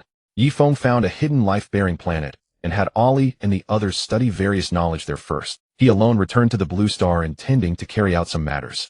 When he arrived at the Blue Star, nothing had truly begun yet. Although the Tao Tai had come, they had not yet entered the Chiwu stellar system. Because the main force was still on the way, only when the main force appeared would the Tao Tai vanguard arrive through the Great Worm Bridge. In fact, the Tao Tai appeared a bit late, because this was a grand scheme set against Morgana. Morgana had lost her demon hand. Thus, her speed of upgrading to the 4th-generation divine body was much slower than originally. She needed time to redesign and reshape her demon hand. Yifeng appeared on the Blue Star, but this time, he did not conceal himself much.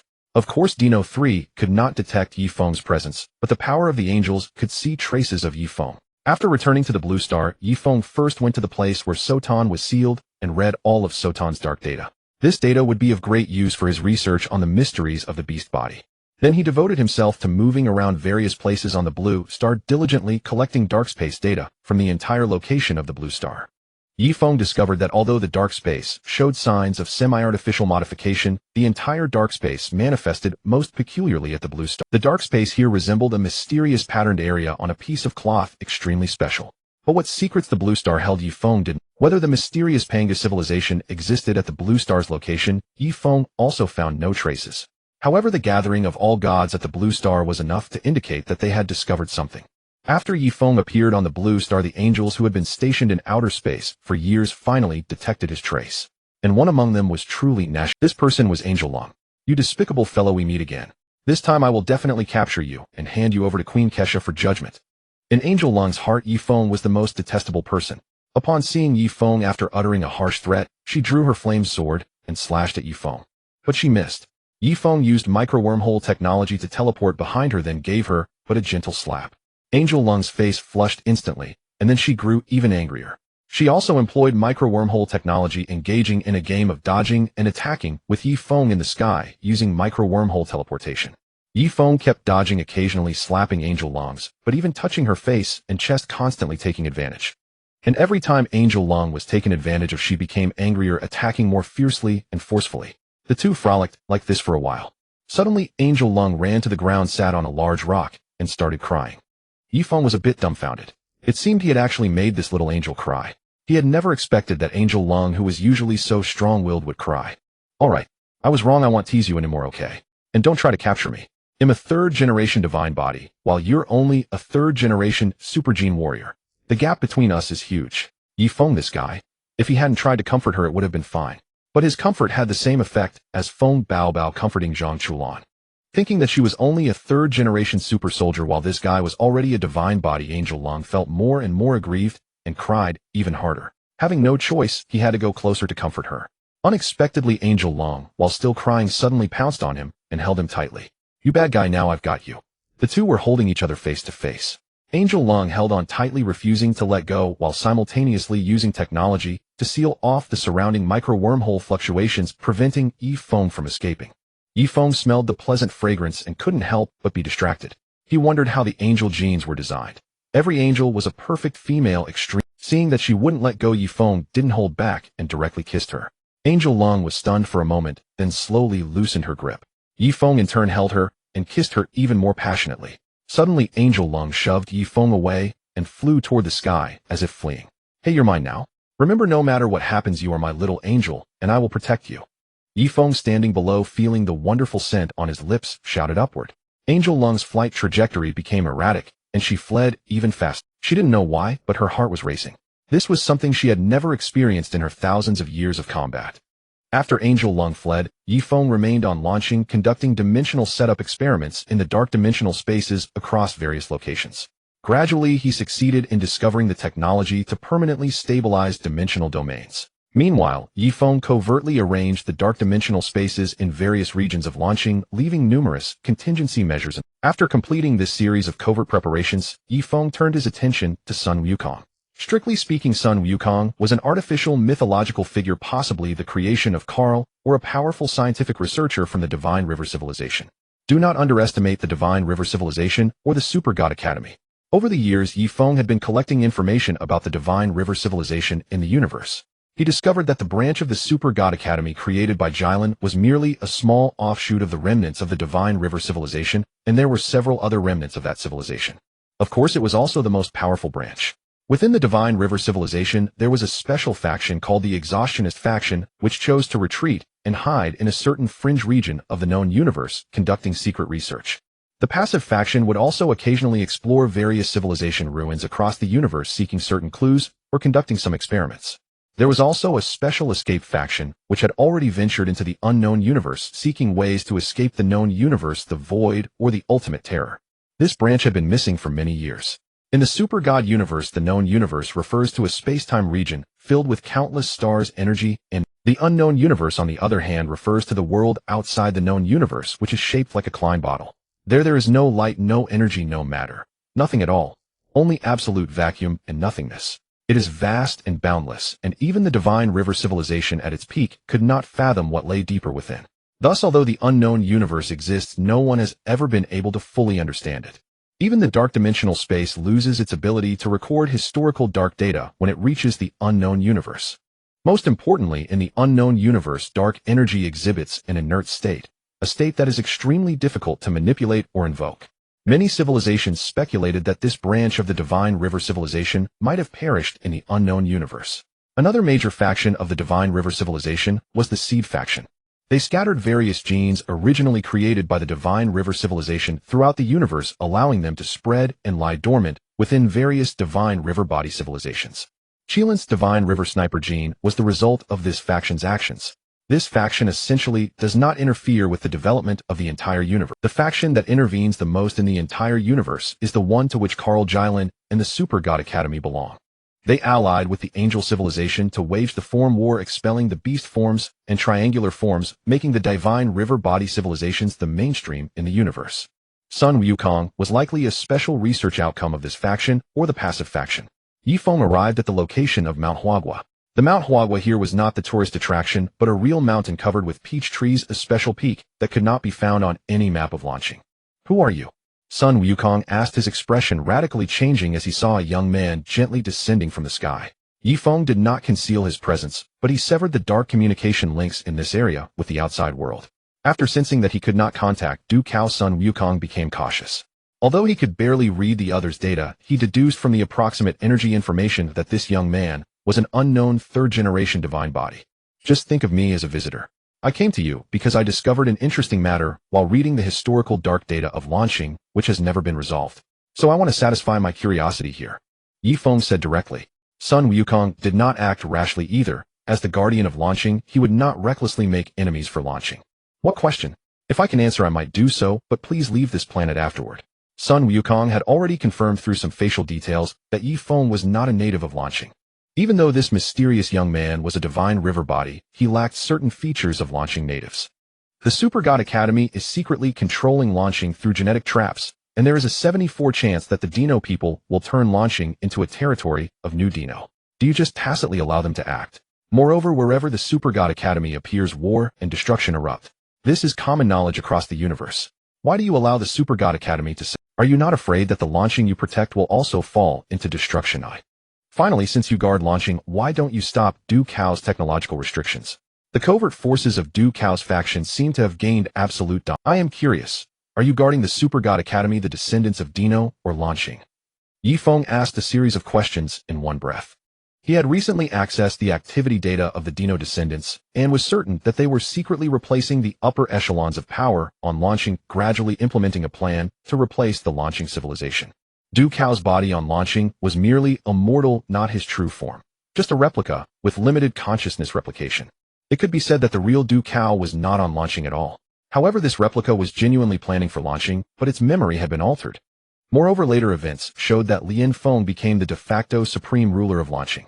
Controlling the most powerful Xiongbing company, Lien Feng was not the nominal supreme ruler, but in reality she was.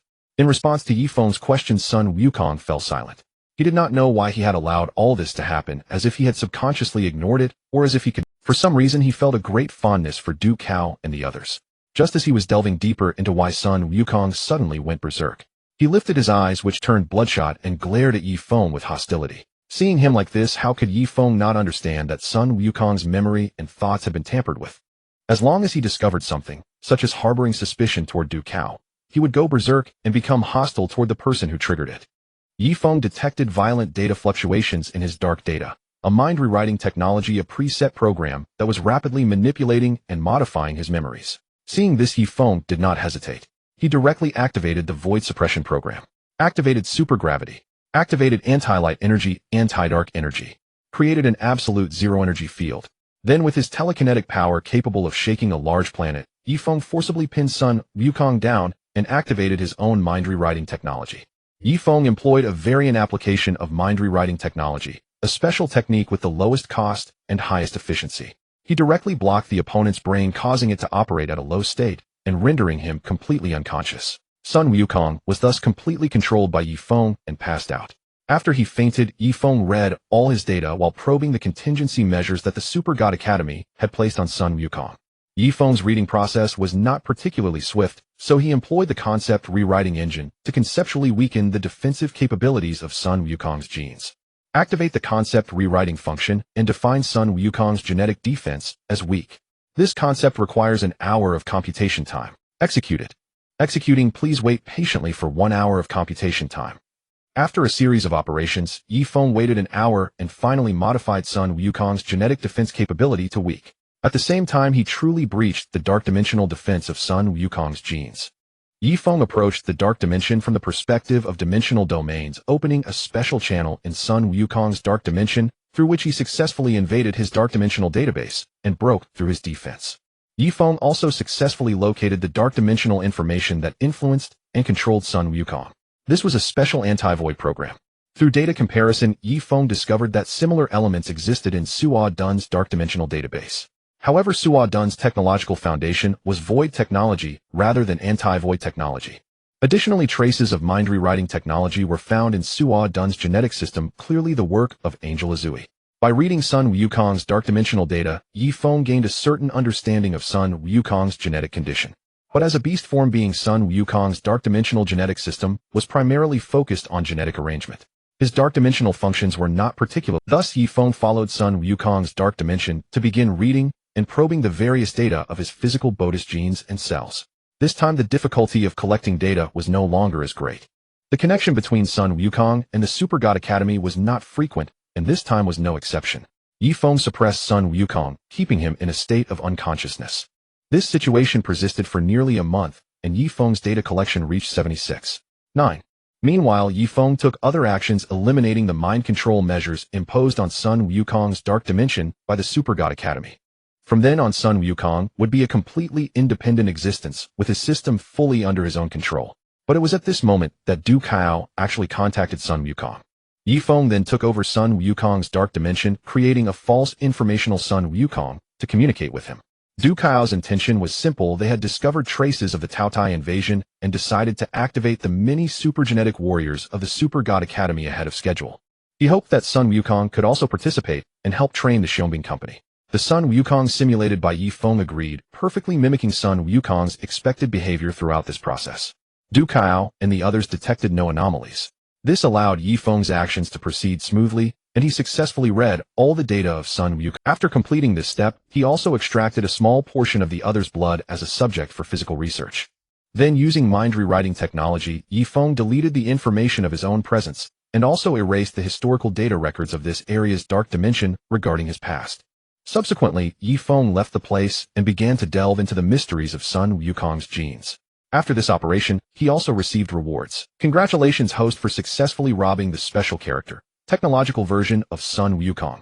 Rewarding the host with top-tier genetic design knowledge and technology, a complete encyclopedia of top-tier aerospace civilization knowledge, intermediate dark energy, solidification technology, advanced dark dimensional research theory, a top-tier concept rewriter upgrade card, 3 opportunities for mid-level world traversal, and 2 opportunities for high-level world traversal.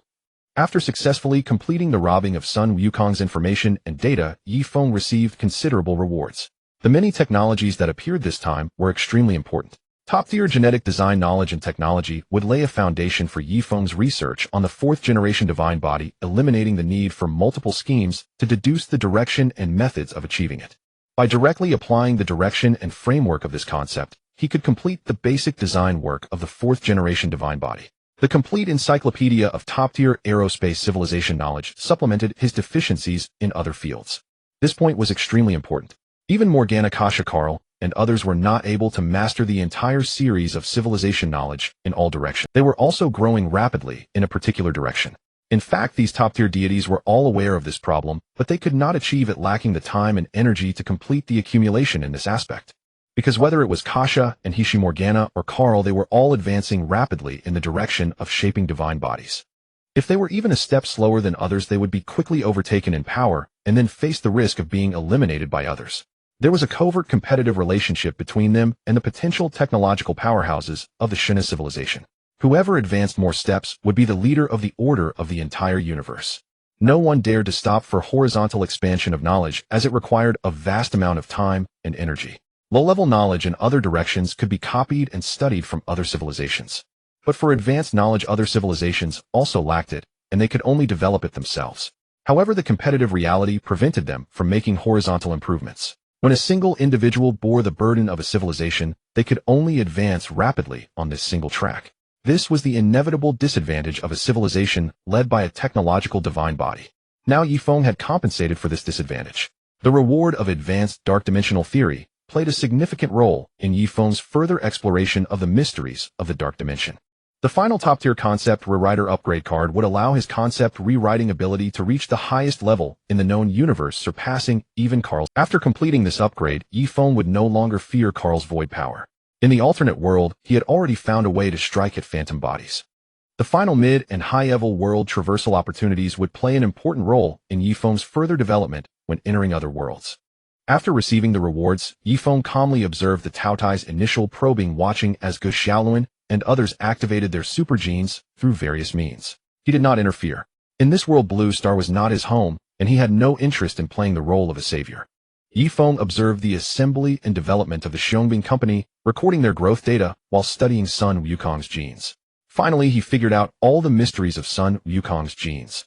However, there was a segment of genetic power that he could not comprehend at all because the information expressed by that gene segment was itself at a four-dimensional level. He was completely unable to understand it. Moreover, this gene segment could not be activated under Sun Wukong's current conditions. Yifeng estimated that to truly activate this mysterious gene segment, at least a fifth-generation divine body-level foundation would be required. This was a very mysterious gene sequence, and the information involved was completely indecipherable. Still, Yifeng recorded it, intending to study it when his own level was sufficient. Time passed, and it came to the day of the Taotai's true invasion. They launched a probing attack on cities like Tiana City on Blue Star. Such an attack was merely a larger-scale probe, but in the eyes of the Blue Star people, it was a genuine large-scale invasion. The invasion of the gluttonous Taotai erupted. Sun Wukong still participated in this defensive war. However, Yifeng noticed that Sun Wukong did not use the armor of the Super God Academy. Having broken free from control, he no longer trusted the Super God Academy at all. He had come to understand many things, so how could he dare to casually use anything from the Super God Academy? The two sides were now in a state of apparent harmony, but underlying discord. During the Taotai invasion, Guz Island's performance was far inferior to that of the others. Even the timid girl showed more courage than him. Yifeng also possessed Guz Island's genetic data, but it was not comprehensive. Many aspects were still under his deduction and analysis. This super gene holder endowed with anti-void capabilities also carried the hopes of the Divine River Civilization and the Angel Civilization. The Divine River Civilization sought a means to counter the void. The Angel Civilization, on the other hand, desired a male deity of their own to change the terrifying situation of a single-gender society. Why did the Divine River Civilization place its hopes on the galactic power which had been researched for over 10,000 years? Yifeng speculated that the reason was the rapid degradation of technological and scientific standards among the descendants of the Divine River Civilization. Technology is not something where later generations inevitably surpass their predecessors. On the contrary, sometimes later generations fall behind in both technology and knowledge. It is akin to the current archaeological efforts of the Great Goose on the Tu-160 and the Bald Eagle on the B2 technology. Sometimes technological development can experience a downward trajectory in certain directions, even deteriorating over time. This is because the galactic power gene system integrated the highest technological levels of both the Angel Civilization and the Divine River Civilization at the time. The interoperability of their technologies was not particularly high, and their specialized paths of technological development differed. Thus, the galactic power was exceedingly difficult to replicate. Yet when the galactic power declared his withdrawal from the battlefield, unwilling to fight any longer, Yifeng perceived that this was not an inherent flaw of Gu Xiaolun himself, but rather a problem with the angel design component of the galactic power gene. Perhaps the former heavenly scum were too domineering, so when designing the new male deity gene, they made it gentler. The result was that it became excessively soft. Below, the probing attacks between the Taotai and the heroic soldier corps continued. Above, Yifeng flashed and appeared on a white cloud in the sky. There sat a silver-haired angel, the Heavenly Foundation King, He-She. She had actually never left the Milky Way, searching everywhere for traces of Yifeng. But Yifeng's current technological level had already enabled him to evade her detection. Even though Yifeng was right on Earth, He-She had not discovered his presence. Now that the Tiana campaign was underway, He-She idly observed the battle between the two sides. This level of combat was indeed tedious. Compared to the wars they had fought against the heavenly scum, the form wars, and the battles against the demons, this conflict was nothing more than both sides possessed greater power, but both actually held back, engaging in mutual probing. Kid, you've reached the third-generation divine body so quickly. It seems you dare to appear before me because despite being a third-generation divine body, you are not afraid of me, a fourth-generation divine body. He-She was extremely shocked to see Yifeng. Before Yifeng appeared beside her, she had been completely unable to find any trace of him. What did this mean? It meant that Yifeng had long since detected her presence while she had not detected his. He had already gained an information reconnaissance advantage over her. In technological warfare, such an advantage in preemptive information detection is immeasurably. Had Yifeng prepared thoroughly, he could have set up deadly traps for she exploiting various technological first-mover advantages to trap her or even bring about her downfall. With sufficient preparation, even a star could be used to destroy Kasha, let alone He-She. Well, now my strength is on par with yours, Kasha's and Karl's. In a life-and-death struggle, I could also cause your downfall. Since I no longer fear you, appearing before you now allows me to engage in equal dialogue with you. Yifeng directly admitted all of this. He-She could see that Yifeng was truly confident, possessing the conviction to defeat them, even to destroy a fourth-generation divine body. But she quickly grasped the key point. Can you counter Karl? Do you know that Karl's phantom body can only exert mental suppression? Yifeng shook his head. Though the phantom body is special, it is not an immortal ability. The strike I speak of against him includes his phantom body. Upon hearing this, his eyes flickered with immense shock. She and Kasha had been researching ways to counter Karl's phantom body, but had never found a lead. Yet, this little interstellar pirate before her had not only grown into a third-generation divine body, but also possessed means to deal with the phantom body. To be clear, the essence of countering phantom body technology is to counter void power. And this power as of now seems to be possessed only by Gu Xiaolin's anti-void ability. Yet the angel civilization had been conducting secret research without achieving the Zeratun breakthrough in anti-void capability. The angel civilization had no choice but to start with the sub-biological engine. Using void means to counter the forces formed by void technology. Though shocked when she considered that Yifeng might have come into contact with the void, or perhaps other cosmic realms, she ceased to be surprised. She had already, through the various unknown technological data of Yifeng's appearance, vaguely analyzed that these were traces of a technology system completely different from the super god technology system. Thus, it was not surprising that Yifeng, after such substantial development, possessed such means. I am curious, how did you design the galactic power? How did it end up in such a sorry state? At this moment, Yifeng finally voiced his confusion. He had sought out He to engage in a pure exchange between two top-tier technology researchers. Only through mutual learning could they broaden their horizons, discover more paths, and gain additional special options. Hearing Yifeng's question, He looked somewhat embarrassed. I don't understand why it turned out this way either. We wanted a male deity who was gentle, not weak. Perhaps it was the result of the integration between our design and that of the Divine River civilization. She also understood that when Yifeng asked this, it meant he absolutely knew many secrets of history, including the process of the joint design of the galactic power by the Divine River civilization and the Angel civilization. Yifeng speculated that the problem might have arisen during the combination of the two genetic designs coupled with changes in Gu Xiaolin's gene inheritance leading to this outcome. The Angel civilization wanted gentleness, definitely not weakness. They would not pursue a shift from one extreme to another for males. The two of them watched the scene below, then began to calculate Gu Xiaolin's data together, deducing where the problem truly lay. After a round of calculations, it was Yifeng who first identified the root cause. The Divine River civilization had a darker heart. The supergene system of the galactic force harbored 10 hidden vulnerabilities at its foundational level. Should the need arise, the beings of the Divine River civilization could exploit these 10 loopholes to seize control of the galactic force itself at any moment. Even if he resisted, it would be futile, as they could manipulate him like a puppet. It was the existence of these vulnerabilities that created a peculiar interference with the angelic civilization's design, shaping Gu Xiaolin into what he had become. Yifeng discovered this because he possessed a blood sample of Gu Xiaolin and was able to peer into the data of Gu Xiaolin's dark dimensional system through a higher level of dark dimensional knowledge. Thus, he was able to swiftly identify the issue. He, however, was much slower. After studying for a long time without finding the problem, Yifeng directly handed over the data he had obtained to her. Heh, so many hidden tricks. No wonder Queen Kesha was right to expel the Super Demon Academy. These descendants of the Divine River have too many petty schemes. Upon seeing Yifeng's data, she calculated carefully and confirmed its accuracy. The angels had underestimated the cunning of the Divine River civilization's descendants. I've given you something good. How about you answer 3 of my questions? Yifeng had provided she with the data on the galactic force, essentially offering them a method to guard against their adversaries. Otherwise, at a critical moment, the descendants of the Divine River civilization could exploit these loopholes to manipulate the galactic force into a devastating backstab against the unsuspecting angels, a catastrophe for them.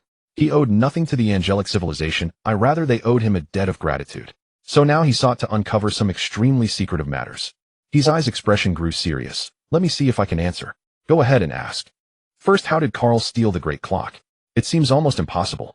Is it more likely that Xiaolin handed the Great Clock to Karl, or that he granted Karl a secondary authority over it? There is an 87.6 probability that Xiaolin gave the Great Clock to Karl, and 8 for chance that Karl obtained the secondary authority, and a 4 possibility that Karl truly seized the authority of the Great Clock through his own void technology. She directly provided the answer to this question. The angelic civilization had been studying the issue, and in their eyes the most dangerous figure had always been Xiaolin. His mastery over the realm of time and space was far too profound and powerful. But later, when Xiaolin mysteriously vanished, the angels turned their attention to Karl, who was quietly developing in the Styx star domain. In the beginning, Karl seemed like an obscure scholar with no signs of causing trouble. He merely used the means of the famine to discreetly study death, because death was intimately connected to the void. Throughout this process, they were extremely cautious, leaving no traces for the angels to detect. After all, it was far too easy for an advanced civilization to create untraceable deaths among lower civilizations.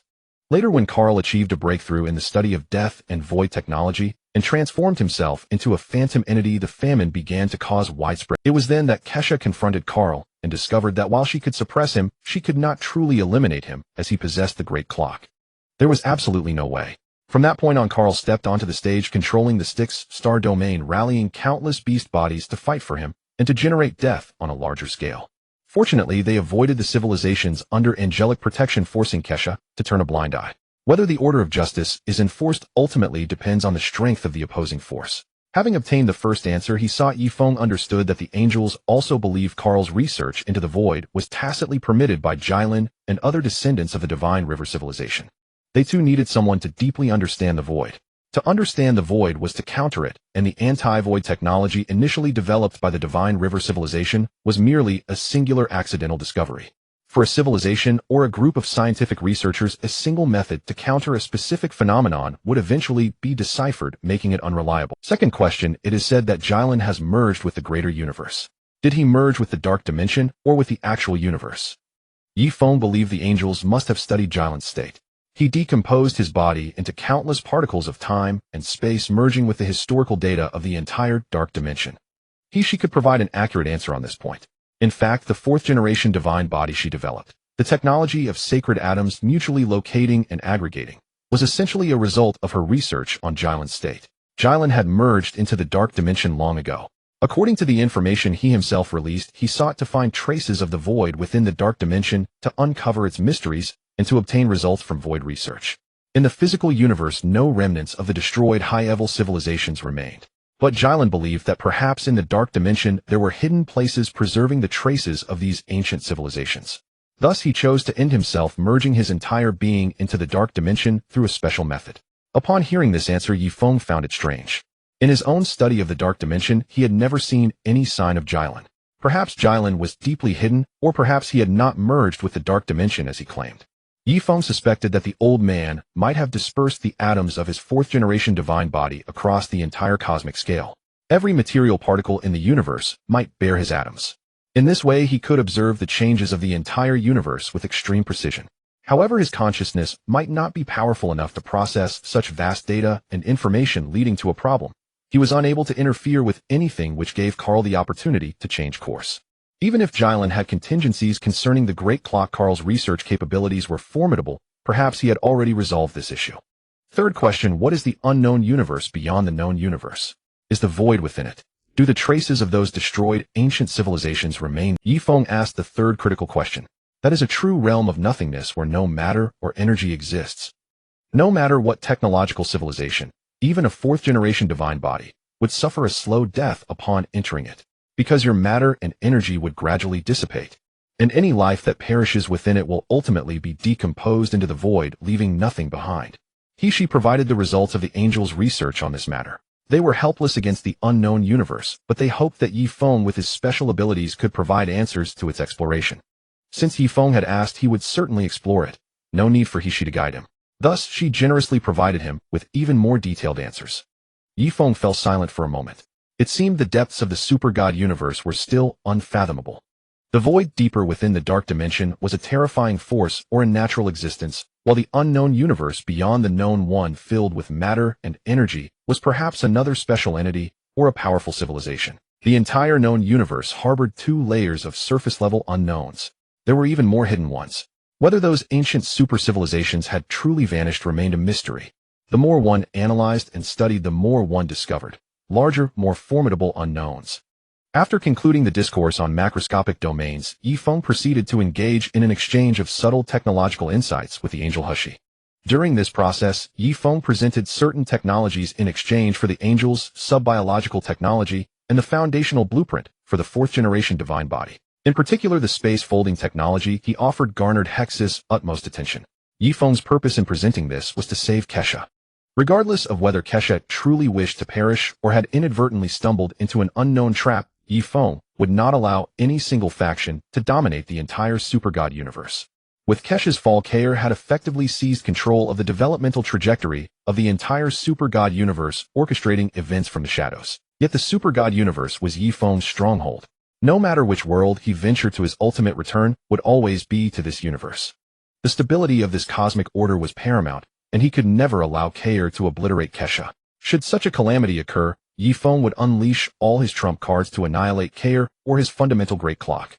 Armed with advanced dark-dimensional technology and knowledge, Yifeng possessed the capability to traverse the barrier between the dark dimension and the physical universe, delivering a direct strike to the great clock's core. Yet he was reluctant to take this step.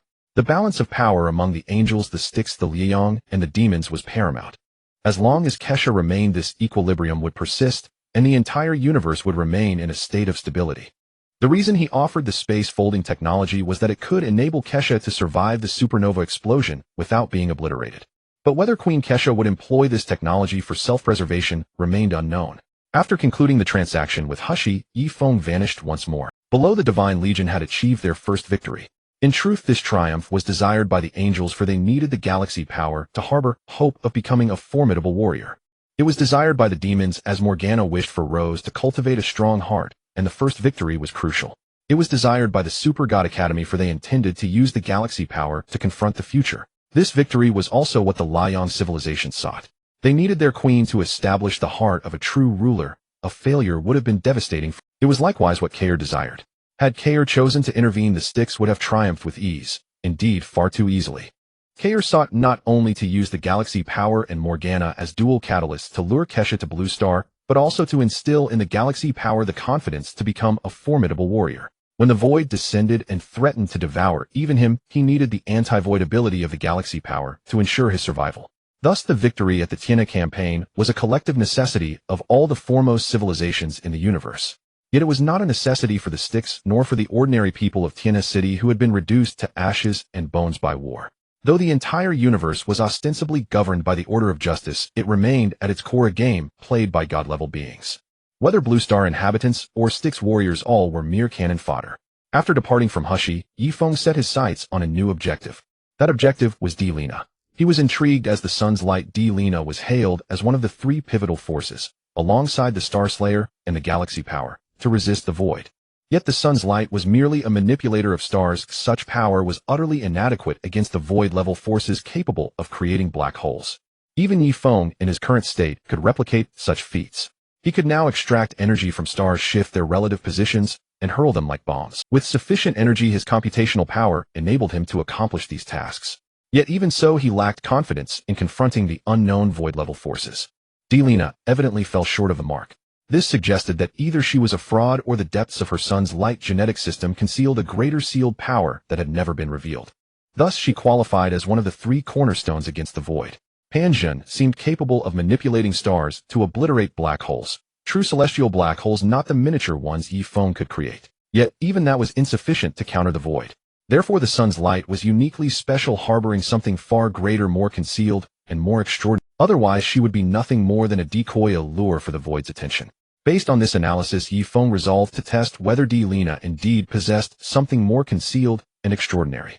After all, taking action against Delina could be viewed as a heist operation, and the system would bestow rewards. After the Tianhe campaign, the entire Divine Legion grew somewhat arrogant, appearing on television, giving interviews, and becoming veritable celebrities. They all held an insufficient understanding of the Styx's power, believing the Styx to be nothing special. During this period, Delina frequently roamed about, affording Yifeng an opportunity. One day, Delina and Qilin appeared in a small cafe to sample its coffee. Why is there only one person? Where are the other servers? Upon arriving, they found the place peculiar. The entire cafe had only a young man tinkering with coffee. The young man was none other than Yifeng. He ignored their query, approached with 3 cups of coffee, and sat down beside them. Then he placed the 3 cups on the table. I've sent them all away, they're safe. By now, even Delina and Qilin, despite their naivety, sensed something amiss. This man might be hostile. They attempted to rise, but found themselves pinned to their seats, utterly immobile. Yifeng's formidable telekinetic force restrained them effortlessly. Do you dare lay a hand on me? Aren't you afraid of the Liang civilization hunting you down? Delina realized they had encountered a true cosmic deity, one who could crush them with ease. She issued threats while attempting to summon help via dark dimensional communication. Yet after shouting repeatedly on the dark dimensional channel, she received no response whatsoever. In response to her threats, Yifeng smiled and pushed the coffee toward them. Don't try to intimidate me with the Liang civilization. Oh, I hold the entire Liang in contempt. Moreover, your dark communication has been blocked. You are now my captives. If you cooperate and remain as such for a time, I will release you. With that, he casually released his telekinetic hold. Once they could move, Delina was astonished to discover that this space contained no dark energy at all. She could not even connect to the dark dimension, let alone summon any dark or stellar energy. Is this a special space? A spatial cage of some sort? She asked, her mind surprisingly unconcerned with her captive status. Qilin, in contrast, stared at Yifeng in shock. She recognized him. He had once spoken to her about the end of the world, which she had dismissed as ravings. Now aliens had indeed invaded. Qilin remained silent, realizing she could neither access her sniper rifle nor summon any power. Before Yifeng, they were utterly powerless. Thus she decided to observe and wait for an opportunity to respond. Yifeng nodded to Delina, confirming her guess. In reality, Mao Shun had already detected Delina's disconnection, and the Super God Academy had also noticed her disappearance. Mao Shun rushed to the cafe's location only to find it had become an empty void. Nothing remained. The entire cafe structure had vanished completely and intact. He quickly scanned the area and detected strong spatial fluctuations, leading him to suspect Morgana or Kair. He immediately reported to Panjin, swiftly made his way to Blue Star. The Super God Academy also arrived, and Sun Wukong descended, but they could only confirm that spatial means had been used to take Delina and Qilin, with no clue as to the perpetrator. Their primary suspect was Morgana. Delina's disappearance quickly drew the attention of Kair and Morgana, for without her their plan to bring down Kesha could not proceed smoothly. The advancing Styx fleet promptly halted. Until Delina was found, they could not make any moves. Morgana, Kair, the Liang, the Super God Academy, and even the Angels all began searching for traces of Delina and Qilin. The cosmic situation rapidly grew, fraught with an atmosphere of intrigue. Delina had finally confirmed one thing. She had truly become Yifeng's captive, though he had not done anything excessive to her, merely extracted some of her blood and occasionally placed various devices around her for certain scans. Other than that, she was absolutely free to play games, read books, and acquire knowledge. Here Yifeng possessed a vast array of advanced knowledge that the Liang civilization had never encountered before. Yifeng told her that this knowledge was compensation for her imprisonment and research, and how much she could gain depended entirely on her learning ability. The place they were in now was a small green landmass, which was actually a product of Yifeng folding a piece of life continent into a dimensional domain, a cage imprisoning both Delina and Qilin. The reason Yifeng imprisoned Qilin as well was to protect her. If something happened to Delina, but Qilin returned unscathed, she would inevitably become the target of the Liang civilization's wrath. At that time, whether it was the human side or the Dino descendants of the Super God Academy, there was a 95% probability that they would betray Qilin and hand her over to Liang to appease their fury. For Qilin's safety, Yifeng had imprisoned her as well. Moreover, this time, Yifeng also granted her access to knowledge learning, and how much she could improve and learn was also up to her. This was also an opportunity for Qilin. After capturing Delina, the system had issued rewards to Yifeng. Congratulations, host, for successfully imprisoning Delina, the light of the sun. Now rewarding the host with a complete set of 4th-generation divine body stellar research theory, an introductory level knowledge of celestial white holes, an intermediate level knowledge of celestial black holes, a microatomic engraving and precision control positioning technology, a top-tier dark energy research theory, 5 intermediate level world travel opportunities, and 3 advanced level world travel opportunities. The rewards for capturing Delina were exceptionally generous. This was because Delina herself was entangled with immense power and numerous elements, her fate bearing a heavy weight. Yifeng set aside these knowledge rewards for the moment and began studying Delina, gradually acquiring super flare technology, solar incarnation, and other super technologies. However, he also discovered that deep within Delina's dark plane there lay even more advanced things, something at the 4-dimensional or near 4-dimensional level. He could not study it because his knowledge base was insufficient. Thus, Yifeng turned his attention to the system's rewards this time, hoping they might provide him with the approach to delve into such profound mysteries. The knowledge rewarded this time included a complete stellar research theory, introductory level celestial white hole knowledge, intermediate level celestial black hole knowledge, top-tier dark energy research theory, and other knowledge. Each piece of knowledge was immensely profound. Any single formula within it would require an entire ordinary aerospace civilization's centuries of research to fully comprehend. Such were the ultimate mathematical mysteries. This was because all the formulas and parameters involved were the most advanced astronomical numbers. The calculation of each such number in a real-world setting would require a custom-made one-time quantum computer to complete. Such were the astronomical magnitudes. But for Yifeng, who possessed a dark-level celestial computer in his dark plane, this was no problem at all. In their last encounter, Yifeng and she had even engaged in a tentative contest of computational power. This revealed that Zai's computational power was no less than his own. However, her method of accumulating computational power was through continuously expanding her dark plane space and accumulating dark plane computers. In his eyes dark plane space, there were only 1 to 3 medium-level celestial computers. The remaining computational power was amassed by countless small dark plane celestial computers. Thus, she called it the Tianji King's Celestial Computer Cluster. This was a typical case of quantity compensating for quality. The angel civilization had yet to break through the bottleneck of designing and manufacturing high-level dark plane celestial computers. Therefore, both they and their dark plane celestial computers were collectively referred to as small clocks. Compared to the Great Clock, they could only be called small.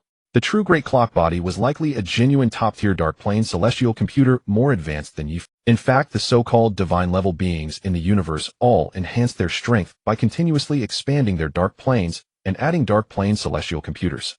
Thus, the more abundant the resources and the longer the technological god had existed, the more computers they had in their dark plane, the more powerful their computational ability and the more unfathomable their strength. Why did Hua Yi, despite having no technological progress for tens of thousands of years, become so powerful once equipped with the black hole engine? The reason lay over the millennia. Hua Yi had never ceased adding more dark plane computers to his dark plane. His computational power had accumulated exponentially through but Yifeng was different. He used only a single celestial computer, yet a single high-level dark plane celestial computer could rival countless medium-level ones. Quality could indeed overcome quantity. Moreover, its operation speed, efficiency, and energy utilization were exceptionally high. Therefore, after acquiring this knowledge, Yifeng mastered it in less than. Having completed his learning, Yifeng continued studying Lena's genetic system and the deeper technologies and data within her dark plane system. With this knowledge, Yifeng finally deciphered something. There was a 4-dimensional manipulation technology, a terrifying technique that required at least 4th-generation divine body-level computational power just to get started. White hole technology. Yes, this was a top-tier technology involving white holes. If black holes were the abyss that devoured all matter and energy in the universe, then white holes were super fountains. A super fountain continuously gushing out countless matter and energy. Black holes represented the yin of the universe, while white holes represented the yang. One yin, one yang, one in, one out, together maintaining the balance of matter and energy in the entire cosmos. In the universe there were many black holes, but very few white holes. Yet such a small number of white holes gushed out matter and energy comparable to the devouring of countless black holes, illustrating that the cosmic rules underlying white holes were even greater. The level of a single white hole was above that of a black hole. Even the most advanced angel civilization in the universe today had only a very rudimentary understanding of black holes, far from practical application.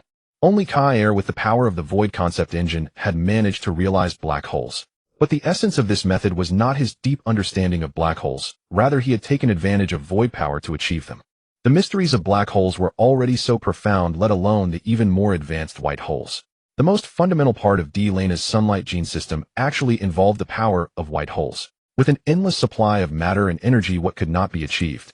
By borrowing even a trace of white hole power, the side opposing the void would never lack energy and material supply.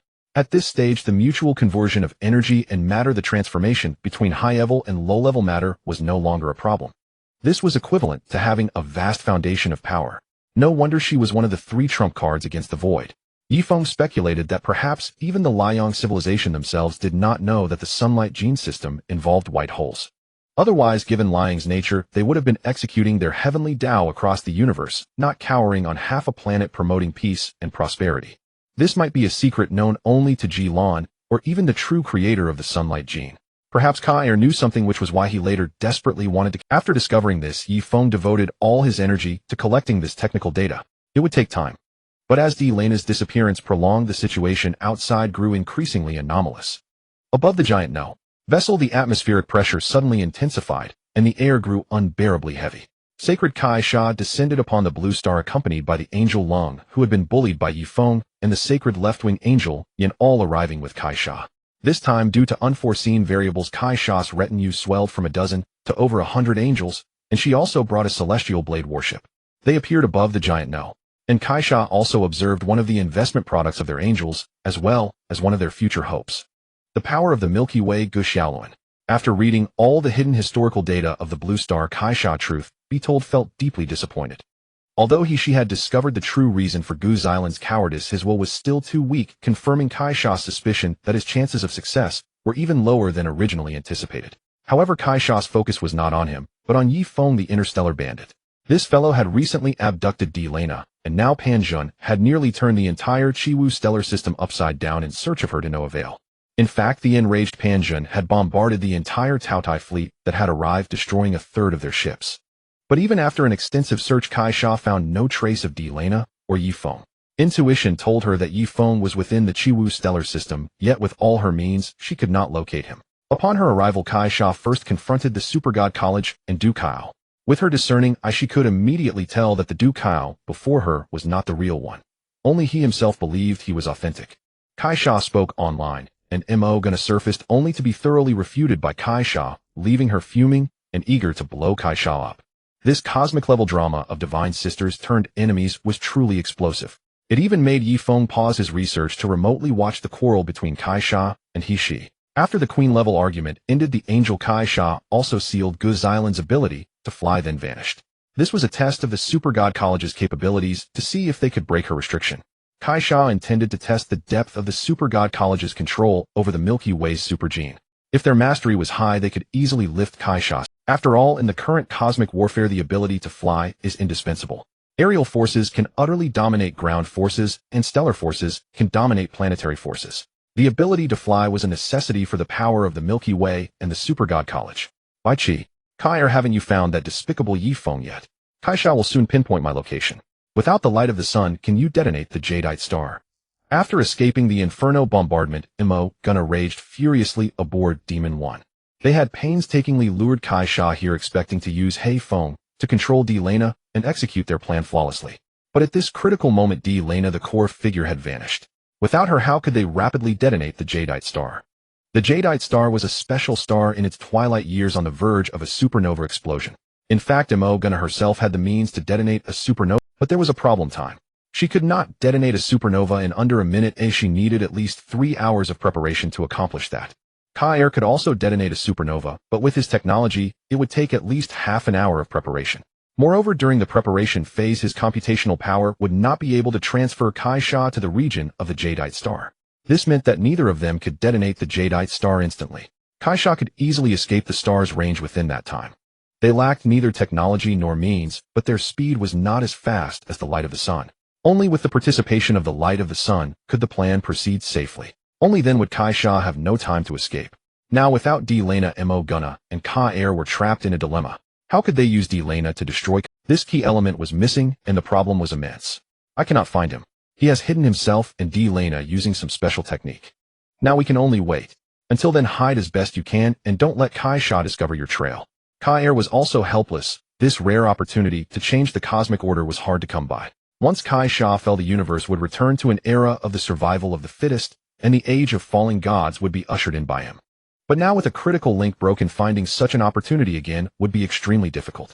Yet Kai had already mobilized the Great Clock and the Void technology under his control for the most thorough search, but still found no trace of Delana or Yi. More importantly, Panjun, who knew Delana best, had also failed to find any sign of her.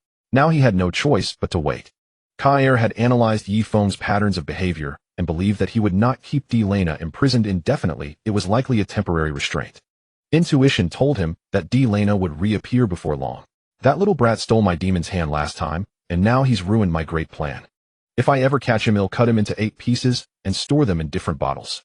Knowing the situation was beyond her control, Mo Gunna harbored a deep hate, but she also understood that as long as she wanted to destroy Kai Sha, she had to follow Ka-Air's advice and temporarily maneuver around the Chiwu stellar system, engaging in a cat-and-mouse game with Kai Sha. She could only wait for Delana to reappear. If you're willing to listen, I suggest you avoid directly provoking this Yifeng. He is a very mysterious and unpredictable fellow. The sense of danger he gives me even surpasses that of Kai Sha. Ka-Air offered a cautious reminder. This person possesses many unknown means, which is what makes him most dangerous. Though Kai Sha is powerful, her methods are all known to us. When faced with the unknown, we must remain cautious. This time, faced with Ka-Air's warning, Mo Gunna surprisingly did not refute. She knew it was the truth. She had suffered a great loss at Yifeng's hands last time, and now Yifeng had reached the 3rd-generation divine body, becoming even more powerful, clearly having fully matured. This meant that facing Yifeng, now even Mo Gunna might not have the upper hand. If Yifeng used the unknown techniques with which he had hidden Delana against her, she might not have effective countermeasures. Subsequently, Mo Gunna played hide-and-seek with Kai Sha. Unexpectedly, Kai Sha did not put full effort into finding her, as if she was observing something, showing no urgency, almost as if she was considering Mo Gunna's interests. The truly anxious ones were only Panjun and the 4 protectors of the Liang civilization who were tirelessly searching for traces of Delana in this starfield. While they seemed active yet stationary, Yifeng finally completed the collection of relevant data. After obtaining the data, Yifeng covertly installed a minuscule device within Delana's genetic system unbeknownst even to Delana herself. Once Delana emerged, Kair, Imo Gunna, and even Kai Sha began scouring for traces of Yifeng, yet none of them succeeded in their search. Yifeng meanwhile concealed himself on Blue Star watching the Juxia Hao from a distance awaiting the commencement of this grand cosmic drama. The battle at Juxia Hao commenced. Imo Gunna manipulating Delana detonated the Juxia Hao, annihilating even Du Kao's clone. The others were teleported away by Chong Wei. Throughout this process, Imo Gunna could have destroyed the Juxia Hao immediately, yet she deliberately waited until Chong Wei had escaped before acting. Once Chong Wei was safe, Imo Gunna destroyed the Juxia Hao and then surrendered control of Delana to Kai Sha.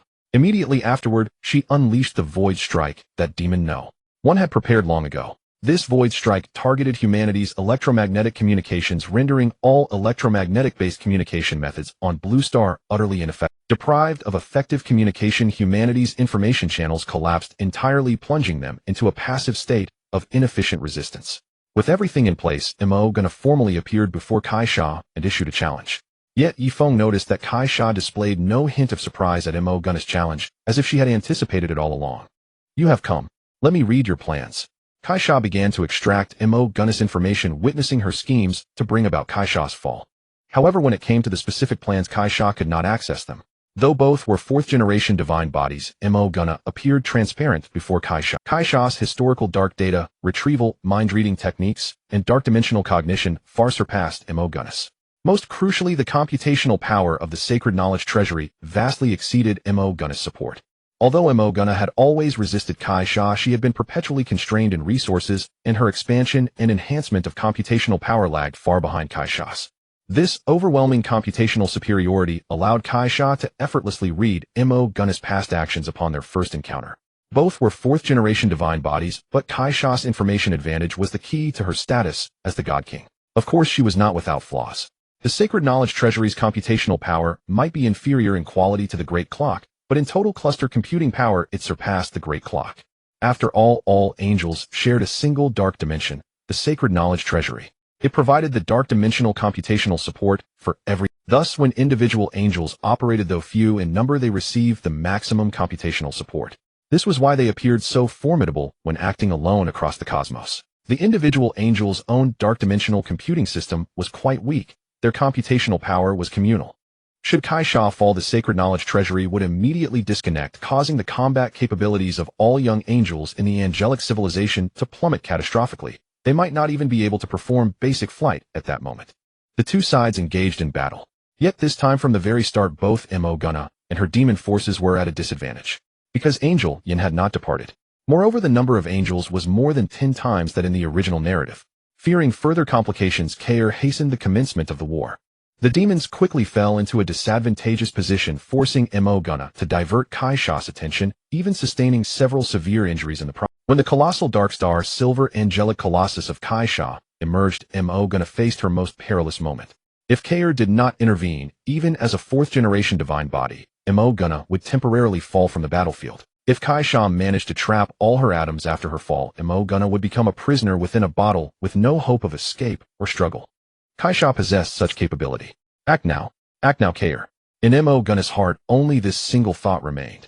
Finally, at a certain moment, a mysterious skull appeared, engulfing Kai Sha entirely and vanishing from the spot with her. During this process, Kai Sha sensed something amiss, yet remarkably offered no resistance. Meanwhile, Angel Yin, after severely wounding Atua, was intercepted by a mysterious warrior of the 3rd-generation divine body. Yifeng observed from afar, sensing a familiar aura. This warrior bore the genetic data of the Liang people, likely belonging to the renegade Ming family of the Liang civilization. One of the first targets Yifeng had encountered on his path. Kai Sha was devoured by the Void's power and transported to the location of Feitsue's star. At this moment, Kair's entire focus was fixed on Kai Sha. But just then a mysterious bottle suddenly appeared, trapping Imo Gunna in the same manner and swiftly vanishing from the scene. Kai Sha was taken by Kair through spatial instability technology, using the power of the Void. Imo Gunna, on the other hand, was secretly targeted by Yifeng. Using concept modification, dimensional domain technology, spatiotemporal techniques, and some advanced treasures he had previously obtained, he created a dead microminiature universe. This micro-universe somewhat resembled a bottle.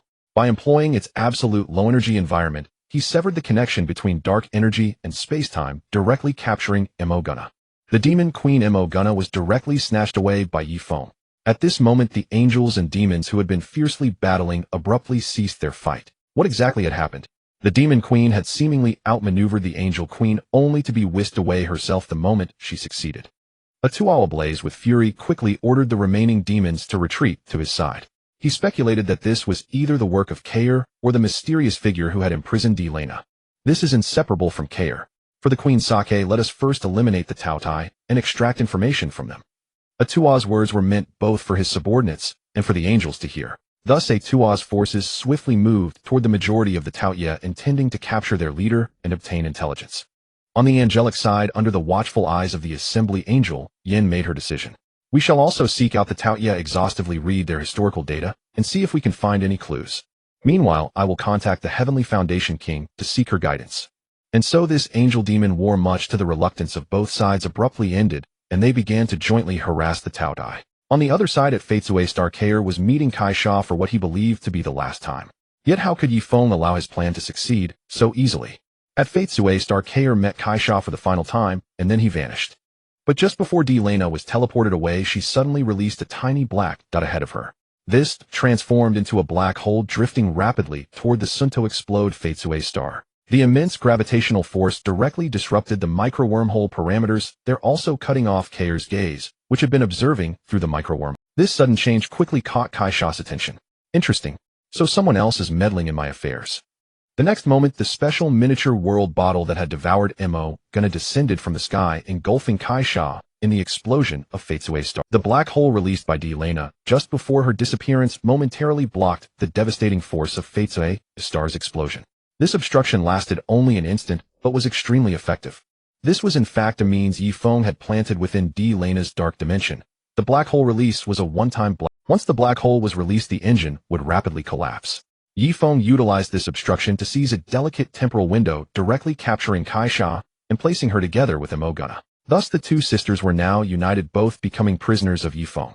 The reason Yifeng could remotely intervene in the Fatesue star region from Blue Star lay in his prior arrangements.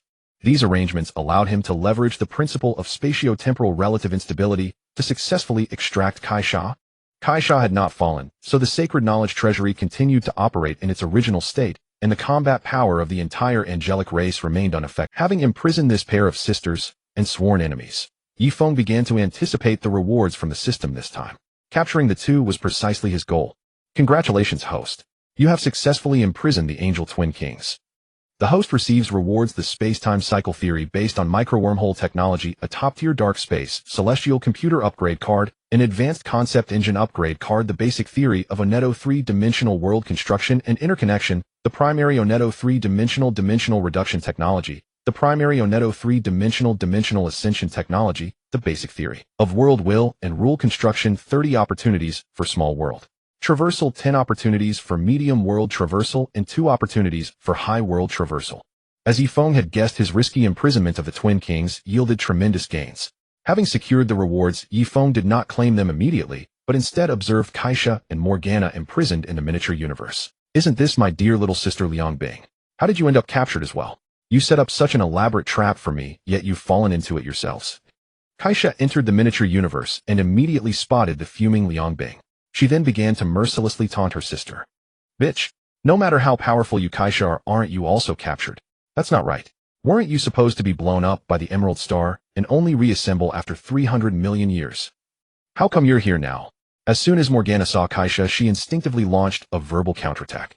But she quickly realized that the plot shouldn't have unfolded this way. Why was Kai Sha also here? If you're here too, doesn't that mean the damn guy who captured me actually saved you? She stared at Kai Sha's detestable face with a gloomy expression. Undoubtedly, amidst the struggle among the three major powers, the angels, the demons, and the Stygian, there existed a third force. And it was this third force that directly thwarted her scheme. But now, despite possessing the level of a fourth-generation divine body, she had no energy to support it. All she could do was watch Kai Sha sit calmly on a stone opposite her, wearing an expression that said, "You lost too." This damned place couldn't even connect to dark energy or stellar energy, only a trace of light energy. This pitiful amount of light energy was utterly insufficient for even a brief operation of her fourth-generation divine body. She was now practically no different from a mortal. A slightly stronger mortal could stand up to her in her current state. Moreover, she couldn't understand this place at all. It was like a man-made miniature universe or some kind of artificial prison completely restricting her abilities. Without energy, even the void engine within her body could not be activated. But this was not the most important thing. The most crucial was that she could no longer sense the dark space, and thus couldn't truly access the energy and computational power stored in the dark space celestial computer. This was even more fatal. The two of them were now like two pieces of succulent meat on a chopping block waiting to be butchered. You can't move either. It seems today is truly an interesting day. First, Carl gave me a lesson with the concept of space-time being relatively unstable, and now another mysterious young man has given me another lesson. Kaisha stopped taunting Liang Bing and began analyzing on her own. It seems that our divine body technology has many major flaws. Once we lack external energy supply, we are no different from fish waiting to be slaughtered. Unfortunately, everyone has been burying their heads in developing super genes, but no one has paid attention to the research of internal energy storage. In this regard, we are inferior even to the small warships of Blue Star. At least they have a stable internal energy supply. Moreover, once the connection between the dark space and us is severed, we lose our greatest computational support. Unfortunately, we have never defended against this, nor did we think anyone could develop such a method. While we gods of civilization were being self-righteous, someone used space-time technology to cut off our dark space. Once the dark space is gone, we can only be prisoners like this. Since falling into the Emerald Star, Kaisha had been more like a scholar than the invincible king of gods in the universe. Her domineering aura never enough. Kaisha, tell me quickly which bitch schemed against me and Carl, and also schemed against you. Hearing Kaisha's mutterings and analysis, Morgana, whose anger had been accumulating, couldn't bear it anymore.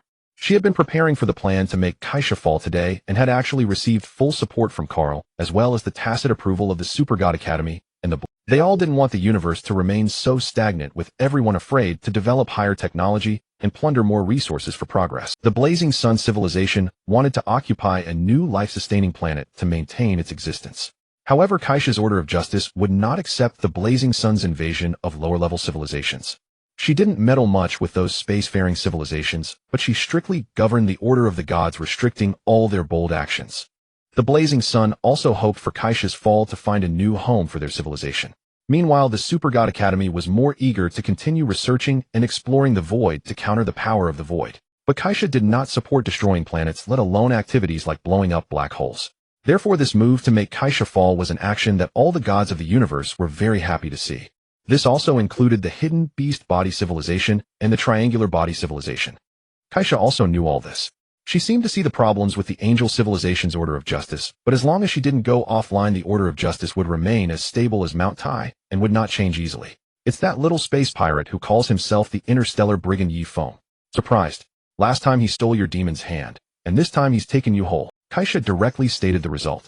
Morgana was both surprised and not surprised. She had long suspected that this matter might be related to Yi Feng, but she also thought that Yi Feng's technology and strength couldn't have progressed so quickly. Therefore, in her analysis, she subconsciously ruled out Yi Feng as the mastermind behind imprisoning the two of them. You two seem to be having a delightful chat. Just then, Yi Feng appeared beside them, looking at the two of them with the gaze of someone admiring trophies. Yi Feng waved his hand and dispelled the demon-like makeup effect on Morgana, revealing her original stunning beauty. What are your intentions? At this moment, Morgana suddenly had a bad feeling. Kaisha's expression also turned unpleasant. No particular intentions. The two of you.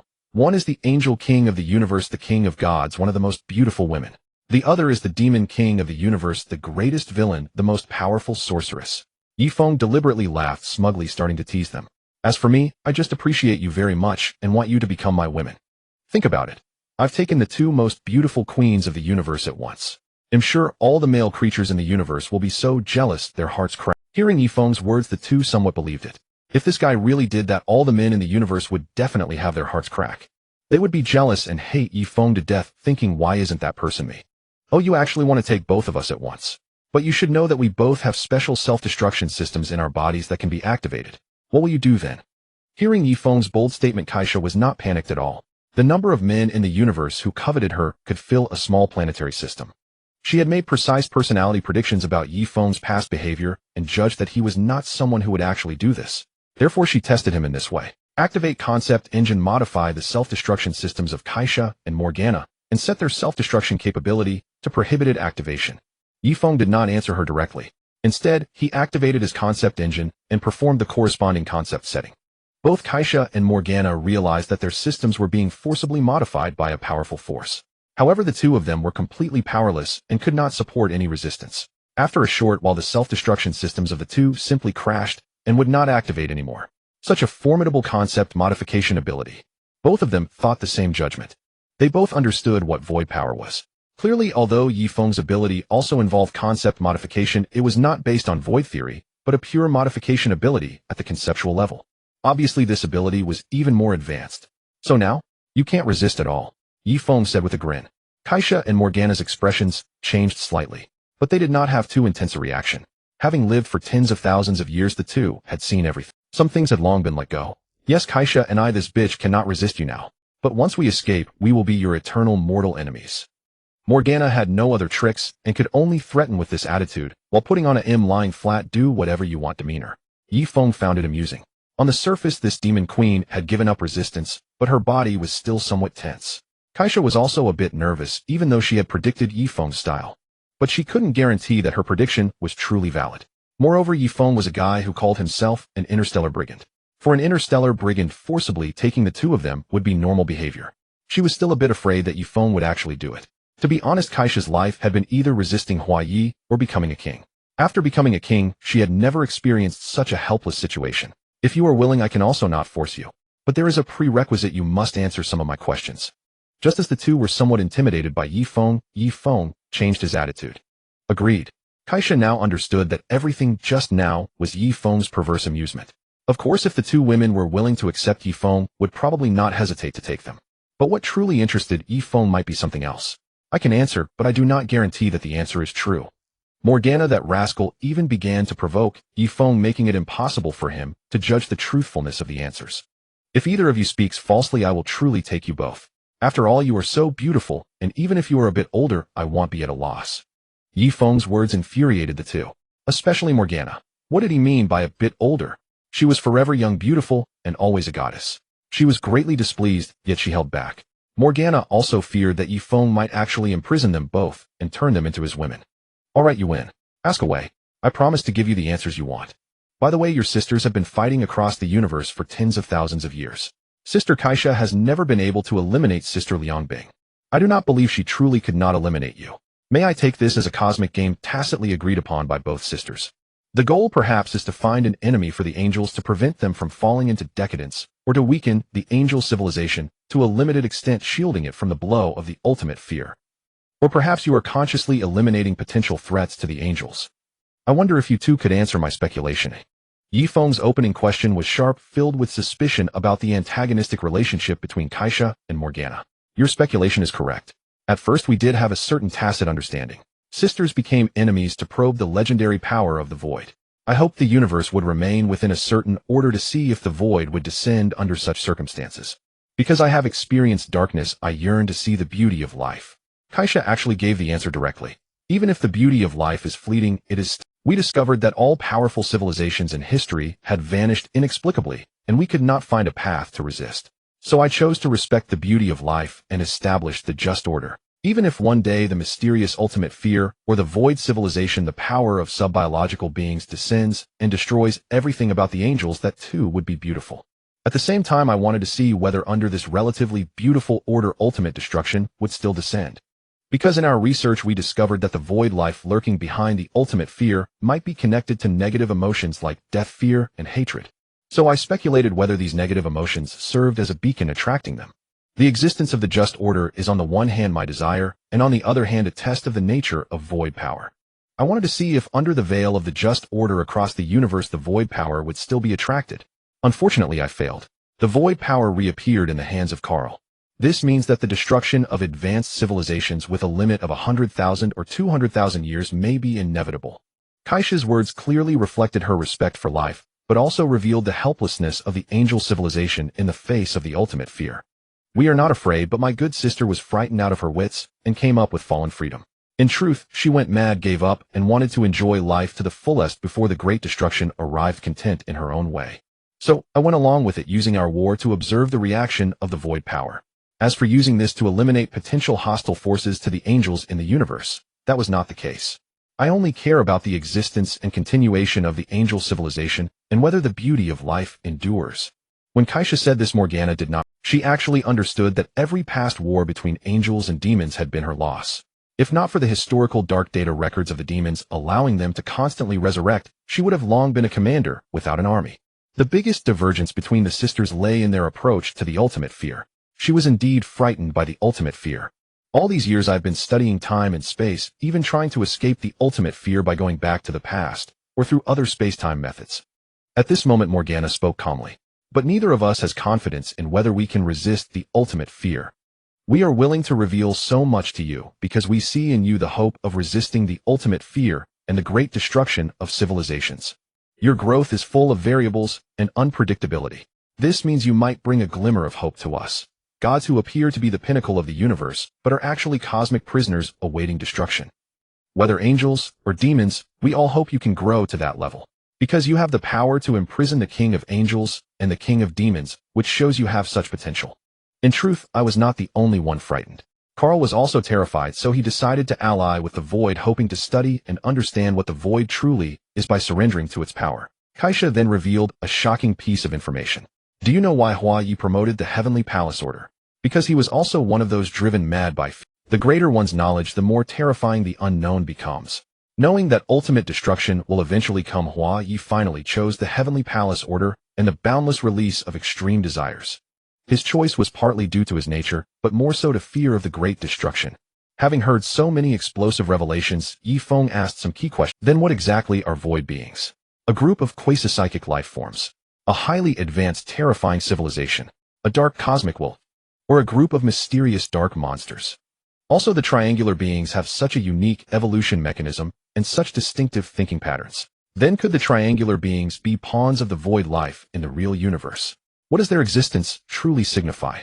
To this question Kaisha provided an answer. As for what void beings are, none of us have a definitive conclusion. Carl believes the void is a civilization, a special order of life. Better to join it than to resist it.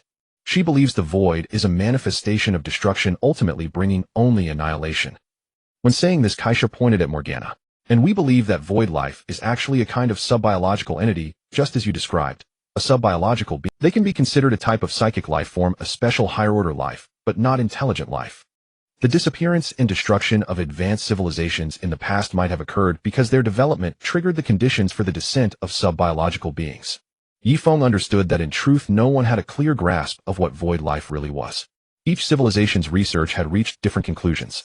As for the triangular beings, we all believe they are merely a special form of life evolution, unlikely to be pawns of void life in the real universe. But there is a certain connection between Carl and the triangular beings, which also means the triangular beings might be controlled by void technology. Having heard these answers, Yi Feng had no more questions. Yet he still asked some about the Shinha civilization, receiving only vague and uncertain answers from both Kaisha and Morgana. At the appropriate time I will release you and not imprison you permanently. But during this process, I will study the secrets of your fourth-generation divine bodies. I hope you do not mind. Of course, even if you do, it is useless, so you might as well relax. Having said this, Yi Feng ended the conversation. But his last remark nearly made Morgana lose her composure again. Next, Yi Feng would briefly focus on the external situation, then turn his attention to the system rewards this time. Damn good thing I dodged quickly. Yi Feng reappeared on Blue Star, but the moment he arrived, a gigantic skull descended from the sky, intent on taking him away. However, Yi Feng was extremely vigilant. With a spatial shift, he directly evaded Carl's ambush. Carl, just you wait. He flipped a middle finger toward the sky, then performed an ultra-long-distance temporal spatial transfer, returning to the Blood Wolf. Immediately after, he began a journey through the medieval world. The target had already been set. As for Kaisha and Morgana, he had packed them into that mini-universe and brought them along. The next moment, Yi Feng had traversed a space-time channel and arrived in a world filled with a crimson ocean. This world was unique, possessing gods and powerful technology. This was the gospel world of the divine apostles, a special realm featuring the Evangelion units and its fields. Yi Feng came to this world to collect the flesh of Lilith and Adam. His primary interest, however, lay in the AT field and the anti-AT field. Both Adam and Lilith were life seeds, planetary-level powerful life forms, and they carried the Longinus spears which suppressed life seeds. Yi Feng was also intrigued by their principles and mysteries. As the first ancestral race that created them, he wondered what crisis they had faced to create 7. Yi Feng had no interest in the complex characters and stories of this world. He immediately piloted the Blood Wolf to the skies above Neo-Tokyo, arriving at the nerve headquarters. Yifeng slipped inside the nerve headquarters. Pressing his finger against an electronic signal interface, he easily infiltrated its database, swiftly cracked it, and seized control of the entire organization's systems. The dark plane of this world did exist, but it lacked the ability to store historical dark data or directly connect dark signals to real-world computers. Thus, Yifeng had to personally go on-site to retrieve the data. Throughout the process, he remained in a state of optical, electromagnetic, and energy invisibility. His assault on the database was incredibly swift. By the time the entire system was under his control, neither Nerve nor its shadow organization seal had detected any anomaly.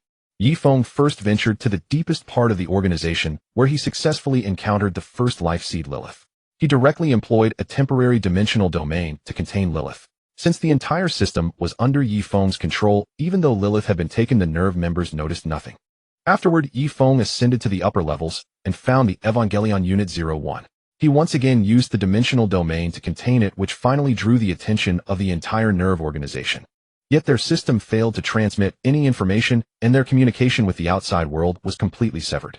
All the gates of the organization's base were locked down. Next, Yifeng retrieved other key materials, including the embryo of Adam that Commander Jindo had stolen. Humanity, no matter how powerful, even if Lilith appeared in her complete form, was merely a plaything in Yifeng's hands.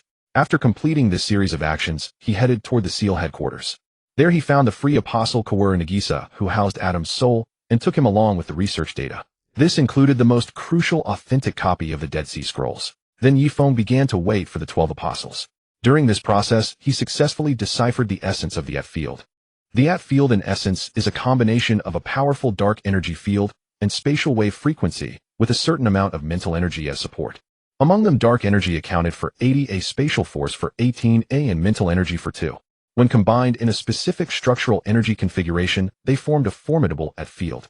Due to its spatial properties, ordinary damage could hardly breach. For instance, even the bombardment of superbombs, such as N2 mines comparable to small nuclear weapons, failed to destroy a powerful AT field.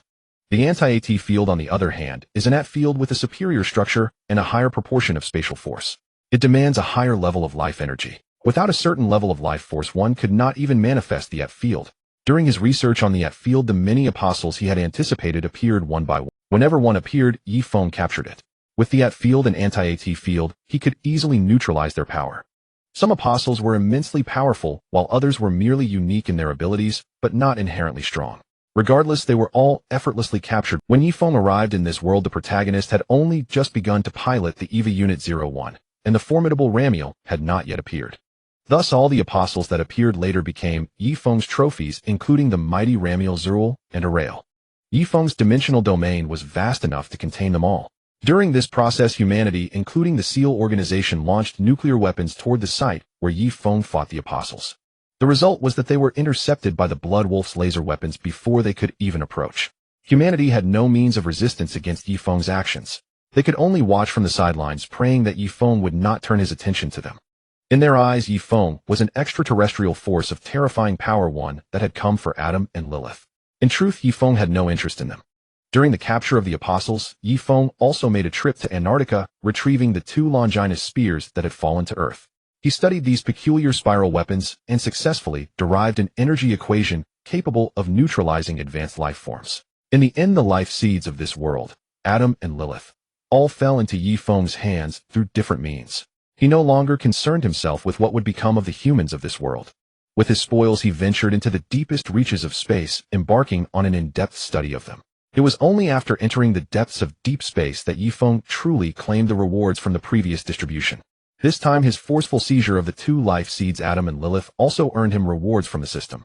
Only one of them was interesting. That was the fundamental theory of 4-dimensional life construction. The rest were 3 opportunities for intermediate world travel and 1 for advanced world travel. Having arrived at the deepest reaches of this world's cosmos, Yifeng's primary objective this time was still to construct the blueprint for his 4th-generation device. Before arriving in this world, Yifeng had already completed a new foundational upgrade. For instance, his advanced dark dimensional celestial computer was directly elevated to a top-tier dark dimensional celestial computer as a reward from the system. A top-tier dark dimensional celestial computer matched the great clock owned by Carl in both computational efficiency and magnitude.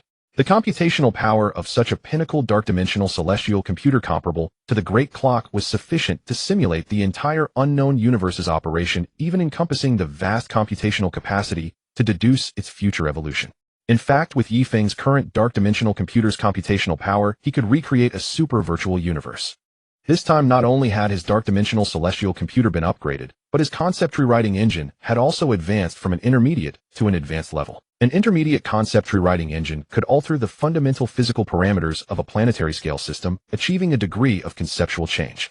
An advanced concept rewriting engine was far more formidable. It could modify the basic physical parameters within a Milky Way-sized range, enabling a substantial degree of conceptual modification. Before crossing over, Yifeng had completed the upgrades to his dark-dimensional computer and concept engine. However, the absorption of the knowledge and techniques from the previous rewards only began after arriving in this world. The first technique was the theory of space-time circulation based on micro-wormholes. Proceeding from this theory, Yifeng could shape a space-time passage, allowing him to return to a past timeline of a universe containing micro-wormholes and observe everything that had occurred in that timeline. However, this only permitted observation, not interference. Otherwise, it would spawn parallel universes of uncertain reality or illusion. Those who attempted to alter the past would be unable to return from the space-time corridor and would be permanently imprisoned within fragments of past time.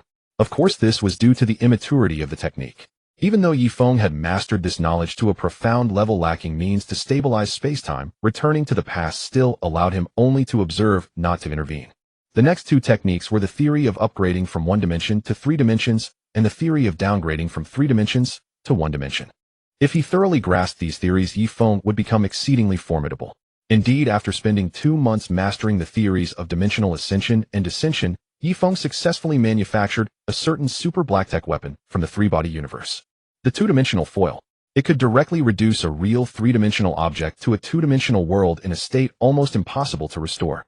But after forging the 2-dimensional foil, Yifeng also succeeded in constructing a reverse 2-dimensional foil using the knowledge of ascending from 1 dimension to 3. This reverse 2-dimensional foil could restore regions reduced to a flat painting by the 2-dimensional foil, returning them to a 3-dimensional existence. However, descending was easy while ascending was difficult. If the force and resource consumption for a dimensional reduction strike were 1, then the force and resource consumption for a dimensional restoration were 10,000, even millions of times greater. Descending dimensions was like water flowing downhill, effortless. Ascending dimensions was like moving water uphill, extremely laborious. The techniques of dimensional ascension and descension granted Yifeng yet another strike capability that was a blacktech level even for a supergod civilization. Apart from these, Yifeng considered the greatest gain to be the theory of the fundamental composition of world will and world rules. This theory allowed him to recognize the crucial role of world will, or the world's instinct. In the previous world of the Iran, there existed a world will. Unfortunately, Yifeng's understanding of world will was shallow at that time, but now proceeding from this theory, he increasingly verified the traces of world will's existence. At the same time, he proved that the manipulation of everything by the previous worlds will matched his theoretical analysis. This theory was highly consistent with his analysis. After absorbing and learning these knowledge and techniques, Yifeng officially began designing the roadmap for his 4th-generation divine body. He now had 2 excellent real-world references, Kaisa and Morgana, both possessing 4th-generation divine bodies. With them as data comparisons, Yifeng's design process would have important guiding contrasts. Yifeng observed and collected their bodily data, recording the fundamental data of every atom within each of them. During this process, they were aware that Yifeng was studying their 4th-generation divine bodies, yet they had no way to prevent him from obtaining the corresponding techniques. As compensation for studying you, I can hand over some special experimental subjects I captured for you to research. As long as you later copy me a copy of your research results. Hearing that Yifeng was going to give them something to study, both Kaisa and Morgana put aside their hostility this time. They exchanged glances, each perceiving an enigmatic expression in the other's eyes. In fact, when they were first captured, although they were disconnected from their dark-dimensional computers, both were beings of immense spiritual power. They could still sense the existence of their dark-dimensional computer systems, albeit through a blurry veil. Recently, however, they could no longer sense the dark-dimensional computers at all, as if they had never existed. Both speculated that they might have arrived at the void, or perhaps an alternate universe. Only these 2 possibilities could completely block their connection to the dark-dimensional computers. Now they were both curious about what Yifeng wanted them to study. When they saw Adam, Lilith, the 12 apostles, and the first unit, both Kaisa and Morgana's pupils dilated dramatically, utterly shocked. Are these beings from another universe? They were certain that these creatures bore no trace of void beings. They were life forms that could only appear in a normal universe. Yifeng did not answer their questions. After being stunned for a long while, both readily agreed to Yifeng's request. Both Kaisa and Morgana had immense interest in studying extraterrestrial beings. They knew they were working for Yifeng because the computational power during the research was provided by Yifeng's dark dimensional computer, leaving data traces in everything. Their own computational power had been suppressed by Yifeng, forcing them to use his for research. This was essentially an open ploy by Yifeng. Unless the two were uninterested in such alien life, which was impossible. In reality, the research process was also a competition between Kaisa and Morgana. The gains from the research could become a future boost to their power or an important reference for dealing with similar techniques. Seeing both had agreed, Yifeng smiled and handed over Adam, Lilith, and other seeds, along with their derivatives for them to study. He himself then delved into the research and analysis of the fourth-generation divine body technological route. He himself then devoted himself to the research and analysis of the fourth-generation divine body technological route. In the New Century Evangelion world, Yifeng and his family along with Kaisa and Morgana stayed for only 5 years. During these 3 years, Yifeng completed 46 of the design work for the primary template of the fourth-generation divine body roadmap. In divine body technology, the further one progresses, the knowledge and computation involved grow exponentially. The sheer number of knowledge and technologies required for a fourth-generation divine body is 6 million times that of a third-generation divine body. The computational load for designing a fourth-generation divine body is 100 billion times that of a third-generation divine body. Without the aid of a top-tier celestial computer, this process would be impossible to complete. Yifeng completing 46 in just 3 years was already remarkable. He had asked Kaisa, and Hushi told him that when she designed the fourth-generation divine body together with Kaisa, it took them over 5,000 years. Yifeng's speed was nothing short of monstrous. It was fortunate that the system had rewarded him with vast amounts of advanced knowledge and technology, otherwise he could never have accomplished this alone. In reality, within the super god universe, whether it was a third-generation or fourth-generation divine body, it was typically a task that required the combined efforts of an entire civilization, taking thousands or even tens of thousands of years to complete. Carl had completely taken advantage of the remnants of the Divine River civilization's technological knowledge and the immense computational power of the Great Clock. As for the Dino and Blazing Sun civilizations, completing their respective divine body designs took them no less than 7,000 years.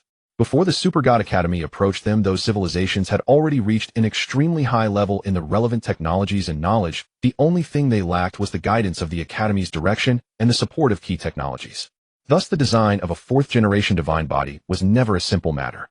After Yifeng had spent enough time in this world, he did not immediately think of returning to the Super God world. He decided to try whether he could travel from this world to another. This time he wanted to visit a small world, a very special minor world that would serve as a significant reference for his future development. After using the opportunity to travel to a small world, Yifeng and his family, along with the Blood Wolf and the miniature universe imprisoning Kaisa and Morgana, disappeared together and then arrived in another parallel Earth world. This world was entirely in a modern social state. After arriving, Yifeng came to a street where he saw a woman. She had a very ordinary yet special name, Lucy, and she was also the protagonist of this world, the only protagonist. The story of this world has a special name, the Superbody World. Lucy, the female lead, due to a certain special drug, saw her brain development rate soar from less than 10 of an ordinary person all the way to 100. This was unimaginable in other worlds. You must know that among angels, Kaisa and Hushi had a maximum brain development rate of only about 46. Yifeng, thanks to the system's help, had only reached a brain development rate of 56. Once the brain development rate exceeded 50, every single percentage point increase was extremely difficult. Even the exceptionally gifted triangular beings had not exceeded 70 brain development. Yet Lucy, as an ordinary person, rapidly increased her brain development to 100. For an average person, reaching even 20 might cause the body to completely collapse from the strain. The fact that Lucy could withstand 100 brain development while still having a mortal body, even if it eventually collapsed, was a super miracle of science and technology. Her situation was a unique case that could hardly be replicated across countless worlds. Yifeng came to this world precisely to study this process. At the same time, he was very focused on one point: how Lucy's spiritual power grew infinitely during this process. Apparently, her abilities to achieve time reversal and observe the entire universe were manifestations of her spiritual power reaching its ultimate extreme. This formidable spiritual power was incredibly powerful, capable of penetrating time and space and observing the boundless universe. On the surface, this change appeared to be a positive result of the extreme increase in brain development. But in Yifeng's view, this situation was essentially a process of spiritual or even soul ascension. Although Lucis' body eventually disappeared, her spirit sublimated into a true god. Yifeng speculated that this was actually a manifestation of her spirit or soul ascending to a four-dimensional existence. He was now very confident in his ability to realize the fourth-generation divine body. However, the fifth-generation divine body might be a true process of upgrading to a four-dimensional life form. What Yifeng pursued was the comprehensive four-dimensionalization of flesh, body, soul, and spirit. Lucy, this special existence that had seemingly completed spiritual four-dimensionalization, was an attempt and an observation for him to study spiritual four-dimensionalization and accumulate technology for his fifth-generation divine body. Of course, there were risks in this process. He might have to face the deified spiritual entity of Lucy returning from the future. Yifeng had countermeasures for this. However, he had no intention of attacking Lucy. Even if she returned from the future, the possibility of her interfering with the current timeline was unlikely. After all, interfering with the course of history would come at a tremendous cost. As expected, things unfolded just as Yifeng had anticipated. He observed Lucy in secret, but never sensed her future self returning. This time, Yifeng intended to be merely an observer, not a participant. When he arrived in this world, the protagonist Lucy had not yet had a boyfriend. She was still a very diligent and obedient student. But Yifeng was unsure when the events would begin. So he created a special dark energy program to observe secretly, which would alert him when the time came. Meanwhile, he continued his own research. 2 years passed in a flash, and Yifeng's design work on the fourth-generation divine body roadmap reached 68. Meanwhile, Kaisha and Morgana's research on Adam and Lilith gradually yielded important results. These results involved several soul technologies the most. They successfully used these two life seeds and their derivatives to research the fundamental principles of soul existence. At the same time, they also found a basic way to observe the soul successfully, observing their own soul states. This technology was still at its most primitive stage, and they could only observe themselves. Another aspect was the application of life energy. Both Adam and Lilith had lifespans of nearly 4 billion years or more. Previously, Kaisha and Morgana had never paid attention to life energy. Now, after discovering some hidden knowledge, they realized they had underestimated this special, obscure, and seemingly weak energy. Additionally, they developed some knowledge of spiritual power. However, these knowledge were not new to Yifeng. He had already obtained corresponding knowledge through his study of the Mind Stone, and his understanding in this area was far superior to that of Kaisha and Morgana. The two had made great gains in their research, but those gains were also known to Yifeng. After all, they had used Yifeng's computational power for their research, so they could not hide their findings from him. Neither would they easily do so. If they did and Yifeng found other good things, he might not let them study them, and they would miss out on even more. The two's research saved Yifeng a lot of effort. And not long after this, the destined story of Lucy finally began. That day, Lucy encountered her newly made boyfriend and was successfully sold by him into the hands of a Korean gang. There she underwent surgery and became a human vessel for smuggling illegal drugs. Then the gang's underlings, disregarding all rules, directly caused the CHP for inside her body to leak into her system. If an ordinary person encountered this situation, they would most likely be poisoned to death and ascend to heaven on the spot. However, Lucy's unique physique and genetic condition allowed her to survive and completely absorb this substance. Through a stroke of coincidence, this triggered the sublimation of her brain. Yifeng lurked nearby, silently observing her. All of this was indeed a coincidence. Lucy's spirit and life itself were nothing extraordinary. Had she not encountered this substance, she would likely have lived an ordinary life, studying, working, and passing through life in mediocrity. But she happened upon this substance CHP4, which perfectly matched her condition and opened the door to the advancement of her brain development. Her brain development continued to unlock under these circumstances. As this process continued, Lucy's spiritual power surged rapidly, allowing her to perceive many energy radiations beyond visible light, including electromagnetic signals, which she could directly sense. With the enhancement of her brain development, her spiritual power could even directly manipulate these electromagnetic signals.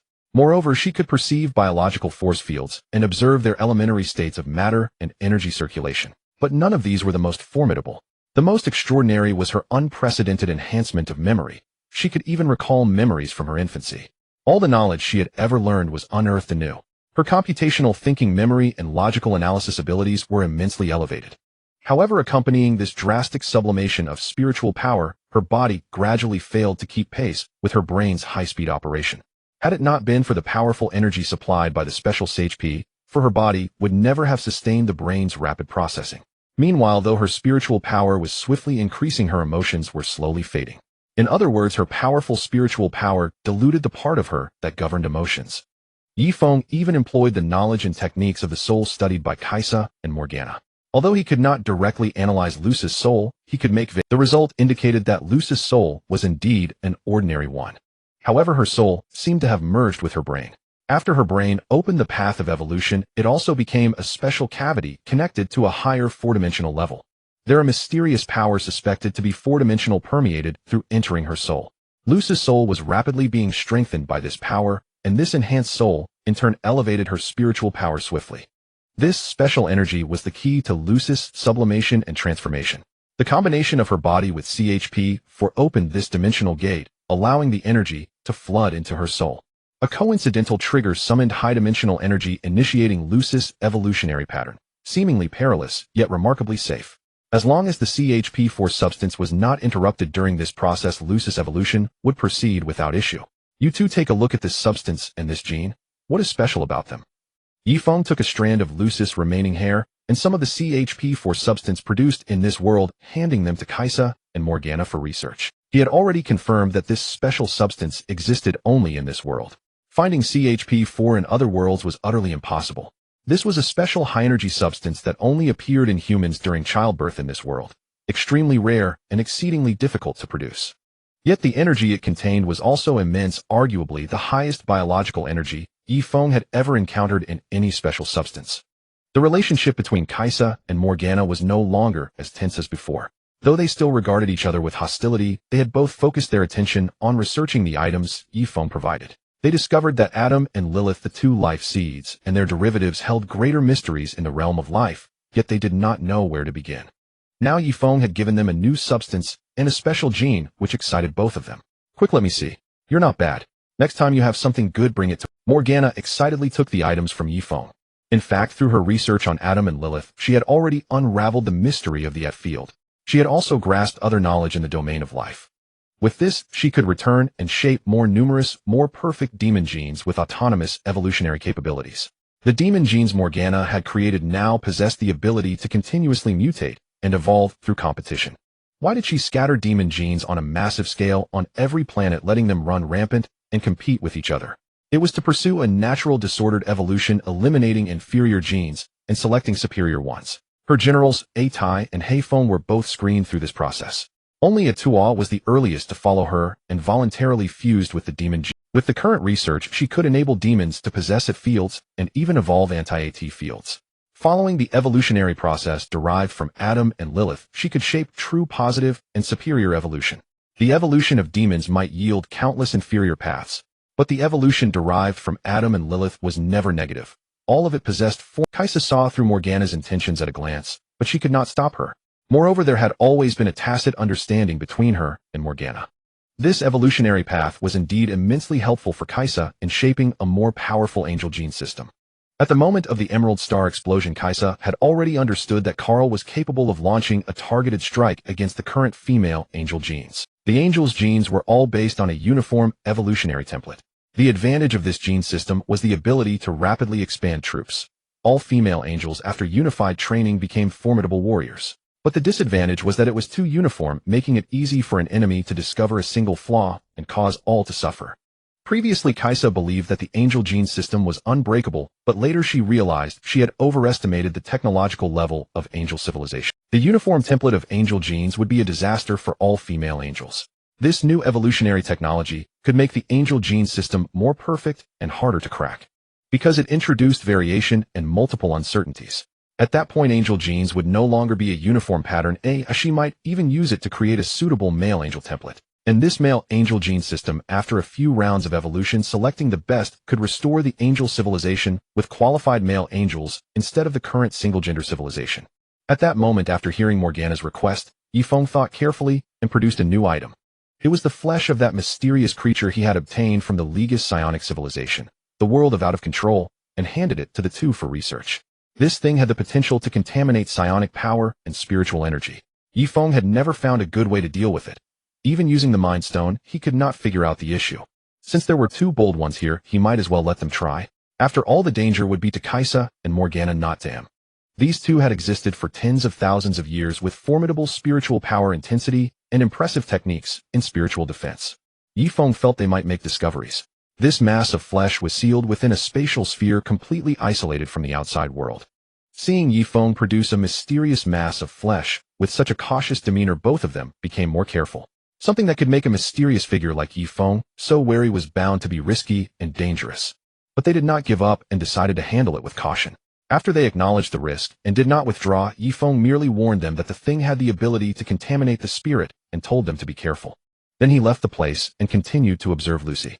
Lucy's body, when combined with CPH-4, became a special higher-dimensional channel, and the source driving her evolution originated from behind that. Yifeng's focus fell upon the mysterious extra-dimensional energy that spurred Lucy's evolution and the higher-dimensional plane behind it.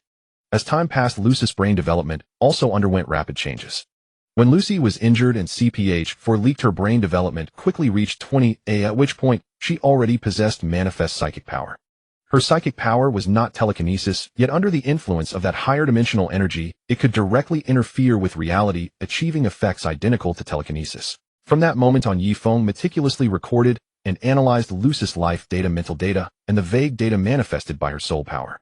After Lucy's brain development reached 20A, she gained the ability to interfere with physical matter, and her observation, thinking, analysis, and judgment became. She decisively eliminated the gang members who had harmed her, before then calmly extracted the bullet from her own wound. Afterward, Lucy swiftly collected the weapons left by the gang, headed to the hospital, and calmly called her mother during the doctor's surgery. In this process, the influence of higher dimensional energy on her had already begun to manifest. On the surface, she became decisive in killing, but in reality she instinctively scorned all life, and her emotions were fading. Yifeng recorded the corresponding data, carefully analyzing the mysteries within. He would list countless possibilities, then let the vast computational power of the dark dimension computer analyze and deduce. Then Yifeng watched as Lucy boarded the plane, observed her gathering all information related to CPH-4 and brain development enhancement. Her brain development rapidly increased to 50. Even without consuming CPH-4, her brain development continued to accelerate uncontrollably. But in this process, to maintain the integrity of her life, she could not do without CPH-4 as the catalyst. At this point, Lucy could already render someone unconscious with a thought-destroy machinery with a single thought and manipulate electronic devices to operate. In this process, she appeared decisive, yet somewhat merciful, choosing to spare the most evil leader of the gang. This sufficiently demonstrated that her innate nature and her state of indifference toward life were interweaving. Gradually, Yifeng noticed something amiss. Lucy's psychic power was indeed growing stronger, but her mental fluctuations exhibited two extremely distinct states, as if a single person were emitting two different voices. Yifeng suddenly conceived a bold conjecture. Perhaps Lucy's accidental enhancement seemed like an accident, but was not entirely one, and everything about her might be being replaced by another existence. Perhaps in the process of her brain development autonomously increasing and psychic power growing without bound, Lucy was being supplanted by a hidden will. She might be merging with something or being possessed by some will. In the divine world, when psychic power reaches a certain level, it can achieve a special phosphorescent state, where psychic power detaches from the physical body. At that point, psychic power can be seen as akin to the nascent soul in the immortal cultivation world, though not as stable. Later, Hua Yi attached himself to a cat. Therefore, it was not impossible that Lucy might be replaced by another existence during her ascension. To verify his conjecture, Yifeng meticulously analyzed the data from her transformation process. Yet he observed another situation during Lucy's enhancement. The characteristics of two different mental frequency signals each accounted for half. Moreover, the two seemed to be approaching each other as Lucy's brain development increased. This confirmed one of Yifeng's judgments: Lucy might not be possessed, but rather undergoing a fusion with a special existence. Furthermore, the level of this existence was extremely unique beyond even Yifeng's observation. This piqued his curiosity. What was Lucy fusing with? He felt that the mental fluctuations of the other existence did not resemble the changeable and lively nature of intelligent life, but rather seemed more like a mechanic. Yifeng's intuition told him that this process was crucial and might play an important role in his future path. He did not know why he had such an intuition. But since such an intuition emerged, Yifeng was also very decisive. Thus, he immediately unleashed the full computational power of the Dark Dimension celestial computer, not only capturing Lucy's data, but also beginning to capture the endless data of the entire parallel Earth, and even the starry sky. He sought to find the source of the mysterious will. Through data research, Yifeng discovered that as Lucy's soul grew stronger, the mysterious will also flowed into her soul, like a special stream, maintaining a balance between them. It was an extreme balance that fluctuated along with Lucy's psychic power, as if the other were Lucy's reflection in a mirror, changing in perfect unison to maintain equilibrium and then merging. Such data recording continued until her brain development reached 80. Yifeng finally discovered the root of the mysterious will, the world will of the world of Lucy. The process of Lucy's ascension was actually a process of continuous fusion between the world will of that world and her. This baffled Yifeng. Why would the existence merging with Lucy be the world will of this world? Could a world will have the need to incarnate as a human? Fortunately, among the rewards he had obtained earlier, there was knowledge about the composition of the world will, otherwise he would not have been able to confirm this. You can think of the entire operation of the world as a machine where the rules are the programs of the world's operation.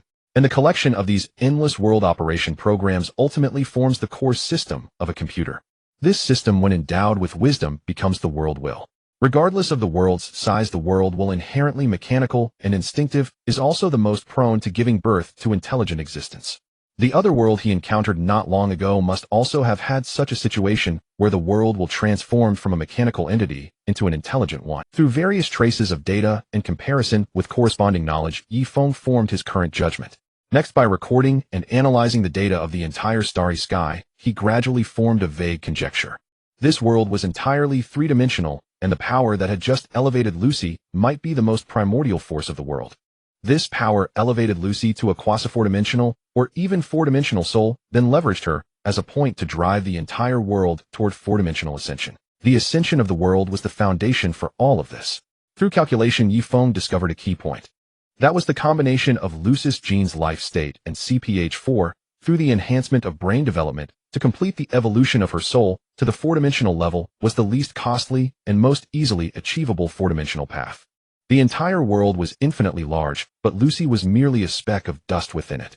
And this speck of dust was the easiest to elevate to the four-dimensional. Thus the world will simply chose to upgrade this speck of dust, control it, and then from the point to the surface, enable the entire world to upgrade to a four. The breakthrough from 0 to 1 was extremely difficult, but from 1 to 1 of 0, or even a million, was not as hard. At least it was not as hard as the breakthrough from 0 to 1. This was the most likely scenario calculated by Yifeng, and also the one with the highest probability.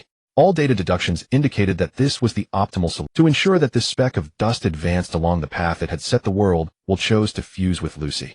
Merging with her was the most effective way to control, but clearly only a part of the world will fused with Lucy. The larger portion continued to maintain the operation of the entire world. After analyzing this situation, Yifeng observed the subsequent developments to see if everything matched his conjecture. Moreover, he focused on collecting data from the final stage of Lucy's soul ascension. His initial intuition told him that this part of the data record was the most important. At the moment when her brain development approached 100, Lucy's body gradually began to disintegrate. Her state was akin to a small bottle that had once contained tiny soybeans, only for those soybeans to suddenly swell into a mountain, inevitably bursting. Moreover, although Lucy's body had been strengthened, its evolution lagged far behind that of her soul. Her soul now blazed with the might of a supergiant star, a stellar furnace billions of times more powerful than an ordinary sun.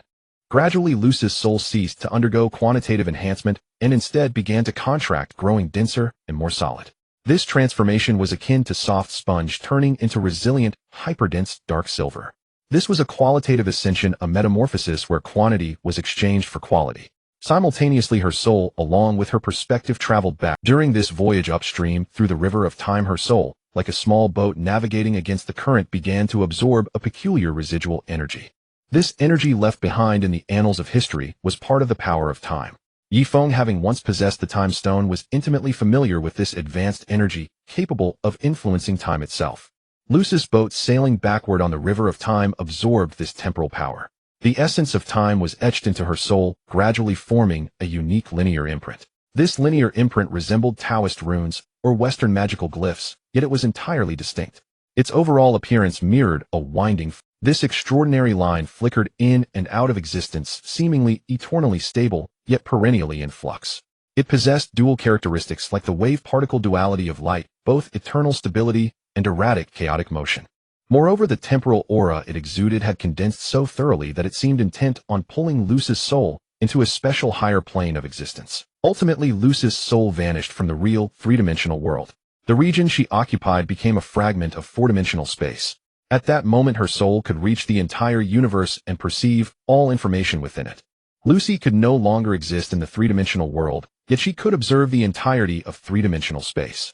This was akin to how we view a two-dimensional painting. No matter how vast the world within, we as three-dimensional beings can see it all at a glance, leaving nothing hidden. Similarly, beings in four-dimensional space perceive us, as we perceive two-dimensional images, without any secrets. However, Lucy's four-dimensional world was minuscule, only the size of a single molecule. Furthermore, this four-dimensional world and her four-dimensional soul were incomplete. Having consumed the entire world's support, she had only ascended to a quasi-four-dimensional soul, missing the final step to fully evolve into a four-dimensional entity. Yet for the world itself, this was still a monumental leap. The door to the four-dimensional realm had been flung open for them. The entire superbody world was about to usher in the dawn of four-dimensional evolution. Although Lucy's evolution was not entirely perfect, having reached the quasi-four-dimensional stage, completing the full four-dimensional transformation was no longer an insurmountable challenge. At that moment, Yifeng realized that the key to her soul's ascension into a quasi-four-dimensional life form was that very line. As he continued to collect data at the scene, Lucy's soul finally returned from its journey through the river of time. It settled into the tiny space of her quasi-four-dimensional existence. Then her gaze fell upon Yifeng. Lucy was now a completely new being, comparable to the multiversal-level entities of the Marvel Universe. Her consciousness comprised both the original Lucy's part and the world Will's part. This combination was like a company where the original Lucy and the world Will each held a 50 stake. Greetings, traveler from beyond. Lucy extended an invitation for dialogue. She could see that Yifeng was merely a three-dimensional life form, yet certain powers within him, such as the concept modifier, the temporal and spatial forces he commanded, and the dimensional domain technologies, had reached a quasi-four-dimensional level. With these powers, Yifeng could contend with quasi-four-dimensional beings.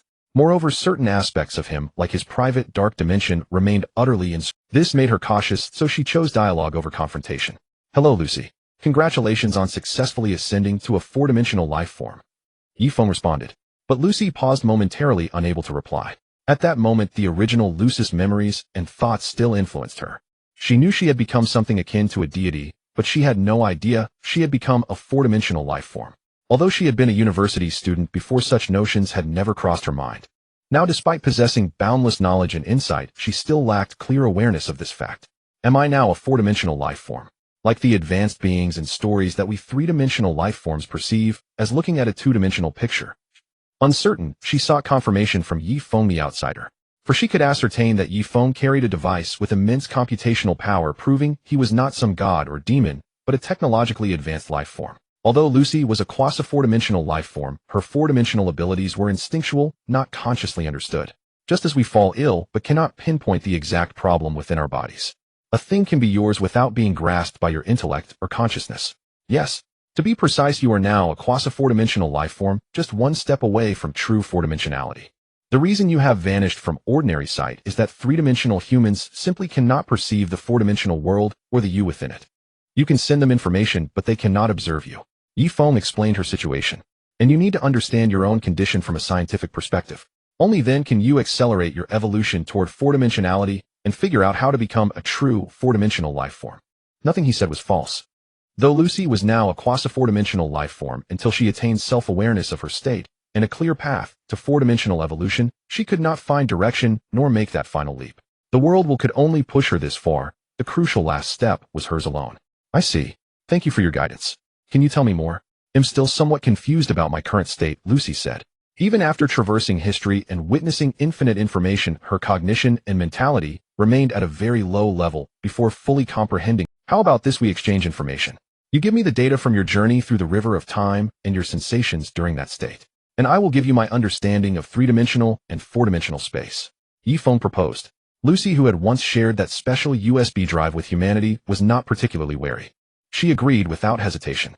The two exchanged information so vast that all the computer systems of humanity combined could not store the astronomical amount of data shared between them. After the exchange, Yifeng began to analyze the information using the data he had collected. Meanwhile, Lucy started learning the knowledge Yifeng had given her, frequently asking him questions.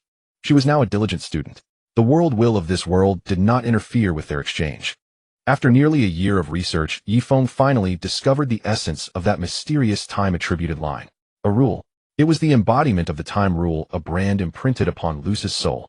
It was the manifestation of the time rule, which like a sturdy steel cable had pulled Lucy's soul from the three-dimensional world into the four-dimensional realm. The time rule was the key, and Yifeng had successfully gained a foundational understanding of the time rule. All the knowledge about time he had previously researched was merely an extension of certain facets of the time rule. It was like viewing Mount Lu from different angles. Each side reveals a different aspect, but none shows the whole. The mountain itself is a higher, grander entity. The same applied to the time rule. The rule itself possessed immense power, and even its imprint could borrow that formidable strength. Now when Yifeng looked at void-related powers, he understood their essence. They were a kind of rule. The power of the void was essentially not some four-dimensional entity, but an existence capable of wielding rules. The power of rules was immense. Even just cognizing them, even at a basic level, placed tremendous strain on Yifeng's soul. Upon comprehending the elementary secrets of the time rule, an extremely shallow imprint of the time rule was etched into his soul. This imprint was only 1/10th of Lucis. Yet it made Yifeng's soul feel as if an ordinary person were burdened with a 100-pound weight. Cognizing a rule inevitably exacts a price. One must bear its weight. Yifeng learned another lesson. The imprint of the time rule upon his soul enhanced his temporal abilities by at least 100-fold. His time freeze radius expanded, his time reversal capabilities grew stronger, and he could see deeper into the river of history. Having initially touched upon rules, Yifeng realized that dimensions, three-dimensional, four-dimensional, or any dimensional domain, were no longer the focus of future. Rules were the core of future study. However, to study rules, one's level must be sufficiently high to bear the heavy burden they impose. Yifeng understood that cognizing rules and continuously upgrading his divine body toward greater strength were the foundation and the key. After completing this exploration, Yifeng stayed on, continuing to exchange ideas with Lucy while working on his fourth-generation divine body design. This time, thanks to the influence of the time rule, he could achieve localized time acceleration. This greatly accelerated his work on the fourth-generation divine body design. Yifeng and Lucy were very quiet here. He also transmitted the relevant data to the Blood Wolf, allowing Ali Chinduo and Rue to conduct research and study. Although Rue was still very young, she was already capable of conducting basic scientific research. The entire family were research enthusiasts. Even Chinduo was caught up in this atmosphere, immersing herself in the pursuit of knowledge and unable to extricate herself. Yet in the outside world, the entire parallel universe was plunged into an unprecedented catastrophe. The symphony of nuclear weapons resounded across the heavens and earth, and a sudden war erupted. It turned out that the cause of everything was that USB drive containing all the information Lucy had observed. This USB drive was acquired by the Gauls. As a result, Gaul made it a top secret within a short time. The nation's technological power experienced a tremendous leap, rising as swiftly as an airplane. But secrets cannot be kept forever. The nations soon discovered that Gaul's rise was due to this mysterious USB drive, and that Lucy, who was involved with the drive, might already be an immortal, godlike, terrifying existence. What did a god represent? It represented the eternal life that humanity had always craved. The allure of technology and wealth was great enough to ignite wars, but not enough to unleash terrifying nuclear weapons. But this USB drive was different. It might hold the promise of immortality. Human nature is inherently a contradictory entity of both good and evil. What was terrifying was human greed. Faced with the opportunity of immortality, humanity unleashed an intense avarice, losing all remaining rationality. The Allied nations launched an all-out assault on Gaul, by sea, land, air, and space. To defend the chance of immortality, Gaul did not hesitate to unleash nuclear weapons. Consequently, the dead-hand systems of all nations activated simultaneously, and the entire world erupted into the most devastating nuclear war. Once nuclear weapons were deployed, the entire world was plunged into total nuclear annihilation. Yet the Gaulish elite who had triggered everything had already swiftly retreated to the West African region, taking the crucial USB drive with them before the conflict began. This was Gaul's traditional sphere of influence, and the region least affected by nuclear war. After all, nuclear weapons could only target. After the nuclear holocaust began, only Africa and South America, lands of poor countries with no strategic value, were largely preserved. Their calculations were clever, but there were so many powerful figures in the world who all desired immortality and had their eyes on this USB drive. The nuclear war was merely a smokescreen to cover their gains, yet the power brokers of other nations actually acquiesced to all of this. Because nuclear weapons would draw the attention of the masses and destroy countless competitors who might vie for the chance of immortality. The upper echelons have always cared only about their own interests. The deaths of others, even the destruction of nations or the annihilation of humanity, were not as important as their own chance at immortality. They understood one thing very clearly. They themselves would die sooner or later. Since that was the case, why not gamble everything to seize the possibility of immortality? Dying early or late, both were death, so they might as well stake their lives on the chance of eternal life. Do not underestimate these people's ability to gamble with their lives. For the sake of gain, they would do anything, let alone for immortality. Thus a group of mad world elites collectively initiated the prologue to world destruction, then hid together in safe places to escape the Great Annihilation. What followed was the battle for this USB drive. The mysterious USB drive was personally forged by Lucy, and it was the sturdiest substance in the world. No matter how fiercely it was fought over, it could not be destroyed. It changed hands many times with countless people vying for it, and nearly half of Africa was riddled with conflict. In the end, none of them succeeded in obtaining, because Lucy finally snapped out of her contemplative state.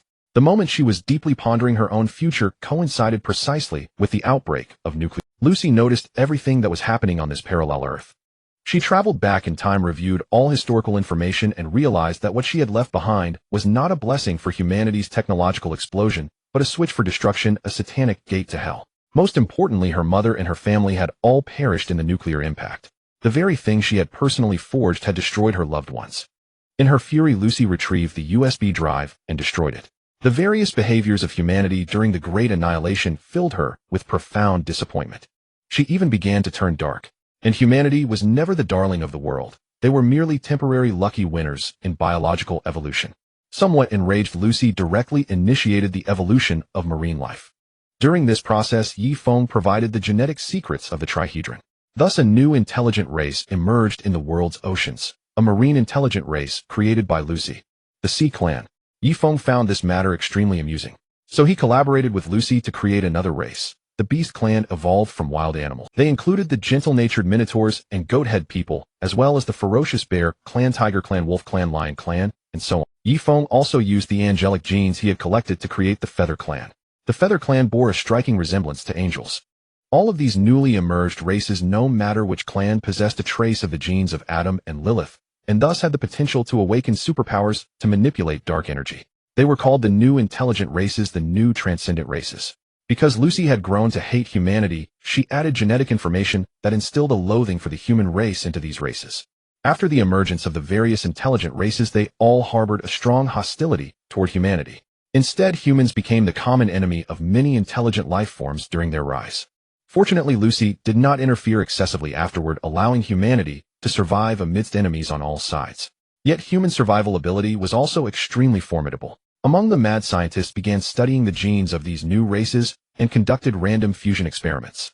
99% of their human test subjects, yet there were successes. The successful ones fused new genes, sensed the existence of dark energy, and gained control over it. Gradually, through ruthless and brutal experiments, humanity somehow managed to find a path to future survival. They too acquired supernatural powers. Eventually, the entire post-nuclear war world began to exhibit a peculiar situation of coexistence among multiple races. All of this spanned 1,000 years, and Yi Feng observed for 1,000 years. Yet the actual time in this world was only 2 years. Because after all this began, Yi Feng consciously used this world as a laboratory for genetic life. He deployed a supermassive time acceleration device around the entire solar system, enabling the whole solar system to achieve a super time acceleration of 1 year, becoming 1,000 years. Moreover, the time rules mastered by Lucy also contributed to this time acceleration phenomenon.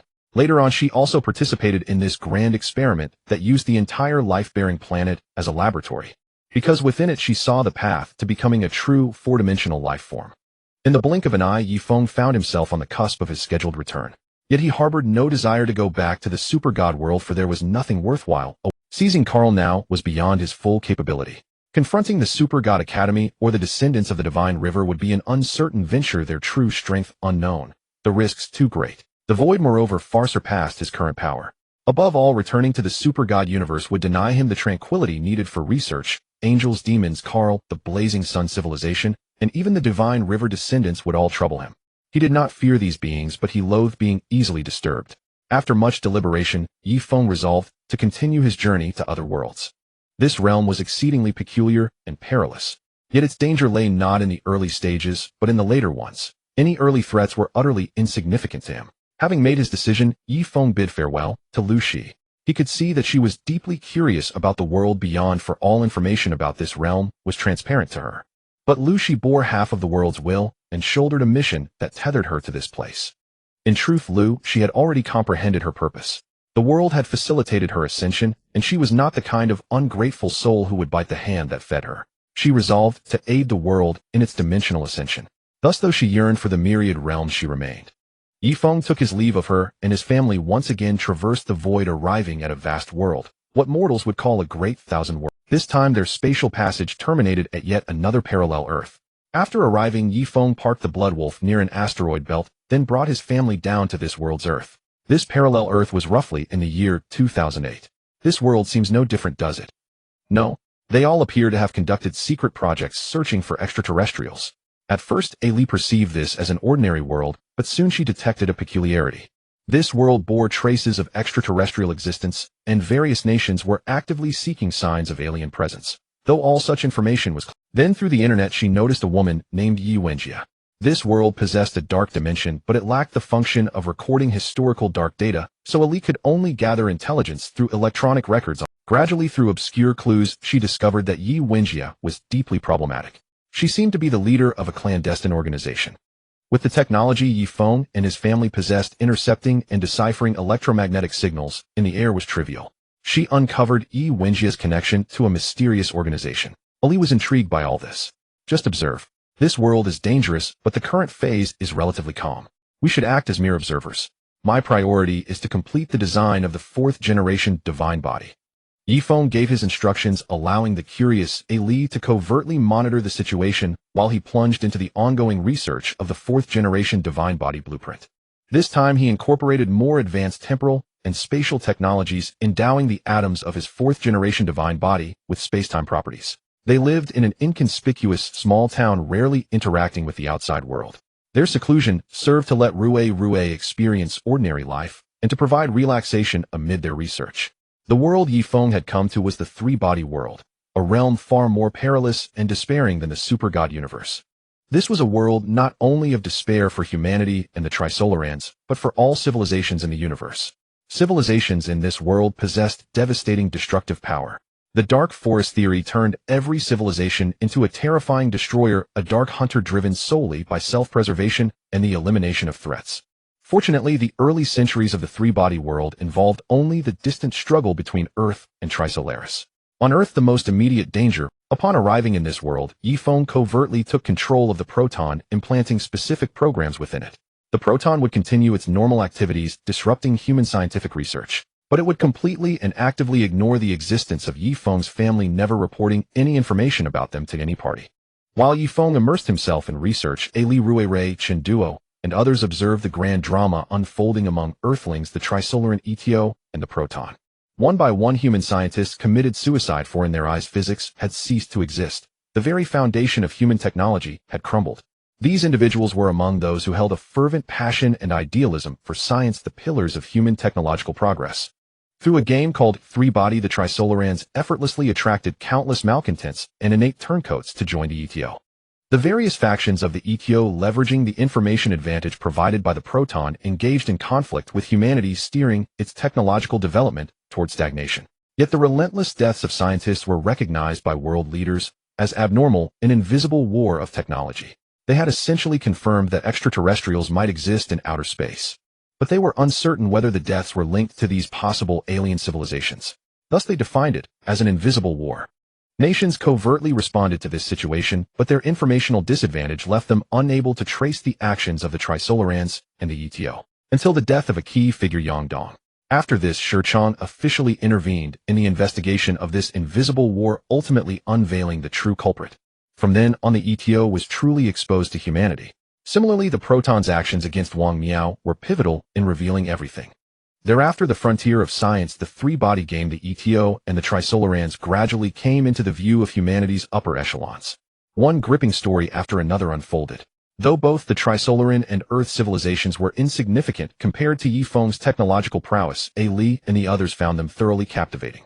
Yifeng created countless microscopic monitoring particles comparable to the protons scattered across the world, allowing his family to summon any scene they wished to observe at any time. The Trisolaran's proton technology had its merits. Yifeng also collected data on the proton, which Ailey and Rue studied to explore the dimensional knowledge of this world. As time passed, when humanity initiated the Wallfacer project, Yifeng finally completed the design of the 4th-generation Divine Body roadmap. The prototype of the 4th-generation Divine Body had been completed long ago. What followed was a continuous process of refinement, elevation, and optimization of every detail.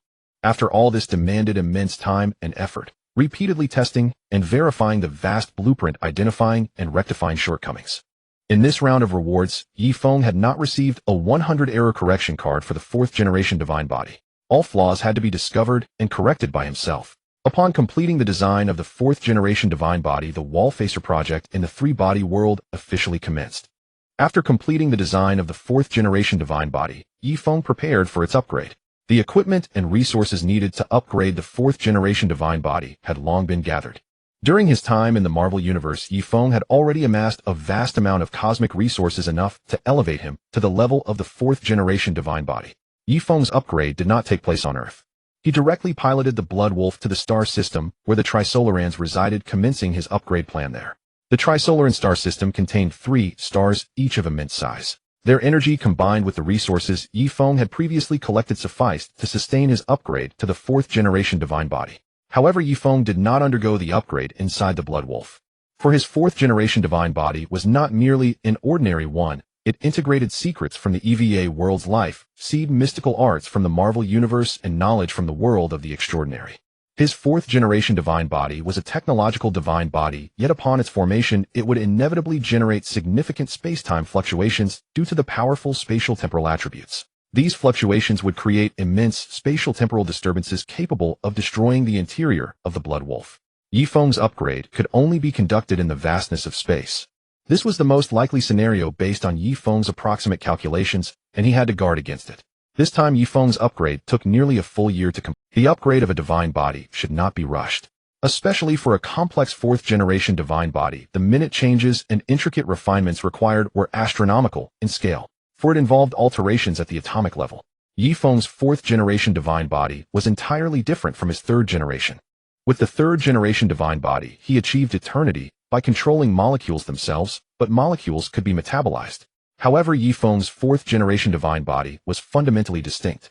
Of his 4th generation divine body, 75 of the atoms were true divine atoms, possessing the property of spatial-temporal aggregation and protected by a spatial-temporal barrier. These 75 of atoms were each inscribed with vast amounts of information functioning as individual computational units.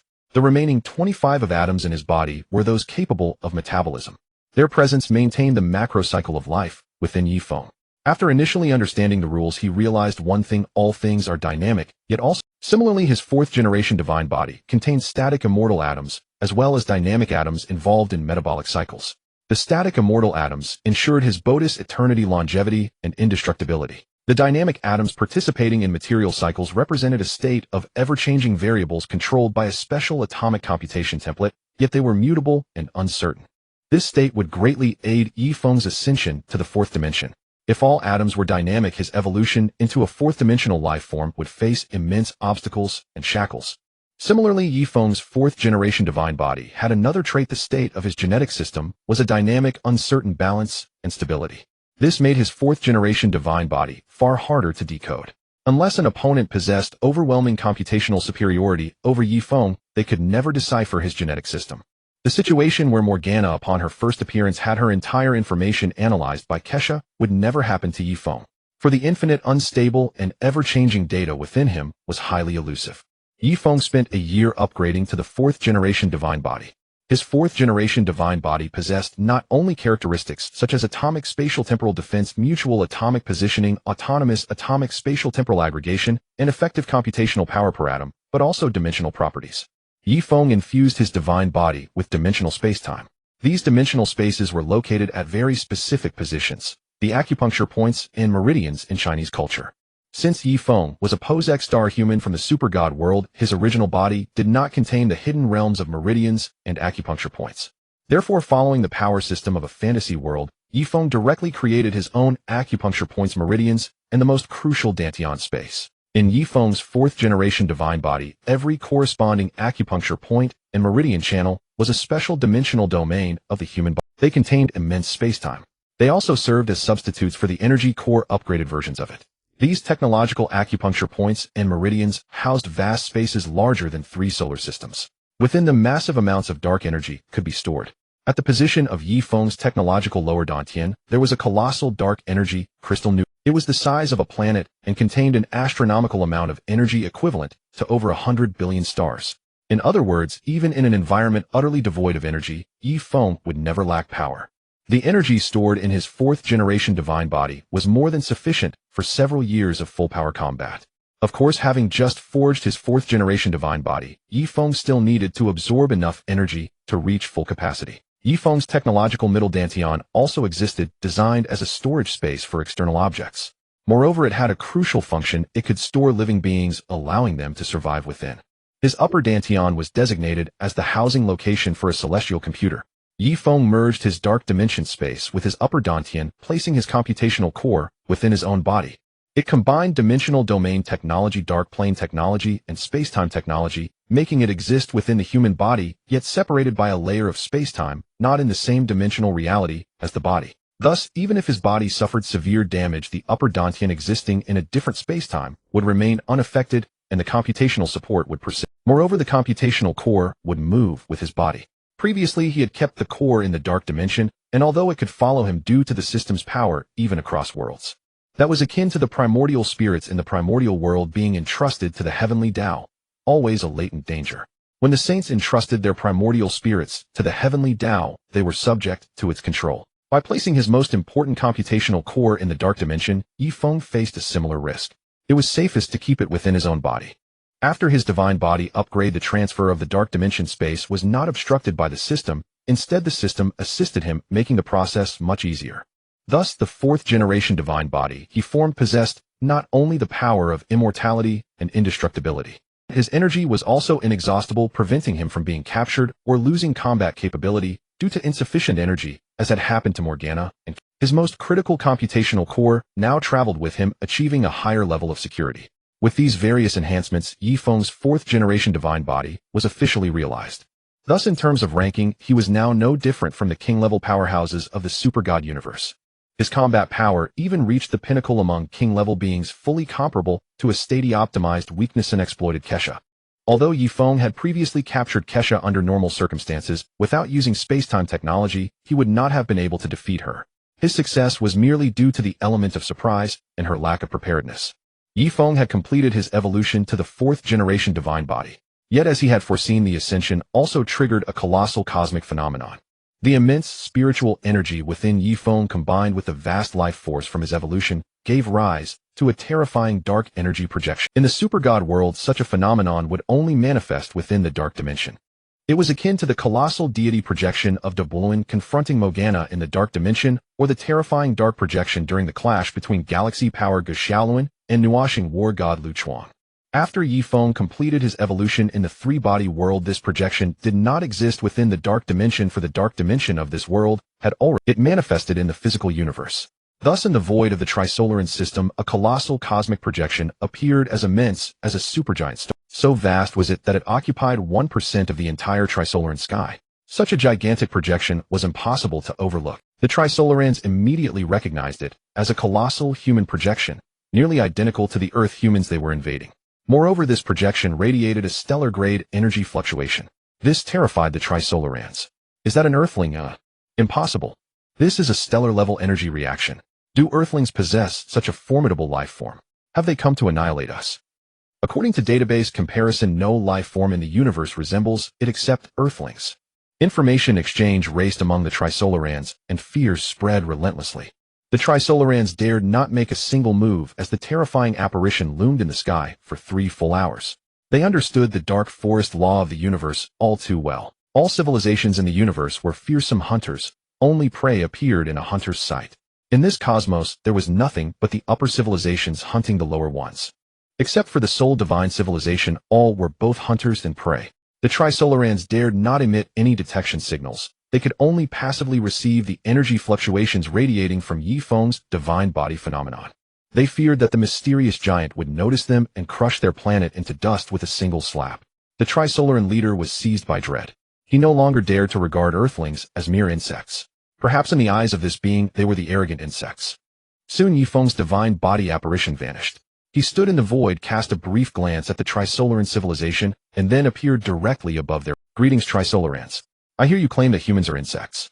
And I happen to be a human. So tell me which of us is the insect. Yi Feng's words were translated into the Trisolaran language by the top-tier celestial computer in his upper dantian and transmitted to every Trisolaran ear. Simultaneously, his words reached the Trisolaran fleet en route to Earth, allowing every member of that fleet to hear him. Silence fell below. The Trisolarans seemed to grasp the outcome awaiting death. The more rational Trisolaran leader prepared to broadcast the coordinates of both Trisolaris and Earth into the universe. Spare your efforts. Your signals won't get out. Moreover, those dark hunters in the cosmos capable of destroying you are. With a wave of his hand, Yifeng transported the signal towers, their final deterrent, that the Trisolarans had launched into space back onto their planet. Seeing the signal towers before him, the Trisolaran leader's eyes flashed with despair. This individual, though a single life form, was far too powerful. The entire population of Trisolaris did not know what to do or when destruction would descend. Yet they waited and no great annihilation came. Then a blazing white sphere, a pure energy sphere, appeared in Yifeng's hand. The Trisolaran monitoring system immediately blared an alarm. This was stellar-level energy. It could annihilate the entire Trisolaran planet. But soon the Trisolarans saw the energy sphere vanish from Yifeng's hand.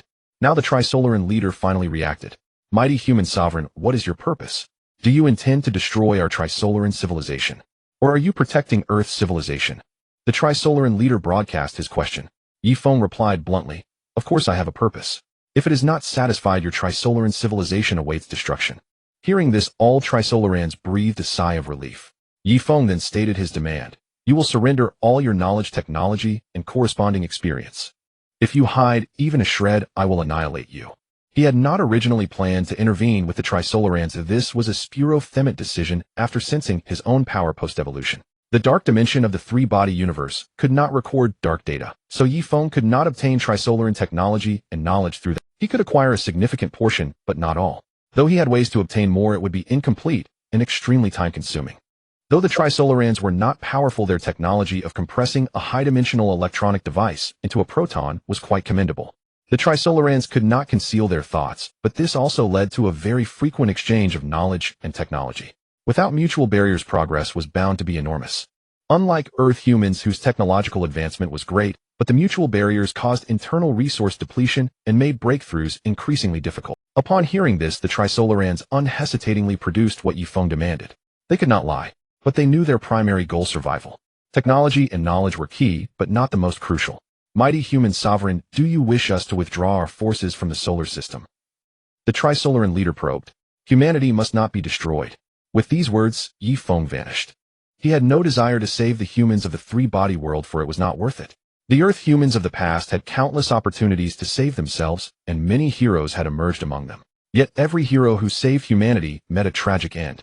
And the tragedy came not from the enemy, but from humanity itself. Was Luo Ji, the swordholder, not great enough? Did he not sacrifice enough? Yet he was ultimately betrayed by humanity. Luo Ji saved humanity, but humanity never thanked him. The humans of the three-body world knew no gratitude. Their eyes saw only profit and self-interest, even if it led to their own destruction. The humans of this world were born with an ingrate nature. Since they were not from his world, why should Yifeng save them? He was only interested in the technology and knowledge. With those enigmatic words, Yifeng vanished swiftly. The Trisolarans could not grasp the depth of his statement, but the ETO members of this parallel Earth understood. Many among them had suffered under the oppression of power, wealth, capital, and academic cliques. They understood the darkness of human nature best. Humanity must not be destroyed means that as long as humanity is not annihilated and can continue to exist, that mysterious being will not enter. The Trisolarans need only preserve the existence of humanity. The ETO was astounded that such a godlike being existed among humans. But they also offered this interpretation, which made the Trisolarans deeply sense the terror of humans.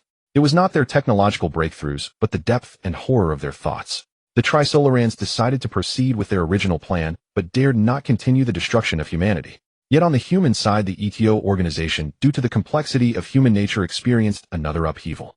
They split, with a faction emerging that worshipped Yifeng, regarding him as a true deity. Most importantly, they believed that Yifeng shared their view of humanity's dark and filthy essence. This resonated with them. Above all, Yifeng was far more powerful, able to deter the Trisolarans and instill such fear in them. This meant that Yifeng, this mysterious Earth human, was the true Lord, the true God. After plundering the three-body civilization, Yifeng received a reward from the system. Congratulations, host, for successfully plundering the three-body civilization. Host receives reward: 1 basic 4-dimensional shield technology, 1 void intelligence, advanced entropy change application encyclopedia, 5 intermediate world 5-year travel opportunities, and 3 advanced world 8-year travel opportunities. This time Yifeng's rewards were not low, but they were not high relative to his current level. The only immediately applicable one was the basic four-dimensional shield tech. This technology allowed Yi Feng to generate a four-dimensional shield capable of initially countering attacks from the four-dimensional level and below. After obtaining this technology, Yi Feng immediately studied it and applied it accordingly. He then equipped himself Ali Rue Chen Duo and the Shu Along Hao with four-dimensional shields, granting everyone the basic ability to resist four-dimensional attacks. The second reward Yi Feng received was intelligence of immense value. It was also the first time he truly obtained information about the void. The Chaos End universe indeed harbors void creatures, which are extremely powerful, belonging to terrifying four-dimensional life forms. They are also a type of soul-level four-dimensional life form similar to Lu Shi. Therefore, they also possess the ability to devour the essence and spirit of all things. They can even transform many things from the physical plane to the spiritual plane and consume them. In essence, void creatures are a group of terrifying devourers, beings without advanced intelligence, existing only with basic instincts. Their emergence, however, was not accidental. They are the civilization's scavengers of the worlds, a choice of the world itself to cleanse the civilizations within it. The development of technological civilizations has a characteristic, a high dependence on resources. The more advanced the civilization, the greater its dependence on resources, and the more enormous its scope of resource occupation. An ordinary planetary-level civilization only occupies resources within a planet, but this alone can cause enormous damage to the entire planet. A spacefaring-level civilization, on the other hand, can typically occupy one star system or multiple star systems. Their consumption and utilization of resources are even more terrifying. And the most formidable god-making level civilizations have even more horrifying resource consumption and utilization. In the Meluo Tianting of the angels alone, the surface is equipped with numerous planetary defense devices, and the defense range alone is sufficient to cover a vast galactic region. When a god-making level civilization creates a third-generation divine body or a fourth-generation divine body, not to mention resource consumption, the energy consumption alone is on a stellar scale. Kayer conducted a cosmic-level simulation calculation that was enough to completely drain the energy of thousands or even tens of thousands of stars. A war between angels and demons results in the extinguishing of countless stars in a galaxy and the complete imbalance of the galactic stellar motion. The resource consumption and environmental destruction caused by high-level technological civilizations are 100 times greater than those of fantasy civilizations. The Chaos End universe once suffered tremendous destruction from technological civilizations. Moreover, a top-tier technological civilization conducted an unprecedented super experiment to transcend the universe.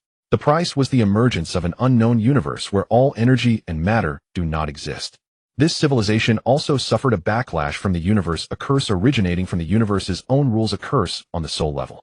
Not only did this civilization fail to achieve transcendence, but it also caused enormous damage to the entire Chaos End universe. And all members of this civilization were four-dimensional beings. The super genes of the present Chaos End universe are actually applications of the residual traces of genetic information from these four-dimensional beings. After the failure of this super civilization's transcendence, the four-dimensional space-time domain, where the civilization itself resided, was split by the world will of the Chaos End universe, eventually transforming into a special spatial domain that transcended the real three-dimensional plane. All of their four-dimensional members were transformed into void life forms, a kind of non-intelligent monster with only a gluttonous instinct. Thereafter, the void became a special high-level space-time hidden behind the dark dimension. It is a four-dimensional realm. But at the same time, the void also became the universe's scavenger. As long as a civilization in the universe has existed for more than 100,000 years or has reached a certain upper limit of technological level, the world will open the door to the void and allow these void creatures to completely destroy that civilization. Then the entire universe will automatically clean up all traces so that all cosmic life will not remember the existence of this powerful civilization. This cleansing includes the memories of life and all recorded information. Therefore, the Chaos End universe has a special ultimate limit for civilizations upon reaching which they face death and destruction just like individuals. The development of technological civilizations damages the universe, so the universe uses void life forms to restrain the continuation of this destruction. This is a balance of the universe between civilizations and life. After reading this intelligence about the void, Yi Feng finally understood what the essence of the void was. It turned out to be the result of previous technological civilizations bringing about their own doom. The universe is the cradle and home that nurtures civilizations. Yet when these civilizations develop to a certain stage, they actually want to demolish the home or even sell it off, naturally inviting the strike of the parents. The Shinha civilization might have been fortunate. They successfully found a way to counter the void, allowing some of their descendants to survive the great destruction. They did not know what the void was, only that it was the ultimate fear. Thus they began to spread their technological civilization throughout the universe and established the chaos. This led to the emergence of many god-making civilizations later. In a civilization, the main god alone inherits the civilization. If the main god exists, the civilization exists. If the main god is powerful, the civilization has a corresponding cosmic status. It can be said that the actions of the divine river descendants successfully diverted the technological development of the entire universe onto a branch path. With this information, Yi Feng understood the essence of the Chaos End universe. He had made a decision: he would never confront the void, nor would he cause large-scale cosmic destruction in the Chaos End universe. The void was terrifying, but the world behind the void was even more terrifying. It could even curse four-dimensional beings and turn them into servants that clean up civilizations. That was the most terrifying part, wasn't it? As long as he did not destroy the universe's attention on Yi Feng would be much less. In a certain sense, Kaisha's order of justice was also an unintentional protection of the entire universe, and it aligned with the universe's main purpose. The Chaos End universe had suffered severe damage and was now likely in a state of recovery. Destroying the universe was the real taboo. This time Yi Feng received the last reward, which was about entropy. He would need to study this slowly. How to apply it would have to wait until he finished learning. This time, after completing the upgrade to a fourth-generation divine body, Yi Feng, although he was a god-maker on the technological path, but the paths of technology, fantasy, and cultivation all lead to the same destination, ultimately moving toward the understanding of rules. After becoming a fourth-generation divine body, Yi Feng's soul was also enhanced, granting him the foundation to initially contact and comprehend rules. Besides these, Yi Feng's great gains this time also included the knowledge contributed by the Santee. Faced with absolute power, the Santee people dared not deceive him. What they gave him was indeed the accumulated wisdom of the entire Santee civilization over countless years. Among this knowledge, it included a vast amount of knowledge from one-dimensional to 11-dimensional realms. The dimension domain of the Marvel world, in fact, can be seen as a combination of high-dimensional phenomena and space-time itself, yet it involves little of the true mysteries of dimensions. However, the Santee world was very special. The mysteries of dimensions seemed transparent, making it easy for various technological civilizations to glimpse their essence. Even the Santee civilization, a civilization that had just left its planet not long ago, and could only achieve one light-speed travel, could recognize the foundational vast knowledge of dimensions 1 through 11. The Santee people were extremely adept in dimensions, so much so that they could create super micro-intelligent beings like protons. However, they were relatively mediocre in other directions, even inferior to the astronavigation-level civilizations of the Chaoshan world. Any astronavigation-level civilization in the Chaoshan world could achieve superluminal interstellar travel. This shows how easy it was for the Santee world to explore dimension-related knowledge and how clear its mysteries were. These dimension-related knowledge greatly expanded Yi Feng's advanced knowledge. Then he successfully created a special dimension change signal sensor.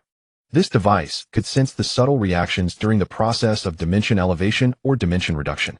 It could be said to be a radar for dimension changes. After creating this device, Yi Feng successfully captured an extremely minute particle signal on the Santee planet. It was a proton within which there actually existed a miniature dimension world. After locking onto this particle, Yi Feng quickly determined what kind of civilization it was: the Mo Yin civilization. A super civilization that existed only within the miniature world inside a proton. The other side had endured multiple strikes of dimension changes, yet had always survived steadily. In the end, it even launched a war against the Santee civilization. If not for the fact that the other side's own world was too minuscule, placing it at an absolute disadvantage in scale, the Santee civilization would surely have become dust in history under the onslaught of the Mo Yin civilization. After discovering the Mo Yin civilization, Yi Feng immediately cut the space-time of the microscopic proton where the Mo Yin civilization resided, cutting that space-time itself into a spherical sealed world. Although the world of the Mo Yin civilization was only the size of a proton, they could easily observe all information outside their world. Even more, they could launch cross-world attacks. This ability, if placed in a powerful cosmic world, would be a manifestation only possible for a transcendent. Originally, the Mo Yin civilization had waged war against the Santee people, but now they were imprisoned by Yi Feng's space-time microworld within a tiny space-time sphere. Even their cross-world attacks could only be within the scope of this sphere. It could be said that the entire Mo Yin civilization, along with their world, had become a plaything in Yi Feng's hands. After completing this step, Yi Feng did not forget his bandit nature. He issued a public message to the Mo Yin civilization, making it audible to all members of the Mo Yin civilization. Members of the Mo Yin civilization, I am an interstellar bandit, specializing in robbing major civilizations. But I only rob resources, technology, and knowledge. I will not easily destroy worlds. Because I know that among all things there exist the laws of causality, destiny, and balance. The annihilation of a civilization will bring no good to my future and may even backfire. So you can trust my guarantee. As long as the Mo Yin civilization hands over your knowledge and technology, I will release you back into the great universe and keep you away from the dangerous region of the Santee civilization. Although your technology is powerful, your world is too tiny. It can easily suffer proton destruction when facing nuclear strikes. I will give you a certain amount of time to consider.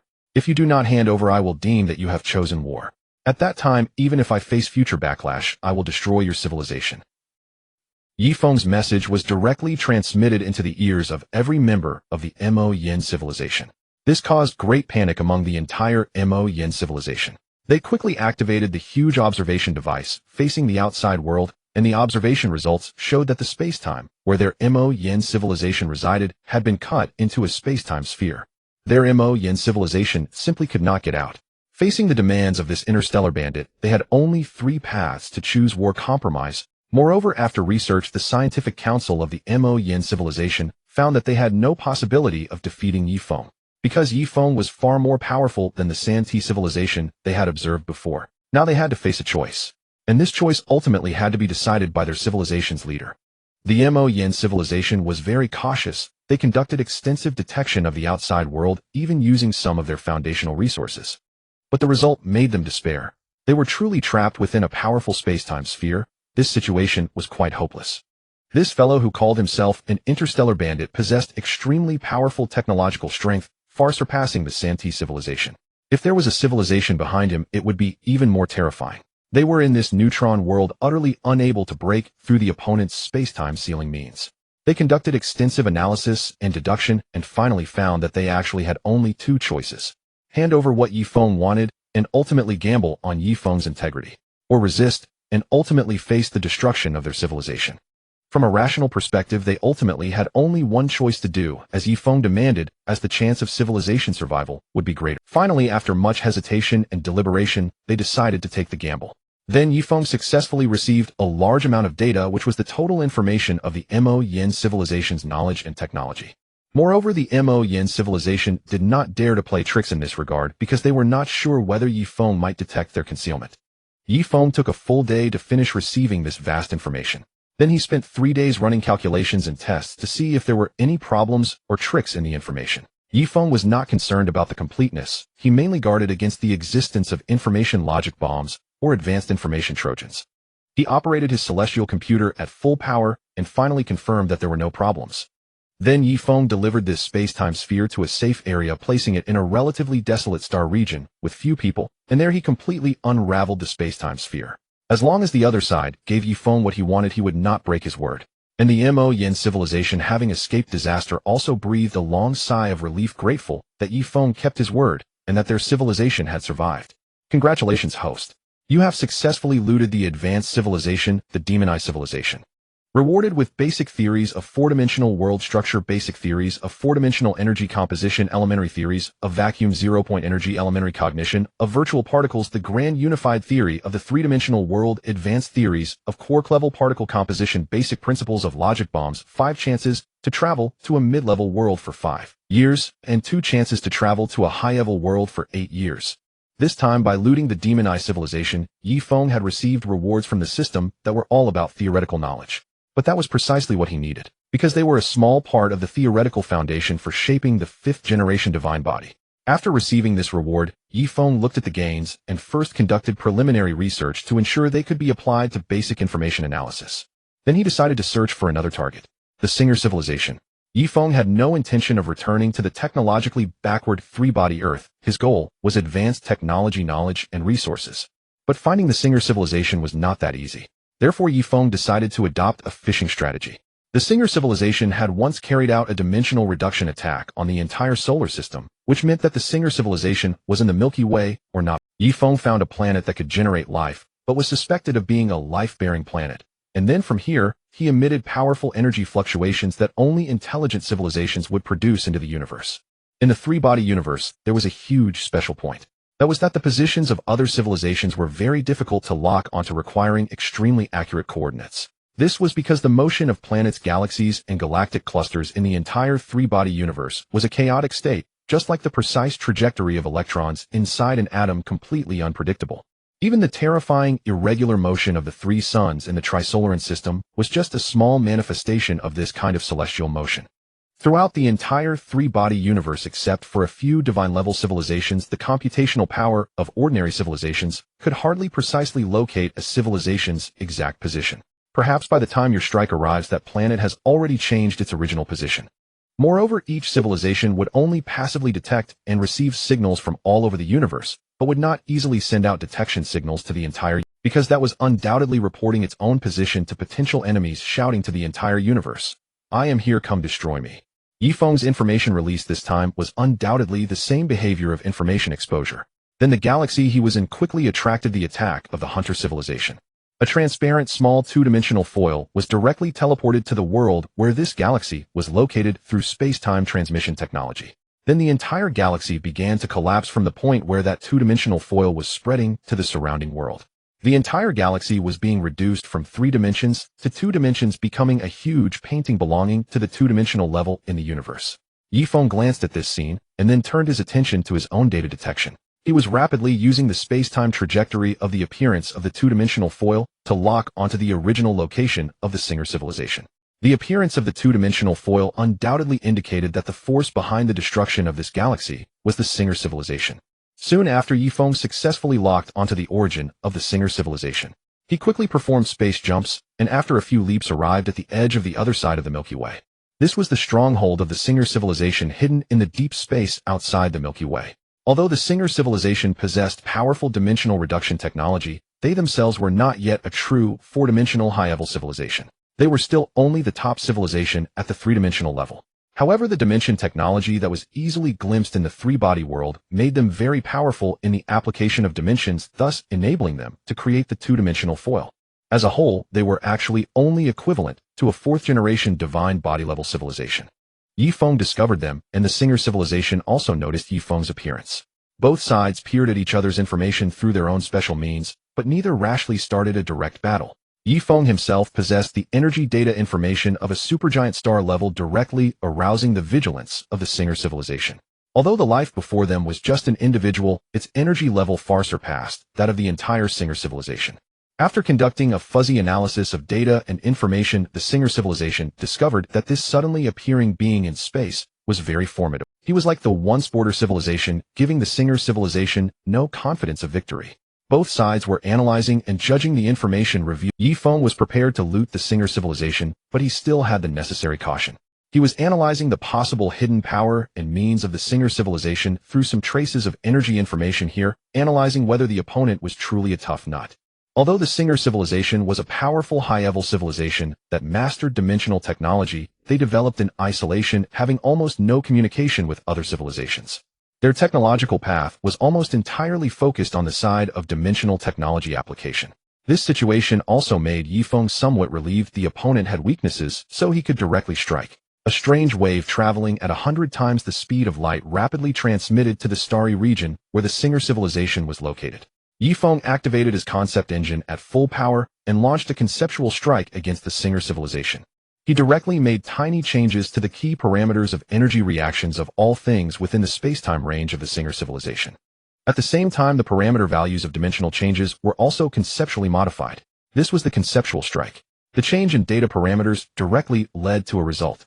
The main means of the entire Singer civilization either overloaded and detonated their own equipment or failed to start. Many of their powerful means, such as two-dimensional foils and other technologies, all failed at this moment, temporarily unable to function. Yifeng's conceptual strike came extremely suddenly, catching the Singer civilization off guard. Immediately after, Yifeng suddenly disappeared from his spot, and then used space-relative instability technology to transport himself to the center of the Singer civilization's main fleet. The Singer civilization did not preserve their home planet at all. Their entire civilization formed a huge interstellar fleet wandering aimlessly in the universe. This mobile state, ready to enter superluminal travel at any time, could defend against enemy long-range destructive strikes. Unfortunately, this time the Singer civilization was not prepared. By the time they discovered that Yifeng could modify the basic parameters of cosmic physical celestial bodies, the main parameters involved in superluminal flight in this area had also changed. Their civilization warships could only travel in normal state, completely unable to enter superluminal state. After Yifeng appeared in their midst, he directly launched a second wave of attack. Suddenly, a space-time power aura appeared on his body, among which the power of time was the most obvious. Then the entire starry sky where the Singer civilization fleet was located rapidly twisted and folded, becoming a space-time corridor. The time inside was forever imprisoned in this single day. Inside, they would only be able to experience everything of today, losing their past and future time. Through the binding of this space-time corridor, Yifeng successfully trapped the entire Singer civilization in this cyclic prison of space-time. And Yifeng's actions were too fast, and he was well prepared. The Singer civilization, which had not been on high alert initially and had never seen such a means, directly fell for it, trapped in this area, trapped in the time loop of the same day. Yifeng was very curious to see if they still had more means to counterattack in this situation. He was not afraid of the Singer civilization's counterattack at all, because he possessed more and more effective means. If the Singer civilization revealed more new technologies and new miracles, his gains after looting them would be even greater. Confronted with Yifeng's expectations, the Singer civilization indeed unleashed the power befitting a civilization of this level. They did not immediately Instead, they swiftly contracted their fleet cluster and rapidly unfurled a colossal two-dimensional scroll. This two-dimensional scroll perfectly sealed off the entire Singer civilization within it. Upon seeing this, Yifeng understood that the special stabilization technique applied to this two-dimensional scroll made it difficult to break. However, he had no intention of shattering it. He merely wished to probe the depths of the Singer civilization. So Yifeng waved his hand, releasing countless ultra-miniature reconnaissance satellites from his middle dantian. Each one no larger than a ping-pong ball was a miniature version of a droplet. One by one, they attached to the two-dimensional scroll, and within them numerous detection branches with varying functions began operating in unison. Through them, Yifeng diligently collected data on this two-dimensional scroll. The Singer civilization did not hinder his actions. Instead, they rejoiced that he was doing. They believed this gave them a chance to counterattack. If Yifeng had directly attacked the two-dimensional scroll, he would have forced them to divert a large portion of their strength to defend against possible scenarios and prevent the scroll from being suddenly breached. But Yifeng showed no intention to attack. Instead, he probed their defensive technology, granting them time. Excellent. We have a chance to catch our breath. This person is formidable, but he is far too arrogant. We must seize this opportunity to counterattack. Our Singer civilization was merely caught off guard by a special technical maneuver. As long as we counterattack, we can achieve victory. These voices were filled with relief, elation, and the unshakable confidence of the Singer civilization's victory. The entire civilization resonated with such sentiments, and the will to counterattack surged, aligning with the High Command's intentions. This was also the result of their deliberate guidance. Thus, the Singer civilization now devoted 90% of its energy to analyzing the various encirclement measures Yifeng had imposed. This included remeasuring and correcting cosmic physical parameters, setting up defenses against similar tactics, and analyzing the temporal corridor to devise a plan for its dissolution. All of this required time, and they also needed to conduct massive data computations and analyses. Technology relies on data analysis and computational power. In this regard, both the Singer civilization, which followed the Great Fleet route, and Yifeng, who walked the path of individual divine strength, were remarkably similar. Both sides now entered a deeper phase of analyzing each other's data. Yet overall, Yifeng held the upper hand. Because Yifeng still firmly trapped the Singer civilization within this stretch of the cosmos, tightly confining them. Moreover, his temporal corridor successfully severed the connection between the greater universe and the Singer civilization in terms of space-time itself. Now no light energy, dark energy, or any other external energy could enter the region occupied by the Singer civilization. Furthermore, all signals, optical, electromagnetic, and quantum, were cut off. The Singer civilization found itself in an absolute information silo, both in energy and data. Yifeng appeared to focus primarily on analyzing the Singer civilization's two-dimensional scroll defense. But his other actions did not cease. Using concept rewriting technology, he rapidly manufactured some special equipment. Afterward, over 100 satellite-like fortresses were deployed to the outer perimeter of the encirclement, forming a new layer of containment. These satellites were equipped with temporary concept engines. They could form a conceptual force blockade, which would ultimately exert the power of concept modification at a critical moment. But this was merely the first of Yifeng's subsequent measures. Then 6 colossal robots emerged. They were actually modified versions of Yifeng's Taotai Void Mech warriors, also temporary constructs capable of unleashing immense power for a short duration, though their sustainability would not exceed a month. They positioned themselves in the 6 cardinal directions, up, down, left, right, front, and back, forming another special circle that enveloped the entire Singer civilization. More importantly, these 6 mechs could generate 6 miniature black holes. Their terrifying gravitational pull would completely seal off the Singer civilization's escape routes, locking them firmly in the center. If necessary, the 6 miniature black holes would rapidly converge toward the center, ultimately creating a catastrophic black hole-level fusion celestial phenomenon. For the Singer civilization, this would be the most devastating blow. Yet this was not the only method. Yifeng continued to layer additional encirclement measures around the perimeter, employing different technologies. Each new layer of encirclement used a distinct technology, including mental barriers and other means.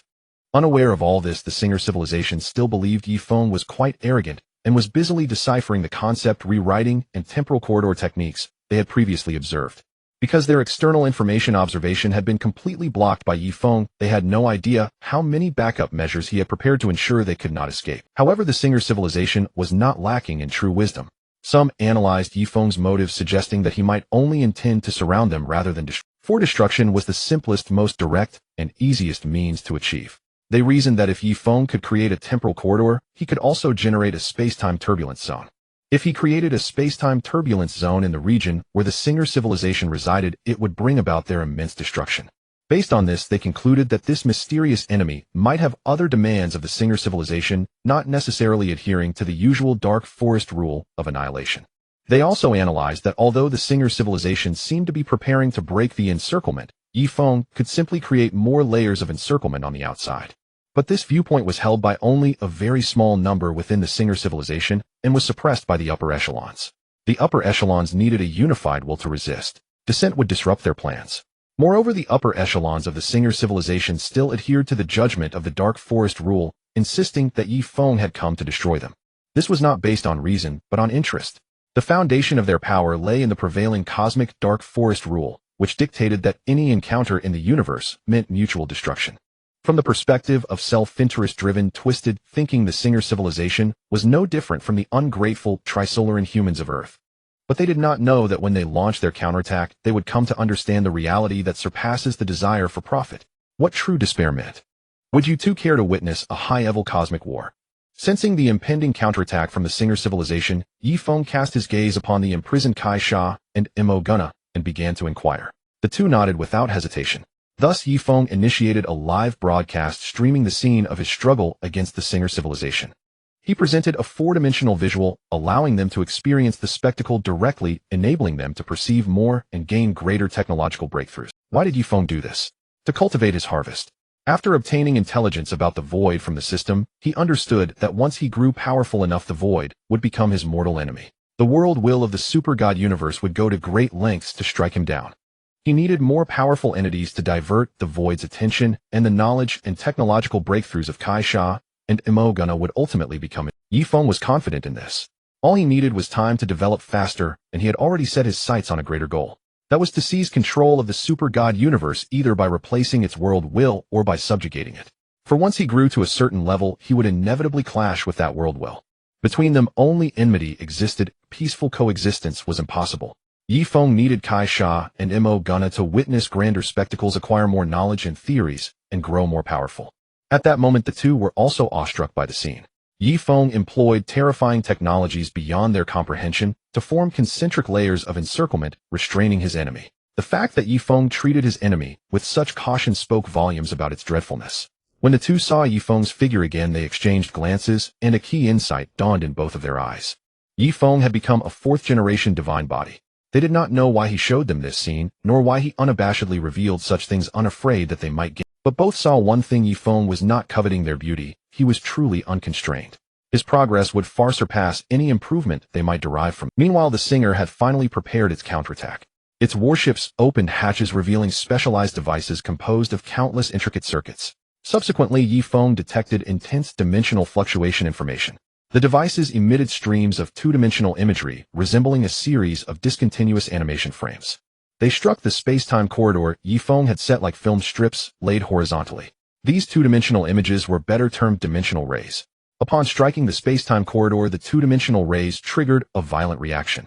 They interacted peculiarly with the corridor's time and space. Some 2-dimensional images directly underwent dimensional ascension, becoming 3-dimensional regions. Others descended, dispersing into countless 1-dimensional or even 0-dimensional zones.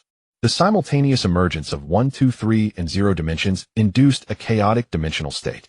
This chaos then spread outward in a turbulent dimensional change. These two-dimensional rays directly destabilized the space-time corridor structure, yet without expanding the destruction to threaten the Singer civilization. Moreover, every warship of the Singer civilization was equipped with such a device. They attacked the space-time corridor from different directions and points, causing problems across all positions of the encircling corridor. The entire space-time corridor collapsed instantly, becoming a chaotic, dimensionally turbulent region. Yet the Singer civilization swiftly folded a special passage formed by two-dimensional scrolls escaping the region. This passage resembled a rolled-up sheet of paper, with the hollow cavity being a stable, three-dimensional world. After constructing this passage within the dimensionally chaotic zone, the Singer fleet quickly traversed it to reach the second layer of encirclement. Inside all Singer warships, a special dimensional space-time stabilization technology was applied, shielding them from the effects of Yifeng's concept redefinition of physical parameters. This temporary technology from the Singer civilization neutralized the transient influence of concept rewriting, ensuring the stable operation of all their vessels. However, upon entering this region, the Singer fleet sensed true despair. Ahead they saw 6 miniature black holes. This time they also observed that outside the gravitational blockade formed by the 6 black holes, there were 6 additional encirclement layers composed of different technology. And beyond these 6 layers, Yifeng had deployed another space-time corridor. Crucially, inside this corridor, he had also arranged a two-dimensional scroll. In terms of understanding and applying low-dimensional technologies, Yifeng was not far behind the Singer civilization. More terrifyingly, he was constructing additional encirclements outside. The Singer civilization was terrified. Their adversary possessed too many potent and specialized abilities. Yet they still resisted. They unleashed their foundational power. Using a technique called particle decoherence, they temporarily disabled the strong interaction between particles, thereby dismantling the 6 miniature black holes Yifeng had created. Then they demonstrated dimensional ascension impact technology, cosmic entropy disorder technology, neutrino disintegration technology, and deep gravitational time-space wells, all highly advanced methods. Each of these techniques had the power to annihilate planets and destroy star systems. Yet none broke through Yifeng's layered encirclement. Yifeng simply created more space-time corridors hybridized with other technologies and applied in variant forms, trapping the Singer civilization completely despite their exhaustive use of high-tech means. They fought fiercely, but Yifeng confined them firmly to their original spatio-temporal position. Unbeknownst to them, after his previous encounter with the quasi-four-dimensional being Lucy, Yifeng had perceived the existence of laws. Upon arriving in this world, he finally achieved a key breakthrough, gaining an initial understanding of spatial laws. It was this nascent grasp that allowed him to manipulate the space-time corridor technique so masterfully. He synchronized it with concept rewriting, dimensional techniques, mind-psychic technologies, and top-tier telekinetic abilities, step by step, thwarting the Singer's powerful efforts to break out. The Singer used many methods, but each time they deployed one, Yifeng's celestial computer analyzed its essential nature. Once used, the method became transparent to Yifeng, and when attempted again, it would fail. Yifeng allowed them to struggle and try to escape precisely to analyze and learn their techniques. He had set a trap, no matter how the Singer struggled, it was futile, and Yifeng learned everything from them. Furthermore, at the outermost perimeter, Yifeng had placed a dimensional curtain, preventing any information leakage from this region and ensuring his actions were not disturbed by other advanced civilizations. Throughout the process, Kai Sha and Mo Gunna watched with surging emotions. Both Yifeng and the Singer civilization followed technological paths entirely different from their own. One could even say the Singer's methods were immeasurably more powerful than those of the angel and demon civilizations. Yet Yifeng could easily suppress such a civilization. In comparison, he who imprisoned them and allowed them to observe and learn was even more terrifying. In that moment, both of them formed a firm conviction: never lightly make an enemy of Yifeng. The grand cosmic struggle lasted a long time, resembling a fantasy epic filled with dazzling, enigmatic scenes and images that could shatter a typical civilization's worldview. In the end, the Singer civilization exhausted all their means and failed to escape Yifeng's encirclement. They fell into utter despair, preparing to activate their ultimate self-destruction, intending to annihilate Yifeng with them. What's going on? Why hasn't he made a move? This question arose in the minds of countless members of the Singer civilization. The Singer civilization had prepared the civilization's tombstone and the final means of destruction ready to await death. But after waiting for a long time, Yifeng simply surrounded them without making a move. The final means of destruction would only activate automatically after Yifeng initiated the destruction strike. They had merely turned on the preliminary switch for this program.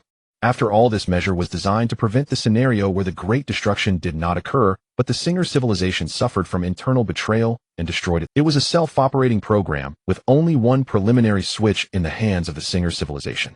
Why doesn't he attack? Could it be that he is not here to destroy us? Gradually, more and more members of the Singer civilization held this view. Just as they were discussing this, Yifeng finally sent crucial information. Survival or annihilation. The choice is yours. Yifeng's announcement plunged the entire Singer civilization into silence. They seemed to have two choices now, but in reality, only one. As a civilization, there was no room to choose a hardline stance. The only choice they could make was survival first. Enabling the civilization to survive was the primary element of its existence. Everything else was unimportant. This was just like human survival. Only by living could all possibilities exist. Everything else was unimportant. Face, dignity, how much were they worth? Only by living could all possibilities exist. If it weren't for the system, Yifeng upon arriving in the super god world might have chosen to ally with the demon civilization for survival. Because the demon civilization was the only path in the universe that could provide newcomers with a ladder to increase their power. Whether it was the Super God Academy Dino Liang Angels or other civilizations, they were all extremely exclusive. They would not give him any chance to rise. Without the system, he could only choose the demon, choosing the primary element of survival. If you die, others won't pay you the slightest attention. The same applied to civilizations. Only by existing could a civilization have all possibilities. Because the universe was always full of variables. Just as the Trisolarans were nearly destroyed by Yifeng, just as the Singer civilization was supposed to two-dimensionalize the entire solar system, but now had become meat on Yifeng's chopping block. After a day-long silence, the Singer civilization finally chose to respond. We choose survival. Please state your conditions. I am an interstellar bandit specializing in plundering civilizations for 100 million years. Yifeng began to boastfully announce to the other side, scaring them with a mix of truth and falsehood. He wanted the Singer civilization to feel that Yifeng was formidable, that they had nothing to hide before him. Hand over all your scientific knowledge, technology, and experience. And all your mid to high level resources. If you hide even a shred or employ any other tricks during this process, I will immediately initiate the great destruction against you. I will not easily destroy, but I will not mind being a hunter in the dark forest. Yifeng finally revealed his purpose. We agree. The leader of the Singer civilization was overjoyed and responded without hesitation. He did not want to gamble on whether Yifeng would detect if the Singer civilization had hidden means. He only sought stability, only sought to satisfy Yifeng so that the civilization could continue steadily. The Singer civilization had gone through countless dangers along its journey, not taking risks, being steady. That was the trait that had allowed their civilization to develop to its current stage. Moreover, technology and knowledge were just copied to Yifeng. The Singer civilization still retained them. As for resources, if they were gone, they could be mined and synthesized. As long as the civilization could survive this great calamity of destruction, nothing else mattered. Playing tricks on this matter would be the true way to rapidly reduce the survival probability of the Singer civilization. There were indeed Singer members who proposed playing tricks, but those who raised such ideas were immediately subjected to humanitarian destruction by the leader of the Singer civilization. On the matter of civilization continuation, he wanted the outcome with the highest probability and would not allow any civilization member to add even a slight possibility of leading the civilization toward destruction. Interests were now unimportant, survival was what mattered. They made the same choice as the Trisolaran civilization. The Singer civilization quickly gathered all their knowledge, technology, and experiential materials. At the same time, they also prepared to hand over all their advanced resources, including dimension rays, particle decoherence technology, cosmic entropy disorder technology, neutrino disintegration technology, gravitational spacetime distortion wells, and other foundational technologies and equipment to Yifeng.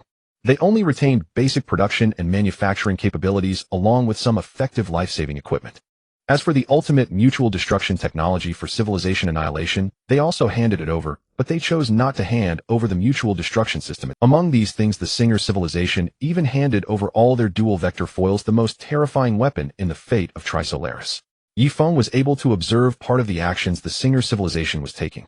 In fact, what he sought was only knowledge and technology. He did not ask for much of the other resources and equipment, but it would be better. As a result, the Singer civilization had no intention to negotiate and simply surrendered, which made Yifeng feel that this civilization deserved to exist and deserved to be powerful. They were too steady. If Yifeng were in charge of a civilization, he would also act according to the choice that maximizes survival probability, with the same determination as the Singer civilization. After about 5 days of preparation, the Singer civilization contacted Yifeng again. We have prepared the items and will load them into starry sky containers and project them into the cosmos. Please receive them. One after another, huge starry sky containers were cast into the cosmos. Yifeng then towed them and performed particle scanning at the proton and neutron level. He needed to confirm that these equipment had no issues whatsoever. He needed to ensure that there were no hidden attacks, such as logic Trojans or dimension technology Trojan viruses inside. He felt that the leader of the Singer civilization might not be so foolish, but it was hard to guarantee that internal factions might not harbor other intentions.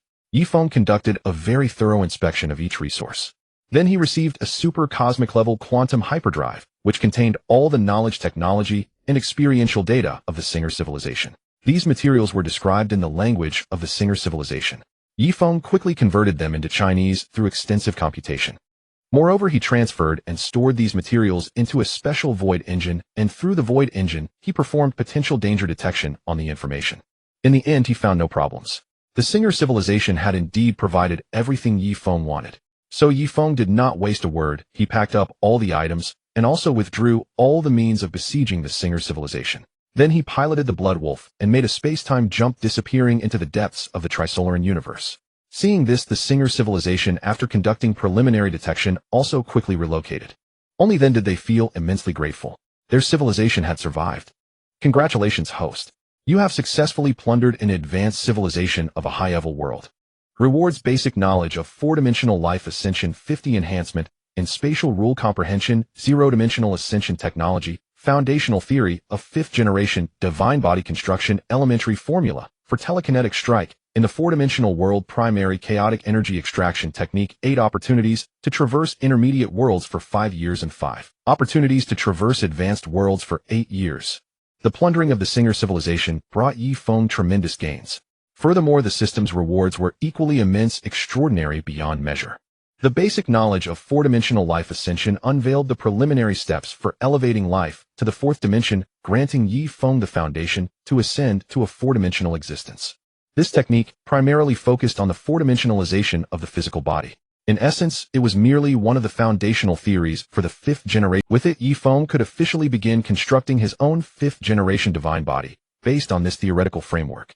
For the 5th generation divine body, he would have no reference model and could rely only on his own design capabilities. Nevertheless, armed with this, Yifeng could establish the most rudimentary design framework for the 5th generation divine body. The 50 enhancement in spatial rule comprehension was, in his view, the greatest reward. 4 rules are the very foundation of the evolution of all things in the universe. Enhancing one's comprehension of rules demands an exceedingly high level of power, mental fortitude, research proficiency, insight, and other faculties. The information inherent in rules itself embodies power. Without a sufficient level of advancement, a life form can never come into contact with rules, let alone comprehend or understand them. Every infinitesimal improvement in rule comprehension signifies monumental growth. And this time Yifeng's understanding of spatial rules surged by nearly 50% in a single instance. The impact was immense. On one hand, the enhanced rule comprehension reciprocally elevated his mastery over spatial abilities and his perception of spatial. On the other hand, the power imprinted by the rules themselves was etched into his soul, strengthening his soul, and thereby fostering remarkable progress in both his spiritual and telekinetic powers. Even now, though Yifeng possessed a 4th generation divine body, his telekinetic force could preliminarily interfere with quasi-4-dimensional realms. This was as astonishing as an ordinary person reaching into a mirror world. The third reward was the 0-dimensional ascension technique. This technique was exceedingly unique. Once Yifeng mastered it, he could arbitrarily designate a 0-dimensional point and elevate it dimension by dimension from 0 to 1, from 1 to 2, and from 2 to 3 dimensions. During this process, Yifeng could control the size and shape of the newly created 2-dimensional world. His only task was to infuse it with sufficient energy and matter to complete the ascension from 0 to 3 dimensions. With this technique, Yifeng could fabricate numerous 3-dimensional microworlds without any additional investment. If necessary, he could even directly create a vast starry universe at the 3-dimensional level. However, the required energy and matter were astronomically immense, far beyond Yifeng's current capacity. Utilizing this technique, he could at most produce a 3-dimensional world the size of a star system. But note, this world was evolved from a 0-dimensional point, not a pocket dimension cut from the cosmic space-time continuum. It was a rudimentary form of creation technology. With it, Yifeng could create microworlds in certain special regions. Moreover, its applications would be vast. Yifeng obtained the 4th technique, the foundational theory of the 5th generation divine body. The 5th generation divine body was essentially a quasi-4-dimensional or even 4-dimensional life form. This theory encompassed knowledge of 4-dimensional life and served as an upgraded version of the 4th generation divine body. The 4th generation divine body was already the ultimate limit of ordinary divine bodies. However, the foundation of the fifth-generation divine body involved the computational unitization of microscopic particles such as neutrons, protons, and electrons, as well as high-dimensional aspects of the fourth dimension aligning with corresponding rules to a certain extent. To forge the fifth-generation divine body, Yifeng needed not only an entry-level understanding of spatial rules, but also a foundational grasp of temporal rules. Both were indispensable. The fifth reward he obtained pertained to telekinesis. This technique would enable Yifeng's telekinetic force to directly interfere with the high-dimensional realm of the fourth dimension. Previously, thanks to the enhanced spatial rule comprehension, his telekinesis could reach quasi-four-dimensional levels. But that was insufficient. When facing four-dimensional life forms, his telekinetic force remained useless. It was akin to physical matter being unable to harm an ethereal soul. With this technique, Yifeng could sublimate his telekinesis according to its methods, raising it to a four-dimensional level capable of moving and influencing objects in the four-dimensional world. Yet its original ability to affect three-dimensional entities was not lost. This technique also involved a certain modification of Yifeng's telekinetic organ. In essence, it partially four-dimensionalized the telekinetic organs that generated his telekinesis, liberating them from the three-dimensional plane and allowing the resulting telekinetic force to attain four-dimensional power. The final technique Yifeng obtained was the primary chaotic energy extraction technique. This method allowed him to pierce the cosmic world barrier and extract chaotic energy from beyond the universe. This energy was a high-grade power. So-called chaotic magical energy, Phoenix Force, and other superior forces were merely branches of true chaotic. However, Yifeng could only extract a minuscule amount of such chaotic energy. At most, he could draw a single thread of it at a time. Yet, even that single thread of chaotic energy could sustain the total energy output of all stars in the Milky Way for an entire year. This energy was superior even to vacuum zero-point energy. After acquiring this technique, Yifeng immediately understood how to utilize it. The method was to convert chaotic energy into vacuum zero-point energy for storage. Because even a single thread of true chaotic energy, despite its scarcity, was exceedingly difficult to control and store. In other words, aside from materials or entities similar to the world barrier, nothing could constrain the chaotic motion of chaotic energy. It was a special energy fluid that moved erratically and unstably like a headless fly darting about. It was extremely dangerous. Yifeng could extract it, but to use it he had to convert it into another form of energy immediately. This technique could resolve Yifeng's energy problems to the greatest extent. For the more advanced the dimensional technology, the greater the energy consumption. Yifeng's technology was advancing rapidly, yet his energy reserves were gradually becoming insufficient. He only possessed basic vacuum zero-point energy technology, and its application was still inadequate. The advent of chaotic energy technology provided him with an additional energy supply option, ensuring sustained momentum. Apart from these, the other rewards from the system were opportunities for world traversal. However, this time, he also harvested a vast array of dimensional technologies' knowledge and their applications from the Singer civilization, along with other research achievements of the civilization. Although the Singer civilization was only a mid-tier civilization in the three-body universe, it would be considered a top-tier civilization in the super god world. The entire accumulation of the civilization itself was a tremendous gain. It could be said that the results of Yifeng's plunder combined with the system's rewards constituted a jackpot-level harvest. After receiving and organizing this bounty, his time in this world was about to expire. This time, Yifeng prepared to return directly to the super god world. Alright, you are free now. Returning to the super god world, Yifeng and the Blood Wolf number appeared in the great Andromeda galaxy near the Milky Way. As before, his return location was not fixed. Subsequently, Yifeng released Kasha and Morgana. The two exchanged a glance before each heading into the depths of space.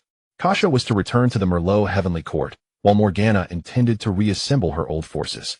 Particularly Morgana, having witnessed the New Horizons, no longer wished to wait. She would immediately summon Rose and induct her into the demonic camp. Morgana decided to keep an eye on Yifeng, begging him to take her through the traversals. Yet before executing this plan, she could not afford to neglect the demon civilization. The next successor queen she sought for the demon civilization was Rose. In Morgana's past calculations, neither Otto nor Demon Shay could lead the demon civilization out of the future. She did not know whether she would fall at Yifeng's hands at Karl's or in the exploration of the unknown universe.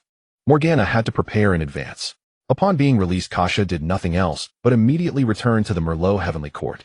At that time, the Merlot Heavenly Court was facing the threat of Huaya. It turned out that after Yifeng left, Karl recaptured Delina and used her as leverage to threaten Panjun into executing the black hole destruction operation. From this series of actions, they successfully obtained several void particles, substances that exist only at the four-dimensional level. Relying on these void particles, Karl managed to create the black hole engine. The black hole engine was then equipped to the revitalized Huaya. Carl knew that Kasha and Morgana were in Yifeng's hands, but he did not reveal this fact. Instead, he proclaimed to the entire universe that Kasha had fallen. Apart from the angelic civilization, many other civilizations in the universe did not believe this. The combat power of the angels had not diminished, and the knowledge vault of the sacred Kasha, which sustained their strength, was still operational. This meant that Kasha might be trapped, but could not have fallen. However, for Huaya, it was a rare opportunity to stage a comeback. He was very afraid of death, yet not easily killed, and he also understood that if he missed this chance he would hardly rise again. Thus, spurred by certain information from Carl, Huaya emerged once more. After a show of power against Geshaluan and the others, he quickly left the Blue Star and headed to the River Styx galaxy to request Carl's help in equipping the black hole engine. With the black hole engine, Huaya was brimming with confidence. He immediately seized control of the Tautai and recalled his most loyal subordinates, preparing to march on the Angel Nebula to capture the Heavenly Palace. The Heavenly Palace was the core and symbol of the former Heavenly Palace Order. After the female angels established the new angelic civilization, they did not take the Heavenly Palace seriously. They simply placed it in the core region of the Angel Nebula while establishing the true core of the female angelic civilization on another planet, Merlot. Huaya lacked confidence in capturing the Merlot Heavenly Court, but was confident in taking the Heavenly Palace. He arrived in the star domain of the Angel Nebula. Under the guidance of Running the Traitor, he easily bypassed the meticulously crafted defenses of the angelic civilization and penetrated into the core of the Angel Star domain. Without Ruoning's guidance, Huaya would likely have failed to pass even 3 of the defensive layers. After Huaya and his celestial scum reached the core of the angelic civilization, Hushi finally stepped forward to confront Huaya, suppressing him throughout the entire. But Huaya could unleash a miniature extreme celestial body, a black hole. Against the current angelic civilization, the black hole was an unsolvable threat. Just as Hushi was about to sacrifice herself to explore the mysteries of the black hole, Kasha finally returned once more. Hex's choice could be considered somewhat foolish. If she vanished the angelic civilization under the leadership of the love-struck angel, Yen would completely lose its angelic territory and become a wandering race in the universe. Hushi, when I'm gone, you turn into a true scholar, willing to throw away your life for the sake of studying black holes and abandon the angelic civilization altogether. Kasha grabbed Hushi, who was about to charge into the black hole, and scolded her. Kasha, Huaya, the celestial scum, and Runing were all terrified at that moment. They never expected that at such a critical moment Kasha would return.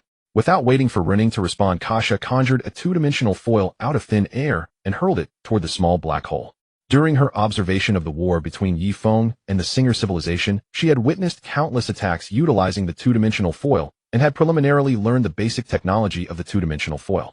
The dimensionality-reducing force of the 2-dimensional foil collided violently with the supergravitational pull of the black hole, ultimately neutralizing each other. The small black hole was annihilated on the spot, and due to Kasha's rudimentary 2-dimensional foil technology, it failed to achieve the 3-dimensional to 2-dimensional transformation of the black hole's region. The terrifying forces of the small black hole and the 2-dimensional foil neutralized each other, causing no real harm to the star domain. At that moment, Huaya, pulling Runing, quickly fled toward the periphery of the Angel Star domain. The moment Kasha returned, Huaya understood that he could only flee. In the angelic civilization, Kasha was the true, strongest combatant. Her computational power could easily overwhelm Huaya. Moreover, Kasha's weapon arsenal had not yet been fully deployed. The countless silver wings within it were the ultimate tools capable of slicing through even 3rd-generation or 4th-generation divine bodies. But since Kasha had appeared, how could she tolerate letting Huaya and Runing those scourges escape? A massive suppression of computational power descended, directly crushing the triangular being brought by Huaya. Then a colossal silver blade carrying the power of destruction descended and annihilated that triangular being, which was equivalent to a 3rd-generation divine body. Although this triangular being possessed 3rd-generation divine body combat power, it was not a truly immortal and indestructible divine body. Kasha's silver wings themselves possessed the ability to slay gods by destroying genes. Under all this, the triangular being's genes collapsed, its dark data was destroyed, and it truly fell.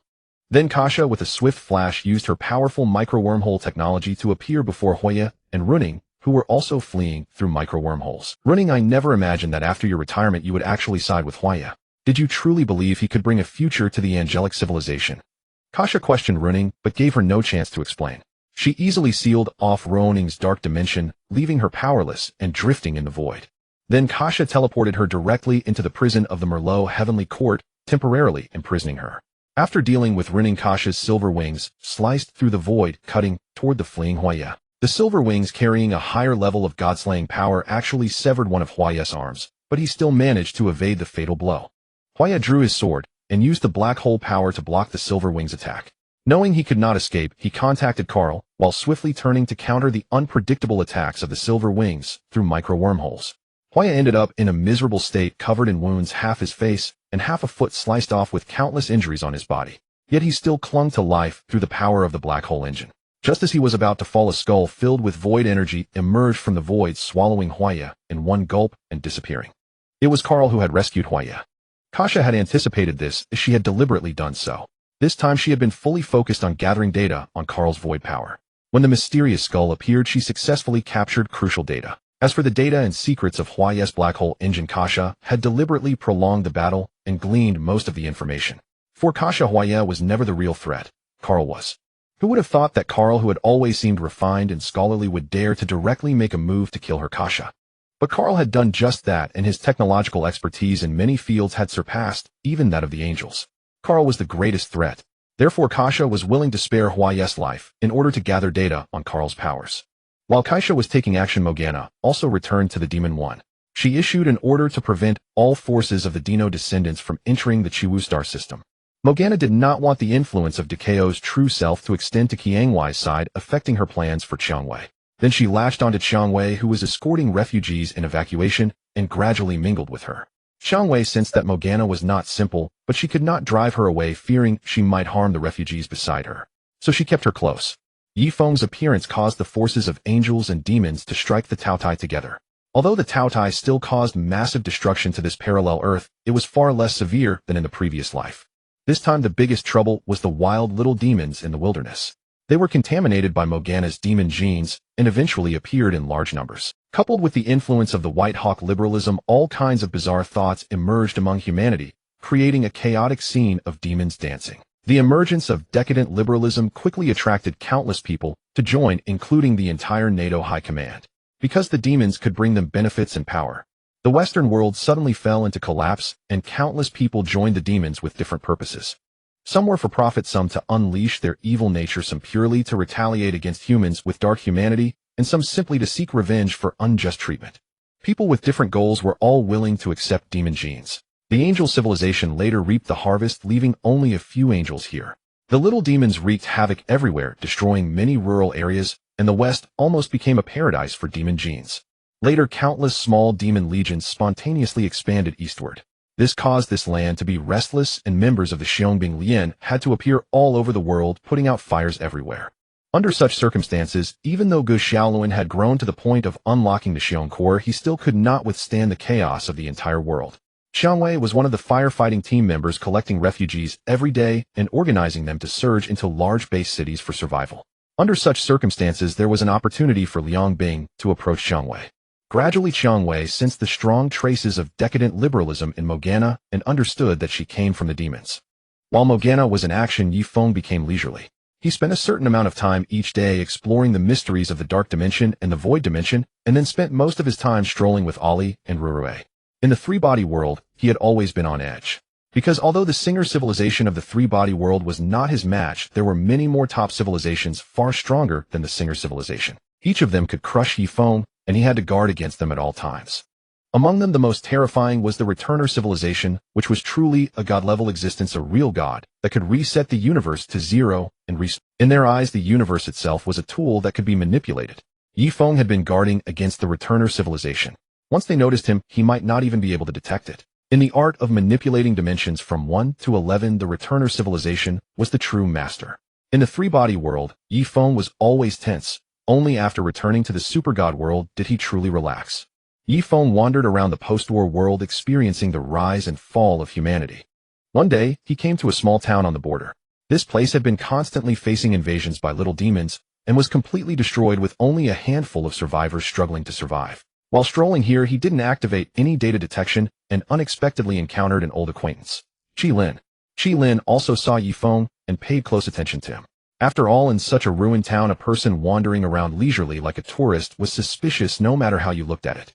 Yet she also found that no matter how she looked at Yifeng, there was a familiar feeling, as if she had seen him before. Countless images flashed through Qi Lin's mind, and at a certain moment, she finally remembered Yifeng's identity. "It's you."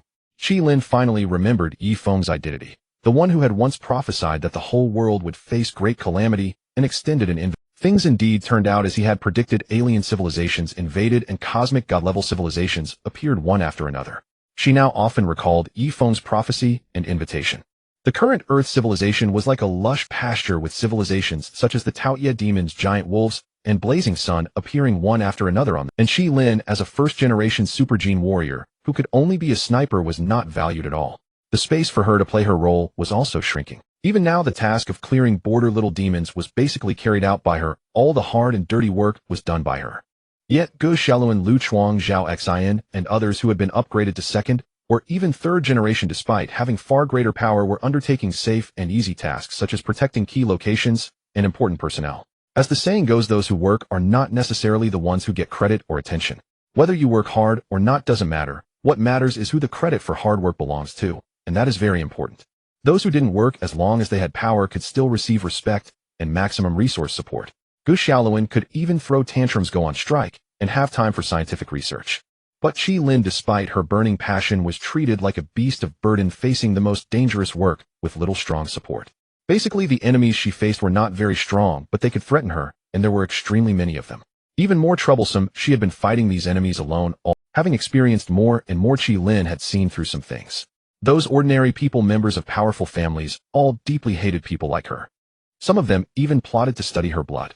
Because they only had a lifespan of 100 years while she could live for over 1,000 years, yet her power was the weakest in the entire Xiongbing Lian. Without her gun, she could hardly even fight against modern weapons. If not for the dangerous environment around her, Qi Lin's most likely outcome would have been to enter a secret laboratory under the guise of big capital, becoming a clandestine human experiment subject. The benefits obtained from her could satisfy the secret desire for immortality of countless people. Qi Lin also sensed the growing malicious gazes around her, yet neither the Super God Academy nor anyone else had ever truly valued her. Her attack was powerful, but her defense was still among the weakest in the Super God Academy's Xiongbing Lian. When she met Yifeng again, he took only 2 seconds to read the hidden history related to her and understood her situation. Your condition is very bad. Yifeng was not polite and directly pulled her to sit on a rock. Wanting to be a hero, but heroes are destined to become sacrifices to the masses and interests. This has been the case since ancient times, and so is human nature. Unless you are very strong, but you are not the strongest. Yifeng still wanted to recruit her. Now are you still willing to let go of everything and leave with me? He did not lack means to enhance strength, but there were not many people he could trust. Morgana had loyal followers like auto warriors who remained loyal through countless deaths, a lifetime's fortune. I'm very tired. Extremely tired. Now seeing you, I really want to leave with you and see the sights of the universe. But I can't completely let go of all this. Qi Lin had the thought of quitting the Xiongbing Lian, but some deep-rooted beliefs made her unable to let go. Her current state was very conflicted. In fact, the angels had also extended an invitation to her, hoping she would become a member of the angel civilization. But she still chose to refuse. Thinking back now, that choice was really foolish. Then how about I use the relative safety of this planet in exchange for your loyalty and your allegiance? What do you think? Yifeng suddenly made a proposal. Qi Lin asked curiously, what kind of relative safety? I can set a concept of information disorder for the entire galaxy, so that any information sent to the universe becomes garbled, making it difficult for cosmic civilizations to find its location. At the same time, I will also lay a special concept over the entire star system, so that any power above the 3rd generation divine body entering this system will be suppressed to the level of 2nd to 3rd generation super god warriors. Yifeng expressed his idea. With his current level, he could easily modify the physical parameters of the entire solar system, achieving functions that could be called miracles. Hearing Yifeng's words, Qi Lin was not very convinced. But Yifeng took her directly into the starry sky, arriving at a certain star system in the Milky Way. Then in Qi Lin's shocked gaze, she saw the blazing star before her growing smaller and smaller. Eventually, the enormous star turned into a ball the size of a ping-pong ball floating in Yifeng's hand. But Qi Lin could still sense the immense energy contained in this ball. As a super warrior, she could feel the intensity of this energy. Now Yifeng could actually play with a star like a ball. At that moment, her worldview was completely overturned. She also believed that Yifeng could fulfill what he said. In fact, Yifeng's feat was not easy. He used a great deal of time-space technology and dimensional compression technology. In this process, the energy Yifeng used was twice the total energy produced by this star in 1 year. From an energy perspective, this move was not cost-effective, but Yifeng could easily achieve it. This was one of the abilities he could realize after upgrading to a 4th generation divine body and acquiring the technology of the Singer and 3-body civilizations. I can promise you that I will leave with you, and I hope you can fulfill your promise and leave a sliver of protection for my home planet. Qi Lin finally agreed to leave with Yifeng. Her parents were still on this planet, but she was really exhausted. Not just physical exhaustion, but mental fatigue. The multitude of malicious gazes around her were like a tide, making her almost unable to hold on mentally. Compared to the complexity of human nature following, Yifeng might be much simpler and more peaceful. Qi Lin arrived on the Blood Wolf and became a member of the crew. Now the Blood Wolf had 5 members: Yifeng, Ali Chun Duo, Qi Lin, and Rue. Ali felt a hint of jealousy at Qi Lin's arrival, yet she did not show any opposition. She understood her own situation. She relied on Yifeng, and emotionally, she had accepted that he might take other lovers. However, so far she had not witnessed Yifeng making any inappropriate advances toward Qi Lin. Moreover, Ali was aware that Yifeng shared certain connections with some angels, though those relationships had not reached the same level as hers with him. She was referring to the angel Long. After Qi Lin's arrival, Yifeng assigned duties aboard the Blood Wolf. Ali was in charge of resource analysis and allocation. Qi Lin, skilled in combat, served as the vice captain, and Chen Duo took on the role of support personnel. Although Chen Duo was a later addition, she was far more diligent in learning than the often lazy Ali. By now, Chen Duo's grasp of various knowledge had surpassed. Upon Qi Lin's arrival, Yifeng first upgraded her, elevating her to a 3rd-generation divine body. Qi Lin's role remained that of a sniper. However, her arsenal now offered diverse options, and she began training in all forms of ranged attacks: bows, firearms, throwing knives, and more. At the same time, she had to learn advanced space-time techniques to execute sniper strikes through temporal and spatial means. This upgrade was a direct bestowal of the 3rd-generation divine body. The reason for granting her a 3rd-generation divine body was that Qi Lin's genetic system, heavily utilized in battle, had suffered severe wear on its computation. If she continued fighting like this, her lifespan would shrink from over 1,000 years to just a few centuries. Sun Wukong from the super god world was in a similar predicament. After the battle with Liang, his genetic system was damaged, and the Dinua people had never repaired it. Moreover, the resources for such repairs were unavailable on this. What Qi Lin urgently needed was a swift resolution to her own problems, and directly upgrading her to a 3rd-generation divine body was the best solution. The complexity of Yifeng's 3rd and 4th-generation divine bodies was millions of times greater than that of ordinary ones at the same level. It was akin to the difference between an ordinary star like the Sun and a giant star 60 million times its size. Yifeng's own 3rd and 4th-generation divine bodies contained too many technologies and were extremely difficult to forge. But for Ali, Qi Lin, and others, creating 3rd-generation divine bodies was far easier. After upgrading Qi Lin, Yifeng immediately piloted the Blood Wolf to fulfill his promise to her. From this moment on, any force above the 3rd-generation super warrior level entering this star system will have its power suppressed to the 3rd-generation super gene warrior level.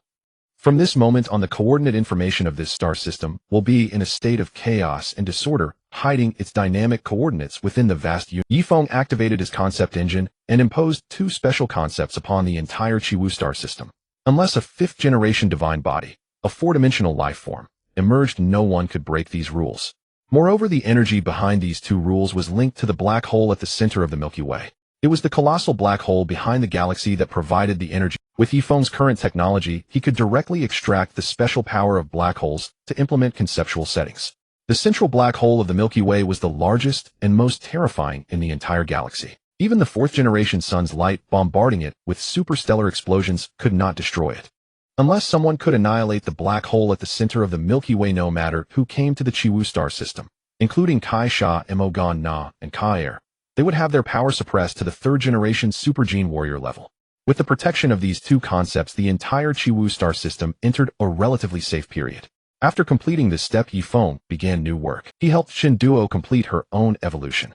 Chen Duo did not intend to follow the path of a super gene warrior. She had already set her direction to become a true insectoid queen, as envisioned by Yifeng. The abilities of an insectoid queen required a swarm genetic system, evolutionary genes, supernatural adaptability, and precise control over an endless insectoid sea. In the past, Chen Duo had been researching this direction on her own. Recently, she finally designed the core genetic information for the insectoid race, continuously optimizing it and ensuring its safety. The greatest power of the insectoids lay in stabilizing the concept of the swarm, a constant life group structure, while also ensuring the entire race could achieve infinite self-optimizing evolution. That is, they could determine their own evolutionary direction and autonomously eliminate inferior evolutionary paths. Yifeng was also very interested in this matter. He understood that the emergence of the insectoids would bring a unique landscape to the entire super god universe. Chen Duo's upgrade did not take place on the Blood Wolf. They all traveled together to a massive primordial planet, where they would conduct Chun Duo's insectoid transformation plan. Upon arrival, Chun Duo entered a special container. Then several unique liquids were injected into it. These liquids, rich in energy and advanced nutrients, were enough to forge a powerful third-generation divine body. Afterward, this special container was directly teleported by Yi Feng to the surface. Inside the container, a violent biological reaction began. Then the container opened on its own, and a mass of viscous green tar-like substance surged out. It spread outward like lava, devouring everything around it. The planet's flora, even the towering trees, were knocked over and consumed. All the insects and animals on the planet were also caught and absorbed. Though the planet's native animals were swift, their stamina was limited. The mysterious biological substance that Chun Duo had become advanced relentlessly without. The animals might collapse from exhaustion, but Chun Duo's transformation would not. She chose a life-bearing planet for this transformation because her calculations showed that evolving into an insectoid race required a vast amount of basic natural gene sequences. Each newborn insectoid would become a controlled mutated goo insect, a parasitic insect in Chinese folklore. This process was akin to a controlled form of chaotic evolution. The green substance that Chun Duo transformed into could be called the insect carpet. Gradually, the planet's continents were overtaken by the green insect carpet, and then it spread to the oceans and other regions. It attached itself to the ocean surface, fusing the entire sea with itself, transforming the blue ocean into a vast green oceanic carpet. Finally, after a year, the entire planet was covered in green. The whole world was blanketed by the insect carpet. Then the core energy and nutrients gradually converged to one point, ultimately hatching a colossal insectoid hive. This hive was 500 kilometers long, 100 kilometers wide, and 100 kilometers tall. It formed in the deepest ocean basin. After the hive took shape, an egg formed at its center. When the egg cracked open, a new Chun Duo emerged from within. In terms of consciousness, she was still Chun Duo, but internally at the genetic level, one would find her genes incredibly complex, like countless intertwined vines. The insectoid genes were no longer a double helix structure, but a multi-helix complex as intricate as a rope woven from fine threads. At this moment, Chun Duo's mind remained human, but the essence of her life was truly insectoid. Her genes were complex, yet all were stable evolutionary maternal-type genes. These maternal genes were stable and could selectively fuse with the special genes of other organisms. After emerging, Chun Duo did not leave the hive, but began weaving various types of insectoid subunits. These included the insect carpet for absorbing nutrients, tree-like insectoids for photosynthetic energy absorption, brain insects for auxiliary computation, and energy black insects for absorbing and utilizing dark energy. These were the most basic insectoid units. They appeared first, followed by mantis insects, fused from mantis and cockroach genes, which served as basic. Mantis insects could fly, possessed powerful blade-like appendages, and could spit basic dark energy thermal projectiles. They were the insectoid's basic combat force, classified as soldier insects. In addition, Chun Duo created mountainship insects capable of atmospheric flight. These creatures were as massive as mountains, allowing countless soldier insects and other insect types to slumber within them, enabling interstellar voyages. There were also ring insects capable of spatial teleportation, essentially living space gates. The hive itself, with its capacity for cosmic navigation and interstellar travel, was the true core. After creating the initial subunits, Chun Duo had them develop across the various planets of this star system. She subjected the insectoid basic units to screening and refinement under extreme environments, high heat, extreme cold, supergravity, and selected the most suitable basic units. Then the insectoids were to expand to other star systems, seizing more energy and matter. During this process, Chun Duo continuously refined the insectoid foundation, cultivating more powerful units. This was destined to be a lengthy process. Yi Feng only observed the entire process without excessive interference. The only thing he did was to shape a stable miniature cosmic space within Chun Duo's body.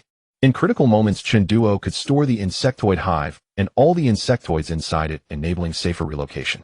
The emergence of the insectoids was not solely destructive for the universe. In fact, the only intervention Yi Feng made here was that all insectoids upon death would spontaneously disintegrate into cosmic dust. The individual lifespans of insectoids were also limited. They would not exist indefinitely. When an insectoid died, it turned into dust, which would become part of countless nebulae in the universe. And nebulae were the foundation of all stars and planets. In a sense, the insectoids would devour completely dead planetary matter that did not participate in the universe's material energy cycle, converting it into insectoid matter. Then, after the insectoids died, they would become interstellar dust. Thus, those dead stars would re-enter the grand material cycle of the universe, which might not be a bad thing for the supergod universe.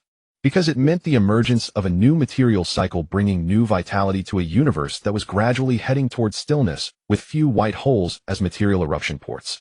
To other civilizations, the insectoids spelled destruction to the universe. They might be an invisible form of rebirth. Their appearance also made them one of the cosmic civilization's cleaners. Yifeng set this up to ensure that the will of the universe would not target the insectoids, and even to attempt to break the cycle of ultimate terror that civilization. Chun Duo's transformation into an insectoid was also his exploratory probe into the super god universe. After Chun Duo transformed into an insectoid creature, Yifeng allowed her to develop freely, at most installing a dark-dimensional computer filled with vast amounts of advanced knowledge for her. Chun Duo did not immediately choose to eradicate the civilizations in the universe. Instead, she opted to expand into some desolate star regions, eliminating dead stars. She had come to understand that this universe possessed a cosmic will. Recklessly initiating great destruction could lead to unforeseen consequences. The greatest advantage of the insectoid race lay in their infinite potential for evolution and their terrifying numbers, which could be described as a cosmic sea of bugs. Without accumulating a sufficient number of insectoids, Chun Duo would not easily reveal herself. Meanwhile, Chun Duo continuously created new species of insectoids to enrich the race's gene pool. She was also conducting a new experiment. The experiment aimed to synchronize the spiritual power of all insectoids, allowing the vast ocean of mental energy from the entire swarm to merge through the hive mind, making all that immense spiritual power available to her. If this technique succeeded, she could use the powerful insectoid spiritual energy to cover the dark dimension where the swarm resided, safeguarding its spiritual. Other technological civilizations would find it extremely difficult to read the historical information of the insectoid race from the dark dimension.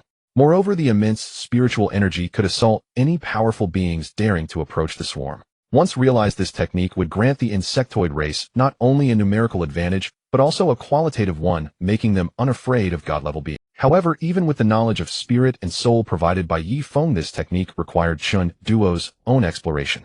This was what she wished for, to perfect her new race herself. Due to her experiences in the medicine immortal society, Chun Duo could never truly integrate into humanity or identify herself as one of them. To be precise, since the moment she became the saint child of the Gu body, she was more a Gu insect than a human. While Chun Duo continued her work, Kaisa, who had returned to the mellow celestial court, it did not reclaim the throne. Instead, she remained behind the scenes, allowing Angel Yin to continue governing the angel civilization. Whether Angel Yin ruled well or not, now with Kaisa and she present, they had room to grant Angel Yin opportunities to make mistakes. Unlike weaker civilizations where failure meant destruction, Kaisa was researching new angel genes. Through her studies of Yidong and Lilisai and contact with civilizations from other universes, she gained new insights and prepared to overhaul the angel gene, which had been targeted by enemies. Somewhere in the universe, Morgana also led the demon civilization into silence, refraining from causing trouble. She was researching new demon genes. This journey through another universe broadened her horizons. She was no longer the person driven mad by the unknown void. Having witnessed far more terrifying things, the fear brought by the void invasion seemed trivial compared to the war between Yifeng and the Singer civilization. As the entire universe fell into a period of calm, and the Liang civilization began secretly plotting against Earth, Yifeng set his sights on Carl. He had never forgotten the attack by the giant skull created by Carl using void technology. Now that he had the power, it was time to settle old score. Before taking action, Yifeng secretly arrived at the outskirts of the Stygian star region. Mindful of the unknown means left behind by the Shinha civilization, he infiltrated covertly. Once inside, he first conducted a discreet search to locate Carl himself. However, he was not looking for Carl's phantom body, which was merely a projection in the real world created through void technology. The true spiritual core of Carl's original body resided in the dark dimension.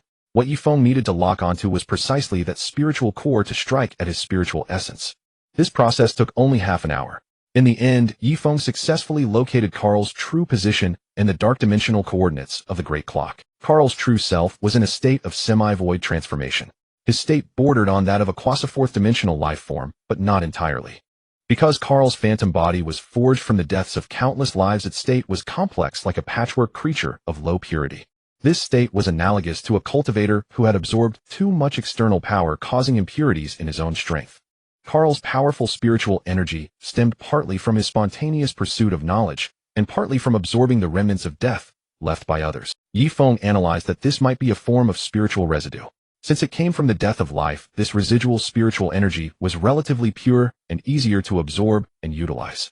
Regardless of Carl's state, once Yifeng pinpointed his true location, he immediately launched a strike against his soul. The terrifying impact pierced through the dark dimension, delivering a hyperdimensional attack, specifically targeting the phantom body, directly striking Carl's true self, and severely damaging his spiritual core.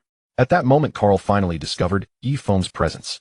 He immediately summoned a vast array of special weapons to counterattack. This was his hidden arsenal containing the Dark Star silver material he had secretly collected. However, these attacks were swallowed by a mysterious black hole that appeared around Yifeng. They were pulled into a special dimensional space, a small subworld, severing all connection with Carl.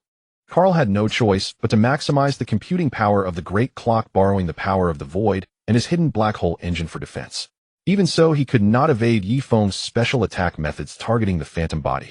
However, Yifeng's goal was to force Carl to use the Great Clock's full computing power, as Yifeng's own computing power now surpassed it.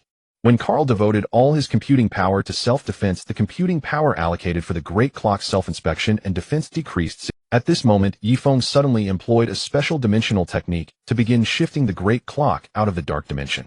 Carl tried to protect the Great Clock, but Yifeng's attack on his true body did not weaken in the slightest. The entire process occurred extremely suddenly.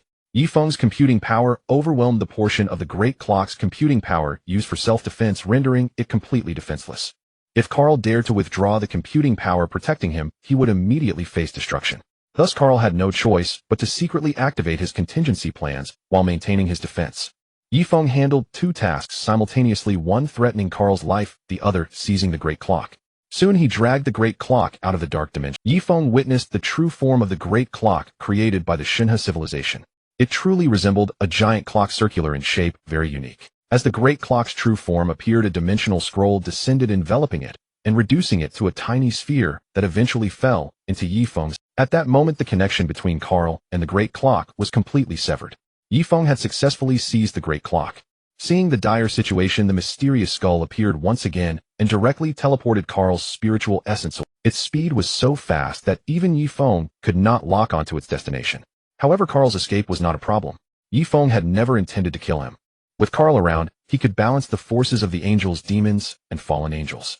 A relatively balanced super-god universe where no single power dominated was most beneficial to Yifeng. Yifeng believed that losing the Great Clock would not be a major problem for Carl.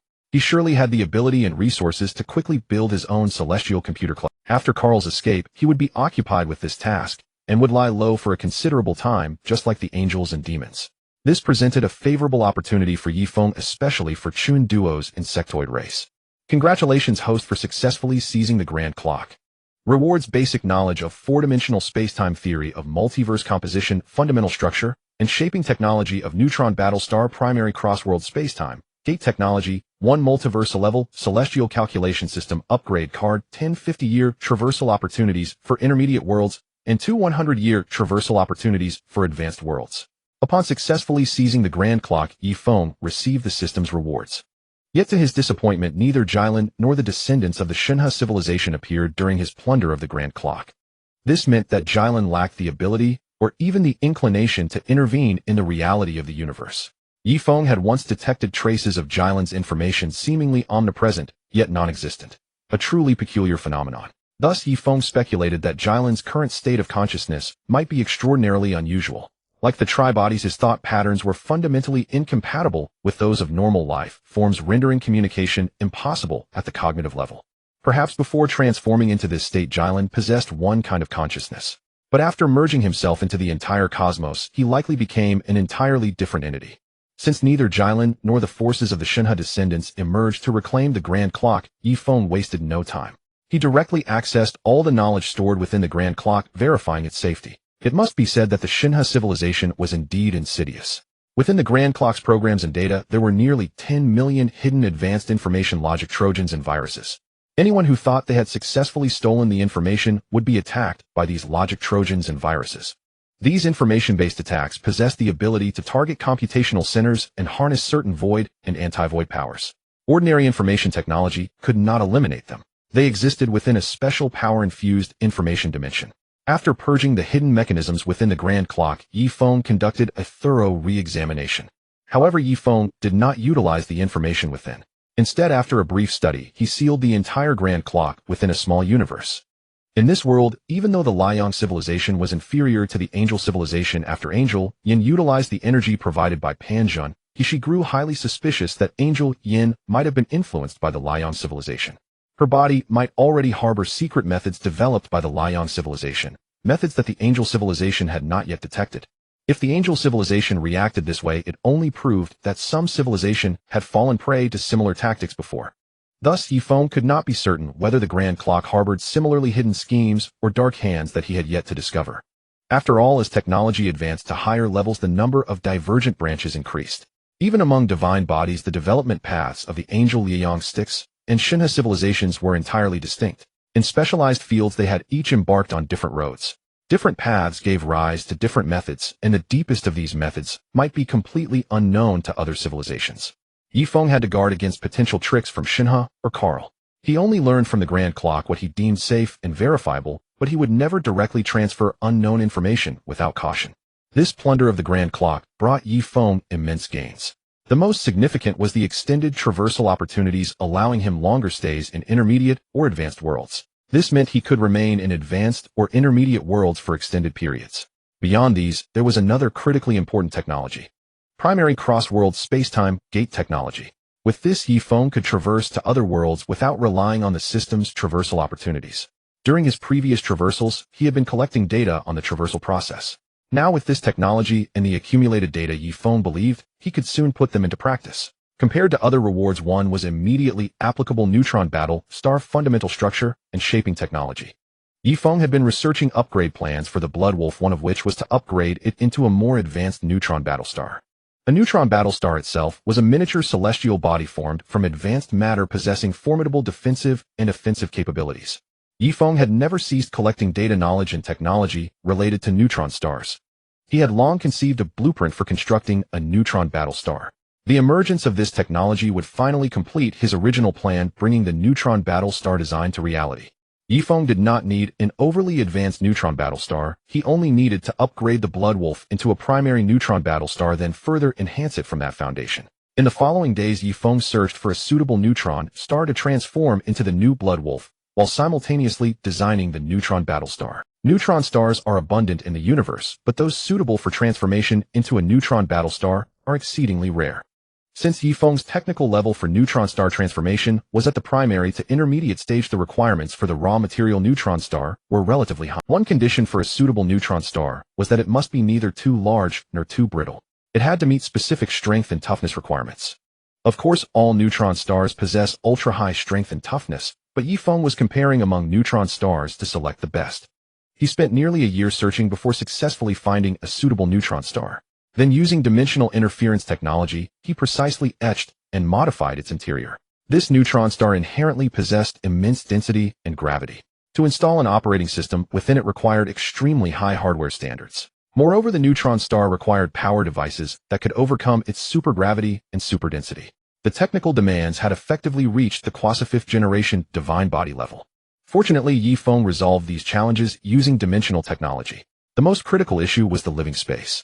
To sustain life on a neutron star with ultra-high gravity and density required neutralizing the gravity without excessive energy waste, achieving a balance of functionality, efficiency, and safety. Dimensional technology also solved this problem. Within the neutron star, Yifeng used two-dimensional solidified membranes to carve out numerous energy and pipeline channels, enabling the installation of technical devices.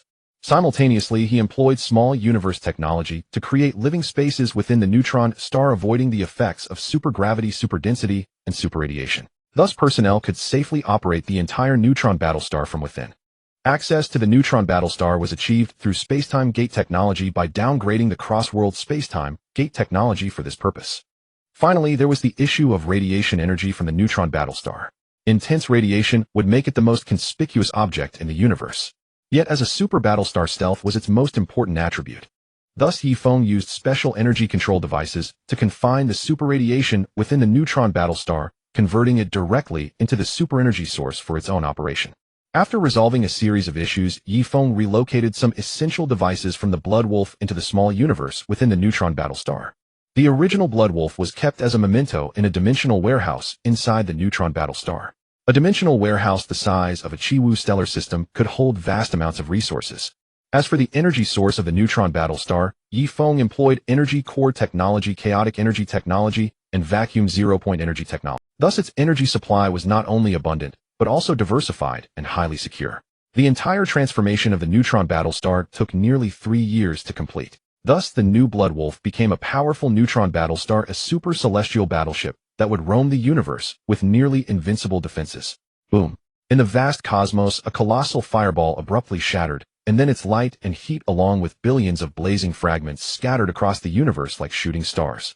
This was one of the most spectacular sights in the universe. It was also the moment when a giant star suddenly exploded, unleashing an infinite flood of light and heat, a cataclysm of destruction that raged through the entire stellar system. Yet this magnificent spectacle of stellar annihilation was merely a small experiment by a single individual, the Stellar Impact Experiment. Yifeng was now conducting a test where a neutron battle star collided with a star. His family was not inside the neutron battle star. Instead, the unmanned vessel was directed to plunge into the star from one end at superluminal speed, then burst out from the other side. Moreover, it passed through the ultra-dense, ultra-hot core of the star.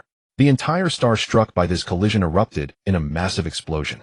After the impact, Yifeng approached to inspect the neutron battle star, checking for damaged structural flaws or design deficiencies.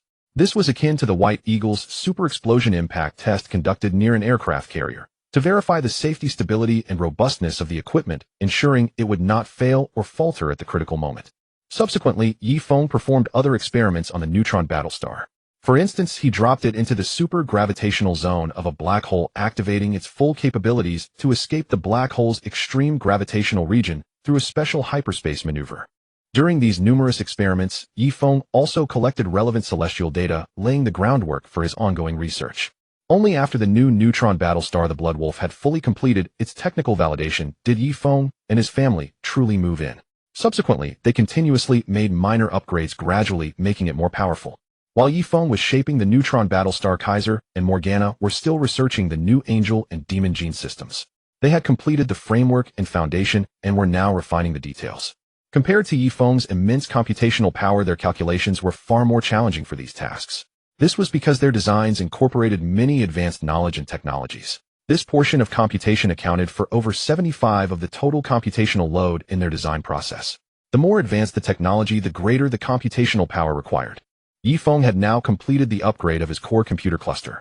He used the computational system upgrade card reward from the previous occasion to further upgrade his celestial computer system. This multiverse level was not the same as the Marvel multiverse. In the Marvel world, a single universe was no larger than a galaxy.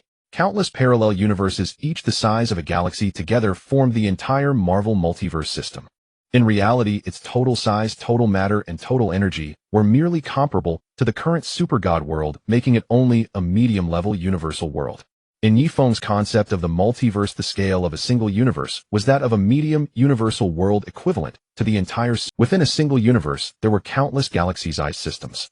The minimum number of such systems was at least 1 million. This multiverse-level computational power referred to the terrifying ability to calculate the operations of more than 10 such single universes. It could be said that Yifeng's individual computing units had now been elevated to the quark level. That is, a single quark particle served as a minuscule computing unit capable of actual computation comparable to the computational power of a smartphone from his. This upgrade was granted by the system. Yifeng did not understand its specific principles and had to explore and research it himself. After all, it existed within his own body and could be observed and studied at any time. With such vast computational power, he was able to complete the design and construction of the neutron battle star quickly, as well as absorb the knowledge and technology rewarded from the heist of the Grand Clock. Now Yifeng could formally prepare for the advancement to the 5th-generation divine body, i.e., 4-dimensional life. The core element of this ascension process was the concept of rules. Yifeng needed to find a way to better and more quickly understand the profound mysteries of rules, which were extremely difficult to learn and comprehend. After careful analysis, he finally set his sights on a special small world. Although this world was tiny, it might contain clear and explicit mysteries of rules, making it the perfect place to begin the study of rules. Thoughts led to action. After observing the overall situation of the universe and confirming that Carl was busy reshaping his celestial computer cluster with no time for mischief, Yifeng led his team to initiate this cross-world journey. This time he brought Chi Lin along while Chun Duo remained in the original world to continue developing her Zerg swarm. In the blink of an eye, Yifeng and his party arrived at a relatively ancient parallel Earth. Seeing the vintage architecture and the old-fashioned vehicles around, Yifeng realized they had reached their destination, the capital of John Bull, London. London? Dad, what kind of world is this? Rue asked curiously, as Yifeng's daughter Rue had grown into a young maiden. His beloved daughter had always longed to travel between worlds. The super god world was just so-so to her. She preferred to follow her father to different worlds and witness various wonders. But she was also very obedient. When her father was seriously engaged in something, she would assist earnestly and not cause any disturbance. Ali and Yifeng had been very successful in educating and guiding their daughter. This is a supernatural world, a world of wizards. Yifeng briefed his daughter on the nature of this world. It had wizards, fairies, all sorts of magical wonders and mysterious wizard academies. His goal in coming to this world was the Hogwarts School of Witchcraft and Wizardry. To a scientist like Yifeng, the magic of this world seemed highly irrational. The power of wizards was too idealistic. Though not overwhelmingly strong, their abilities were incredibly diverse. It was as if they were a group of weak deities who had grasped the world's secrets, seemingly omnipotent, yet tightly constrained in many aspects. In Yifeng's hypothetical analysis, such an idealistic wizard magic could only be explained one way. Their power itself involved rules, and multiple rules. The rules of this world were no longer hidden, they were explicit. It was like the dimensional mysteries of the three-body world, but with its own unique characteristics. If not for the world's minuscule scale, its danger level would far exceed that of the three-body world, and Yifeng would not have dared to step into it lightly. In this world, the rules seemed to have loose threads that could be grasped by beings like wizards and magical creatures. However, they merely used the entry-level power of the rules without truly understanding them. They could not even achieve true cognition of the essence of their own magic power. Yifeng's goal here was the various wizard spells that were suspected to be the threads of the rules. Dad, how about we disguise ourselves as a group of new students and experience being magic novices? Rue suggested, wanting to enjoy the feeling of. Yifeng did not immediately agree. Instead, he activated his power analysis function to scan and analyze the power of wizards in this city. This revealed that the power within these wizards was actually the chaotic magic he was familiar with. Upon discovering this, Yifeng decided to relax a bit and let his family experience the feeling of attending school in the wizard world. Originally, he had planned to forcibly seize the magical knowledge of Hogwarts. But now, realizing that the rules were even more evident than he had guessed, he felt that this world still had some depth and decided to proceed with caution. Thus, after a series of manipulations by Yifeng, his entire party transformed into 11-year-old children, claiming to be a temporary small family of orphans. They altered all records and even modified the memories of some ordinary people to ensure the reliability of their existence. Then the family one by one released the aura of chaotic magic, waiting quietly for the appearance of the owl. Flap flap. The sound of wings flapping came from outside a dilapidated old house. It was an owl which easily passed through the window without glass and entered a room filled with old furniture. It was evident that the furniture here was all discarded junk. The table was missing a leg, propped up by a wooden stick tied to another stick. All of this was arranged by Rue. She was seeking the joy of playing a group of orphan children struggling to survive, experiencing a different kind of life. Rue had been well protected since birth, but she had little contact with the outside world and lacked real interpersonal experience. This made her extremely interested in such role-playing. To experience it fully, Rue specifically asked everyone to turn off all external assistance and survive as normal orphans. Ali and Shi-Lin were not idle people. They found it interesting and a unique experience, so they supported it. With no other choice, Yifeng had to play along with them. In fact, he was quite resistant to this. In his past life, he had understood the hardships of poverty as a child. He had already experienced that difficulty and did not want to go through it again. How could a group of orphans survive? The answer might be only a few options: either go to an orphanage, but those who had lived there would not want to experience it again. Regardless of the type of orphanage, children were always the most vulnerable group, receiving only hypocritical care from people. Their true experiences were probably ignored. Especially in this capital-dominated society, orphans were merely tools to showcase certain labels of the power. Other options included selling flowers, selling newspapers, or collecting waste. It was almost impossible to get a normal job because society prohibited child labor, which to some extent prevented children from living independently. Together, they experienced selling flowers, selling newspapers, and picking up trash. They were bullied by bad people, chased by stray dogs, and subjected to ridicule and even beatings from children their age. During this process, unless the other party went too far, they chose not to fight back and just silently endured. This was what Rue, the little one, had requested, but Yifeng could not bear it. He did not retaliate on the spot, but those who dared to bully them later met with accidents, either dead or permanently. Yifeng always believed that those born dark were inherently so, with no possibility of change. Human nature is hard to change. The child is father of the man is not just a saying, but a true state of people. Most bad people were like that from childhood to old age unless one day the heavy weight of fate completely crushed them. Those who dared to bully his women and daughters would face a hopeless future no matter what. Yifeng's current state was no different from a deity. A god would not bring disaster upon mortals, but if a mortal offended a deity with malicious intent, then they should wait for the true calamity to strike. After nearly half a month of experiencing orphan life together, the Hogwarts owl finally arrived. The one who came to guide them was Professor McGonagall. What a miracle! All of you little ones have awakened wizard talents together. This is quite surprising. She only said this, but did not notice anything unusual in her eyes. Although this group of orphans was special, they all possessed wizard aura and talent. If left unattended, they might become an obscurial that would expose the wizarding world.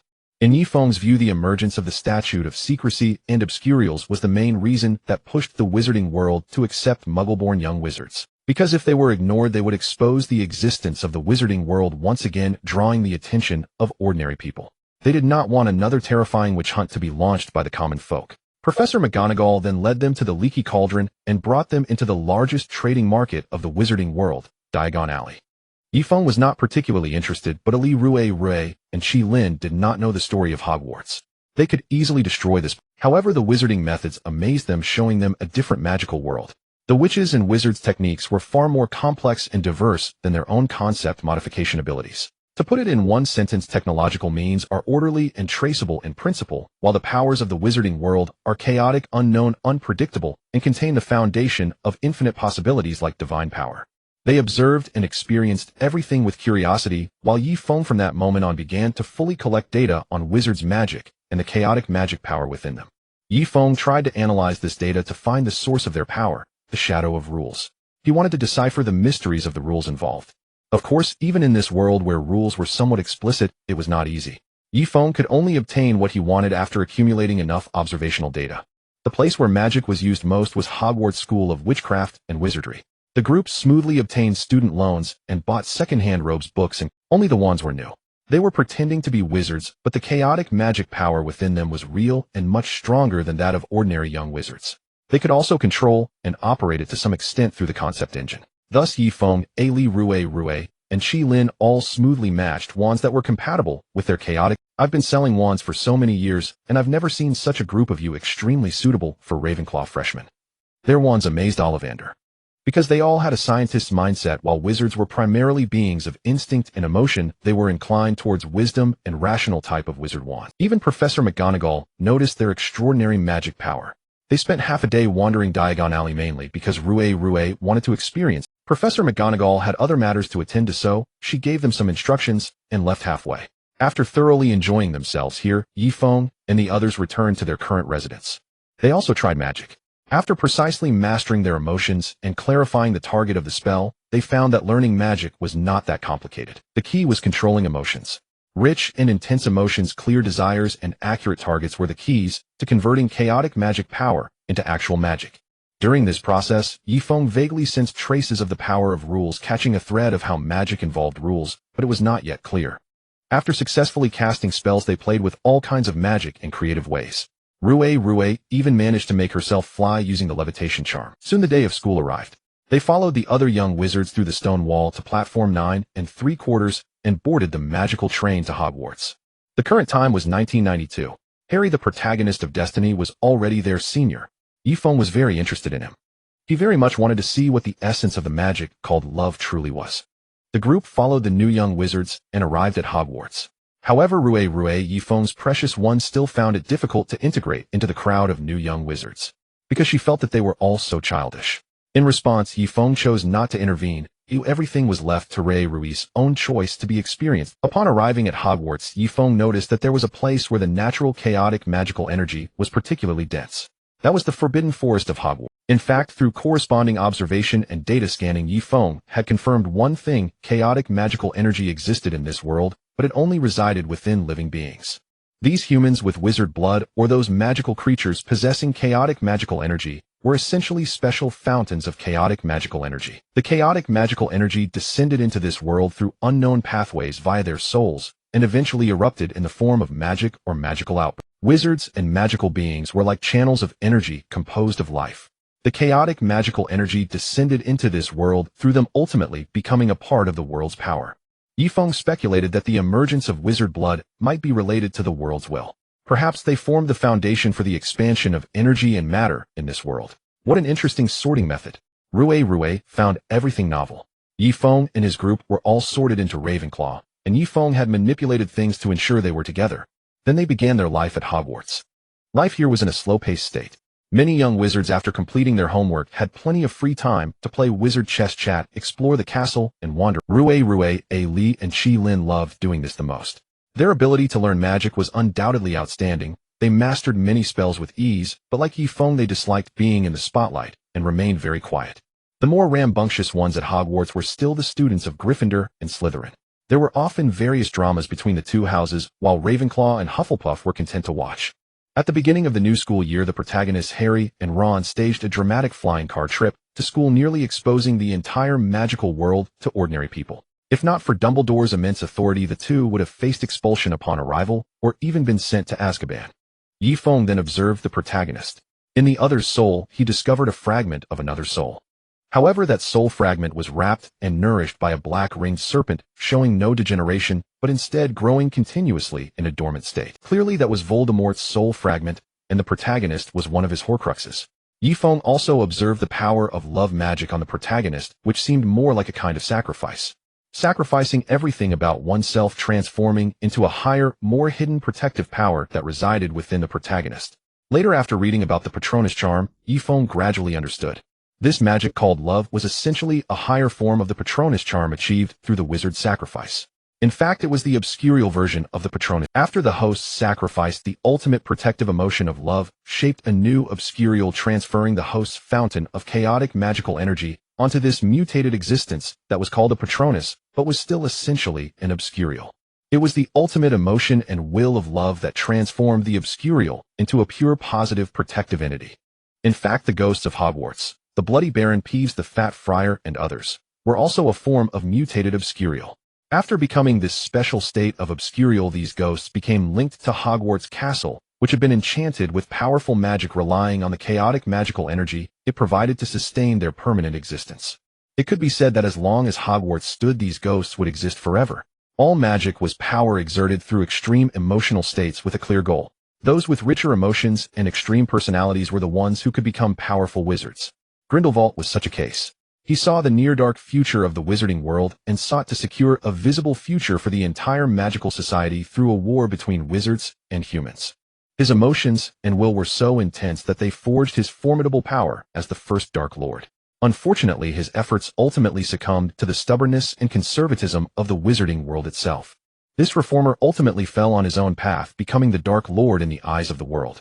Dumbledore was also like this. His emotions were equally intense and extreme, which is why he possessed such immense magical power. Of course, this was also somewhat related to his family bloodline. But what his family bloodline manifested was that he possessed strong emotions and will. The second Dark Lord, Voldemort, was also like this. He grew up in an orphanage where the situation was as one could imagine, and his somewhat peculiar behavior inevitably led to rejection. Later, Dumbledore saw the darkness in his heart and intimidated him. As a result, instead of quelling it, the extreme fear spawned the Dark Lord Voldemort, who rebounded psychologically. He feared being oppressed by others, feared being looked down upon, feared the power that could kill him, and feared death itself. Thus, he embarked on a path of seeking immortality and absolute security, and ruling over others would maximize his own safety. Therefore, the Dark Lord Voldemort rose and ultimately succeeded in finding a way to immortality. Horcruxes.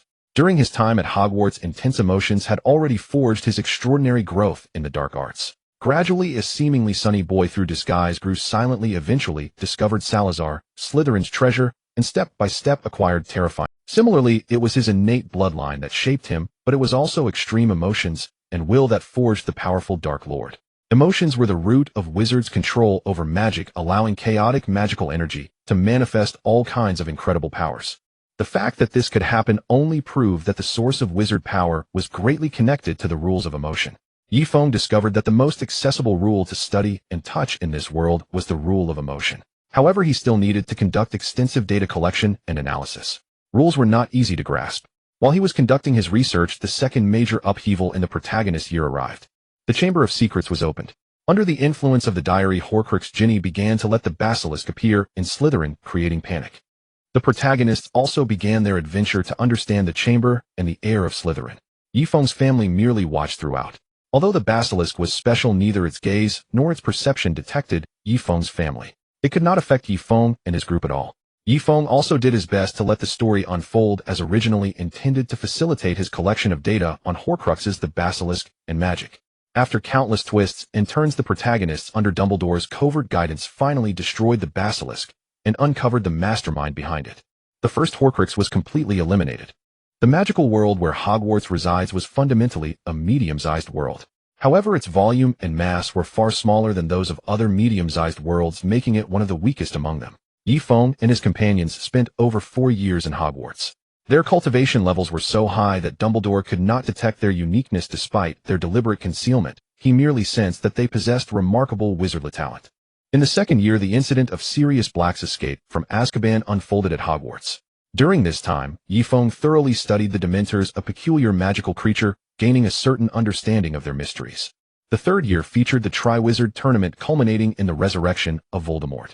The fourth year was marked by the clash between the Order of the Phoenix and the. During that year's events, the formidable power of various advanced magics radiated intensely, allowing Yifeng and his group to collect ample data on high-level spells. They observed all battles from start to finish, yet not a single wizard detected their presence. If Yifeng and his companions were to unleash their magic at full power, they would be extraordinarily formidable. For instance, with the same levitation charm, Ollie and the other third-generation divine bodies could relocate the entire Earth if they exerted their full strength. If Yifeng were to cast it, he could use the levitation charm to move a superstellar region spanning more than 10 star systems, performing magical relocation of an entire star domain. His entire family had installed a special chaos magic power generation engine capable of converting dark energy and other forces into chaos magic power usable by wizards. However, this was merely the most basic function of the engine. Its most crucial role was to extract chaotic energy from beyond the world and convert it into usable chaos magic power. During his years of studying the mysteries of wizardry, Yifeng had placed over a dozen dark wizards on his experimental table. Through meticulous research on them, he discovered that the source of chaos magic power within wizards and magical creatures was also chaotic energy. Their innate extraordinary bloodlines allowed them to convert chaotic energy into chaos magic power. After identifying this mechanism, Yifeng conducted more detailed studies and successfully deciphered the specific secrets of this conversion. He then replicated this mechanism successfully, applying the ability to convert chaotic energy into chaos magic power to himself and his companions. Thus, Yifeng and his group never lacked chaos magic power. They also possessed means to store it. Their immense magical power, coupled with their formidable soul and spiritual strength, elevated the level of any spell they cast with full force to at least a planet. While at school, Yifeng set up an energy burst limiter, ensuring that even if they accidentally released their power, it would only be slightly stronger than that of an ordinary. Once they could store vast amounts of chaos magic power, their accumulated strength became enormous. Unlike the bloodline wizards of this world, who could neither comprehend nor store magic power, Yifeng and his group had full control. All wizards' power resembled a fountain constantly gushing forth, yet at every moment the magic power dissipated through their bodies into the very fabric of the magical world. In truth, the bloodline of wizards and that of magical creatures shared the same origin. The primary reason ancient wizards possessed magical power was that they forcibly transplanted the bloodlines of magical creatures. They craved such power. However, a great many who attempted this died. The few successful ones gradually evolved into the wizards of later generations. Yet the offspring of wizards were not necessarily wizards themselves. In fact, through centuries of intermarriage and bloodline diffusion, over 70% of humanity now possessed wizard bloodlines. Nevertheless, the proportion of those who could awaken magic power and display magical talent remained extremely low.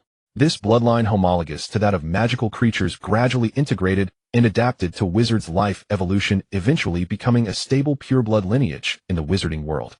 Through over 4 years of research, Yifeng successfully deciphered a glimpse of the foundational rule of 7 emotions and 6 desires from the wizard's magic. He ultimately unraveled the entry-level secrets of this rule. Now Yifeng had one foot firmly planted on the path of comprehending this cognitive rule. But he had only set one foot on that path while the road of rules stretched for countless billions of miles. Having achieved this step, Yifeng delved deeper into magic and accomplished the entry-level understanding of numerous other rules. One major gain was his successful entry into the space rule through the study of a certain time-related magical artifact at Hogwarts. Thus, he simultaneously achieved the entry-level understanding of both the time rule and the space rule. Possessing both rules would lay the most fundamental foundation for his 5th-generation space-time divine body. After completing his comprehension of the 7 emotions and 6 desires rule, Yifeng's research and analysis confirmed his earlier judgment. The rules of this world were remarkably easy to study. The secrets of its rules were to a certain extent explicit. However, the rules themselves were highly advanced, making entry not so simple. In any other world, achieving entry-level understanding of the 7 emotions and 6 desires rule, the time rule, and numerous other rules simultaneously would require at least 1,000 years of dedicated research and contemplation.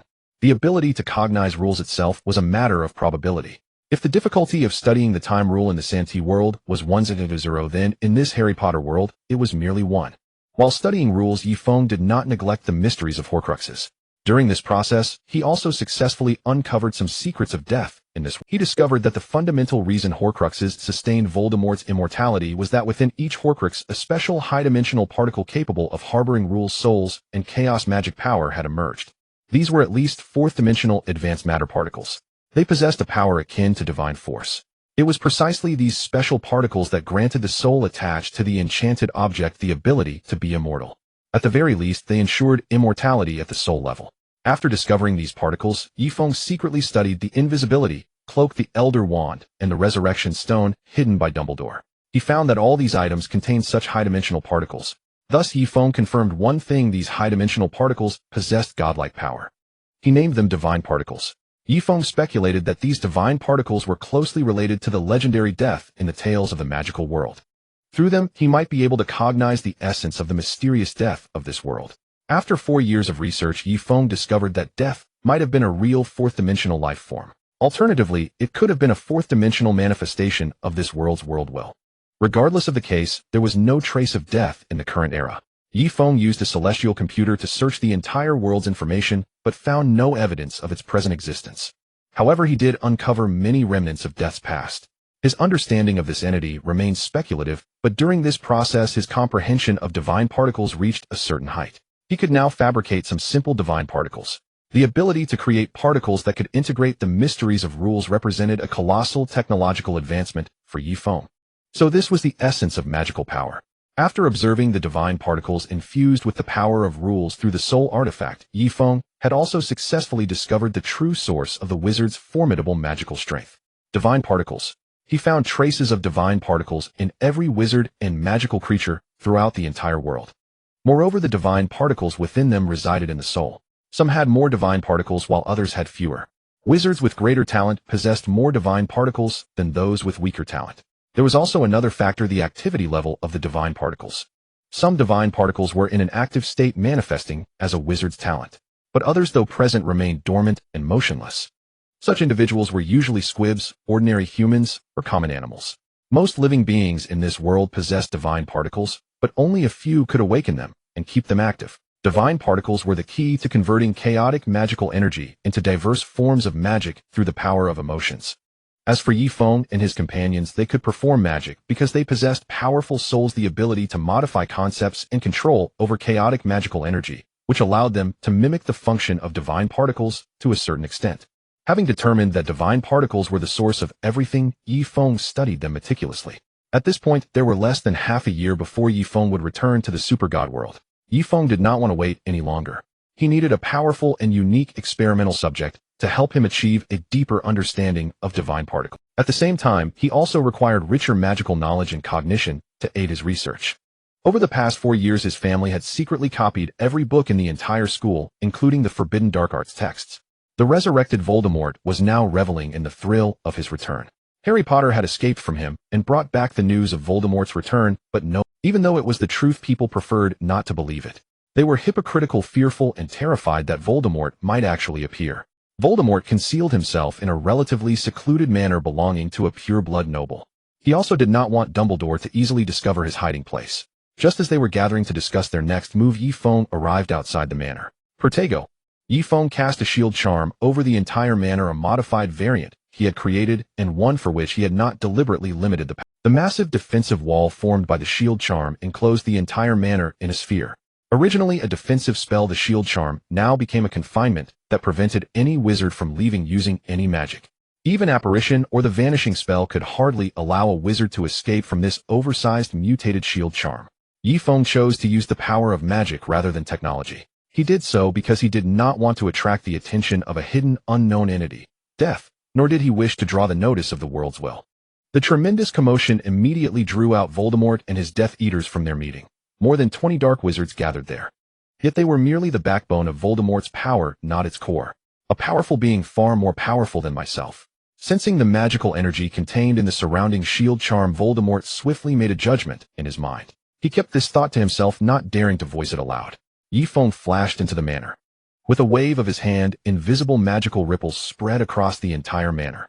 Yifeng used a new spell, Petrificus Totalis.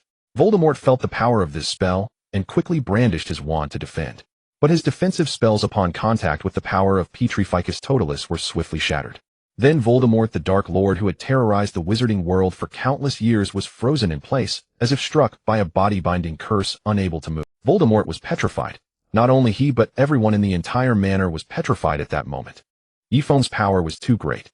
Even with 99% of his strength, withheld one Petrificus spell had petrified every living being in the manor. Thus the Dark Lord who had dominated the wizarding world and his Death Eaters became experimental subjects on Yifeng's laboratory table.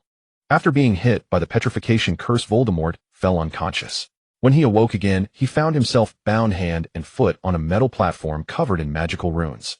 Beside him lay his other Horcruxes, including the Serpent Nagini, the diadem of Ravenclaw, Hufflepuff's cup, the ring of the Gaunt family, and even Harry Potter himself were all tied up here. Except for the destroyed diary, all the Horcruxes were gathered here. Yifeng continuously scanned and studied them.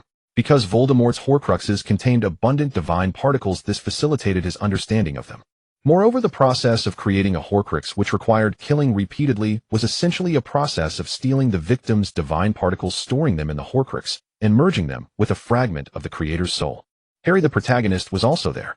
Whatever turmoil his disappearance might cause in the wizarding world, Yifeng did not care. Having obtained Voldemort and the many Death Eaters, Yifeng no longer lacked physical subjects for studying divine particles, magic, and chaotic magical energy. He directly used legilimency to extract all the magical memories of Voldemort and every dark wizard, acquiring their knowledge and understanding of magic. After completing this part of the work, Yifeng began the real experiments. He would use different techniques and powers to stimulate the divine particles within the dark wizards and observe what reactions they would produce. When he failed to obtain the desired results from them, he would conduct the experiment on Voldemort. In short, a myriad of bizarre studies on divine particles were carried out on them, without any restrictions. This was one of the rare times Yifeng conducted such cruel experiments. However, the harvest was enormous. Through this research, Yifeng gained a profound understanding of the essence of divine particles. He had even successfully created a four-dimensional divine particle of his own. Although it was merely a replica of the mysterious particles from Voldemort, it was still a significant breakthrough and attempt. Over the next 6 months, Yifeng continued his in-depth research on divine particles. He reaped tremendous rewards. After fully obtaining the corresponding data, the time for Yifeng and his party to return was approaching. Thus, Yifeng used the Obliviation Charm, erasing the memories of Voldemort and the dark wizards of their time as experimental subjects. Harry, the protagonist, also lost the corresponding memories.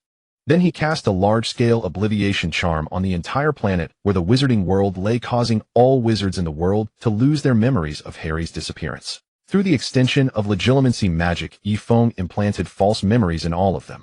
Even Dumbledore could not escape this despite his full resistance. After that, he released everyone back. The fate of the wizarding world returned to its original trajectory, and the struggle over Horcruxes, Death Eaters, and the Order of the Phoenix would continue.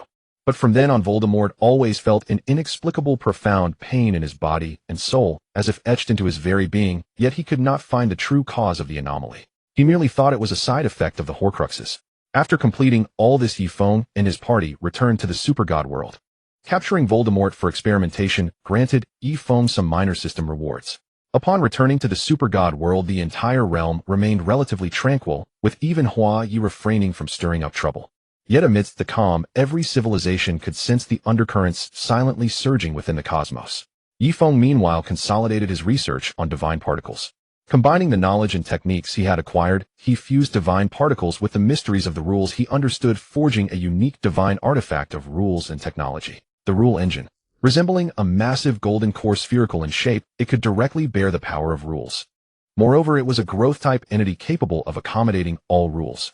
The rule engine would become the true core of Yifeng's future rule-based power. However, the current rule engine was merely an entry-level version. By numerical measure, it was more accurately termed Rule Engine V0.01. Yet he faced a dilemma how to equip this technological divine artifact in a safer and more efficient manner. After analyzing all possible methods, he consistently found that each approach was unreliable, carrying the risk of being stolen by others. What he sought was an absolutely stable connection, a way to make the rule engine eternally his own once equipped. Unable to find a solution within known knowledge, Yi Feng decided to cross worlds, once more venturing to a medium-sized world to seek a method there. Moreover, the path of power in that world aligned with his own psychic power. The space-time gate reopened, and he, along with Ali and others, traversed into this. He placed the neutron war star within his middle Dantian world. This world possessed a unique supernatural force known as World Qi. World Qi could manipulate all things in heaven and earth, unleashing power no less than divine might. Yet in Yi Feng's eyes, this World Qi was a variant of dark energy, more active and rarer than ordinary dark energy. This was an ancient continental world.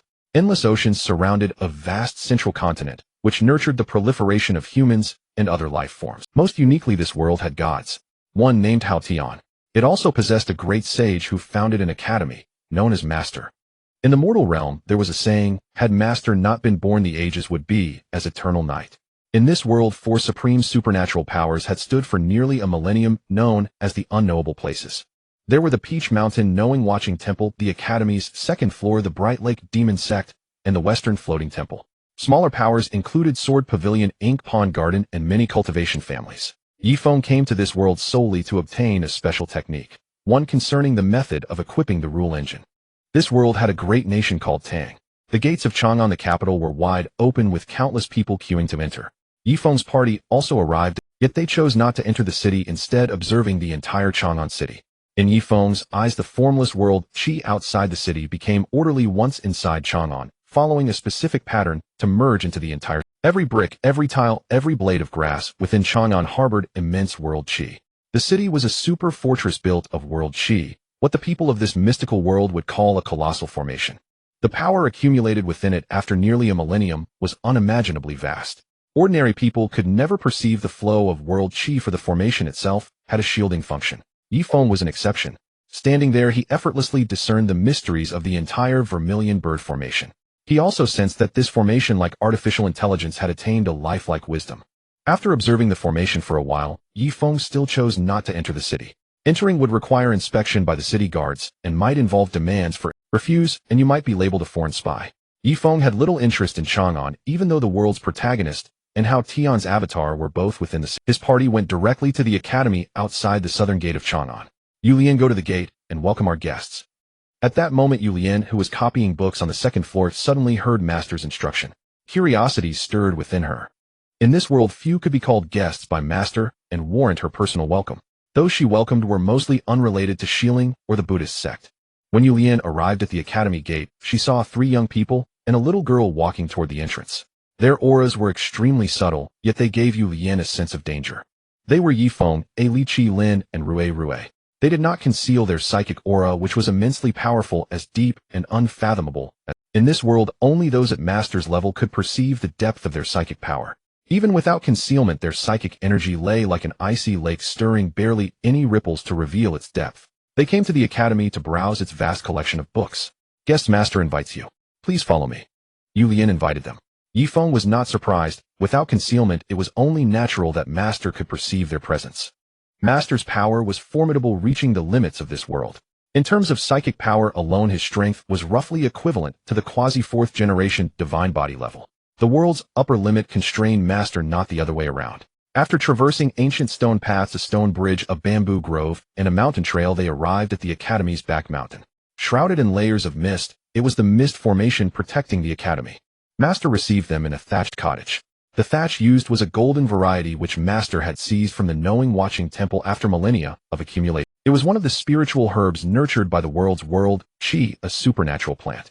This was the epitome of understated luxury, a humble cottage made of materials that outside could not be bought with any amount of gold or silver. The party soon met the most powerful being in this world. The strongest existence under Hao Tian, Master. With white hair and a leisurely scholar's demeanor, he stood behind a plain-robed scholar who wore a water gourd tied at his waist. Yulian, after leading them there, did not leave. She was curious about Yi Feng's group. Master did not dismiss her. Guest from beyond the heavens, please take a seat. Master immediately discerned their otherworldly origins, for Yifeng and his companions made no effort to conceal their distinct aura, which differed markedly from the inhabitants of this realm. Upon meeting, both sides began to appraise each other, observing the other's information.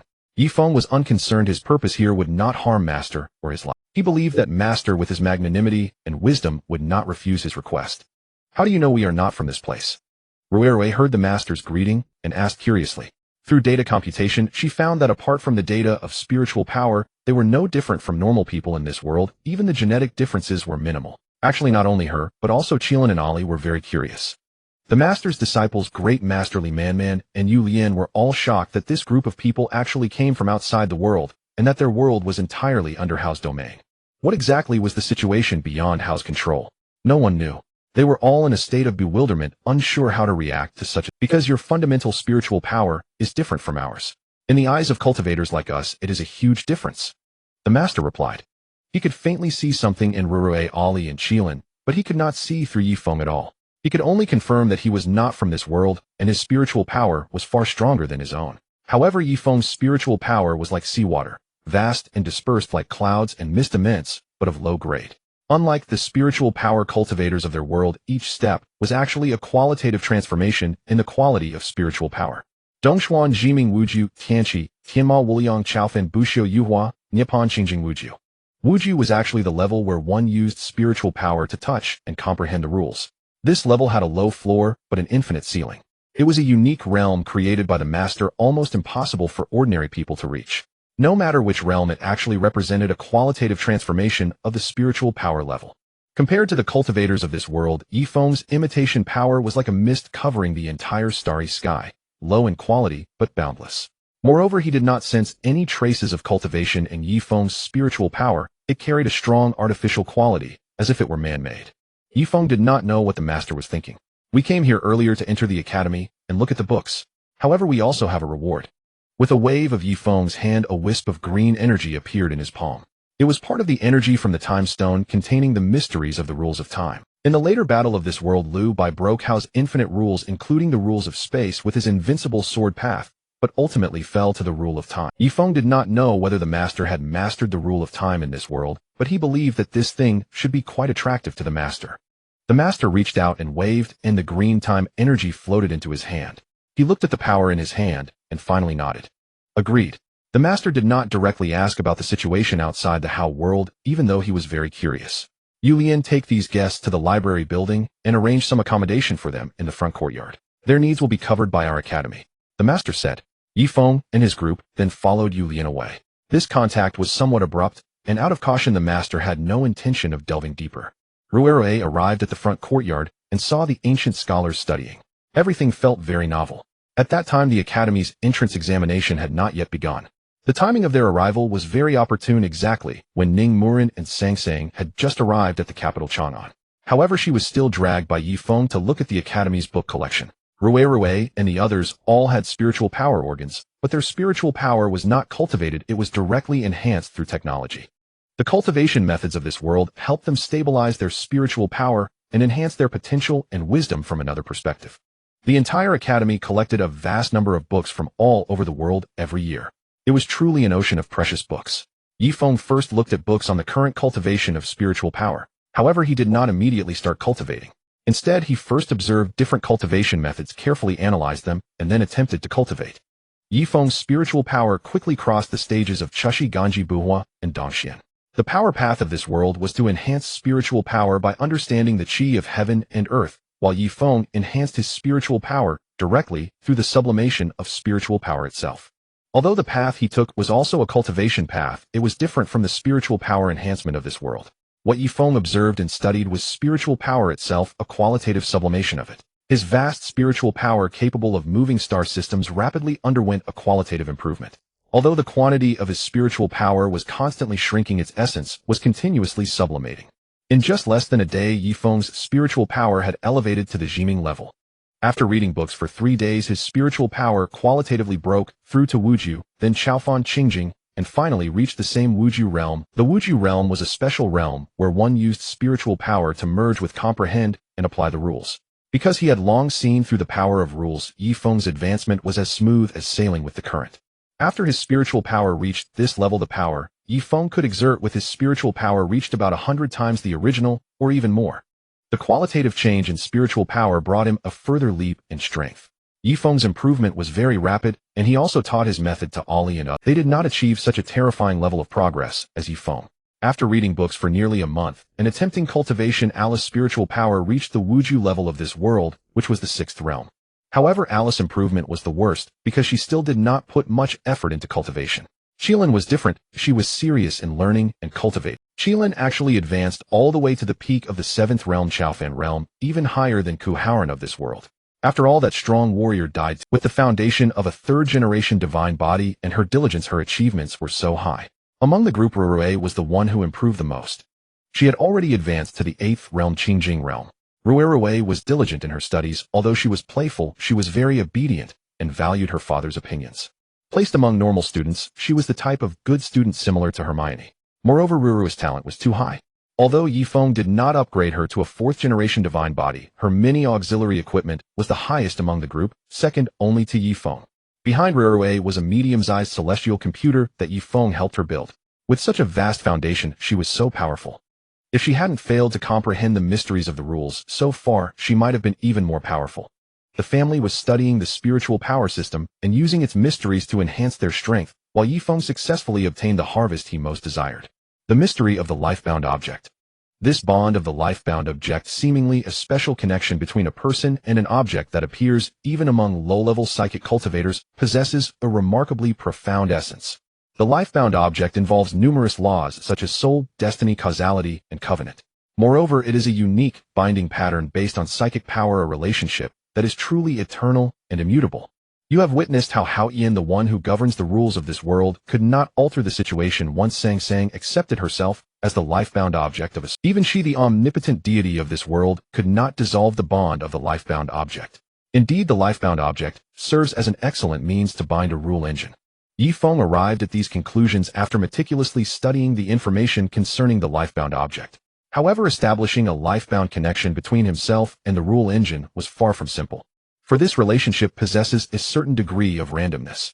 It is not that you can arbitrarily deem anything as your life-bound object. Its awakening requires a soul-level intimate bond with the object, which must be something extraordinarily significant to you. Just as Grandmaster Li Manman's life-bound object is that wooden gourd Yihong uses a fish and Shinpipi's is his own corpulent flesh. Its uncertainty is immense. What Yifeng must now do is successfully find the determinacy within this indeterminacy, forging a connection between himself and the rule engine. Moreover, the awakening of the life-bound object is highly random. Some might awaken their life-bound object in an instant, while others may spend a lifetime never discovering what theirs is. The first thing Yifeng did was to continuously infuse his rule engine with his psychic power, thereby increasing the likelihood of it becoming his life-bound object. The second thing he did was to observe the life-bound objects of others, seeking the inherent connections and the controllable aspects within them. One day, Grandmaster Li Manman was reading his book, The Volume of Ming. Yifeng approached him directly. "Brother Li, may I take a look at the gourd at your waist? I wish to understand the mysteries of the life-bound object." Li Manman did not resent Yifeng's request. Instead, he handed over his gourd without hesitation, showing no concern that Yifeng might damage it. Yifeng took the gourd and examined it closely.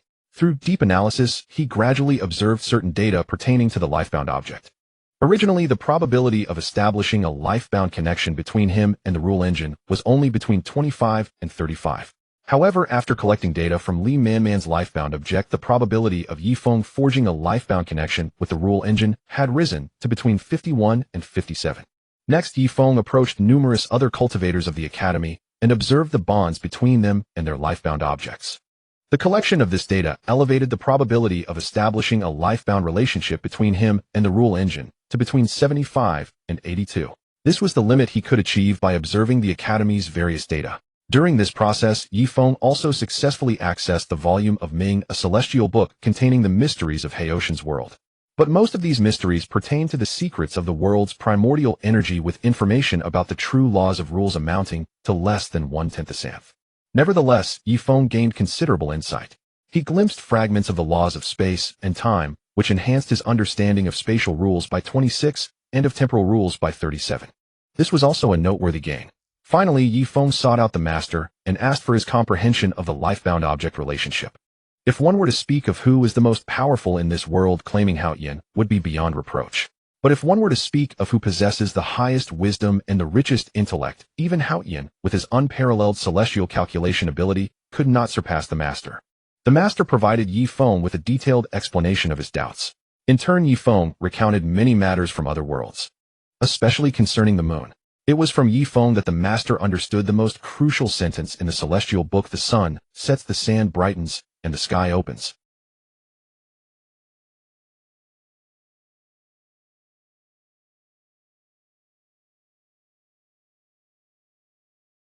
He was that very moon. The one in the sky was to be manifested by him.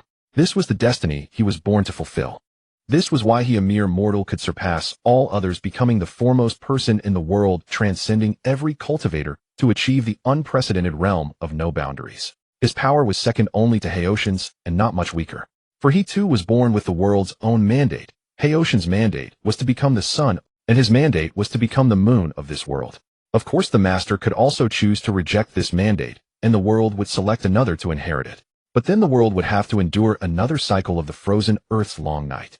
99% of the humans in the master's era would not survive the cruel, endless night, and would eventually become Haoshan's prey. Even the master himself, having lost the aid of the mandate, would stand a high chance of becoming Haoshan's most delectable meal. In the original thread of fate, Haoyan had always suppressed the master.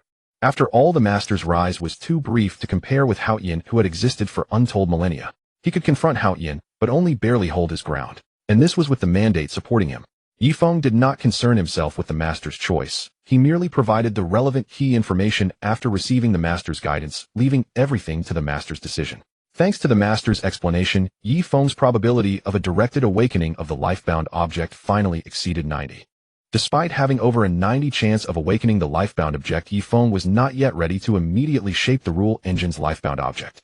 He aimed for at least a 99 probability or higher. A 90 chance still harbored nearly a 1/10 possibility of failure, a risk that was still considered. Next, Yi Feng decided to travel the world, seek out other cultivators, and continue researching the mysteries within the lifebound object connection. Sword Pavilion. It is the pillar of the cultivators in the Nanjing Kingdom. The first stop of Yi Feng's journey was to visit Sword Saint Liu Bai. In terms of raw power, Sword Saint Liu Bai was insignificant compared to Yi Feng, but Yi Feng could not help but admire Liu Bai's talent in understanding the way. As the god of technology, Yi Feng had no need for swordsmanship or the way of the sword at present. However, when power ascended to the level of rules, technology, and mysticism cultivation, though different paths converged in essence. You are truly formidable. Yi Feng did not send any visiting card to Liu Bai, but appeared directly in Liu Bai's cultivation ground. Sensing the presence behind him, Liu Bai felt a threat from Yi Feng no less than that of the master. Is this sword your lifebound object? Yi Feng pointed directly at the divine sword in the river, which had accumulated boundless sword chi and Liu Bai's countless years of insights into the way of the sword. It is my lifebound object. Liu Bai was cautious toward Yi Feng. He sensed a threat from Yi Feng, but no malice. Thus, intending not to offend the other, he chose to admit it directly. Generally, a powerful cultivator would not easily reveal their lifebound object to others, as it involved the core of their power. Hearing that this sword was Liu Bai's lifebound object, Yi Feng sat down by the river. I've been studying the mystery of the connection with lifebound objects recently. Would you mind if I study your sword? Rest assured, I will not cause any damage to it. I will only observe it here. Faced with Yi Feng's request, Liu Bai opened his mouth, but did not. Although he was a swordsman who would rather break than bend, he was also the master of the Sword Pavilion and the guardian of the Nanjing Kingdom. In many matters he had to for instance, he had no choice but to become a guest elder of Shilling. You may, but afterward I wish to challenge you to perfect my way of the sword. How about it? Liu Bai issued the challenge. Yi Feng naturally did not refuse. He studied Liu Bai's lifebound sword, and this research lasted 3 days. This time he successfully advanced the probability of directed awakening of the lifebound object to 97. Afterwards, Liu Bai challenged Yi Feng. Infinite thought energy drew upon the world's primordial chi of heaven and earth, transforming into an endless torrent of sword chi surging toward Yi Feng like a ceaseless, majestic river of swords. Yet when this sword chi entered within 3 meters of Yi Feng, it dissolved like a drop of water falling into a lake, dissipating into nothingness. The primordial chi of heaven and earth in this world contained countless gaps. These gaps gave rise to the phenomenon of distance-negating abilities in this realm. In fact, these gaps in the primordial chi were a mutated version of the micro-wormholes from the supergod world. Yi Feng could also control these gaps in the primordial chi through his thought energy.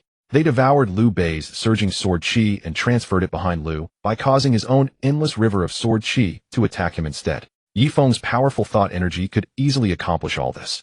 However, even after being transferred and losing control, the endless sword chi still failed. For the space 1 foot in front of Liu Bei was his world. This world was no ordinary thing. It was an absolute domain he controlled where no outsider. Within this domain, all rules were dictated by Liu Bei. Even the rules were influenced by him.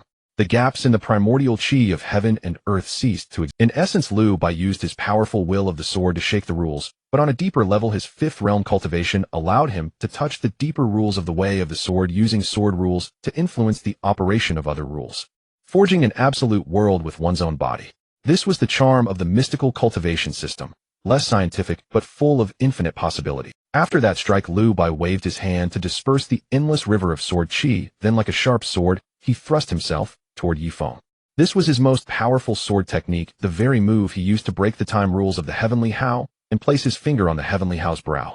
But at that moment, Liu Bei realized he had miscalculated. His sword was still terrifyingly sharp and powerful, yet the distance between him and Yifeng did not shorten, it extended infinitely. It was as if though you advanced, the target ahead grew farther away. Yifeng stretched the space-time distance between himself and Liu Bei, making him infinitely distant. At this point, Liu Bei understood what was happening.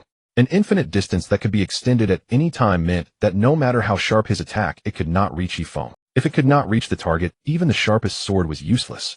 Liu Bei suddenly realized that to make his sword even sharper, he needed an understanding of space-time. He stopped and directly admitted defeat. "You are profoundly skilled." Liu Bei admits inferiority. "May I ask if you would enlighten me on the mystery of this move?" If others heard this, they would be greatly astonished. For the proud Liu Bei had never sought guidance from anyone before. After a battle loss, he always meditated, innovated, and reached new heights on his own. Liu Bei was always seen as a haughty swordsman in the eyes of the world. The possibility of him asking for instruction simply did not exist. But today Liu Bei did so, because he vaguely sensed the impending long night and the imminent arrival of a powerful force in the heavens and earth targeting the strong. At this moment, Liu Bei needed greater power, the ability to protect everything and challenge higher realms. He also perceived in Yifeng some aura not belonging. This meant Yifeng might have little connection to this world. Seeking his guidance could enhance Liu Bei's own strength. Why not do it? I can agree, but you must teach your way of the sword to a few people. People who pose no harm to you or the Nanjing kingdom. Yifeng, after consideration, agreed, but set his own conditions. In the previous exchange, he had already seen through the mystery of Liu Bei's great river sword intent. Now Yifeng could also execute this technique. However, unlike Liu Bei's single sword river, if Yifeng fully exerted his thought energy, what he manifested would be a galaxy of swords with countless sword chi coalescing into sword stars within, far more magnificent. Yet such a move might be too much for this world to bear. Yifeng's great river sword intent would cause unimaginable, devastating destruction to the entire Haotian. Liu Bei nodded in agreement. He no longer minded others learning his techniques, just as he did not mind Yi Hongyu and others learning the great river sword intent. Then Yifeng waved his hand, and Li Qi-lin and Rue, who were still at the academy, were teleported over. Yifeng imparted a part of the mysteries of space-time to Liu by leaving it to him to understand and master it. As for Li and the other two, they would study Liu Bei's way of the sword here. Break through the fifth realm as soon as possible. Fear will only make it harder for you to. The things you fear exist only because your realm is not high enough and your strength is insufficient. If you had the same realm as the master, you would have no fear of what you. Yifeng set out once more to find the strongest in this world. Before leaving, he gave this reminder to Liu Bei. Liu Bei, lost in thought, pondered Yifeng's suggestion. After bidding farewell to Liu Bei, Yifeng decided to head to his next destination, Shilling the Jisho Temple. Nanhai, an old man, sat on a dugout canoe, quietly fishing. He appeared to be an ordinary and kindly elder, but in truth he was the pinnacle of power in this world, a unique existence who controlled the fate of 90% of humanity. The master of Jisho, Guan Chen Mao. The moment Yifeng and the others appeared, Chen Mao noticed them, for they had made no attempt to conceal themselves. The scene of Yifeng and Liu Bei's confrontation was also observed by him clearly from over 10,000 li away.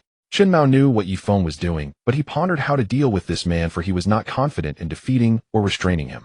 But just as he was lost in thought, Yifeng, with a single step, traversed the tens of thousands of li between Jiangu and Nanhai, directly arriving on Chen Mao's small boat. "I wish to visit Jisho Guan and peruse its books. I trust you won't mind, sir." Before Chen Mao could respond, Yifeng released his spiritual force aura. That oppressive aura, equal to the master's, as heavy as the heavens and earth themselves, instantly pressed down upon Chen Mao. The sea beneath them underwent a massive subsidence, sinking fully hundreds of meters. A vast depression appeared in the ocean, yet eerily not a single drop of seawater from the surroundings flowed back into it. Chen Mao sensed the intense threat from Yifeng and nodded, submissively yielding to his instinct for self-preservation. He realized that this man's terror was in no way inferior to the master's, and he was fully capable of annihilating him. The master had only driven him to Nanhai, but had been unable to kill him. But the man before him undoubtedly possessed the power to kill him, forcing Chen Mao, who had not yet passed on the legacy of Zhishouguan, to yield. This master of Zhishouguan was not a virtuous man, yet he was one who held firm convictions and was willing to defend them with his life. For the sake of his principles, he accepted Yifeng's coercive demand. After all the heavenly books had been read by countless people, he didn't mind one more. Having obtained his answer, Yifeng turned and vanished into the space. Then suddenly the entire sea restored itself, and a massive tidal surge rushed toward the depression, forming terrifying towering waves. Chen Mao moved lightly, taking his small boat to another calm stretch of sea. Meanwhile, Yifeng had already arrived at the mountain gate of Zhishouguan, and he strode straight inside. At this mountain gate, there was a special grand formation protecting Zhishouguan. However, Yifeng directly dismantled the entire formation, suppressing the celestial essence of the area, with his spiritual force rendering the formation completely inoperable. Then Yifeng entered the interior of Zhishouguan. The temple was currently guarded by the anonymous Taoist whose strength was not particularly formidable. The true power of Zhishouguan lay in the countless experts above the fifth realm who were recuperating in the rear mountain, their bodies half crippled. They were the experts of Zhishouguan who in the battle where the master ascended Taosan and cut down all the peach blossoms, repelled the chief preacher, and forced the temple master to Nanhai, survived, but were crippled. And now as Yifeng forcefully intruded, none of these people, regardless of their cultivation level or devotion, dared to oppose him. Yifeng did not first go to read the heavenly books. Instead, he went to the scripture library of Zhishouguan and began perusing the vast collection of cultivation. After finishing those books, Yifeng proceeded to the place where the heavenly books were stored and examined the remaining 6 volumes. These 6 volumes contained the mysteries of this world and had a secret connection with Haoyin. They were also the final means by which Zhishouguan, representing humanity, could restrain Haoyin. As long as humanity was not exterminated and Haoyin only harvested humans temporarily, Zhishouguan, believing that humanity could continue, would not intervene. Yifeng opened each heavenly book one by one, meticulously studying their secrets. Gradually, he discovered that one could regard the 7 volumes as a mirror belonging to Haoyin, a mirror that reflected all of Haoshin's secrets. The cultivation techniques that Haoyin understood were recorded in these books, and the worldly laws that Haoyin mastered were also contained within. The secrets they revealed, seemingly the mysteries of the heavenly books, were in fact the reflection of Haoshin's own mysteries upon the mortal realm. The heavenly books were 7 volumes of special mirrors that were most closely linked to Haoyin, yet Haoyin could not interfere with them. The power of the 7 volumes clearly increased along with Haoshin's own growth and strength. The original Haoyin might not have been as formidable as it is now. The original heavenly books were also not so extraordinary. Yifeng speculated that when the gambler created Haoyin, a deity originally meant to protect humanity, he simultaneously employed the method of one source, 2 faces to create the 7 volumes of heavenly books. The changes in Haoyin were likely also related to human nature. Yifeng continuously analyzed the heavenly books, and his understanding of the mysteries of life-bound objects reached about 70. However, these did not touch upon its root, such as deeper concepts like causality, destiny, soul, and contracts. Nonetheless, Yifeng raised the probability of awakening the rule engine as his life-bound object to 99. 6. Through his understanding of the heavenly books, the probability of his rule engine becoming a life-bound object was only less than 0. 4. This deduction was the limit of what Yifeng could achieve at present. Thus, after finishing the heavenly books and the library of Zhishouguan, Yifeng took a single step and arrived at the Shilling Temple. His affairs were known to the people of Zhishouguan, but not necessarily to those of the Shilling Temple. Who goes there? How dare you intrude into the Shilling Temple? Yifeng arrived at the Shilling Library, which housed a collection of books and cultivation texts from across the world, not much inferior to the Academy. Only some forbidden content was present in the Academy, but absent here. Seeing someone causing trouble, Yifeng cast a single slumber spell, and everyone in Shilling, including its most powerful patriarch, fell unconscious. With no one to disturb him, Yifeng quickly scanned the contents of the library, using his spiritual force. He discovered that the books here largely overlapped with those of the Academy and Zhishouguan, and he had already read almost all of them. Thus Yifeng turned around, and crossing thousands of li arrived at the Washan Lake Temple. Here there was a very special item held by the Buddhist Master Chishan. When Yifeng arrived, he lightly waved his hand, and Master Chishan, who was reasonably well regarded in the Buddhist community for his reputation and character, then Yifeng picked up the Buddha's chessboard and began to study it. Within this chessboard lay a small world where the Buddha, the supreme leader of the Buddhist sect, was in. Moreover, a killing trap against Haotian had been set within it. Yifeng came here because he speculated that the Buddha's chessboard was the Buddha's former lifebound object, and only a lifebound object was most suitable to become his Buddha world. After nearly 2 days of study, Yifeng confirmed that his speculation was correct. It was indeed the Buddha's lifebound object.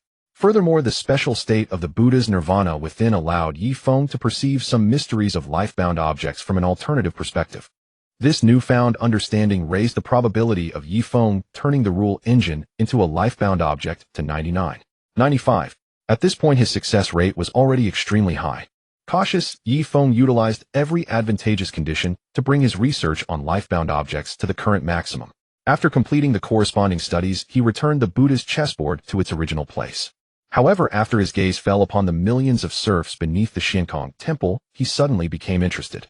Thus, Yifeng injected some demon genes into the bodies of those millions of serfs. Moreover, he secretly cast a special magic upon them. When these serfs' despair and hatred reached their peak, they would transform into true demons.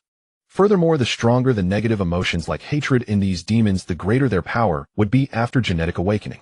They also possess some insectoid genes, granting them the potential for self-directed evolution. The cornerstone of this self-evolution was intense emotion, a method akin to soul burning that drives evolution. Yifeng eagerly anticipated the shock that these millions of serfs would bring to this world.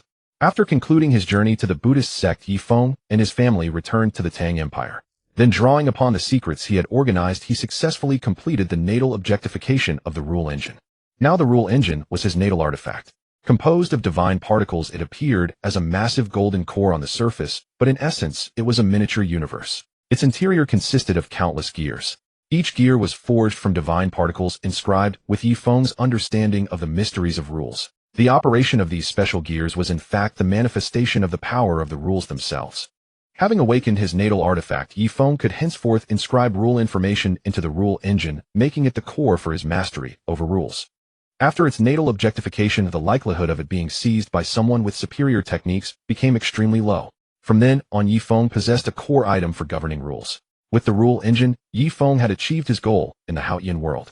Meanwhile, his analysis of the celestial book had also yielded a portion of the Haotian world's rule mysteries, upgrading his rule engine from version 0.01 to version 0.05. Just as he forged the connection with the rule engine, a monumental event occurred in the Haotian world. 1,000,000 serfs had transformed into 1,000,000 demonic creatures. Driven by their hatred for the Xiankong temple, they turned into flying demons, slaughtering everyone in the Xiankong temple and all Buddhist followers across the land. Possessing Gunnis demonic genes, and partially modified by Yifeng, they were immensely powerful and endowed with formidable telekinetic abilities. The once lofty monks of the Xiankong temple, now stripped of their radiant robes, greedy and sanctimonious, paid with their blood for the oppression they had inflicted upon. These serfs slew them, devoured their flesh and blood, and gained tremendous energy. After consuming the Xiankong temple monks, their power grew even further. But at a critical moment in the war, the sutra lecturing abbot intervened. He was indeed rightly hailed as the invincible defender on land. Yet invincible defense did not mean weak offense. The sutra lecturing abbot struck swiftly, suppressing nearly a third of the demons, smashing them into a bloody morass. However, he soon discovered that the consequences of this action were far more terrible. For as long as hatred persisted, these demonic creatures were inherently indestructible. This was a power Yifeng had set in advance, a countermeasure anticipating the sutra lecturing abbot's existence. The pools of blood and flesh converged, eventually coalescing into a super demonic creature. It stood 100 zhang tall, like a towering behemoth. Moreover, its telekinetic power had reached the 7th realm, equivalent to the nirvana realm of the Buddhists. The new demonic creature appeared, easily seized the sutra lecturing abbot, and lifted him from the ground. Though invincible on land, once separated from the earth, his power was merely at the 6th realm, not formidable. Splat! A mass of bloody flesh oozed from the giant demon's palm. The sutra lecturing abbot was instantly crushed to death by this powerful creature. As the sutra lecturing abbot neared death, Chun, the abbot of Jisho Temple in the South Sea, attempted to leave his boat to rescue him. Yet before he could step off, he found himself unable to leave the small vessel. He sensed that if he dared to leave the boat, it would be his moment of destruction and death, and not even Haotian could save him. The one who acted was not Fuzi but Yifeng. Yifeng had never held a favorable view of Buddhism. Its doctrines were inherently flawed. Viewing the world as emptiness was the ultimate negation of the existence of all things. Yet the foundation of science was the affirmation of the existence of all things. Moreover, this power, so hypocritical in many aspects, was the greatest obstacle to the development of civilization. And what the Buddhist sect in this world had done made even Yifeng, who was often indifferent to many matters, feel displeased. The Buddhist sect of this world was doomed, he declared it. Meanwhile, Xiong Chimo, the Pope of Xiling, also attempted to use the power of divine revelation to rescue the sutra-lecturing abbot. He intervened because the Xinkong Temple was one of the key forces restraining the Tang Empire Academy. Without the Xinkong Temple, Xiling would face many uncertainties when confronting the academy. But before he could act, Yifeng slapped him across the air, sending him to the bottom of the South Sea. Had he not been protected by the divine power of Haoyan through the revelation, that single blow would have killed him. With no other forces able to intervene, the entire Xinkong Temple was thus annihilated. All its disciples became food for these demonic creatures, objects upon which they vented their hatred. Yet the matter did not end there. After destroying the Xinkong Temple, the demonic creatures stormed the White Pagoda Temple and the royal family of the Yueluan Kingdom, annihilating all places closely associated with Buddhism. Everywhere in the Western land where the breath of Buddha existed became a target for these monsters. Even ordinary people of the Yueluan Kingdom who dared to speak of Buddha were exterminated. After destroying the Xinkong Temple, these demonic creatures gained the ability to speak and possessed intelligence. They directly declared across the entire land that anyone who believed in Buddha would die. Finally, Mount Hua was also destroyed, and the Buddha's chessboard was unearthed by these creatures. They attempted to destroy it, but found it indestructible. Thus, the largest demonic creature swallowed the Buddha's chessboard into its belly, wearing it down with the endless hatred of the million serfs accumulated over countless years. And as long as the Buddha in Nirvana did not die, this source of calamity remained unextinguished, and these demonic creatures born of hatred would not perish. Such a tremendous upheaval occurred in the Western land, yet both the Jisho Temple and the Xiling Divine Church remained silent. Even the Academy offered no comment. Those in the know understood that this was the will of the mysterious figure Yifeng, a will of a powerhouse comparable to Fuzi or even Haoyan. Powerhouses like Fuzi and the abbot had already perceived the root of these demonic creatures. It was the hatred for everything Buddhist, the backlash of the accumulated resentment of a million serfs over countless years. As long as the hidden Buddha did not die and the aura of Buddhism lingered in the world, these undying monsters would never truly dissipate. This demonic destruction of Buddhism was Yifeng's act of sympathy for the million serfs, but also an experiment concerning telekinesis, souls, heaven and earth's vital energy, and many other forces. Among these, it involved his extensive research on rules and exploration of the Celestial Book. The emergence and evolution of the demonic creatures served as validation for his countless theories. This action of Yifeng finally drew Haoshan's attention to this extraordinary existence. After returning to the Tang dynasty, Yifeng did not reside in the academy, but instead carved out a manor on the summit of Minshan Mountain. This manor was formed by his direct manipulation of matter using the void rewriting technique. The subterranean rock and mud turned to powder, then coalesced to form a grand mountaintop palace. You've gone too far. After the annihilation of the Buddhist sect, Sangsang, who represented Haoyan, truly awakened. She appeared before Yifeng in an instant and issued a warning. Haoyan had long since discovered Yifeng's existence, but he gave her a sense of extreme danger, one that could annihilate her. Thus, she had always proceeded with her plans steadily, without interfering with Yifeng's actions. But this time, Yifeng's destruction of the Buddhist sect had a tremendous impact on her scheme. Yifeng had actually already guessed Haoshan's calculations. In truth, though her descent this time appeared to target Fuzi, that was certainly not the real goal. As a deity who had lived for countless ages facing wave after wave of human rebellions that ultimately succeeded, Haoshan's wisdom was by no means to be Fuzi's emergence was not unique. There must have been even more powerful and unfathomable experts before him. That was hardly surprising. Even cultivators like Ju and Tufu, who had survived the great calamity of the previous millennium, existed, so it was only natural that those stronger than them were not lacking. But why was Fuzi the one who successfully thwarted Haoyan? Perhaps Haoyan, through her celestial calculations, had long foreseen all this and known of Fuzi's destiny to become the moon. As Haoyan, how could she not know that the world needed a bright moon? Fuzi's emergence was an inevitable fate, and Haoyan certainly could not oppose the world's great momentum. She could only choose to comply. Haoshan's status was akin to the saints of the primordial chaos, but even saints were subject to the constraints of the heavenly Tao. The heavenly Tao was the true sovereign, and the fate ordained by it was the true trend. The ultimate trend of this world was the appearance of the bright moon, propelling the world forward in a direction more favorable to it. Haoyan, who commanded the laws of time and space, could not possibly lack understanding of the information concerning causality and fate. Her celestial calculations, like Yifeng's supercalculation, were means of flawless prediction. In Yifeng's view, Haoyan had calculated everything deliberately, descending to the lower realm, putting on an act of inviting Fuzi to the heavens, and preparing to devour. But in reality, she had long prepared ready to hide by the side of one named Ning, a transmigrator. Openly, she seemed to oppose Fuzi, but in truth, she followed Fuzi's destined trajectory, deliberately sending him to the heavens to fulfill his fate of becoming the moon. Then by using the fact that she was pregnant with Ning's child, she would bring about a change in her personality, thereby altering her image among cultivators. In the end, she successfully used the hands of Ning and the Academy members to break free from the shackles of the 7 volumes of heavenly scripture. A supreme villain had thus transformed into a righteous figure. She who had once devoured countless humans and repeatedly interrupted human civilization ultimately gained humanity's forgiveness. Her identity transition was so seamless, and it resolved her greatest burden. Yifeng knew that experts who had reached a certain level possessed wills and minds of unyielding firmness almost impossible to change. If a change occurred, the most likely explanation was that she was putting on a show. Another possibility was that she was influenced or controlled by a higher existence or had been possessed by an even more special entity.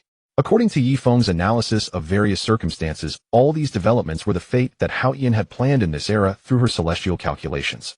But now Yifeng's destruction of the Buddhist sect had altered the mainstream of fate, nearly disrupting Haotian's plan. And so Haoyan, the aggrieved party, came directly to him. Haoyan confronted Yifeng, but chose not to act immediately. To her, only those of equal strength qualified to communicate with her. Those weaker were merely food for her to devour. I apologize. From now on, I will not easily interfere with everything in this world. I have my own cultivation to pursue. Though Yifeng could obliterate Haoyan, or even this world, he chose to yield. Why? Because of caution. The name Haoyan could not be casually used in the endless worlds of the myriad heavens. Among the myriad heavens there exist advanced mythological worlds. The name Haoyan represents a particular special existence. Yet this world's Haoyan not only used that name, but also encountered no repercussions at all. This sufficed to indicate that this female Haoyan was no simple entity, as she might be the avatar projection or crucial chess piece of some true celestial emperor. Even Yifeng could now traverse the myriad heavens using technological means. For a being of that level, projecting influence across the entire myriad heavens seemed not at all difficult. Seeing Yifeng yield, Haoyan said no more. Instead, she sent a special information orb. Inside is the mystery of the faith rule. I offer it as the price for your non-interference in this world. Similarly, Haoyan understood that granting no benefit while asking a peer-level expert to make significant concessions would leave hidden dangers. So she gave Yifeng a boon. Yifeng accepted the information orb concerning the faith rule, but merely stored it away, choosing not to absorb or examine. Even if Haoyan herself had not set a trap within the gift, the existence behind her would certainly have laid a hidden scheme. Thus he was very cautious about such things. After all, the power of faith was inherently special. It was the way of gathering the multitude, gaining trust from the masses, but also bearing their burdens. That faith is poisonous was a common understanding in many cultivation worlds. Why did Haoyan choose to send the rules of faith of all things, and one that he had not seen in the heavenly scripture? This was indeed thought-provoking. What followed confirmed Yifeng's earlier speculation. Through his calm observation, Fuzi was completely unaware that Song Song, the avatar of Haoyan, had ever left Chang'an to visit Yifeng's location. This conveyed a special and significant piece of information. The will of Haoyan within Sang Sang was not truly in a dormant state, but one that could awaken at any time, observe everything outside, and revive at any moment. This sufficed to show that Haoyan was acting with Fuzi. Whether Fuzi was aware of this, and was also playing along in this drama, was information that Yifeng could neither guess nor analyze through observation. Yifeng then fulfilled his promise, truly staying only on the summit of Minshan. For the remainder of his time in this world, he immersed himself in the study of the 5th-generation divine body. With the aid of the rule engine, the process advanced very smoothly. Out of reverence for the name of Haoyan, Yifeng refrained from stirring up trouble behind the scenes, instead observing the unfolding of events such as the sage's transformation into the moon and the birth of Haotian's child. His research into the 5th-generation divine body gradually progressed, completing nearly 26 of the workload. Not long after Yifeng returned to the supergod world. Upon his return, the conflicts in the supergod world had not yet erupted into full-scale war, but minor skirmishes had begun to emerge. With Karl's technological support, the Beastman civilizations, including the gluttony giant wolves giants and other races classifiable as beast-bodied, began to resist the angelic order of justice. The newly created angels in turn clashed with the demon civilization, which possessed even greater potential. This gave the beast-bodied civilizations a glimmer of hope, while the triangular body began to cause chaos across the universe. Under these circumstances, the once safe living environments of lower civilizations became perilous. They were compelled to rapidly expand their military preparation. Every civilization engaged in war preparations, and the era of universal peace was gone forever. Competition among civilizations formally stepped onto the grand stage of the cosmos. Now the angelic civilization once again contracted, redeveloping and preparing to amass the power to control the order of the universe. Even when the evil angels emerged to establish a new heavenly palace civilization, the angels only launched limited strikes, refraining from large-scale. While there were no wars among divine-level civilizations across the universe, conflicts and competition among lesser civilizations grew increasingly fierce. Upon his return, Yi Feng did not concern himself with the affairs of this universe. Yet this did not mean he was idle. His research into dimensions and the Dark Plane had reached an extremely high level. Combining knowledge of Dimension Lords from the Marvel Universe, he had created a unique technology related to the Dark Plane. Back in the Super God universe, Yi Feng began to paint. His painting was a special one. Its foundation was a pure two-dimensional scroll, the product of a vacuum starfield reduced to 2 dimensions. The foundation of this painting came from the three-body universe. In the days that followed, Yi Feng, like an artist, began to dot one ink spot after another onto this two-dimensional scroll. Each ink spot consumed vast amounts of his computational power and resources. Every spot placed required immense effort. In fact, each ink spot took nearly 10 days to complete. The distribution of these mysterious ink spots was peculiar, seemingly without any pattern. Yet every time he placed a spot on the scroll, Yi Feng would measure and calculate the data of the entire universe's dark plane before positioning it at a specific point on the two-dimensional scroll. These ink spots were extremely special. The resources, energy, and computational power required to create each one were enough to forge a 4th generation. The core resource of each ink spot was a combination of divine particles created by Yi Feng, also in the form of gears. Each ink spot could be considered an ultra-miniature rule engine. As countless ink spots spread across the two-dimensional scroll, Yi Feng's speed in completing them increased. This was due to his growing data accumulation and foundational experience. The time required to shape each ink spot grew shorter. Over time, the universe became increasingly chaotic, but Yi Feng paid no attention to any of it. The descendants of Shinha, however, began to stir up trouble again. They once again disseminated divine body technology to more advanced spacefaring civilizations, helping them enter the era of divine civilization. Yet different branches of the Super God Academy upheld different philosophies. None of this could affect Yi Feng. In the entire universe apart from Void Life, not even Jilin and others posed a threat to him. Yi Feng's masterpiece was completed at an accelerating pace day by day. Finally, it took him nearly 100 years to complete the entire painting. However, the matter did not end so simply. The countless ink spots on the scroll were merely the first step of Yi Feng's technical setup. The technology he created was not difficult to design, but extremely tedious to implement. Next, Yi Feng had to draw lines between the countless ink spots. The material for these lines turned out to be a combination of chaos energy and divine particles. Not every ink spot needed to be connected, and moreover, the lines were not all straight. There were numerous curves as well. Every time Yi Feng drew a line, he had to repeatedly measure and calculate the dark plane of the Super God universe before determining the line's path. The difficulty of each brushstroke far exceeded that of placing an ink spot. While Yi Feng busied himself, Ali Qilin and Rurei glanced at him and then attended to their own affairs. Each of them began designing their own 4th-generation divine body. By shaping their own 4th-generation divine bodies, they could ascend higher on the true path of becoming gods through science. Moreover, crafting their own 4th-generation divine bodies would better prepare them for contacting higher-level forces in the future. The mysteries of the rules. This was the key reason Yi Feng let them do it themselves rather than designing for them. After all, no matter how well they did, it would not compare to Yi Feng's own work. During his breaks from painting, Yi Feng would point out flaws and obvious defects in their designs, helping them improve certain technical paths. 200 years after returning to the Super God world, all 3 of them had advanced to 4th-generation divine bodies using their own designs. 500 years after his return, Yi Feng finally succeeded in shaping all the lines. The two-dimensional scroll now resembled a complex fishing. Its mesh lines and nodes were incredibly intricate, yet not unpleasing. On the contrary, they possessed an indescribable beauty. After completing this two-dimensional scroll, Yi Feng cast it into the realm of the Dark Plane. There it became an intangible thing, merging into the entire Dark Plane and rapidly expanding within it. The entire Dark Plane was indeed a semi-artificial construct. But Yi Feng's painting was meant to further modify and enhance the Dark Plane of the entire Super God universe. The stability of the Dark Plane and the activation efficiency of dark energy would improve after the implementation of Yi Feng's technology. Henceforth, the dark energy of the entire Super God universe would become more active. Anyone with strong mental power or sufficient accumulated wisdom could draw upon dark energy through their spiritual strength, achieving various superhuman abilities. When dark energy was invoked, the life forms, wisdom, knowledge, historical experiences, and other information would be recorded in the Dark Plane without any possibility of shielding. From then on, data in the dark plane could be recorded but not deleted. The entire universe would enter an era of transcendence. Moreover, the spiritual power of those beings would also merge into the dark plane, further strengthening its foundation. When all this came to pass, the dark plane would also gain a master, Yifeng. Yifeng would completely control the dark plane and dark energy, and then take a further step to master the rules of the entire world. All of this would make him an existence akin to Haoyan. The wisdom of countless living beings across the universe would become the nourishment for Yifeng's growth. Step by step, Yifeng would invisibly seize sovereignty over the entire supergod universe through the dark plane. From then on, the only threats to him would be the world will of the supergod universe and void beings. The complete fusion of the two-dimensional painting with the dark plane took 10 years.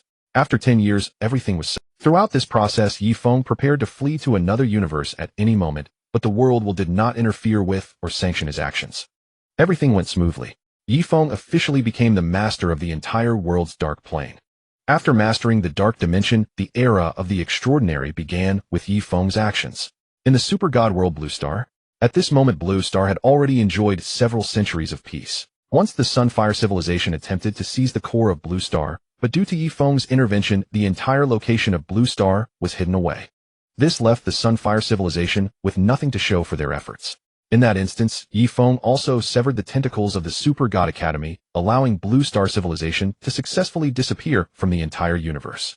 The prolonged peace caused the internal strife of human civilization to erupt once more. Under the instigation of those in power, the once heroic legion of heroes, the guardians of humanity, faced a different fate. They are the outcasts. Once human heroes, now they are regarded as beings unworthy of humanity, perceived as half-human hybrids of the Denua lineage. Even if they possess power, as long as they do not dare to act against humanity on a large scale or confront the elite, they remain outcasts. The holders of power even called for them to be sent to laboratories, advocating for all of humanity to acquire super genes and for all humanity to attain. Everyone can only live for 100 years. Oh, why should you be able to live for 1,000, 10,000, or even eternally? Moreover, if you have power yet do not dare to strike at me, then what should I fear? The Legion of Heroes was not treated with violence, but within the human circle they existed in a state of absolute social isolation. People craved their power, yet could not attain it. Due to the extreme complexity of the super genes, even Gu Xiaoluan and others could not replicate the same genes. Furthermore, they had no intention of spreading the super genes. Thus, the current Legion of Heroes was both feared for potentially usurping the rights of the elite and envied by humanity. As for their past contributions in saving humanity and Blue Star, they had long been erased from human history. The members of the Legion of Heroes resembled Superman from the DC universe, like Logia from the Three-Body Problem, heroes who were scorned by humanity despite being saviors. Once symbolizing noble character, their genes had turned them into sages. Only Lu Chuang could not endure it all and chose to leave Blue Star entirely, wandering through the universe. In the end, all members of the Legion of Heroes left Blue Star, retreating to a solitary star region in the universe. Humanity is the most self-destructive race. Once again, humanity had driven away its last vestiges due to the struggle for power. The Legion of Heroes did not wish to threaten with force, for all calculations are rendered void in the face of absolute power. After the Legion of Heroes departed, the entire universe, due to the collapse of just order, once again revealed the brutal law of the jungle. Countless civilizations began dispatching exploration fleets, seeking more resource planets and life systems, greatly increasing the probability of wars between different civilizations. Although Yifeng had concealed Earth, it was not truly unfindable, rather it was difficult to observe and locate. 100 years after Yifeng completely grasped the dark dimension, an exploration fleet from the Beast civilization discovered the hidden Chiyu Wu stellar system. They were overjoyed. In the current universe, every civilization faced the outcome of rising today and potentially perishing tomorrow. For other cosmic civilizations, the Chiyu Wu stellar system, hidden in the dark dimension and obscured by various observation methods, was simply the best and safest home for civilization. In the eyes of cosmic civilizations, present-day Blue Star is akin to Earth in the three-body world to the Trisolaran civilization. The attraction is incredible. This is the best place for their civilization to survive. Therefore, exterminating the humans of Blue Star and occupying this home became the best choice for this Beast civilization. Thus, the Beast people left an observation post here, and ultimately the entire fleet of the Beast civilization set sail for Blue Star, initiating a war to encircle and annihilate the humans of the Chiyu Wu stellar system. They aimed to ensure that humanity could not escape. Due to the residual technology of the Super God Academy and the remnants of the Tao Tai civilization, humanity could already be considered a spacefaring civilization, albeit the lowest tier. The power disparity between the two sides was vast, yet not so great as to inspire despair. Thus the war broke out, becoming a century-long conflict where humanity continuously retreated but never completely fell. The kind of overwhelming power disparity like that in the three-body world where a single probe could dismantle a civilization did not occur. Humanity's endurance was not due to particularly fierce resistance, but rather the unfortunate luck of this beast civilization, which frequently encountered inexplicable cosmic disasters that cost them power and resources. Neither side knew that this was the reason Chi Lin intervened. She returned to see the current blue star and witnessed humanity being driven away from the Legion of Heroes due to jealousy and greed. At the same time, Sun Wukong also vanished into the depths of the universe and never returned. Hence, she became utterly disappointed in humanity. Having seen the fate of the Trisolaran humans, she gained a clearer understanding of many things. But she ultimately could not let go of it all. She did not help humanity, yet allowed the war to provide humanity with the critical breathing space. The various cosmic calamities faced by this beast civilization were the result of Chi Lin's intervention. Chi Lin wanted humanity to understand the suffering and dire situation they would face by driving away their foundational combat power. Only through death and pain could humanity temporarily remember these lessons. She aimed to prolong the war in a stalemate, ensuring that there would be no defeat, but also that victory would remain elusive. It was not until a century later, when changes began in the Dark Dimension, that Chi Lin was summoned back. They were to embark on a new journey across worlds. Meanwhile, the situation on Blue Star underwent a sudden change. The fluctuations in the Dark Dimension and the easier perception and manipulation of dark energy awakened numerous humans to various super abilities. Some could breathe fire, some could create ice, some could traverse space, some could summon stellar energy, and some could control beasts. The emergence of various super-powered individuals brought a glimmer of victory for humanity in the cosmic war. However, the beast civilization also began to produce individuals with super abilities. Furthermore, on Blue Star, countless plants and animals awakened and sensed the dark energy, becoming extraordinary life forms. They created significant troubles for humanity from behind. Suddenly, the humans of Blue Star found themselves facing a two-front war. At this critical moment, a human beast master accidentally drifted into the starry void. Decades later, he returned, bringing back a powerful starry giant beast. This giant beast originated from the insectoid race. After developing to a certain stage, Chun Duo's insectoid race began to wander throughout the universe, destroying one civilization after another. The insectoid race became the common enemy most feared by many civilizations. Fortunately, the insectoid race always operated in a scattered manner, and Shinduo had no intention of annihilating all civilizations at once. What she needed was simply war and more genes to allow the insectoid race to birth higher-level units. Major civilizations conducted research on the captured insectoids, some even daring to carry out bold modification experiments. 99% failed, but one civilization experimented with triangular body genes, and the insectoid race surprisingly creating a new starry species. The starry giant beasts. The size of the starry giant beasts is comparable to that of planets, possessing immense energy, formidable defenses, and are rare individuals with the ability to give birth to powerful mutated offspring. Each starry giant beast, each variant. Each one is comparable to a civilization, and some are even more terrifying than some powerful god-making civilizations. The emergence of starry giant beasts is a result of the influence of void powers. This human beast master succeeded in controlling a starry giant beast and used its power to drive back the fleet of beasts. From then on, humanity once again welcomed a brief opportunity for peaceful development. The infinite possibilities of extraordinary power made all of humanity place immense importance on it, with more and more extraordinary individuals stepping onto the grand stage of the human race on Blue Star. Meanwhile, in the universe, the diverse array of extraordinary beings gradually replaced the super genes, becoming the mainstream of cosmic extraordinary power. During such a situation, Yifeng did not interfere much, but once again embarked on a journey across worlds. This time, Yifeng opted for a random traversal, and what he traversed was a great world. Yifeng received the Neutron War Star Bloodwolf along with Ali and others into his own middle Dantian dimensional world before embarking on his personal journey across time and space. This time he was more cautious, for he had chosen a random traversal, and he sensed that the great world he was about to enter would likely be far from ordinary. When Yifeng completed the world crossing and emerged from a space-time gate, he was somewhat dumbfounded. How could it still be a parallel Earth? Yifeng noticed that he now appeared atop a mountain peak, and countless ordinary people were shocked to see him emerge from the space-time gate. Among them were a group of young people. But what concerned Yifeng was not their gazes, but rather the gaze from the unknown lands of this Earth. He noticed 3 powerful gazes also looking at him with astonishment. Yifeng could tell that all 3 gazes belonged to beings far stronger than himself. This world's Earth was extraordinarily extraordinary. At the same time, Yi Feng's divine sense discovered that the Kunlun Mountains region was extremely mysterious, and he could not see through it at all. These discoveries made Yi Feng feel an impulse to flee from this mysterious parallel Earth. For those three enigmatic gazes were far too powerful. The rule engine had imprinted some life rules from the Haotian world, and the power of those life rules was issuing a strong warning urging him to stay away from these three terrifying gazes. Yi Feng also figured out which mountain he was on. It was the parallel world's Mount Tai. His dark data scanning revealed that the dark dimension of this world also existed, but dark energy was not only widely present in the dark dimension, it also permeated the boundless heavens and earth. The dark energy throughout the heavens and earth was extremely peculiar, as if it had combined with some extremely high-level energy to form a more advanced, highly inert composite dark energy. This inertness was formidable like black iron or diamond, extremely difficult to shake.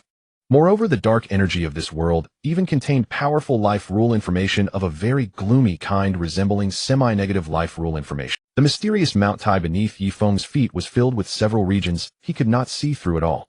In this parallel Earth, many places were full of the unknown and undetectable, including the Hanggu Pass area in Guangzhou. Just as Yi Feng was about to flee, faint but extremely advanced space-time fluctuations appeared in the space above his head. At the same time, the three powerful gazes no longer focused on him, but turned to look at the descending object in the sky. Seeing this, Yi Feng decided not to immediately flee into the starry sky. He wanted to understand which world this was. When he also looked up at the sky, he saw an astonishing thing appearing in the heavens. Dragons. Not just one dragon, but 9 dragons. 9 incomparably massive sky-spanning dragons traversed space-time, with huge chains attached to them pulling a massive bronze coffin behind. And what shocked Yi Feng even more was that those 9 dragons whose energy data exceeded his reading limit were actually dead dragons. The huge bronze coffin behind them was even more incomprehensible to him. They were immense in the starry sky, comparable to the size of the moon, but as they entered the atmosphere of this parallel Earth, they rapidly shrank. At the same time, their oppressive aura also rapidly diminished. Yet even so, to the mortals of this world, they remained terrifying and awe-inspiring. 9 dragons pulling a coffin. At that moment, Yi Feng also understood which world he had arrived in. It was the super dangerous world where great emperors reigned. If the super god universe was a super world extremely dangerous to ordinary life, then this world was a high-risk world extremely dangerous to all life, especially. Here there were dark supremes who devoured all living beings, plundering the essence of life in a terrifying dark catastrophe. The creatures of the entire universe were like the hunting grounds of those supremes who had crippled themselves, harvested by them every tens of thousands of years. At the same time, Yi Feng understood who the 3 gazes that had been watching him from the beginning belonged to. The Yellow Emperor Shenong and Laozi. They were quasi-emperors reanimated from the corpses of emperors. Even if Yi Feng achieved the 5th-generation divine body, he might only then be able to contend with beings of the quasi-emperor level. While Yi Feng observed the sky and the universe, ordinary people on the ground could not yet see the arrival of the 9 dragons pulling the coffin. Their gazes were all fixed on Yi Feng.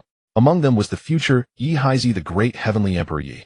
Both shared the surname Yi, and both were extraordinary individuals. This heavenly emperor, Yi, was still immortal at this time.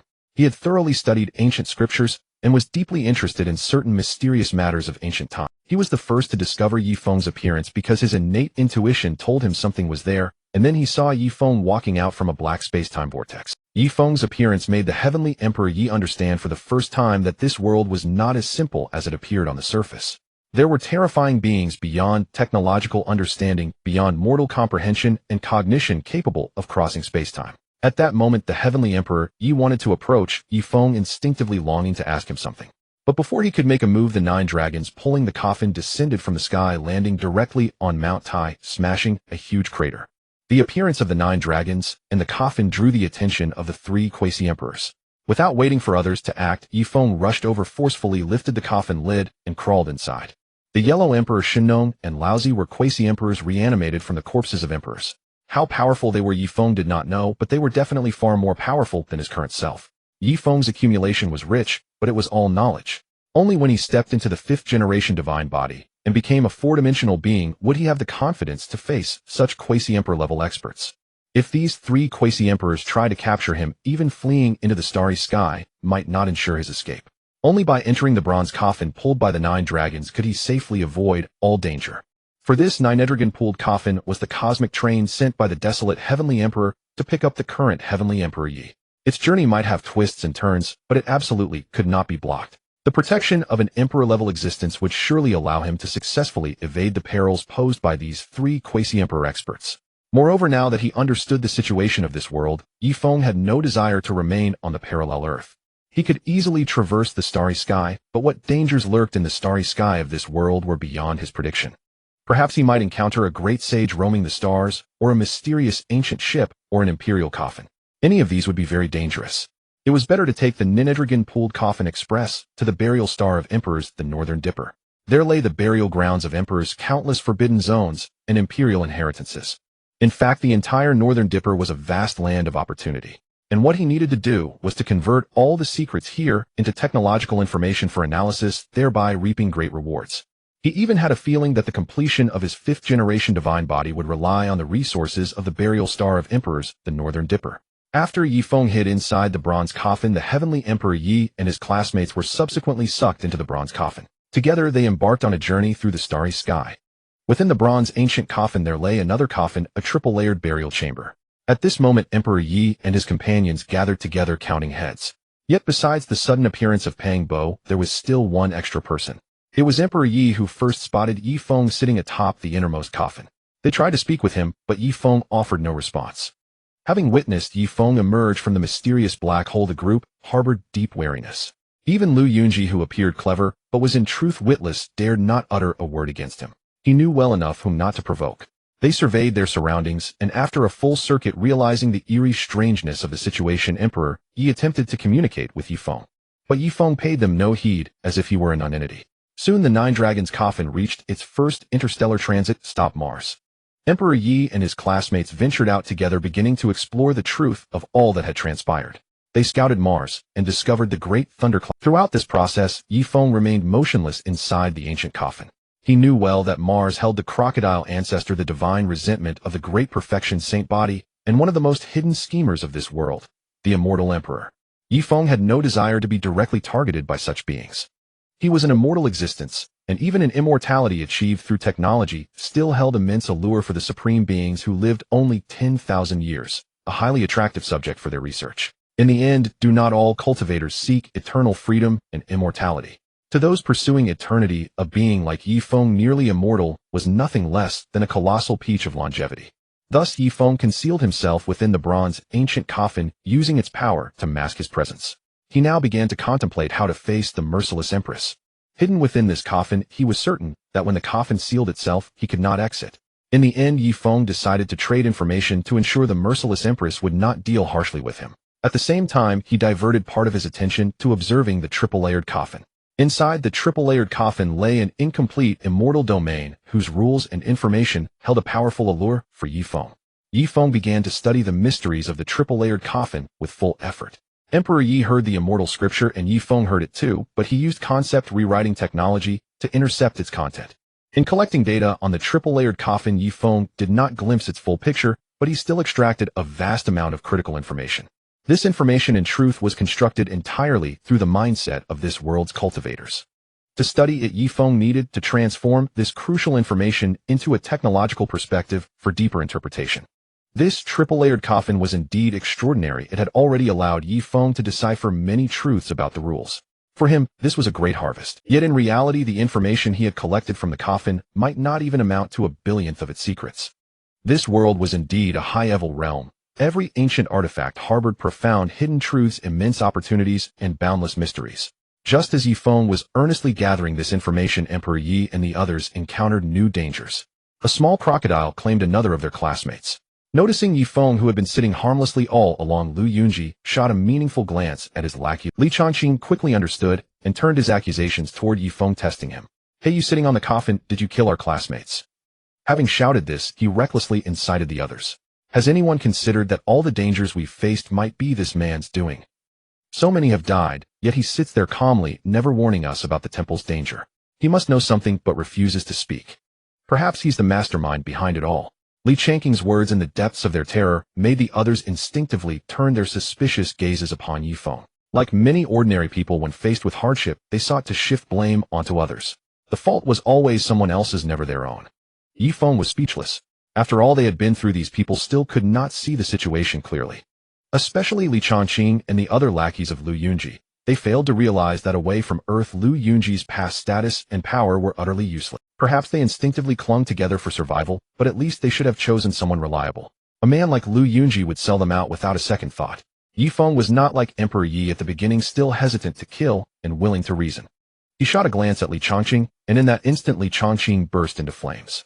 Then Lu Yunji and all his other lackeys were engulfed in fire. This technique was Yi Feng's attempt at applying the rules of flame and causality. The flames on Lu Yunji and his cronies spread through the causal link triggered by their malicious intent toward Yi Feng.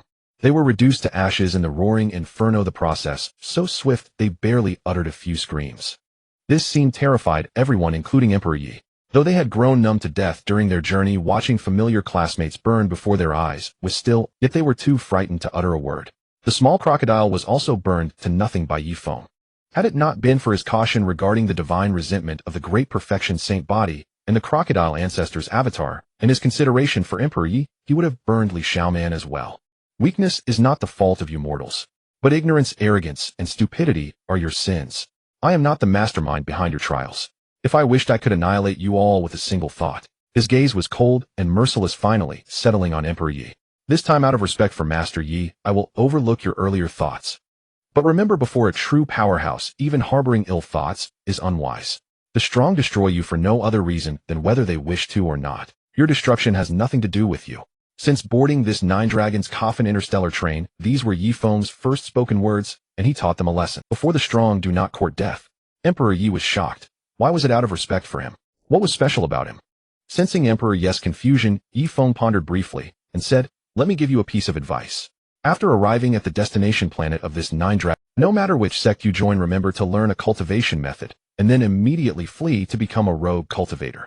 As visitors from Earth, do not harbor naive expectations about the hearts of people in the cultivation world." These words seemed directed at everyone, but Emperor Yi understood they were meant for him. Whether the others heeded them, Yi Feng did not care. "Senior, do you know me?" Emperor Yi asked. "Your future path is destined to be tortuous, treacherous, and extraordinary. I will not tell you much. But one thing I can tell you, be wary of the forbidden zones.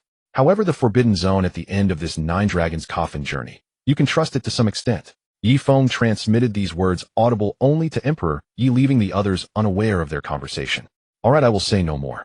Afterward, Yi Feng closed his eyes in meditation, sitting atop the coffin and devoting his full effort to extracting deeper data from the bronze ancient coffin.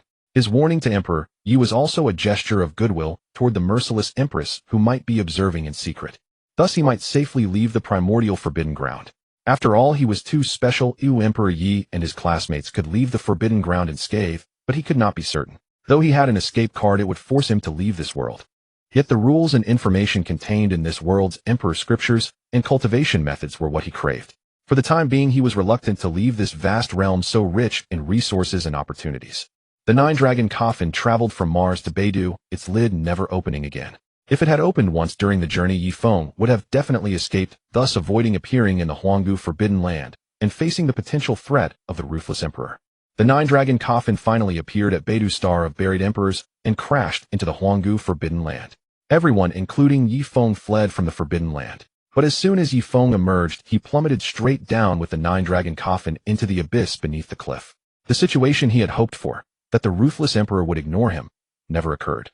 Yi Feng vanished so quickly that Emperor Yi's group had no idea whether he had escaped or gone elsewhere. In the abyss, Yi Feng was suppressed by terrifying forces, and even with his full strength, he could not break free. These forces contained an overwhelming amount of the laws of the universe. With no other choice, Yi Feng allowed the force to drag him deeper into the abyss to confront the possible appearance of the ruthless emperor. If real danger emerged, he would activate the world crossing card and flee to another world. Soon Yi Feng landed on a stone platform in the deep abyss where the force straightened his body and set him upright. Then a woman dressed in white, wearing a mask that seemed both weeping and laughing, appeared before him. "The path you walk is different from ours. It is not the way of cultivating the body as a seed." The moment he saw her, he realized that the masked figure before him was the ruthless emperor, the most talented and brilliant great emperor across. Even though he was a peak-level powerhouse of the fourth generation before her, he felt as insignificant as an ant facing the vast Mount Tai. He had not felt such profound weakness for countless years. The imprint of laws on her body was like a galaxy of stars, both dense and profound, far beyond the comprehension of a novice like him who had only just begun to understand the principles. At present, Yi Feng was at most comparable to a Sage King-level expert.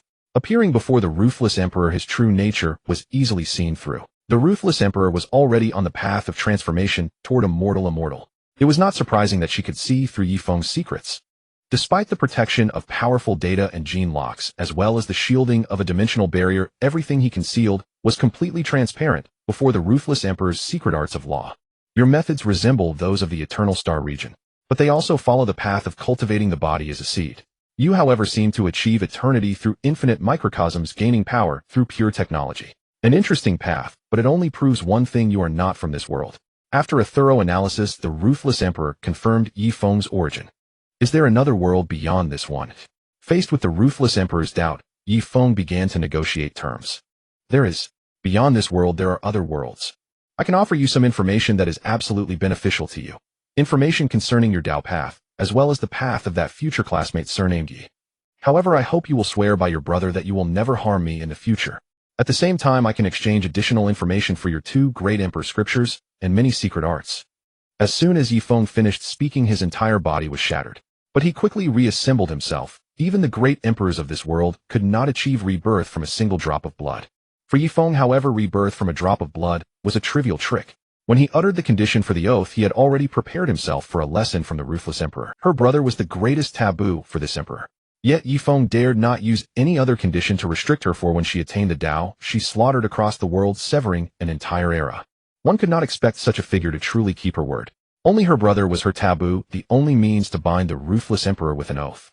Your technological methods are extraordinary, far surpassing our healing secret arts. Moreover, you seem to know who I am, my secrets, and the secrets of this world. But if you want me to swear an oath, you must at least tell me one useful piece of information. After seeing that her strike did not kill Yifeng, the ruthless emperor instead became convinced of his abilities. Alright, to gain your trust, I'll share one piece first. It will definitely be useful to you. Yifeng decided to reveal some information. The 9-dragon coffin you sent to pick up this Yi is actually the 3-life copper coffin, containing a great secret that transcends the ages. Inside its innermost small coffin lies the incomplete immortal realm. The only treasure that can now evolve into a true immortal realm.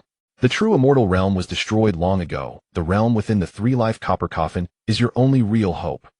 I can also offer an extra piece of information. The Azure Emperor attempted to evolve an immortal realm within the Barren Tower, but that path is destined to fail. The information Yifeng revealed shocked even the ruthless emperor. Throughout the ages, countless supreme beings, ancient emperors, and great emperors in pursuit of immortality and the path to becoming an immortal did not hesitate to cut themselves and seal themselves for eons. Yet this Yifeng told her that the immortal realm had long collapsed and the true immortal realm was actually within this 3-life copper coffin. She carefully sensed Yifeng's mental fluctuations and confirmed that at this moment he was not lying. This was even more astonishing. How many secrets of this world did this fellow know? She had studied the 3-life copper coffin meticulously and could verify that what Yifeng said was likely true. After a moment of thought, the ruthless emperor, being decisive, actually swore by her brother that as long as Yifeng's words were true, she would not harm him. Hearing the ruthless emperor's somewhat compromised oath, Yifeng did not press further. Such a condition was already sufficient for him. All the paths to immortality are false. Those dark supremes are destined to face illusions. On the contrary, these paths to immortality are laid with terrifying traps. The undying celestial emperor is the mastermind behind it all, hunting them down and using their flesh and blood to fuel his own transformation. The grand emperor died precisely because he was hunted by the undying celestial emperor. The path you are on now is correct. A great emperor must not cut themselves. They can only continuously transform, generating undying substances within themselves, accumulating and transforming life after life. After 9 lifetimes, they can become an immortal by themselves, fully evolving into undying matter. Such an immortal attaining the Tao in the mortal world is called a mortal immortal. Furthermore, the Wuxia Emperor is still alive, living in a world adjacent to this one. That world contains undying substances granting longevity. And the Emperor revered is also alive, orchestrating an eternal scheme to completely devour this world, using everything within it to elevate himself. Moreover, above mortal immortals are immortal kings, above immortal kings are quasi-mortal emperors, and above quasi-mortal emperors are immortal emperors. Only above immortal emperors can one perceive the truth of the endless changes of the ages. If one becomes a quasi-mortal emperor, they can ascend the river of time. If one breaks through to above immortal emperor, they can treat the entire space-time world as a plaything, and resurrecting someone is not a difficult matter. At the same time, that certain Yi will also be a future mortal immortal and an important ally for you. Yifeng revealed a great deal of crucial information to the ruthless emperor in one breath. He said this with his own purposes in mind. One was to give the ruthless emperor hope to revive her heart from its desolation and to provide her a driving force. If the ruthless emperor exerted her power, she might be able to hold back the undying celestial emperor, the emperor revered, and others. If she could also contact the Wuxia emperor, it would be even more perfect. With these figures at the top restraining the behind the scenes powerhouses, Yifeng would have a safer environment to operate in this world. These messages are indeed useful to me, and I will verify them. The ruthless emperor's attitude softened. She naturally saw that Yifeng's revelation of this information was also a hope that she could restrain those fellows. She also discerned an important piece of information in the future. She would likely have attained the Tao as a mortal immortal, or even achieved the level of an immortal king. It seemed this fellow had more confidence in her than she did in herself. The ruthless emperor then transmitted the heaven-devouring demon art, the undying celestial art, and many secret arts she had created to Yifeng. Among them were such esoteric techniques as one thought blossoms, sovereign over the world, and myriad transformations immortal art. Yifeng, after a moment's thought, transmitted to the ruthless emperor the knowledge he had recorded about dimensions, as well as rule information related to time-space destiny and causality. He provided the information in a technological description which required the ruthless emperor to comprehend and transform it on her own. Yifeng's purpose in doing so was to make the ruthless emperor even stronger. Only a powerful ruthless emperor would allow him to operate more comfortably in this. After completing the transaction, the ruthless emperor waved her hand and tossed Yifeng outside the Huanggu Forbidden Land. If possible, take care of him for me. Of course, the hardships he must undergo still need to be experienced. The ruthless emperor sent one last message. And this, him, naturally referred to emperor. What a peculiar world. After emerging from the Huanggu Forbidden Land, Yifeng harnessed the power of the rule engine, witnessing the dense interwoven chains of order formed by the rules of heaven and earth, which enveloped the entire Zondi star. The whole realm lay under the suppression and seal of this rule-based power. Yet this was also a form of protection. He turned to look back at the Huanggu Forbidden Land, only to find it seemed like a foreign object within the vast cosmos, existing in a state of severance from the rest of the world. Moreover, the entire Huanggu Forbidden Land possessed an exceedingly high level of existence, having formed its own independent universe, and in certain aspects it surpassed the real universe by several tiers. After observing the cosmic structure, Yifeng made his way toward the mortal world. Here everything was no different from the many worlds he had experienced. The strong bullied the weak, and the weak bullied the even weaker, with everyone oppressing one another. The relatives of cultivators among the mortals were regarded as supreme beings, free to bully whomever they pleased. The common people had neither the capital to resist nor the ability to fight back. Mortals were forever beasts of burden, with no chance of change. This was a world where bloodline reigned supreme. The descendants of cultivators were mostly cultivators, and the descendants of mortals were mostly mortals. It was a world where the common masses had almost no room for upward mobility. The rise of someone like Emperor Yi was possible only because behind him stood a ruthless emperor who had already ascended through the agony of shattered bones and blood. Walking through the mortal realm, Yifeng realized that the oppression of the world by sacred lands and aristocratic families was no different from the devouring of all beings by the Dark Sovereigns. The only distinction was that the latter's scope was larger, making it appear more sinister. The methods of the sacred lands and families were smaller in scale, thus less conspicuous, but their essence was equally evil. He suddenly understood why the ruthless emperor had never intervened in the dark movements or the suffering of mortals. Because in essence, all beings were the same. None of them were truly good. Perhaps in the eyes of this world, all beings referred only to those cultivators who practiced the Tao of the body as the seed. Mortals were mere ants. How could they be considered all beings? After witnessing the true condition of the lower strata of this world, Yifeng lost all interest in interfering with its dark turmoil. In his past life, when he read this story, he had deeply sympathized with the suffering of the masses. But having truly traveled through the mortal world once, he discovered that man's predation on man was even more sinister, real, and terrifying at the bottom. Originally, he had intended to follow his heart and conscience, even considering intervening in the affairs of this realm. But now he no longer wished to. He felt that being instantly devoured by the Dark Sovereigns was but a momentary pain. Yet under the world order constructed by cultivators, the lifelong suffering they endured was a true sea of bitterness devoid of hope or future. As he traveled, Yifeng deciphered the information from the ruthless emperor's arts, the devouring heaven demonic art, and the unaging heaven art, and transformed them into knowledge from a technological perspective. His current destination was the tomb of the demon emperor. Yifeng only flew when crossing wilderness. In areas inhabited by humans, he generally walked. This allowed him to witness the true state of the human race in this world. His ability to read information enabled him to perceive many events that Emperor Yi, when experiencing the mortal world, could not see. His other information observation perspective kept a constant watch on Emperor Yi. When Emperor Yi opened his bitter sea and unexpectedly encountered the emergence of the Demon Emperor's tomb during an adventure, Yi Feng also arrived there.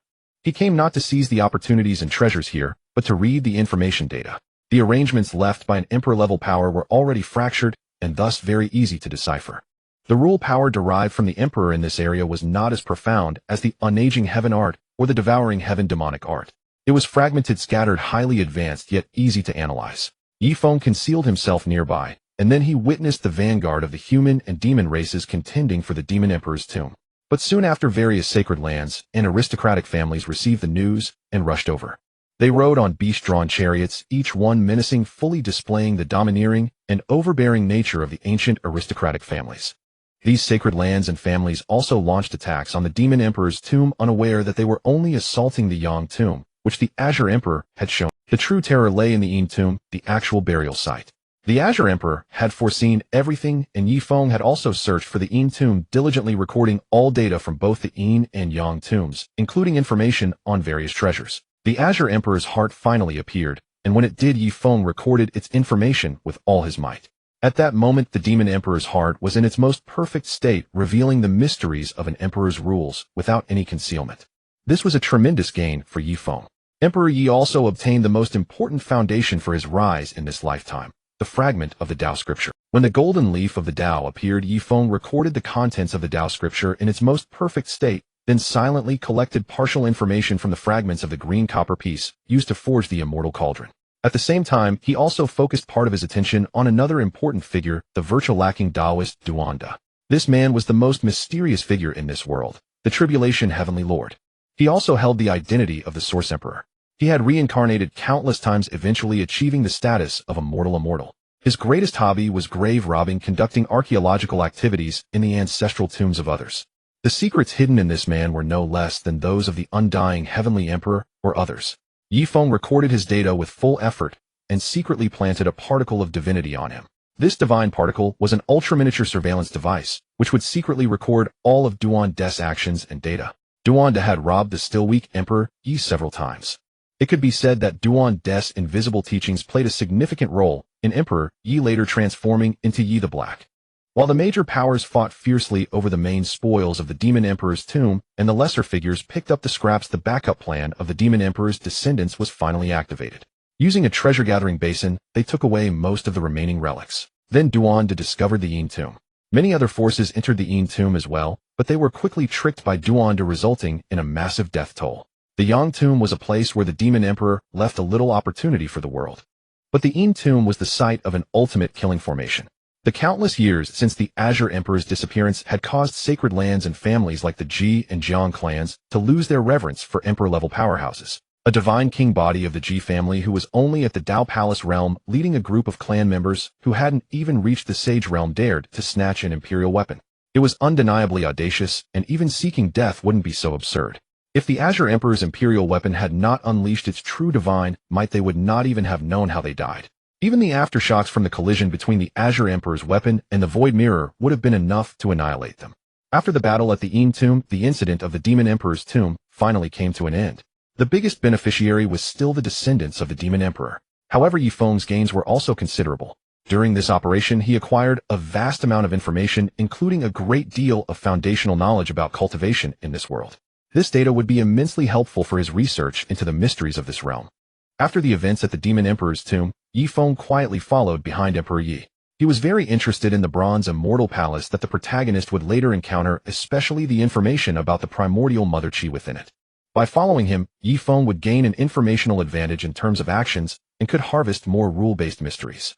At the same time, he could also fulfill the ruthless emperor's request by covertly lending a helping hand to Emperor Yi. Yi Tian's early journey was fraught with hardship.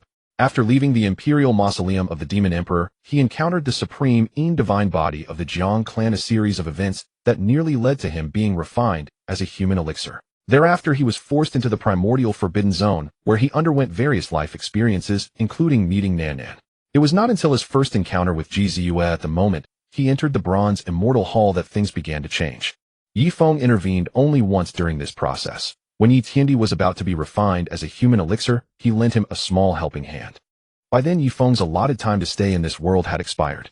He had to stack multiple opportunities for cross-world travel to extend his prolonged residence here.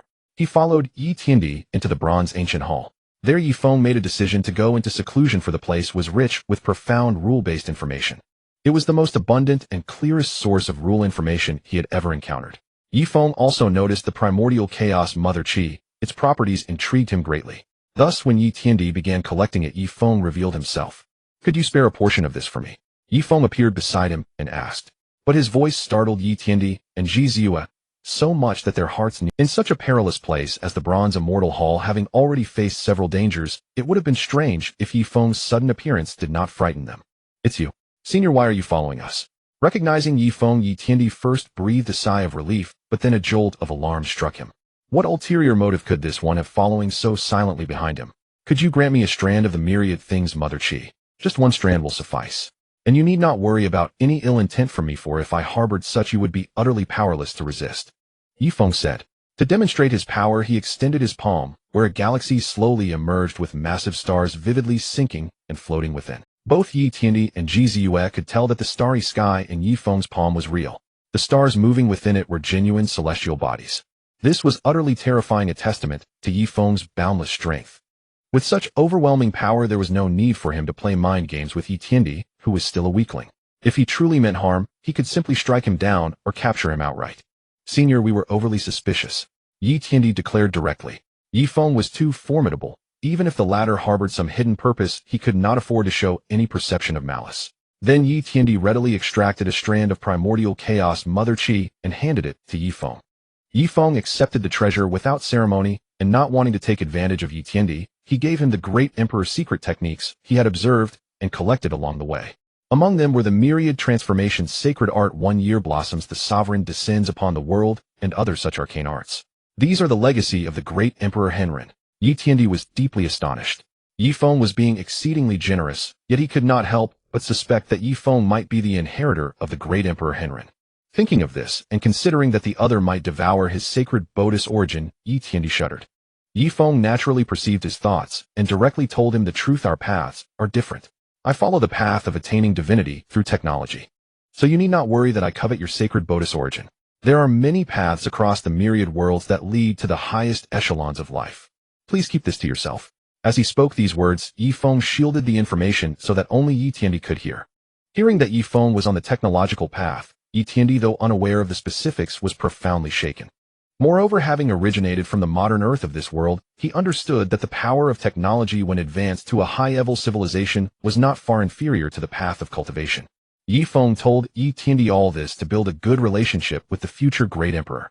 In the future, he might travel to the later timeline of this world or to the era of perfection. There, if he encountered Yi Tiandi who had come against the flow of time, this good relationship would yield him even more. After conversing with Yi Tiandi for a while, however, there was little exchange between him and Ji Ziyue.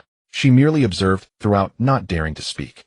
She was clever, understanding that the mighty Yi Feng only valued Yi Tiandi, and paid her no heed. She must not provoke him.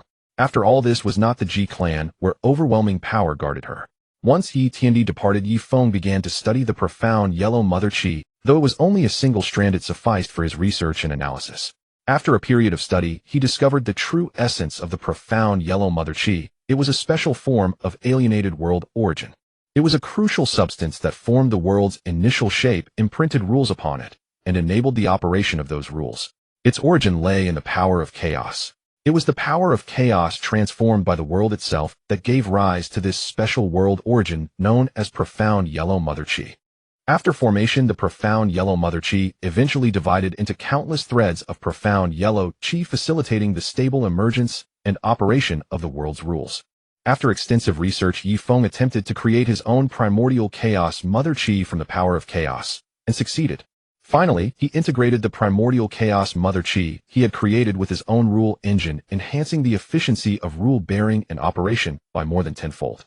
At the same time, through this study of the profound yellow Mother Qi, Yi Feng completed the calculation and analysis of crucial data regarding the world's origin. He also gained a fundamental within category clear understanding of the countless complex types of origins that constitute a world. The knowledge accumulated from this research propelled his progress in creating the 5th-generation divine body to 90 completion. After finishing his study of the profound yellow Mother Qi, Yi Feng began to meticulously analyze the entire Bronze Immortal Hall. This structure originated from the hands of the desolate emperor and might even possess a more ancient lineage. The bronze immortal hall itself had reached the legendary immortal level, perhaps even higher. It bore the historical imprints of countless cultivators, and these traces, along with the mysteries inherent in the hall itself, contained numerous rule-based information. Yifeng then spent a great deal of time collecting and analyzing this information. The rule information stored in his rule engine grew ever more abundant, and his understanding of various rules reached the threshold of mastery. This time, Yifeng's gains were no less than those from his study of the profound yellow mother chi. Additionally, he collected the blood-colored immortal character and some drops of the great Emperor Henrin's blood. He also analyzed its genetic and rule-based information. Having previously decoded the heart of the Azure Emperor, his progress this time was also significant. From the great Emperor Henrin's blood, Yifeng perceived a great deal. But the affairs of the world are always fraught with uncertainty. Just as he continued his research on the Bronze Immortal Hall, the cultivators outside, nearing the end of their lifespans, began to enter the Bronze Immortal Hall. This triggered a reaction from the hall, which ultimately ejected. Yifeng killed those interlopers and then sank deep into the earth of the Big Dipper, vanishing from. Seeing such a perfect research subject disappear, Yifeng was nearly furious. If the Bronze Immortal Hall had not killed those people, he would have personally destroyed the ones who ruined his opportunity. The Bronze Immortal Hall undoubtedly possessed its own intelligence. Since it had vanished, finding it again would not be easy. Next, Yifeng decided to explore a special region for new research, the Fire Domain. The Fire Domain of the Big Dipper was the dwelling place of an immortal flame. This immortal flame possessed immense power. Even its residual might was enough to deter the formidable cultivators of this realm, keeping them at bay. After arriving, Yifeng meticulously observed the information within the Fire Domain. He then gathered a vast amount of residual data on artifact forging, yet he only obtained superficial insights into the rules governing the flame itself. The deeper mysteries remained entirely beyond his comprehension. The immortals of this world far surpassed the limits of what he could currently interpret. Thus, Yifeng decided to disregard everything else and focus solely on collecting the forging-related information here, analyzing and studying it.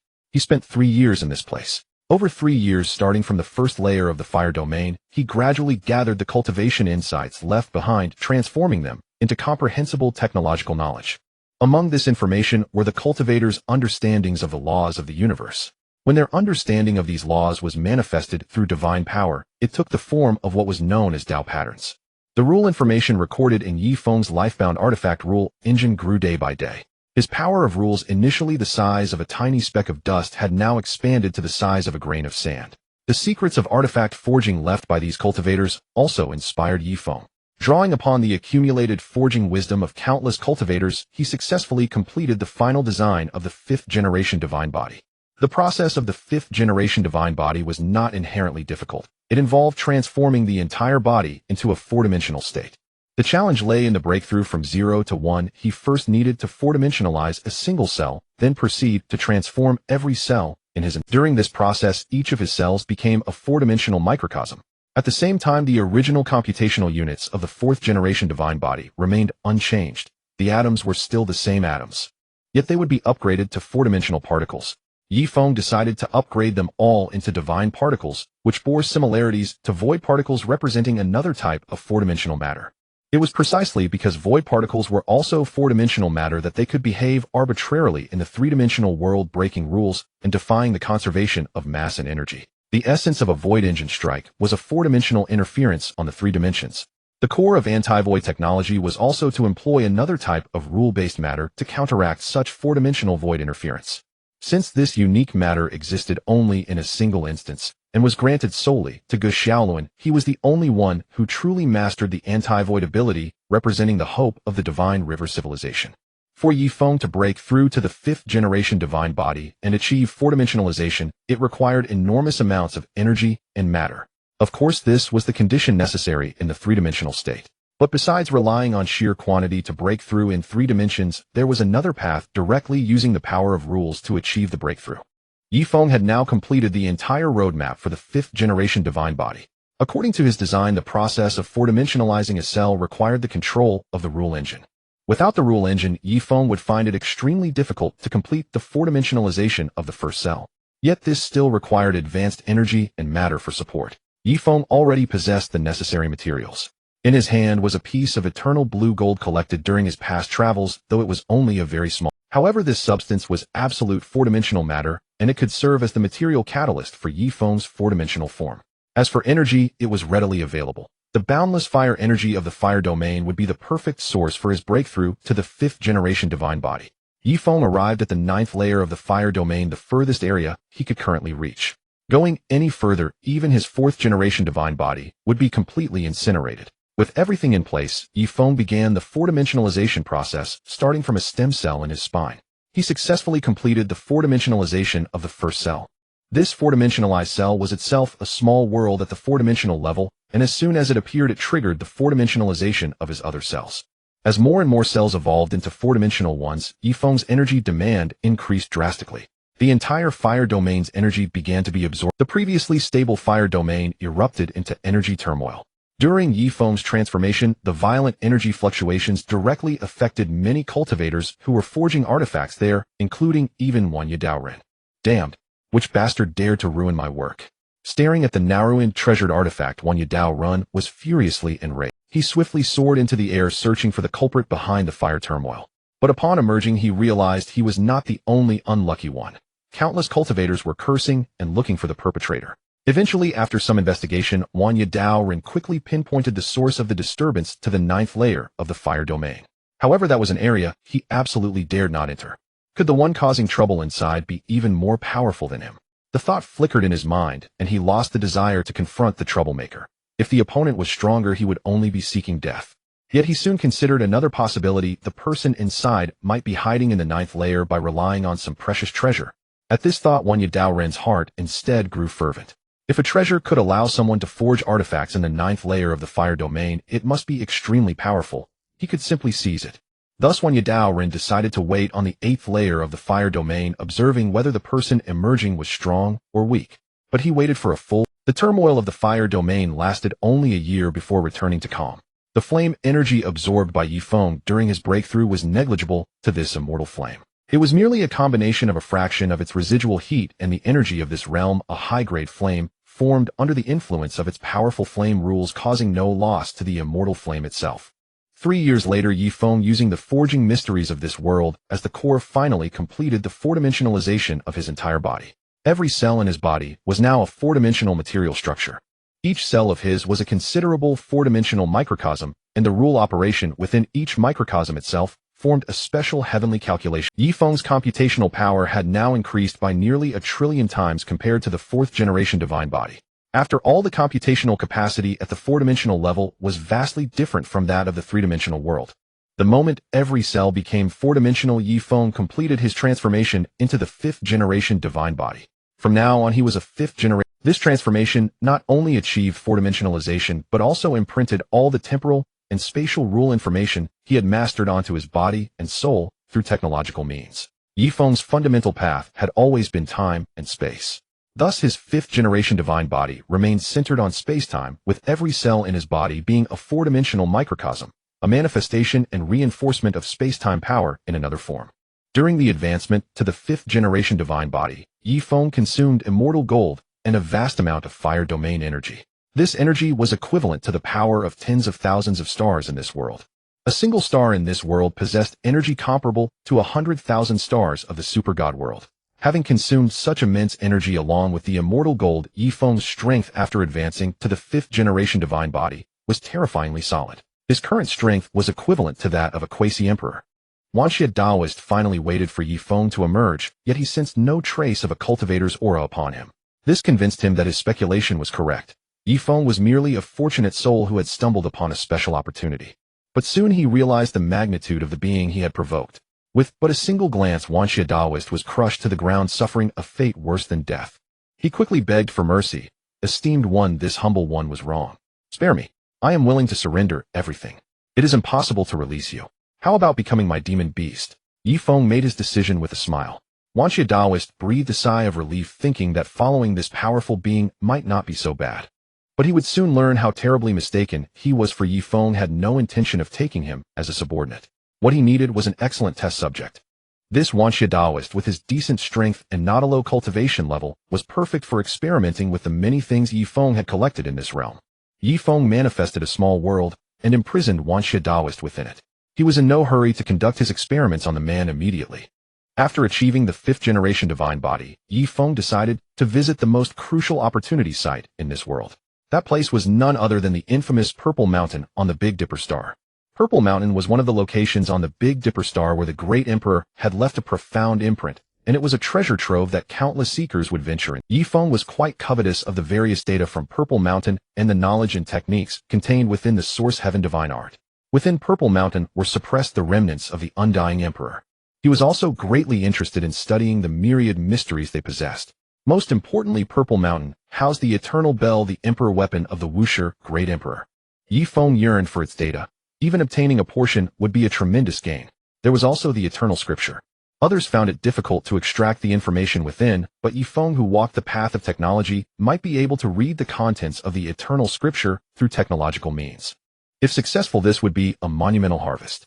Purple Mountain was a vast treasure trove awaiting development. Now that Yi Feng had achieved the 5th-generation divine body possessing quasi-emperor level combat power, along with the neutron war star, he had the strength to explore and develop these treasures. But before that, Yi Feng decided to intercept the special opportunity first. The Leaf Fire Furnace. This was the divine weapon of the Hongyu Great Emperor before his enlightenment, standing between a quasi-emperor weapon and an emperor weapon surpassing the former.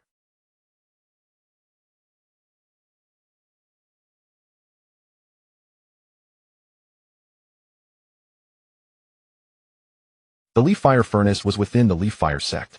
Yi Feng arrived there and easily suppressed them all with mere telekinesis. However, he did not annihilate them, but chose to capture them alive. These cultivators were excellent test subjects, very useful for experimenting with the Tao and laws of this world, and even the mysteries of those curse-level powers. For example, the Red Hair Curse on the Source Heaven Masters. Yi Feng had always been curious about the essence of this power and was eager to study it. Everyone, I will not kill you. As long as you cooperate with me in the future, I will spare your worthless lives. Yi Feng broke the legs of all members of the Leaf Fire sect and threw them into the small world where Wanxia Daoist was confined. As cultivators, they could quickly recover from such injuries. After annihilating the entire Leaf Fire sect, Yi Feng successfully obtained the greatest opportunity of this faction, the Leaf Fire Furnace. The Leaf Fire Furnace, being a treasure second only to an emperor weapon, had now entered a state of dormancy due to insufficient power. The Leaf Fire sect had never understood the true value of the Leaf Fire Furnace and could not unleash its real wonders. After obtaining it, Yi Feng directly gathered the solar energy from the Big Dipper star, channeled the endless flame power of the sun through a special space-time passage, and infused it into the Leaf Fire Furnace, fully activating this artifact. Yi Feng then conducted a simple study of it. He used his telekinesis to control this quasi-emperor weapon and read the imperial laws of the Hongyu Great Emperor within, his understanding and application of the rules. With the Leaf Fire Furnace in hand, Yi Feng faced Purple Mountain with greater confidence. He then arrived at the location of Purple Mountain. Yi Feng did not disturb the descendants of the Source Heaven Master in the village outside Purple Mountain. He had no need for any stone skin. After circling the massive Purple Mountain to record data on its terrain and energy dispersion, Yi Feng successfully found the passage that the Heavenly Emperor Yi had used to enter the interior. He had no intention of blasting his way into Purple Mountain, as that would undoubtedly provoke the Eternal Bell's counterattack. Through a mine tunnel, Yi Feng successfully reached the first barrier of Purple Mountain, the Yinyang Eyes. This was a terrifying terrain, but it was only formidable for ordinary cultivators. To Yi Feng, the Yinyang Eyes were just so-so. However, the formation of this terrain contained unique rule information. Yi Feng did not rush forward, but carefully studied its rule mysteries, ultimately obtaining balanced solar and lunar rules. But the Yinyang rules he was familiar with did not exist. At this point, Yi Feng finally discovered a peculiar problem with this world. The Big Dipper star of this world seemed to lack Yinyang rules, and even more so balance rules. The Yinyang rules and balance rules that inevitably existed in other worlds appeared absent in the Big Dipper region of the Covering the Sky world. Yi Feng also failed to capture any traces of Yinyang rules or balance rules in the surrounding heaven and earth. Some might say that this world had the Yinyang sect, but their doctrines did not involve true Yinyang rules. Extreme Yang extreme, Yin pure Yang pure, Yin lesser Yang lesser Yin. These rules did exist, however there were no Yin-Yang rules of mutual harmony. In this world, Yin and Yang opposed each other, but they never coexisted or truly merged. Perhaps it was not just the Big Dipper starfield, the entire world might lack them. The absence of true Yin-Yang rules might be the root cause of the Source Heaven Master's Red Hair Curse, and the Great Sage Physique's Late Life Curse. Even the source of darkness in the entire world might be related to the lack of true Yin-Yang rules and balance rules. Yi Feng looked at the Yinyang Eyes. It was merely the result of a balance between Yin baleful power and Yang baleful power, a terrain that guided the Earth's energy to create a situation where yin and yang forces were balanced. Thus it was terrifying and difficult to destroy. With his previous speculation, Yifeng decided to check after leaving the Big Dipper whether the starry sky also lacked yin-yang rules and balance rules. He needed to verify his conjecture later and see if this bold analysis could reveal the root cause of the anomalies in the entire world. Was it that these rules never existed, or had someone cut off their operation in this world? After studying the yin-yang eyes, Yifeng easily passed through them without causing any damage. In fact, he used his powerful telekinesis to freeze the entire yin-yang eyes, halting its operation, and passed through by sheer force. Beyond this point lay the true interior of Purple Mountain. Sensing the dark aura of ancient beings in the passage, Yifeng grew excited. I hope you all come out this time, so I will have plenty of research material on ancient creatures. Upon entering the depths of the Purple Mountain, Yifeng felt a faint spiritual force seemingly attempting to influence him, leading him towards certain forks in the path. He smiled gently and walked towards this location. Then he arrived at a dark area within the Purple Mountain where many ancient royal clans were sealed, trapped within the divine source. Seeing these ancient royal clans sealed within the divine source, Yifeng's expression lit up with excitement. Those inside had lured him here to devour his life essence and extend their lifespans. These ancient royal clans held immense hostility towards the entire human race. They would gladly see all humans become their slaves. Their races had all fallen on the path of humanity's rise, and the dominant race in today's world was still humanity. Although other races appeared quite strong, they were overall still minor factions. Humanity may be disunited, but the strength of its lower, middle, and top-tier fighters was extraordinarily formidable. Had it not been for some human emperors falling and becoming part of the Dark Sovereign's ranks, these so-called ancient royal clans would truly be a group of barbaric beings. They feared humanity, which was why they harbored such deep hatred. They thought Yifeng was merely a small cultivator easily lured over to vent their violent emotions. Yet they did not realize that the being they had lured was not an ordinary lamb, but a terrifying black goat capable of devouring all. With a gentle wave of his hand, a powerful telekinetic force suppressed the consciousness of these ancient clans, forcibly sealing their thoughts. Unable to think, they naturally fell into the slumber that Yifeng desired. Yifeng then captured all of these ancient clans he had controlled who had yet to break free from their seals and tossed them into the small world he had created.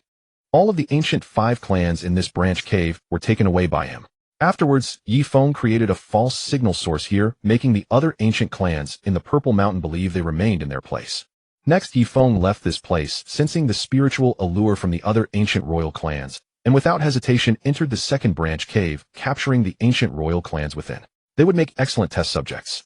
Even if they were not used as experimental subjects, being pets in a neutron worship park was also quite good. Regardless, Yifeng could render their thoughts dormant, leaving only their obedient biological instincts. Thus, as Yifeng journeyed, he delivered a state of mental dormancy to these ancient royal clans, providing them with eternal warmth and peace. At the same time, he would thoughtfully collect all their treasures, including sources, sacred weapons, scriptures, and elixirs. As he walked, he left nothing behind. Moreover, it was not Yifeng who actively sought them out. Rather, these ancient royal clans had enthusiastically invited him to their doors. Yifeng did not kill anyone, nor did he engage in battle, yet he collected a vast number of ancient royal clan test subjects. After progressing for quite a while, the false signals created by Yifeng had served their purpose, not startling the ancient royal clans sleeping deep within the Purple Mountain, especially those under the command of the Undying Emperor. He continued forward and finally arrived at the location of Jiang Shenhuang. His condition was extremely weak. Yifeng tossed a drop of divine source liquid to him, but showed no intention of rescuing him or obtaining his doozy secret. "Thank you, young friend. I wish to pass some things on to you." Jiang Shenhuang did not want the doozy secret to be lost in his hands. Seeing the other party's willingness to share, Yifeng graciously accepted the inheritance of the doozy secret. "Soon a special little fellow will come to this Purple Mountain. He is your true fated person. He will also save you. He is your opportunity, and you will be." Yifeng received the doozy secret, but did not take it seriously. He was not practicing the methods of this world, so the doozy secret would merely serve as a reference for the rule. What does this mean? Yifeng's words left Jiang Shenhuang perplexed. He could not believe that a weakling could venture into the Purple Mountain. The dangers of the Purple Mountain had caused even someone like him to falter for nearly 4,000 years, let alone others. However, before he could comprehend this, Yifeng continued onward. Soon Yifeng successfully located the Source Heavenly Book. This book could be considered the greatest aid on Yi Tiandi's path to growth, providing him with the most essential resources for his early development. Had it not been for the assistance of the Source Heavenly Book, Yi Tiandi's rise might have been much longer, and many things would have changed. Yifeng speculated that the primordial emperor might have foreseen Yi Tiandi's existence and thus could have acted in the shadows to pave the way for Yi Tian's. He did not care about the intricacies within, he was only concerned with the knowledge presented. After recording the contents of the source heavenly book, Yi Feng did not take it with him, but left it in place. Then he walked towards a newly appeared fork in the road. Here, several stronger spiritual forces were enticing him to move in that direction, where there were ancient royal clans of the Sage Realm, or even stronger. The ancient clans that could be sealed in the Purple Mountain or were qualified to enter the Purple Book were almost all royal clans. Once inside, Yi Feng saw some ancient royal clans that had broken free from their seals ahead of time. Their strength had reached the level of cutting the path, equivalent to half-step sages. Unfortunately, in front of Yi Feng, they still fell short. They could not discern Yi Feng's strength at all. They thought he was adept at concealing his aura. However, Yi Feng's bone structure was not old, lacking the aura of one who had entered old age, implying that even if he concealed his strength, his actual combat power was not formidable. Then they experienced what true despair felt like. Yi Feng was currently a 5th-generation divine body, a 4-dimensional life form, and his foundational strength had already reached the Quasi-Emperor level, equivalent to a Quasi-Emperor of 5 to 6 levels. Yet his most powerful means was not telekinesis. Through technological means and the training of fire domain powers, Yi Feng's soul power had been enhanced to the peak of the Quasi-Emperor level through technological methods, only a small step away from reaching the Emperor level of spiritual telekinesis. In the enhancement of telekinesis, he had utilized a large number of technological methods formed by the mysteries of this world. With near-Emperor level telekinesis suppression, the cognitive modification created by the concept engine and the joint efforts of the rule engine, Yi Feng instantly brought down these ancient royal clan sages, sage kings, and powerful beings at the great sage level. Then they were also packed away. Yi Feng traversed each fork, toppling each awakened ancient royal clan before they could react, packing them away as if retrieving his own belongings. Simultaneously, the scriptures, divine sources, and elixirs accumulated since the ancient era became Yi Feng's spoils of war. Yi Feng did not wish to alarm the Quasi-Emperor level powerhouses sleeping deep within the Purple Mountain. They were all true subordinates of the Undying Emperor, and disturbing them could attract the Undying Emperor's attention. Thus, he continued to observe these ancient royal clans, toppling them before they realized something was wrong. Yi Feng also noticed the Undying Divine Phoenix. Unfortunately, this little creature ran too quickly. Before Yi Feng's telekinesis reached it sensed danger and fled ahead of time. The Undying Divine Phoenix elixir had previously observed Yi Feng, and seeing its reaction, it was unwilling to follow him. It was not surprising for a being related to the Immortal King to have such acute senses. Yi Feng could only search for other undying elixirs for research in the future. After clearing out these ancient royal clans, Yi Feng finally arrived at the true core of the Purple Mountain. The primordial scripture and the imperial weapon, the primordial bell, were located here. Countless ancient royal clans were captured, an act recognized by the system as a form of brazen pillaging, with the experimental subjects also regarded as. Thus, Yi Feng received a reward from the system as feedback. Yet this time the reward was peculiar. It consisted solely of time he could spend in a large scale. The weaker ancient royal clans granted him a reward of 3 to 5 years, while the stronger ones bestowed a century or even a millennium of extension. This time within Purple Mountain, the system's reward was sufficient for Yi Feng to prolong his stay in this world by a full 1,500 years.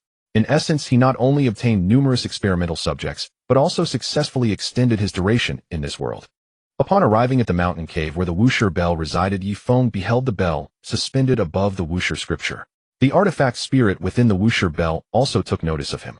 The two exchanged a silent gaze across the void. "I am not one of the Dark Sovereigns," Yi Feng declared, releasing his aura as he addressed all Dark Sovereigns who had devoured living beings bore an indelible, peculiar aura of darkness impossible to conceal.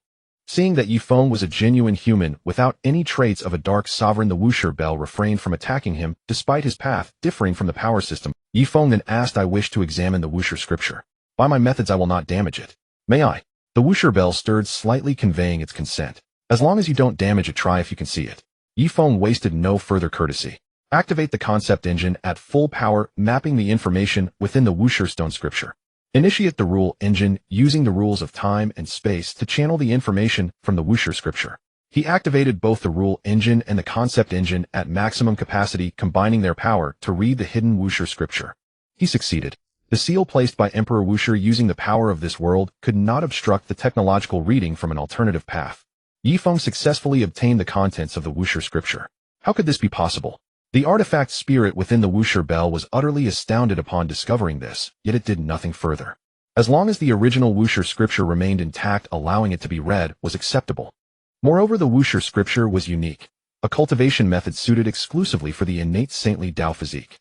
Those without this physique could only use it for reference, unable to practice it directly. Thus Yifeng obtained the wuxia scripture without incident. During this process he noticed a gaze from behind, the gaze of the Black Emperor. Yet Yifeng paid it no mind. He sat beneath the wuxia bell, delving into the mysteries of the wuxia scripture, seeking the hidden rules within. His rule engine was a growing divine artifact. The more rule information it contained, the mightier Yifeng became. The engine could directly harness that information to invoke formidable rule-based power. Simultaneously, he began collecting the residual Dao resonance left by Emperor Wuxia in this place, analyzing them. Yifeng immersed himself in study and research, unafraid of the passage of time. During his research, Yifeng occasionally entered the neutron battlestar Blood Wolf to conduct experiments on the ancient royal clans. He verified the practical effects of this world's Dao and laws on them. These experiments using the ancient royal clans as materials yielded immense gains, gradually unraveling the most obscure passages in the scriptures of this world. This also tore open an alternative path for understanding cultivation from a technological perspective. While Yifeng toiled in his research, one creature suffered greatly, the Black Emperor. This little black dog, once by Emperor Wuxi's side, had grown into a great demon of this world. Its demonic body, nourished by imperial blood, was immensely resilient. This allowed it, despite its relatively low realm, to evade most harm through sheer physical prowess. Furthermore, the Black Emperor possessed a formidable but unreliable set of Dao patterns. It watched as Yifeng sat there conducting mysterious research, while the wuxia bell remained utterly still, allowing everything to proceed. This filled it with deep concern. Was the wuxia bell malfunctioning? Would Emperor Wuxi's legacy be compromised? The Black Emperor was certain that Yifeng was powerful, but absolutely not an innate saintly Dao physique. Yet it sensed the aura of the wuxia scripture emanating from Yifeng, suggesting that he had obtained it through some means. This was something the Black Emperor could not tolerate. Though it was a shameless, thick-skinned, and morally bankrupt dog, it was also a dog of unwavering loyalty to him. The Black Emperor believed that Yifeng had used some despicable trick to influence the wuxia bell, leading to this situation. Thus it remained anxious, but found no good solution. When Yifeng's research was nearing its end, the Black Emperor finally devised a plan. It located a creature sleeping within a divine source, awakened it, and used mysterious imperial Dao patterns to lure the ancient being to Yifeng. This ancient being was a pinnacle-level great sage. Yet the Black Emperor underestimated Yifeng's power. The sight of this pinnacle great sage brought joy to Yifeng. Rule engine, activate rule confinement. That pinnacle great sage became an experimental subject for testing part of the rule. The pinnacle great sage of the ancient royal clan was successfully immobilized on the spot. Even he had not anticipated that this strangely auric being was so formidable, at least a quasi-emperor. From a distance, the Black Emperor watched as Yifeng approached, scrutinizing the pinnacle great sage as if appraising merchandise. Then with a gentle tap of his finger, the great sage vanished from the scene. The Black Emperor realized a grave truth. Yifeng was likely a quasi-emperor, or even something more powerful. Yet as it pondered, it saw Yifeng glance in its direction with a faint smile. This terrified the Black Emperor, who swiftly activated its teleportation patterns. Yifeng's current strength had soared immensely. Not only could he easily handle a pinnacle great sage, but even a newly ascended quasi-emperor would be within it. After finishing his study of the wuxia scripture, Yifeng fused the rule information gleaned from it, and from the ancient royal clans, into the rule engine. The more rule information, the mightier the rule engine. Combined with his fifth-generation divine body, the concept engine, and the rule engine, Yifeng could unleash power equivalent to the eighth or even ninth heaven of the quasi-emperor realm. In short, the harvest from Purple Mountain granted Yifeng a qualitative leap in power. From this moment on, aside from great emperors and those at the level of earthly immortals, he feared no being in this world. Yifeng could now boldly stir up trouble in this world. Yifeng's research was nearing the completion of its initial phase. At that very moment, another figure entered the Purple Mountain clad in a stone garment. He navigated the peril of the Yin-Yang Eye and finally ventured into the depths of the Purple Mountain, embarking on an expedition there. Fortune smiled upon this individual, for he encountered none of the legendary perils. The dangerous, half-awakened ancient royal clans had all become Yifeng's experimental subjects. With these obstacles removed, the man's progress accelerated considerably. He successfully obtained the doozy secret from divine King Jiang and acquired the source heaven scripture, reaping great rewards. He finally arrived at the deepest part of the Purple Mountain, where he beheld the wuxia bell, the wuxia scripture, and Yifeng, who had been conducting his research there. The newcomer was none other than the Heavenly Emperor Yi. "Senior, it's you."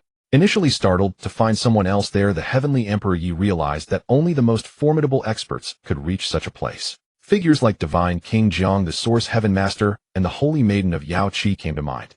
He had feared encountering some terrifying powerhouse, but to his surprise it was an old acquaintance, Yifeng, whom you were destined to come here. You have obtained the source heaven scripture, which is good. Your sacred body requires resources for cultivation, and the curse of the sacred body will weigh heavily upon you.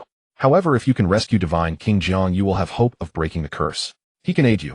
Yifeng paid no heed to the heavenly emperor Ye's shock and offered him guidance. You intend to create the most powerful emperor scripture, merging the strengths of all emperor scriptures. That path is feasible, but only you can accomplish it. I also have some techniques here that I can teach you directly. One more thing, if you ever encounter a fellow named Wang Tung, do not let him escape. He possesses not only the inheritance of the Chaos Ancient Emperor, but also the Qinzi secret, which will be of immense help to you. On his person are not only the legacy of the ancient Chaos Emperor, but also the Qinzi secret. This will be a tremendous boon for you. The Heavenly Emperor Yi never imagined that all his past experiences had been foreseen by Yifeng, who even outlined the most optimal path for his future. He did not know whether this esteemed senior had glimpsed the future, but he sensed that Yifeng harbored goodwill toward him. Yifeng imparted portions of the imperishable heavenly art, the devouring heavenly art, and the ruthless person's secret techniques to the Heavenly Emperor Yi, enriching his accumulation. Thereupon the Heavenly Emperor Yi used the Emperor Jade to activate the formation and departed. After his departure, Yifeng remarked to the secretly observing Black Emperor, "This man is the sacred body. The heir to the Wuxia Emperor you long for must be found in him. Furthermore, if you wish to achieve greatness, staying by his side is your only chance." The Black Emperor, hidden in the shadows, was also startled. He had not expected that this mysterious figure had long been aware of his presence and was now willing to offer. At that moment, the Black Emperor finally understood a crucial point. The Wuxia bell did not obstruct Yifeng, indicating that Yifeng was aligned with the Wuxia Emperor, or at least benevolent. After some deliberation, the Black Emperor decided that securing an heir for the Wuxia Emperor was paramount. Consequently, he immediately slipped out through another secret passage in the Purple Mountain and covertly followed the Heavenly Emperor Yi. Yifeng, meanwhile, continued his research within the Purple Mountain. Before long, he completed the first phase of his study, but at that time activity arose outside the numerous sacred lands armed with emperor weapons were assaulting the Purple Mountain, seeking to claim its legacies and opportunities. However, although the Purple Mountain no longer housed the general ancient royal thrones, the slumbering subordinates of the undying celestial emperor, a group of quasi-emperors, still remained. Yifeng decided to leave them be for the time being, allowing the sacred lands to taste defeat. He then quietly departed the Purple Mountain, passing through the encirclement of the sacred lands, as if they were nothing, completely unnoticed. After leaving the Purple Mountain, Yifeng set his sights on another mysterious secret realm on the Beidou Star. But before that, he needed to borrow something. Yifeng began wandering the eastern wastelands, secretly employing technological methods to search for the aura of the demon race. He located dozens of hidden small worlds belonging to the demons. Yet none matched his target until he reached a desolate corner at the southernmost tip of the eastern wasteland's southern region, where he successfully found a demon small. Yifeng infiltrated it with ease and directly confronted the descendant of the Green Emperor, the current demon princess Yen Ryu. "May I ask the purpose of this senior's visit?" Seeing Yifeng appear before her out of thin air, Yen Ryu was on high alert and immediately summoned the Emperor weapon, the chaotic green lotus, for defense. She understood clearly that this mysterious figure, whom she could not fathom, had breached the demon clan's array barriers with such ease. He must be an unparalleled powerhouse, perhaps mightier than all the experts in the entire small cave heaven combined. As for my purpose, consider it a collaboration. And there's no need to summon anyone, even a saint is but an ant before me. If not for your Emperor weapon, which can help me resolve certain troubles, I would not have sought you out. Yifeng stated bluntly, and with a wave of his hand he suppressed Yen Ryu, who held the Emperor weapon, the chaotic green lotus. At that moment, the spirit of the chaotic green lotus voluntarily emerged, informing Yen Ryu that the human before her was a quasi-emperor. Though the Emperor weapon, the chaotic green lotus, was immensely powerful, Yen Ryu had not even reached the immortal terrace, making her unable to unleash its true. She had little means to resist Yifeng unless she expended a vast amount of divine source to activate the Emperor weapon. However, she lacked such resources, and any divine source she had was used for cultivation. "May I ask what collaboration this senior intends?" Sensing that the suppression had been lifted, Yen Ryu calmed herself and inquired. "I intend to venture to the sacred cliff. The other treasures there are of little account to me, but within lies a divine incarnation of the undying celestial emperor. I need the power of the chaotic green lotus to contend with him. The demon clan may send 3 members, any more, and I cannot guarantee their safety. As for the benefits you reap from the sacred cliff, that depends on yourselves." Yifeng revealed his objective. His purpose in coming was to seize the various opportunities on the sacred cliff, particularly the mysteries of the reincarnation lake, the immortal flying waterfall, and the soul pool. The sacred cliff was a section of mountain that the great successor sacred body had once cut from the forbidden immortal mountain. It had once been the dojo of that. Yifeng was confident in dealing with the other monsters within, but he was less certain about facing the undying Taoist. Thus, he needed an emperor weapon for support, which led him to approach Yen Ryu to borrow the chaotic green lotus. The undying celestial emperor was a formidable existence comparable to the Dark Sovereigns. However, his current state was poor as he was suppressed by the Wuxia emperor using the investiture of the gods. With the assistance of the chaotic green lotus, Yifeng might be able to completely suppress the undying Taoist, perhaps even annihilate him. After all, technological means always hold a greater advantage in destruction. Do we have any choice but to refuse? Upon hearing mention of the sacred cliff, Yen Ryu instinctively wished to avoid it. Learning of the undying celestial emperor's divine incarnation within made her even more reluctant. No, Yifeng naturally adopted a forceful stance. The chaotic green lotus was the most convenient emperor weapon for him to borrow at this time. Yen Ryu, backed by the entire demon clan, had to consider the welfare of her people, compelling her to yield to Yifeng's coercion. Though Duanda possessed the lid of the devouring demon pot, and the northern bandits had the pot body of that same ruthless emperor weapon, Yifeng was reluctant to entangle himself with the enigmatic Duanda. This man had lived through too many lifetimes, continuously reincarnating, and who knew what secret contingencies he had hidden. His predecessor, the Nether Emperor and founder of the Netherworld, was also a man fond of studying all manner of strange things. He had even directly established the Netherworld as a special force. What if the Nether Emperor took an interest in Yifeng, fully awakened, and sought to study him? After all, Yifeng was not bound by the 10th ascendier lifespan limit of an emperor. In this world, following the path of technology, Yifeng was immortal. Compared to other emperor weapons, the chaotic green lotus involved the least trouble. After all, the current Green Emperor was still trapped within the desolate pagoda, evolving his own vision of the immortal domain, utterly unable to escape. Compared to other Emperor weapons, the chaotic Green Lotus carried the least complications.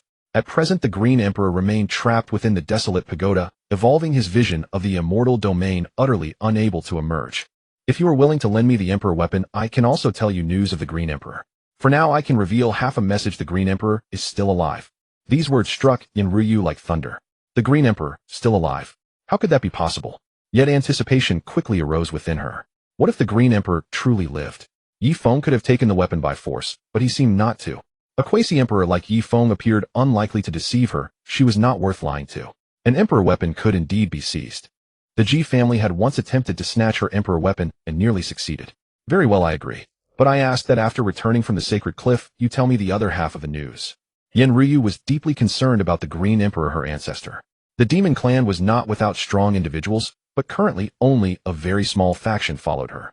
The other demon clans were fragmented and acted independently.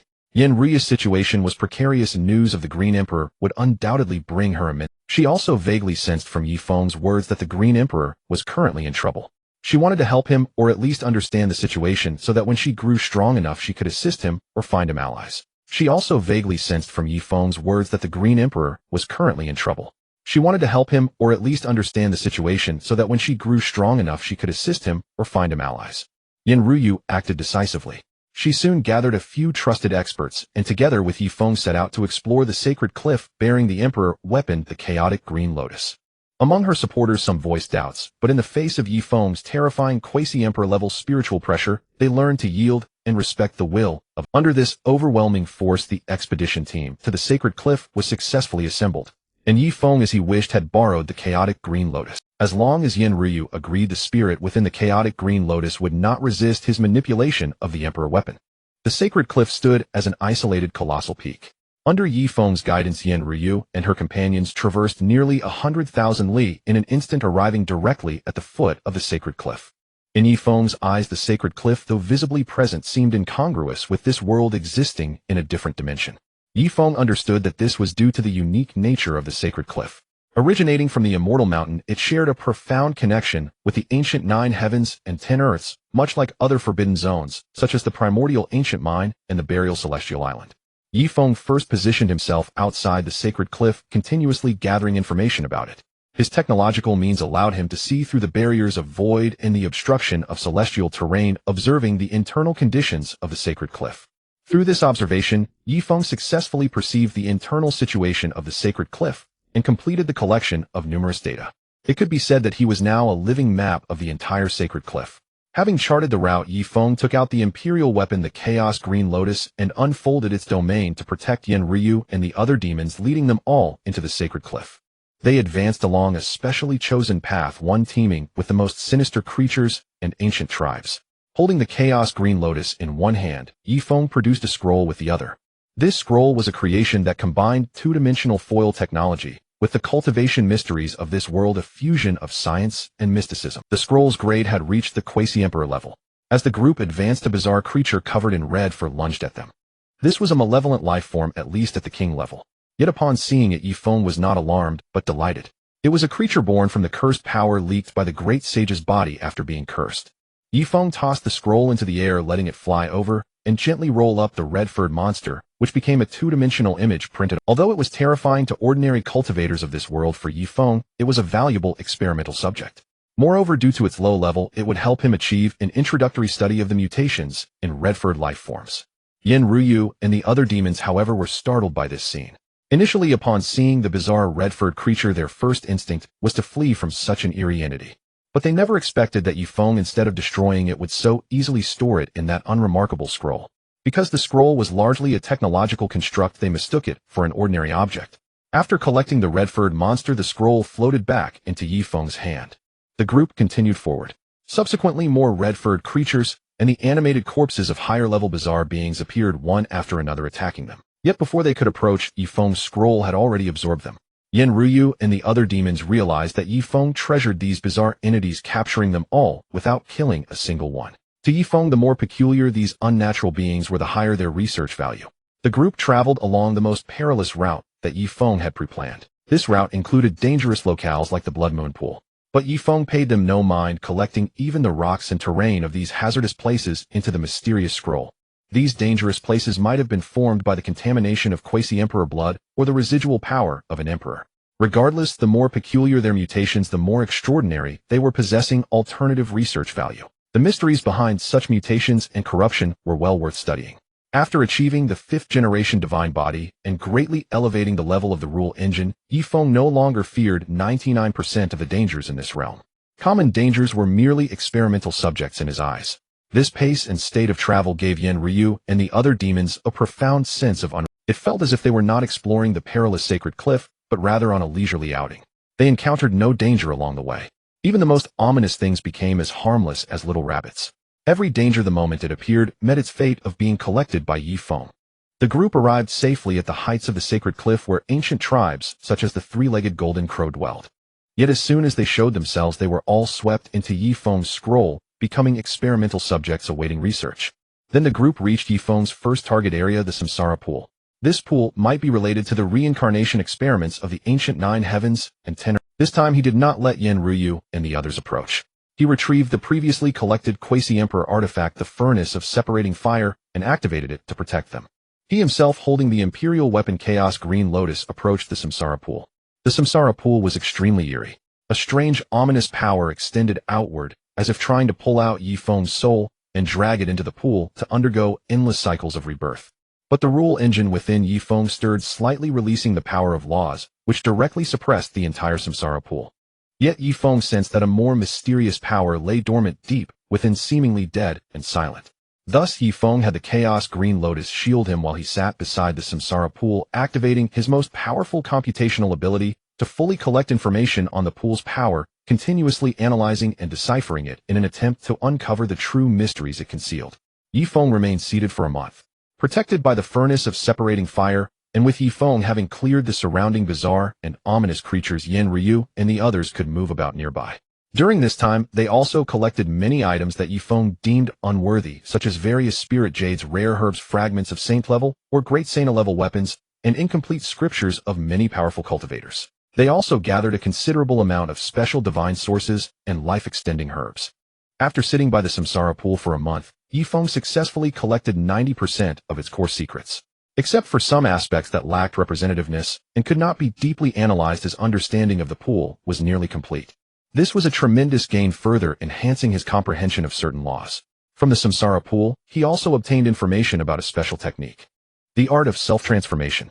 This miraculous technique, created by the desolate emperor, had left hidden traces deep within the Samsara Pool. Had it not been for the unique perspective of technological cognition and analysis, Yifeng would hardly have recognized its existence. What he obtained was merely a quintessence of the complete art of self-transformation.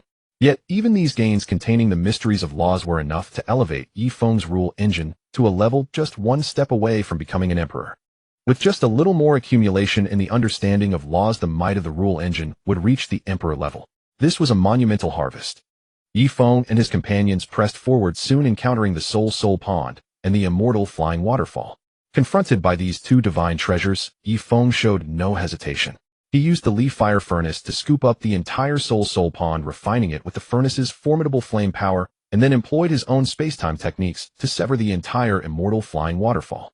The immortal flying waterfall existed in another spatial dimension, yet it was a futile effort against Yi Feng. His space-time mastery was sufficient to trap and seize it.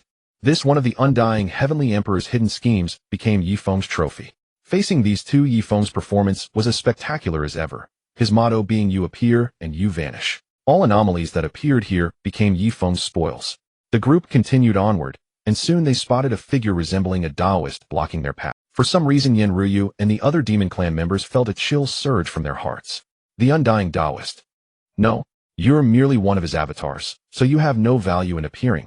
Your original body piques my interest, but he's suppressed by the God-sealing tablet and can't possibly emerge. Yi Feng glanced and recognized the undying Taoist. Faced with this self-service buffet, Yi Feng naturally accepted it without hesitation. He unleashed an upgraded version of the two-dimensional foil, and the undying Taoist avatar was forcibly dimensionally reduced without uttering a word. Reduced to 2 dimensions, the avatar did not die but became Yi Feng's research subject.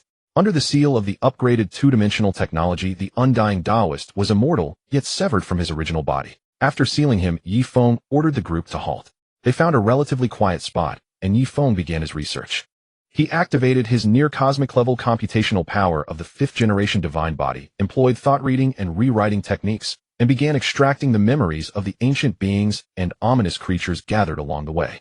Even the ominous creatures, though transformed into abominations, retained their memories. All their knowledge of scriptures and cultivation was collected by Yi Feng. Yi Feng focused his research on the undying Taoist avatar. Since this being was a life born of faith, it could easily split into multiple avatars.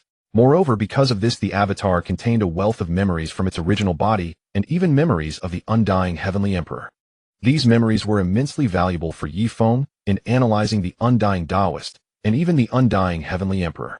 The secrets of the undying Taoist's power and its weaknesses were gradually deciphered through his meticulous analysis. Before the vast cosmic-level computational power, the undying Taoist, no matter how formidable, could not keep his secrets.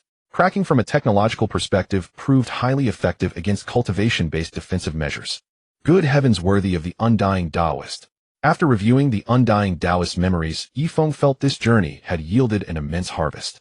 Within the undying Taoist memories, there were 5 complete Emperor scriptures, 7 incomplete ones, and over 100 cultivation techniques below the Great Saint level. Having lived since the ancient era, the undying Heavenly Emperor had amassed countless treasures and techniques, even devouring the flesh and blood of many emperors to strengthen himself.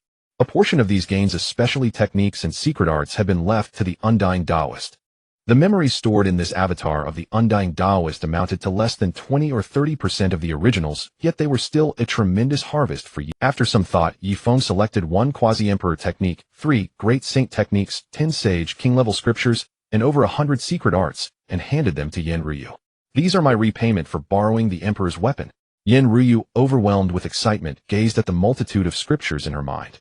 Though she was a descendant of the Green Emperor, aside from the Demon Emperor's scripture passed down by the Green Emperor's weapon, she had received very few other inheritances. She could be considered one of the poorest among the Emperor's descendants, yet her status was so high. In the end, cultivators in this world are also creatures driven by interest. A poor Yen Ryu had only a title, but could offer no substantial benefits, so powerful demon cultivators were naturally unwilling to heed her. Even in the eastern wasteland, the demon clan's power was fragmented and looked down upon. Now, with the scriptures and secret arts from Yi Feng, Yen Ryu could gather a large number of followers. These resources would also enable her to acquire abundant materials and rapidly elevate her own strength. After bestowing these benefits upon Yen Ryu, Yi Feng ceased to concern himself with her. He continued his own research into the mysteries of the Soul Pond and the immortal flying waterfall. As he delved deeper, he gradually touched upon more rule information, soul-related rules, and spacetime rules. The immortal flying waterfall was in essence a creation born from the combination of higher world boundary rules and spacetime rules. It existed between reality and illusion, which allowed the undying Heavenly Emperor to freely traverse many stars through it, strike his enemies, and devour emperor flesh and blood to grow. This section of the immortal flying waterfall on the sacred cliff was merely a fragment of the true one left as one of the undying heavenly emperor's schemes. Unfortunately, the undying heavenly emperor encountered the unrivaled emperor, who completely suppressed him atop the mountain with a god-sealing tablet. After studying the secrets of the immortal flying waterfall, Yifeng found a way to master it. He installed a special space-time engine as its core, turning the waterfall into his own treasure. Then within a portable microcosm, he transformed the entire immortal flying waterfall into a vast immortal flying membrane, coating the surface of the neutron war star Blood Wolf with this layer. Thus the Blood Wolf acquired the ability to perform high-level space-time jumps at any time, crossing the boundaries between adjacent worlds just like the immortal flying. Next, Yifeng focused his research on the ominous life forms. He conducted his studies at the microscopic level. During this process, he forcibly transplanted the ominous red fur onto ancient royal clan members at various cultivation levels, Dao Severing Sage King Great Saint, and so on, and observed them. After implanting the red fur, they rapidly transformed into ominous creatures. In this process, the higher the cultivator's strength and the deeper their understanding of the Dao, the greater their resistance to the invasion of the red fur. After nearly a month of experiments, observations, and research, Yifeng finally achieved results. The essence of these ominous creatures turned out to be a higher dimensional rule information, yet it was not true rules. It was an artificial, specialized information that could only exist on the life energy particles of flesh and blood beings. This could also be described as a unique curse. When this rule information combined with a person's life energy particles, it generated a pseudo-longevity substance. It was a power imitated using some kind of higher dimensional creation. Yifeng had already understood that this curse information was actually a pseudo-rule created by the source entity, combining the immortal artifact, the Khanate Nether treasure, and borrowing its power. Since it was not true rule information to persist for a long time, it had to mimic the characteristics of longevity substances. This was why ominous creatures could exist almost eternally, and why so many cultivators sought to combine with ominous creatures to create methods of longevity. After clarifying its essence, Yifeng successfully found a special means to eliminate the ominous substance based on conceptual strikes. To this end, Yifeng specially built a massive device to achieve this step. This device could sever the attachment relationship between this information and life particles, rendering it like duckweed without water. Once deprived of its attachment, this advanced pseudo-rule lost its foundation for existence and rapidly self-disintegrated. On this trip to the sacred cliff, Yifeng's greatest fear was not the undying Taoist, but the red-furred great sage body. It was the red fur on his body that Yifeng had to be most cautious about. Therefore, before approaching the great sage body, he had to study methods to block or even counter the ominous power. Fortunately, this time he succeeded. After concluding this wave of research, Yifeng's rule engine had undergone a complete qualitative transformation. The entire rule engine resembled a void-like divine pearl extending countless stars. Each star was not large, yet each represented a terrifying. Simultaneously, due to the connection with his natal object, these rules subtly projected a strand of their essence, merging with every cell of Yifeng's body, forming an intricate web of rules. This web of rules was neither comprehensive nor powerful, yet it permeated his body, soul, and energy, fusing them with the super celestial computer within him, becoming an inseparable whole at the level of rules. At this moment, Yifeng formally stepped into the pinnacle of the fifth-generation divine body. The pinnacle of the fifth-generation divine body in this realm represented true, great emperor-level combat power. Having reached this level, Yifeng decided to press forward and journey with the others to the final segment of the Holy Cliff, the location of the great sage body. There stood a massive stone coffin with dense green hairs sprouting from its seams. The aura emanating from within was extremely terrifying, eerie, and ominous, causing Yen Ryu and the others to dare not even breathe heavily. Atop the holy cliff, there were several carved images bearing traces of Shakyamuni and Laozi. Similarly, star charts were also present here. It was evident that many quasi-emperors and even great emperor-level powerhouses had entered the holy cliff to contemplate certain things here. After all, the holy cliff was protected by the Dao marks, an emperor array left by Wuxia Emperor. At the summit of the holy cliff, the Fengshen Bang existed as well. The true body of that old scoundrel, the undying Taoist, was suppressed deep within the. Facing the eerie scene before him, Yifeng activated the rule engine, suppressing everything with power comparable to a great emperor. Yet this terrifying aura, on par with a great emperor, remained confined to the holy cliff, not disturbing the outside world in the slightest. Yifeng pondered for a moment, then suddenly waved his hand, teleporting Yi Tiandi and He Huang from tens of thousands of li away, as well as the old madman and Duan Da, who was robbing a tomb in some secret location. This place was originally their destined opportunity. Yi Feng decided to let them continue learning the Xingzi secret. As for Yi Tiandi and the others, they were truly frightened, especially Duanda, whose heart nearly leaped out of his chest. After all, that fellow had been nervously excavating a dangerous tomb. This place holds a fortune that rightfully belongs to you. I am opening it ahead of time, so you are all qualified to partake in this opportunity. But how much you can comprehend depends on yourselves. Before that, let me deal with a minor nuisance. Yi Feng offered a brief explanation, then turned his attention to the green-haired great sage body. He then activated the imperial weapon Chaos Green Lotus, borrowing its power to suppress the great sage body that was about to awaken. Roar. The green-haired great sage body let out a terrifying roar, yet under the suppression of the rule engine, the sound, which was comparable to a great emperor's roar, could not even escape the holy cliff. Yi Tiandi, who had intended to speak, was nearly severely injured by the sheer force of the aura. If not for the fact that Yi Feng bore the brunt of the great sage body's momentum, the terrifying power alone would have reduced Yi Tiandi and the others to ashes. What they perceived was merely a wisp of the great sage body's aura. Boundless heavens, that's a mutated great sage body! Duando exclaimed in shock. The old madman snapped back to his senses, instantly appearing before them and shielding them behind him. The green-haired great sage body attempted to rise, but was pinned down by the imperial weapon Chaos Green Lotus, which Yi Feng commanded.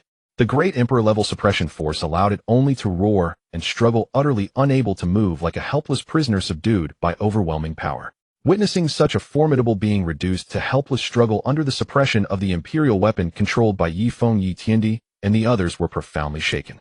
Is this his true strength? Yi Tiandi couldn't help but wonder. He had never known how powerful Yi Feng truly was, lacking any concept of it. But now he had gained a vague understanding of Yi Feng's might.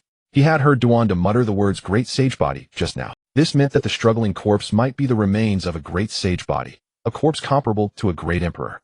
Then the old madman's stunned exclamation, great emperor, confirmed his speculation. The old madman whispered the words softly, just loud enough for Yi Tiandi to hear. Everything that had happened today was too sudden, too overwhelming, leaving their minds struggling to keep up. Throughout the entire process, only He Huang fully understood that this was great emperor-level power. Having been in contact with Wuxia Emperor, he had deeply felt the might of a great emperor, and now he was terrified. Fearful that Yi Feng might turn his attention to him, He Huang quietly hid behind the old madman. He Huang had also recognized Yi Feng as the terrifying existence from Mount Zi, who had nearly wiped out all the ancient royal clans sleeping there. Duanda also dared not speak. He understood what level of power this was. It was clearly a special confrontation between great emperor-level figures. Only Yin Ruyu remained remarkably calm. Yi Feng, however, paid no heed to their thoughts. With a casual wave of his hand, the lid of the stone coffin was revealed. Then the Tao diagram of the Xingzi secret engraved on the lid manifested. The group finally understood that this was their opportunity. The gift Yi Feng had given. He Huang and Duanda, the most perceptive of the lot, swiftly occupied the foremost positions before the diagram and began to contemplate it. The others also reacted and hurried over to study the Xingzi secret, including the old madman and Yin Ryu of the demon clan. While they immersed themselves in the secret, Yi Feng allocated a portion of his computational power to analyze its mysteries. He then deployed the device, placing the suppressed great sage body into it, and began to resolve the cursed power afflicting the corpse. Time passed gradually. Yi Feng soon unraveled the essence of the Xingzi secret. It was essentially an advanced application of time-based rules. The others also gradually comprehended the secret's mysteries. The green hairs on the great sage body slowly dissipated, finally revealing the complete intact corpse. In the end, Yi Feng completely eradicated the powerful curse from the great sage body. With the great sage body restored, Yi Feng's attention next turned to the undying Taoist. That fellow would not be easy to deal with, and making a move against him might summon the undying Heavenly Emperor's five-colored immortal gold blade. However, at this stage, Yi Feng no longer feared him. The undying Taoist held immense research value for Yi Feng. Even the memories in his mind alone were of great significance. Have you finished your contemplation? Yi Feng asked, referring to their study of the Xingzi secret. The group had not fully mastered the secret, but they understood that the time Yi Feng had given them was up. Thus only Yi Tiandi nodded while the others dared not speak. Yi Feng waved his hand, sending everyone back to where they came from.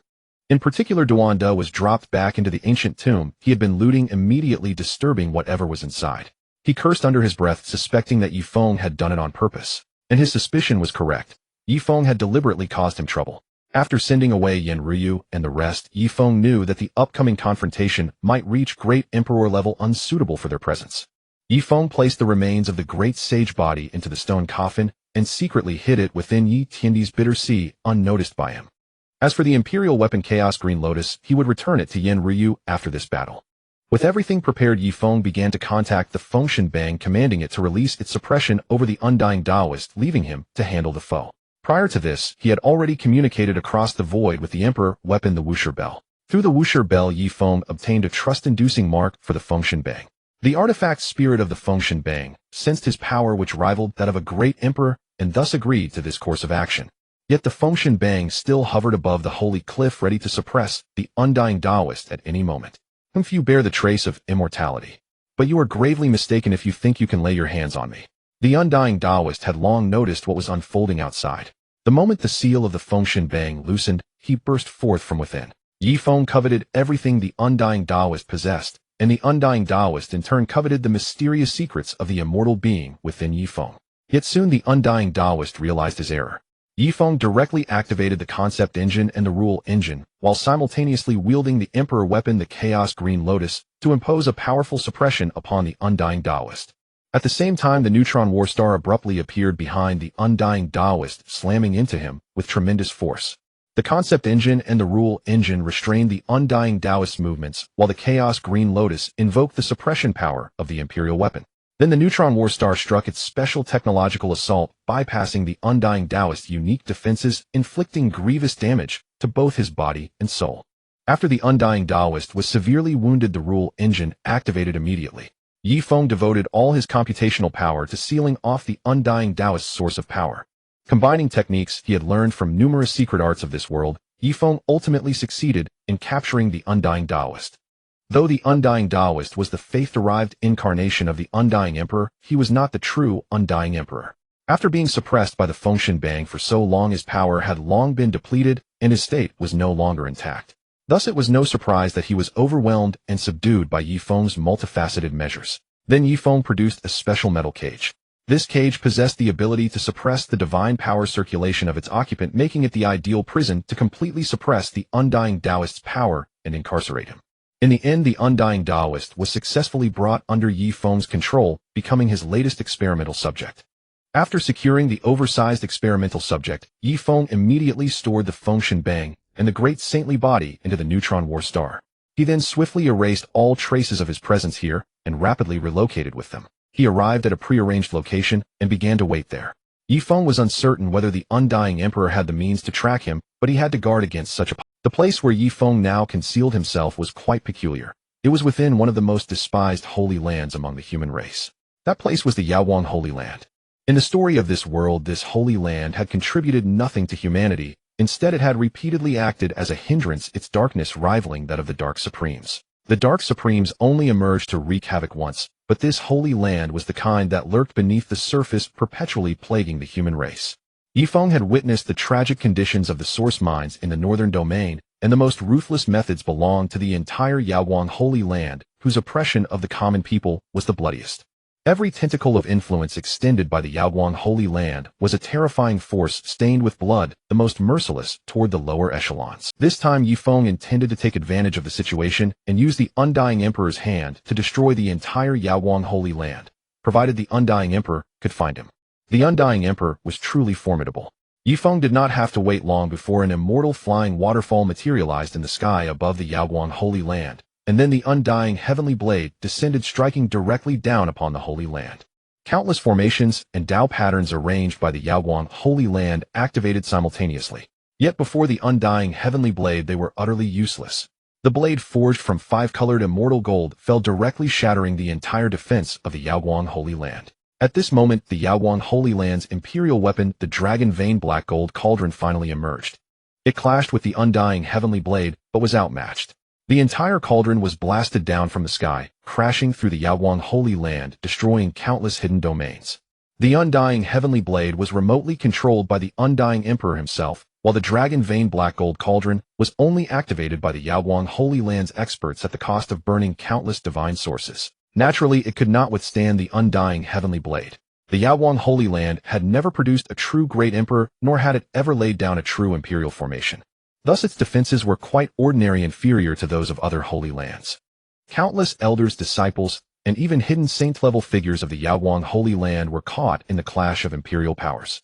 The terrifying imperial might spread throughout the Yaowang Holy Land, shattering countless small world caves. The position Yi Feng chose for concealment was ingeniously located directly beneath the small world of the Heinous One's lineage.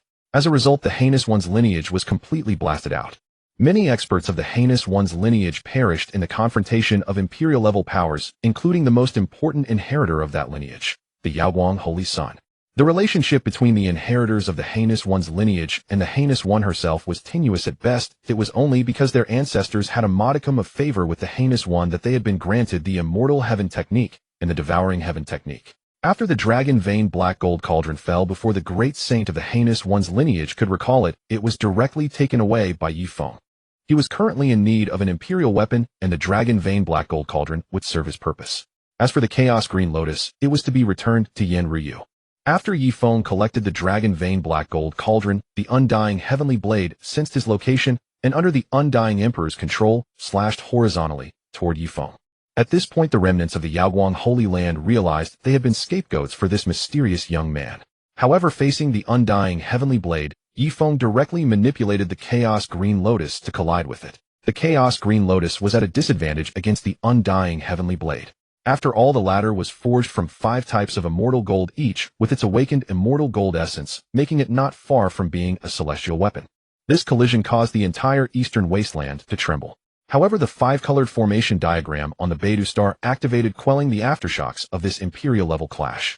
The Imperial power once again swept through the Yaoguang Holy Land, completely destroying it now that it lacked the protection of its Imperial weapon.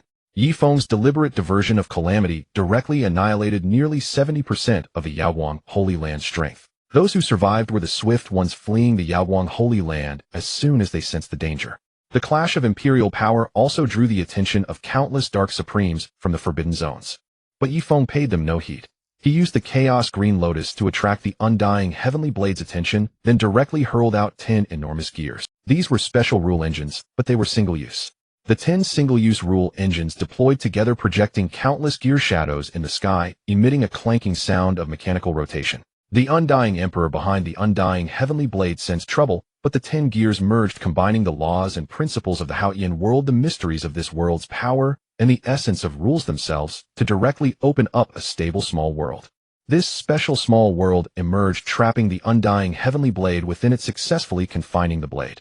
Then Yi Feng's computational power was fully mobilized, expending tremendous energy to completely seal and suppress the Undying Heavenly Blade using these single-use rule engines. Behind the immortal flying waterfall, the Undying Emperor let out a furious roar. But at that moment, the Neutron War Star Bloodwolf appeared and fired a dimension disintegration death ray at the Undying Emperor behind the waterfall. This power could pierce the fabric of space-time. It was also one of the most destructive technologies Yi Feng had developed by studying the mysteries of rules, and this was the ultimate manifestation of Yi Feng's technological might. The dimension disintegration death ray directly penetrated the immortal flying waterfall, striking the true body of the Undying Emperor behind it. This terrifying power, completely different in nature from the powers of this world, inflicted no minor injury on the Undying Emperor. In the end, he had no choice but to withdraw the immortal flying waterfall, intending to prepare thoroughly before settling accounts with Yi Feng. He still feared being struck again by the mysterious dimension disintegration death ray. The Undying Heavenly Blade was also temporarily abandoned by the Undying. Thus, Yi Feng successfully achieved his goal, the capture of the Undying Heavenly Blade. After capturing the Busi Tiandao, Yi Feng returned the Hundun Qinglian to Yen Ryu and vanished into the starry sky. This time he resolved to distance himself from the Beidou star. For the ancient existences within the forbidden zones of the Beidou Imperial Star had already been awakened. Yi Feng required a period of tranquility to study and analyze the immense gains from this journey. Among these, the memories of the Busi Dorn, the flesh of the Deshang Xingti, and the Busi Tiandao that had awakened the immortal gold essence were his primary subject. Although he had handed over the Deshang Xingti to Yi Tiandi, he had retained a small portion of its flesh. For Yi Feng, whose technical prowess was sufficient, this meager amount was enough for his studies. Yi Feng ventured deep into the starry expanse, ultimately arriving at a peculiar uninhabited star domain. There he unfolded a small world and conducted his research within its confines. He first constructed a specialized soul apparatus to extract the memories of the Busi Daoren. Then he proceeded to translate the cultivation knowledge within those memories into the language of science and technology. Through this process, Yi Feng's understanding of the principles of the world continuously deepened. The memories of the Busi Daoren were vast, even though he had retained less than 70% of the Busi Tianwang's memories. He was the faith incarnation of the Busi Tianhuang, so naturally, he also possessed the Busi Tianhuang's memories. Yifeng's first search was for memories concerning the immortal domain. It must be known that the Busi Tianhuang originated from the mysterious immortal domain.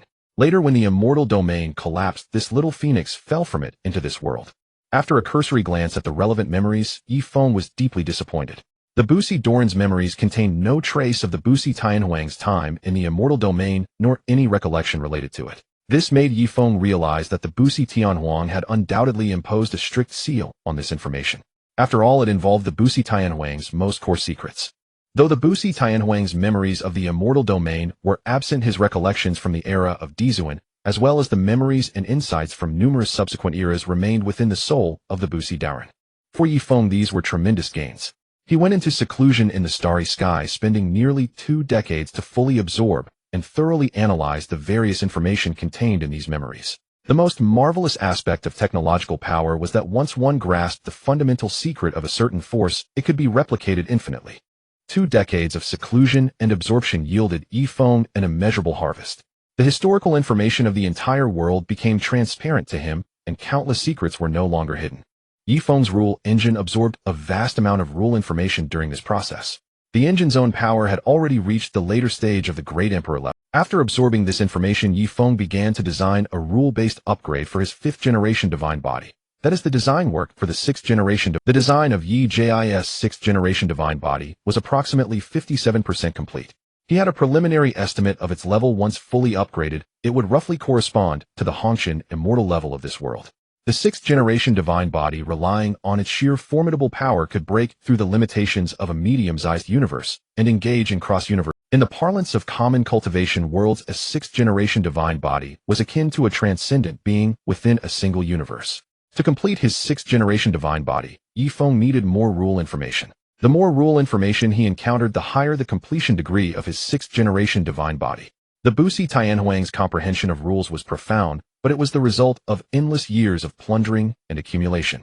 The innate enlightenment of the Busi Tianhuang was far inferior to that of special existences like Wuxi Dadi and Henren Dadi. After initially completing the prototype design of the 6th-generation divine body, he commenced a rule-based upgrade of his celestial computer system, enabling it to better absorb and operate rule-level power. This upgrade required high-grade materials like immortal gold. Therefore, Yifeng, moving with the power of a great emperor, stealthily traversed every corner of the universe, covertly collecting immortal gold from various planets and secret lands. Many races experienced the loss of immortal gold, such as the Starry Demon Clan, the Heavenly Human Clan, the Holy Spirit Clan, and the Ancient Royal Clan. They could not find the culprit, and no one knew that a great emperor-level existence lacking imperial virtue had taken their. After completing the collection of immortal gold, Yifeng began a new round of upgrades for his celestial computer. This upgraded celestial computer incorporated extensive knowledge of Tao patterns from this world, allowing it to directly awaken the essence of immortal gold, thereby better accommodating recording and calculating the endless rule information. Yifeng's upgraded celestial computer could now calculate the data variations of every molecule within a large universe. In this state, he was akin to an omniscient and omnipotent deity in an ordinary universe. With a single glance, he could perceive all the information of that universe.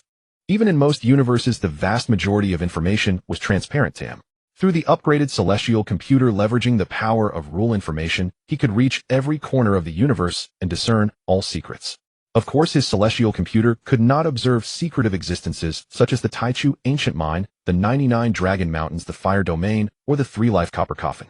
As for the information of top-tier great emperors like Wuxi Dadi, Henren Dadi, Busi Tianhuang, and Dizuan, his celestial computer could only obtain vague data. Though not omniscient, this near-omniscient ability allowed Yifeng to gather information on most cultivators across the universe without moving, and even the Heavenly Emperor scripture currently being created held no secrets from him. After completing this phase, Yifeng did not cease his seclusion. Next, he carried out 2 important tasks. The first was the upgrade and transformation of the Neutron War Star into an Imperial weapon. This step required little immortal gold, but an enormous amount of ordinary divine materials. The upgrade proceeded smoothly. The upgraded Neutron War Star merged with the Imperial weapon Busi Tiandao. Through his study of the Busi Doran's memories, Yifeng had also unraveled the secrets of the Busi Tiandao. He modified it using conceptual abilities to alter the will of the Busi Tiandao's weapon spirit, making it loyal to him. Subsequently, a new weapon engine was loaded onto the Busi Tiandao, allowing it to merge with the Neutron War Star and become its cold weapon for attack. Its function was similar to Kaisha's silver wings. The second task Yifeng undertook was to erase the will of the Busi Daoran and transform him into a great emperor-level puppet. This step was laborious and served as a preliminary rehearsal for Yifeng's creation of the sixth-generation divine body. He loaded a technology-based engine onto the Busi Daoran's body, facilitating easier control over this special puppet. At the same time, Yifeng also installed a special energy engine that could generate divine power onto the Busi Daoran, enabling it to sustain the great emperor-level combat state for extended periods. The only flaw of the puppet transformed from the Busi Daoran was its lack of a heavenly heart mark, preventing any elevation. The combat power of this puppet was stable, with no possibility of amplification. Nevertheless, Yifeng now possessed a formidable, great emperor-level puppet. With this puppet, the Neutron War Star, and his own true self, he effectively had the combined might of 3 great emperors. After completing this major upgrade, Yifeng achieved a tremendous enhancement in his strength. Subsequently, he initiated his final plan in this world, capturing super experimental subjects, specifically those at the level of Supreme Emperors.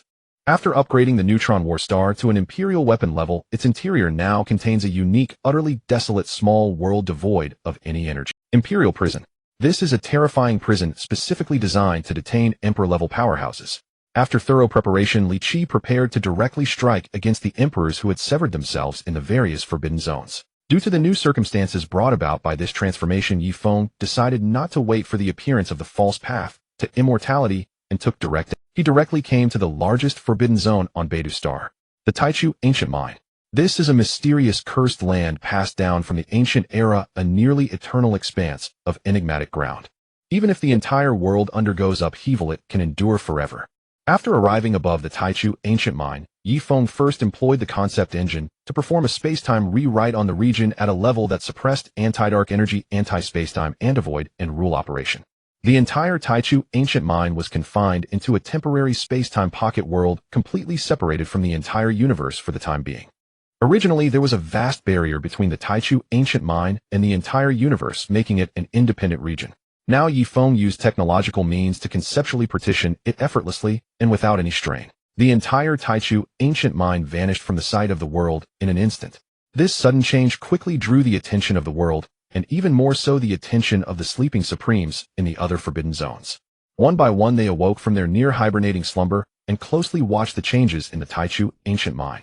On Beidou Star, some Holy Land-level powers realized that a great upheaval was about to occur, even in Imperial War. They immediately manipulated the core territories of their Holy Lands, tearing through the void at great cost, and fled directly into the starry sky. The mere aftershocks of an Imperial War could easily destroy these Holy Land-level powers. They had no choice but to fear. At the same time, the transformation of the Taichu Ancient Mine also awakened a special existence. The Ruthless Emperor. She was undergoing a profound transformation, but still awakened a part of her consciousness, and noticed the strangeness occurring at the Taichu. Is it you? The path of technology is so exceptional that it has brought you to this point. The Ruthless Emperor was utterly astonished. Others could not clearly see the situation at the Taichu Ancient Mine, including ordinary Emperor-level powerhouses and the self-severing Supremes. But the Ruthless Emperor, who had already embarked on the path of the Red Dust Immortal, could see inside. Inside the Taichu Ancient Mine, Yifeng had already made his rule engine directly projected power above the Taichu Ancient Mine, and together with the puppeteered Undying Taoist, he formed a more powerful and extremely targeted suppression effect over the entire mine. This suppression power was specifically deployed by Yifeng based on the unique condition of the self-severing Supremes targeting the very part they had severed. It was equivalent to a negative aura directed at all the Dark Supremes, completely blocking their possibility of ultimate ascension. This was a technological technique created by Yifeng through researching the mysteries of the Source Ghost's Source Heavenly Master Curse, specifically designed to target self-severing emperors. That's the nature of technology. Once created, application is no longer a problem. After this technique was deployed, the dozen or so Supremes sleeping beneath the Taichu Ancient Mine erupted in chaos. They were not a group of ants, but over a dozen Supremes sleeping here whose combined power could destroy the entire universe. Yet now someone dared to openly target. The first to emerge were Corpse Emperor, 10,000 Dragon Emperor, and Golden Ancient Emperor. They swiftly rushed out from the depths of the Taichu Ancient Mine, ready to deal with the audacious Yifeng. However, Yifeng did not move. The Undying Heavenly Blade on the Neutron War Star activated first. The Undying Heavenly Blade, now modified by Yifeng, was equipped with an advanced rule-based weapon engine, making it more intelligent. It could autonomously activate the power of an Imperial weapon, supplemented by the power of Immortal Gold's essence for attacks. The undying heavenly blade descended, unleashing an attack power at the level of a high-tier emperor. The first to be struck and wounded was Corpse Emperor. He was completely overwhelmed by the blade's attack power, and he had not yet performed Ascension. Corpse Emperor was grievously wounded. But before he could act, the Neutron War Star emitted a mysterious pulling force imbued with powerful rule energy, which directly sealed his power, then swiftly suppressed, and sealed him in one fluid motion. Corpse Emperor was subdued, and then dragged into the Imperial prison inside the Neutron War Star. At this point, the 10,000 Dragon Emperor, Golden Ancient Emperor, and the other awakened Supremes of the Taichu Ancient Mind understood. This mysterious new Emperor-level powerhouse did not intend to kill them or destroy the Dark Forbidden Zones. He was here to capture all the Dark Supremes. He was after them. As self-severing emperors, they could perceive that Yifeng's power was completely different from theirs. He did not possess the Heavenly Heart, while yet he had Emperor-level combat power, and his path of power resembled that of the humans from the Eternal Star Domain. Yifeng himself exuded Emperor-level power fluctuations, and the undying Taoist they were familiar with seemed to have become an Emperor-level puppet in his hands, yet its power had not diminished much. Though their reactions were swift, Yifeng's actions did not cease. A peculiar energy wave emanated from the Neutron War Star, and then Golden Ancient Emperor, 10,000 Dragon Emperor, and the other Dark Supremes felt a tremor in their souls. This was a soul oscillation wave formed by the Soul Impact Array technology, an Emperor-level soul interference technique. It was also an advanced soul technology derived by Yifeng by sublimating this world's primordial spirit attack techniques. Moreover, it was an improved version specifically tailored as a soul attack against self-severing emperors. Because they had severed themselves, their souls had flaws and deficiencies, making this targeted attack highly effective, causing temporary soul imbalance. Thus, while Golden Ancient Emperor and 10,000 Dragon Emperor were momentarily dazed, the undying Heavenly Blade struck again, delivering 2 consecutive Emperor-level attacks that grievously wounded both. Immediately after, they discovered with horror that they could not undergo ultimate ascension. Having severed themselves, they were inherently weaker than a normal. In their severely wounded state, the Neutron War Star continued its previous method, directly capturing the two. Everything happened in a very short span of time. Yifeng, using a simple yet effective method, successfully captured 3 Dark Supremes into the Imperial prison of the Neutron War Star, the Blood Wolf. Next, he had to deal with the other 19 Dark Supremes who had fully awakened. They were also Yifeng's targets. This time, Yifeng had come to capture all the Dark Supremes of the entire Taichu Ancient Mind. They were all predetermined Emperor-level experimental subjects for him. Within the Taichu Ancient Mind, the remaining Supreme beings joined forces. Yifeng directly returned to the interior of the Neutron War Star. His true self hid inside the Neutron War Star, then manipulated it to launch a direct neutron star impact against the dozens of Dark Supreme beings who had slashed themselves once. The impact of an Imperial weapon was terrifying. At the same time, the undying Heavenly Blade, coordinated with Yifeng's space-time abilities, struck from hidden angles, relentlessly assaulting these ancient Supreme beings. The undying Taoist, that puppet, went all out, utterly disregarding the attacks from the Dark Supreme beings. He was playing the role of a tank. The undying Taoist was once the faithful divine incarnation of the undying Heavenly Emperor, thus inheriting his formidable survival capabilities. Remember, the undying Heavenly Emperor was a phoenix. The undying Taoist feared no injury, and being a special puppet, Yifeng had no worry about him being destroyed completely. Nevertheless, even though Yifeng was unafraid of tank attrition, he still equipped it with powerful defensive devices to minimize the impact of Imperial-level force. Facing the onslaught of over a dozen Dark Supreme beings, the Neutron Star, the undying Heavenly Blade, and the undying Taoist continuously attacked, inflicting heavy wounds upon them one by one. Because these Dark Supreme beings could not achieve ultimate ascension and restore their Imperial-level combat power despite their numbers, they were all severely injured, defeated, and eventually captured by Yifeng, imprisoned in the Imperial prison of the Neutron War Star. Within the Imperial prison, nearly 18 Supreme-level beings were held. Thus, there were no more Dark Supreme beings in the entire Taichu Ancient Mind. Yifeng manifested standing atop the Taichu Ancient Mind. After a moment of thought, he also captured the many slumbering quasi-emperors inside. The Taichu Ancient Mind was a resting place for Dark Supreme beings not welcoming to quasi-emperors. But there were still many quasi-emperor-level beings and element creatures. After completing this step, Yifeng intended to take the entire Taichu Ancient Mind away. Yet the moment this thought arose, Yifeng's soul sensed an immense crisis surging from the depths of the Taichu Ancient Mind. His mastery over the rules of destiny gave a strong warning of danger. Evidently, while the surface of Taichu Ancient Mind housed the Dark Supreme beings, its depths held even more terrifying secrets. This special secret land, Taichu Ancient Mind, could only exist in this world. Therefore, Yifeng decided not to touch it. Congratulations, host, for successfully plundering the strongest beings below the immortal level in a world. Reward granted 300 types of advanced dimensional knowledge from dimensions 1 to 4, 0 types of intermediate knowledge from dimension 5, 10 types of basic knowledge from dimension 6, advanced vacuum 0-point energy technology, intermediate theory of world, will constitution, and the grand unification theory of the 4 fundamental forces. This bounty caused the system, which had not granted a major reward for a long time, to re-emerge, and this time the rewards were extremely generous. Even the knowledge related to dimensions 4, 5, 0, and 6 was already very important, allowing Yifeng to advance further in his dimensional understanding. Yifeng had collected a vast amount of dimensional knowledge in the 3-body world, but that was specific to that world, not universal dimensional knowledge applicable across myriad realms. The dimensional knowledge rewarded by the system was truly premium. The advanced vacuum 0-point energy technology would allow Yifeng to obtain abundant energy from any world. After all, some worlds were purely energyless environments. But with vacuum 0-point energy technology, as long as a world contained matter, he could extract immense energy from it. The intermediate theory of world will constitution was even more crucial. With this theory, Yifeng could gain control over the world will of the super god world, bringing the entire world, including void creatures, under his command. At the same time, he could infiltrate some heavily guarded worlds by bypassing the defenses of their world will. The final grand unification theory raised Yifeng's understanding of matter to a comprehensive level.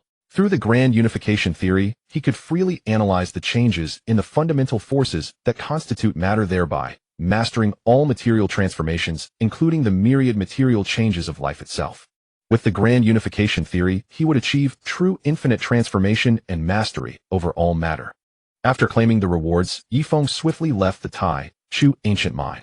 Only after entering the starry void did he retract the sealing power over them. When the dark supreme beings from other forbidden zones on the Beidou star discovered this situation, they immediately gazed toward the depths of the Tai Chu ancient. Soon they sensed something was wrong.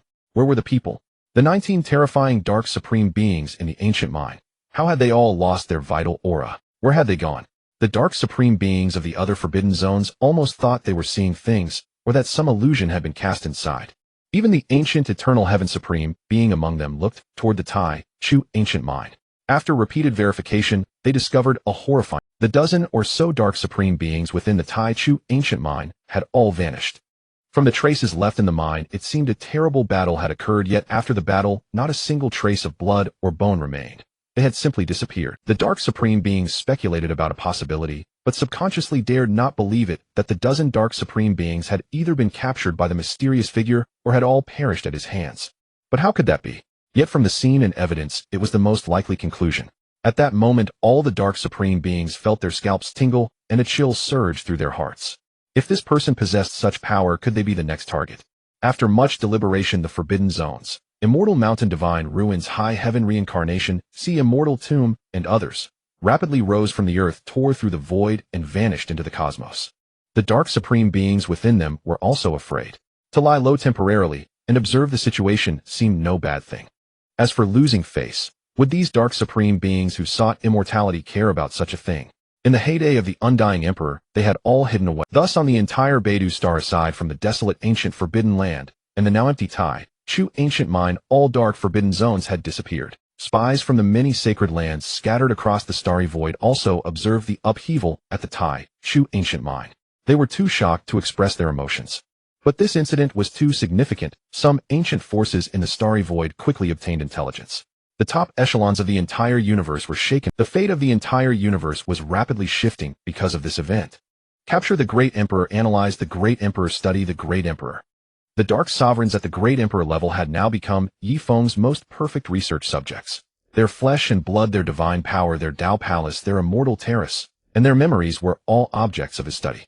Yifeng meticulously dissected them, squeezing every last ounce of their secrets dry. He even applied some of his bold technological modification experiments to these Dark Sovereigns. In the end, all 18 Dark Sovereigns had their souls, memories, will, and even their very essence altered, transforming them into grotesque puppets. The experiments he conducted on them, combining technology with cultivation paths, were far from perfect. Now they were nothing more than a group of terrifying puppets capable of unleashing top-tier Great Emperor combat power, at most 9 times having lost all dignity of the former Dark Sovereigns. Doing this to a group who had instigated countless dark upheavals left Yifeng without the slightest psychological burden. After nearly 200 years of continuous experimentation, Yi Feng had reaped tremendous gains. The rule engine had officially reached the limit of the Great Emperor level, just one step away from the mortal immortal level. Yet his influence continued. A new path to immortality appeared, but no dark sovereign dared to instigate another dark upheaval. At most they would charge the path and perish in the attempt. They would rather die than emerge. Among the dark sovereigns there were those adept in the art of fate and destiny, who had calculated the miserable fate of the captured one. The fate of the dark sovereigns captured by Yi Feng was worse than that of slaves. Knowing this, how could they dare to show themselves? Had it not been for the appearance of the path to immortality, they would never have come out. But this path to immortality was undoubtedly a false path, one that could not be traversed. Yi Feng emerged from seclusion, once more his sights now set on the undying emperor, the imperial lord, and other such unique beings. At that moment, however, a terrifying suppression descended. It was the judgment of the world, the oppression of the river of time. Yi Feng's actions had already caused immense impact on this world, something the river of time could not allow. Sensing the world's rejection, and having gained enough from this realm, he chose to leave. Before departing, Yi Feng compiled the memories of countless great emperors into a book and cast it into the ancient barren land. This was his final gift to them. Then Yi Feng returned to the super divine world. Upon his return, he found that this world had undergone tremendous changes. The power of the void had descended. The void was terrifying. The countless void life forms at birth could alter concepts at a certain level and modify the fundamental parameters of physical laws. Moreover, void life forms could devour the souls of all living beings. The more powerful the life form, such as super gene warriors, the more they were favored. The longer one lived, and the richer one's wisdom, the more likely they were to be targeted by the void. Yet the void life forms were not gaining the upper hand, because they had encountered a terrifying enemy, the Zerg. The void life forms were most effective against intelligent beings able to directly devour everything from them. But the Zerg, a life form created by Chun Duo, seemed to have undergone a mutation upon integrating with the rules of the super divine world, becoming the natural nemesis of the void. This was also related to another of Chun Duo's operations. She fused the genes of solar light anti-void properties and void-related genes, allowing the Zerg to devour and adapt. Thus they might have acquired an innate special anti-void capability. Upon Yi Feng's return, he discovered that the entire super divine universe had entered an extremely bizarre state. The Zerg, led by Chun Duo, were hunting down all kinds of void life forms. Devouring them brought about continual ascension for the entire Zerg race. The void life forms were preying on super gene warriors who were their best prey and nourishment. The super gene warriors also occasionally hunted the Zerg because the genes of certain special Zerg could extract unique life substances that promoted a beneficial evolution of their super genes. This evolution came without any hidden dangers. In particular, the angels and demons most enjoyed hunting the Zerg to grow stronger, which was related to the gains Kasha and Morgana had obtained from the three-body world. The technology they had acquired underwent mysterious mutations when applied to the super genes of this world, instead making their people the nemesis of the Zerg. The emergence of void life forms made it impossible for the angels to uphold their former righteous order. Moreover, while the Zerg countered the void wherever they passed, all planets became barren, devouring all matter and energy. This also drove the angels and demons to mercilessly exterminate the Zerg. The Zerg's devouring of life was essentially cutting off the foundations of the angels, demons, and other civilizations. When Yi Feng returned, what he saw was this peculiar special order, the Zerg civilizations possessing super genes and the void life forms. Three parties mutually restraining, hunting, and balancing one another. This scene resembled the ecological balance of a grassland. Yi Feng immediately understood that this was the will of the universe, the worlds, while maintaining the order of the entire world. The will of the universe had guided all this, prompting changes in the rules, and thus creating a tripartite balance. They balanced each other, preventing any one side from massively destroying the universe, thereby ensuring its safety. Upon seeing all this, Yi Feng did not interfere. For someone now infinitely close to the sixth-generation divine body, the entire universe was transparent. With a single glance, he could see everything in the entire super divine universe, including the unknown cosmos that had returned to nothingness. After returning, Yi Feng decided to do only one thing: take control of the world will of the super divine universe. This was no longer a problem, since he had developed the theory of intermediate world will construction. Yi Feng conducted relevant research. In just 10 years, using his technology, he imprinted his soul onto the universe's will, thereby obtaining the underlying code of the universe, this supercomputer, and successfully mastering the super divine universe. From then on, the entire universe became the foundation, the base world for his journey across all realms.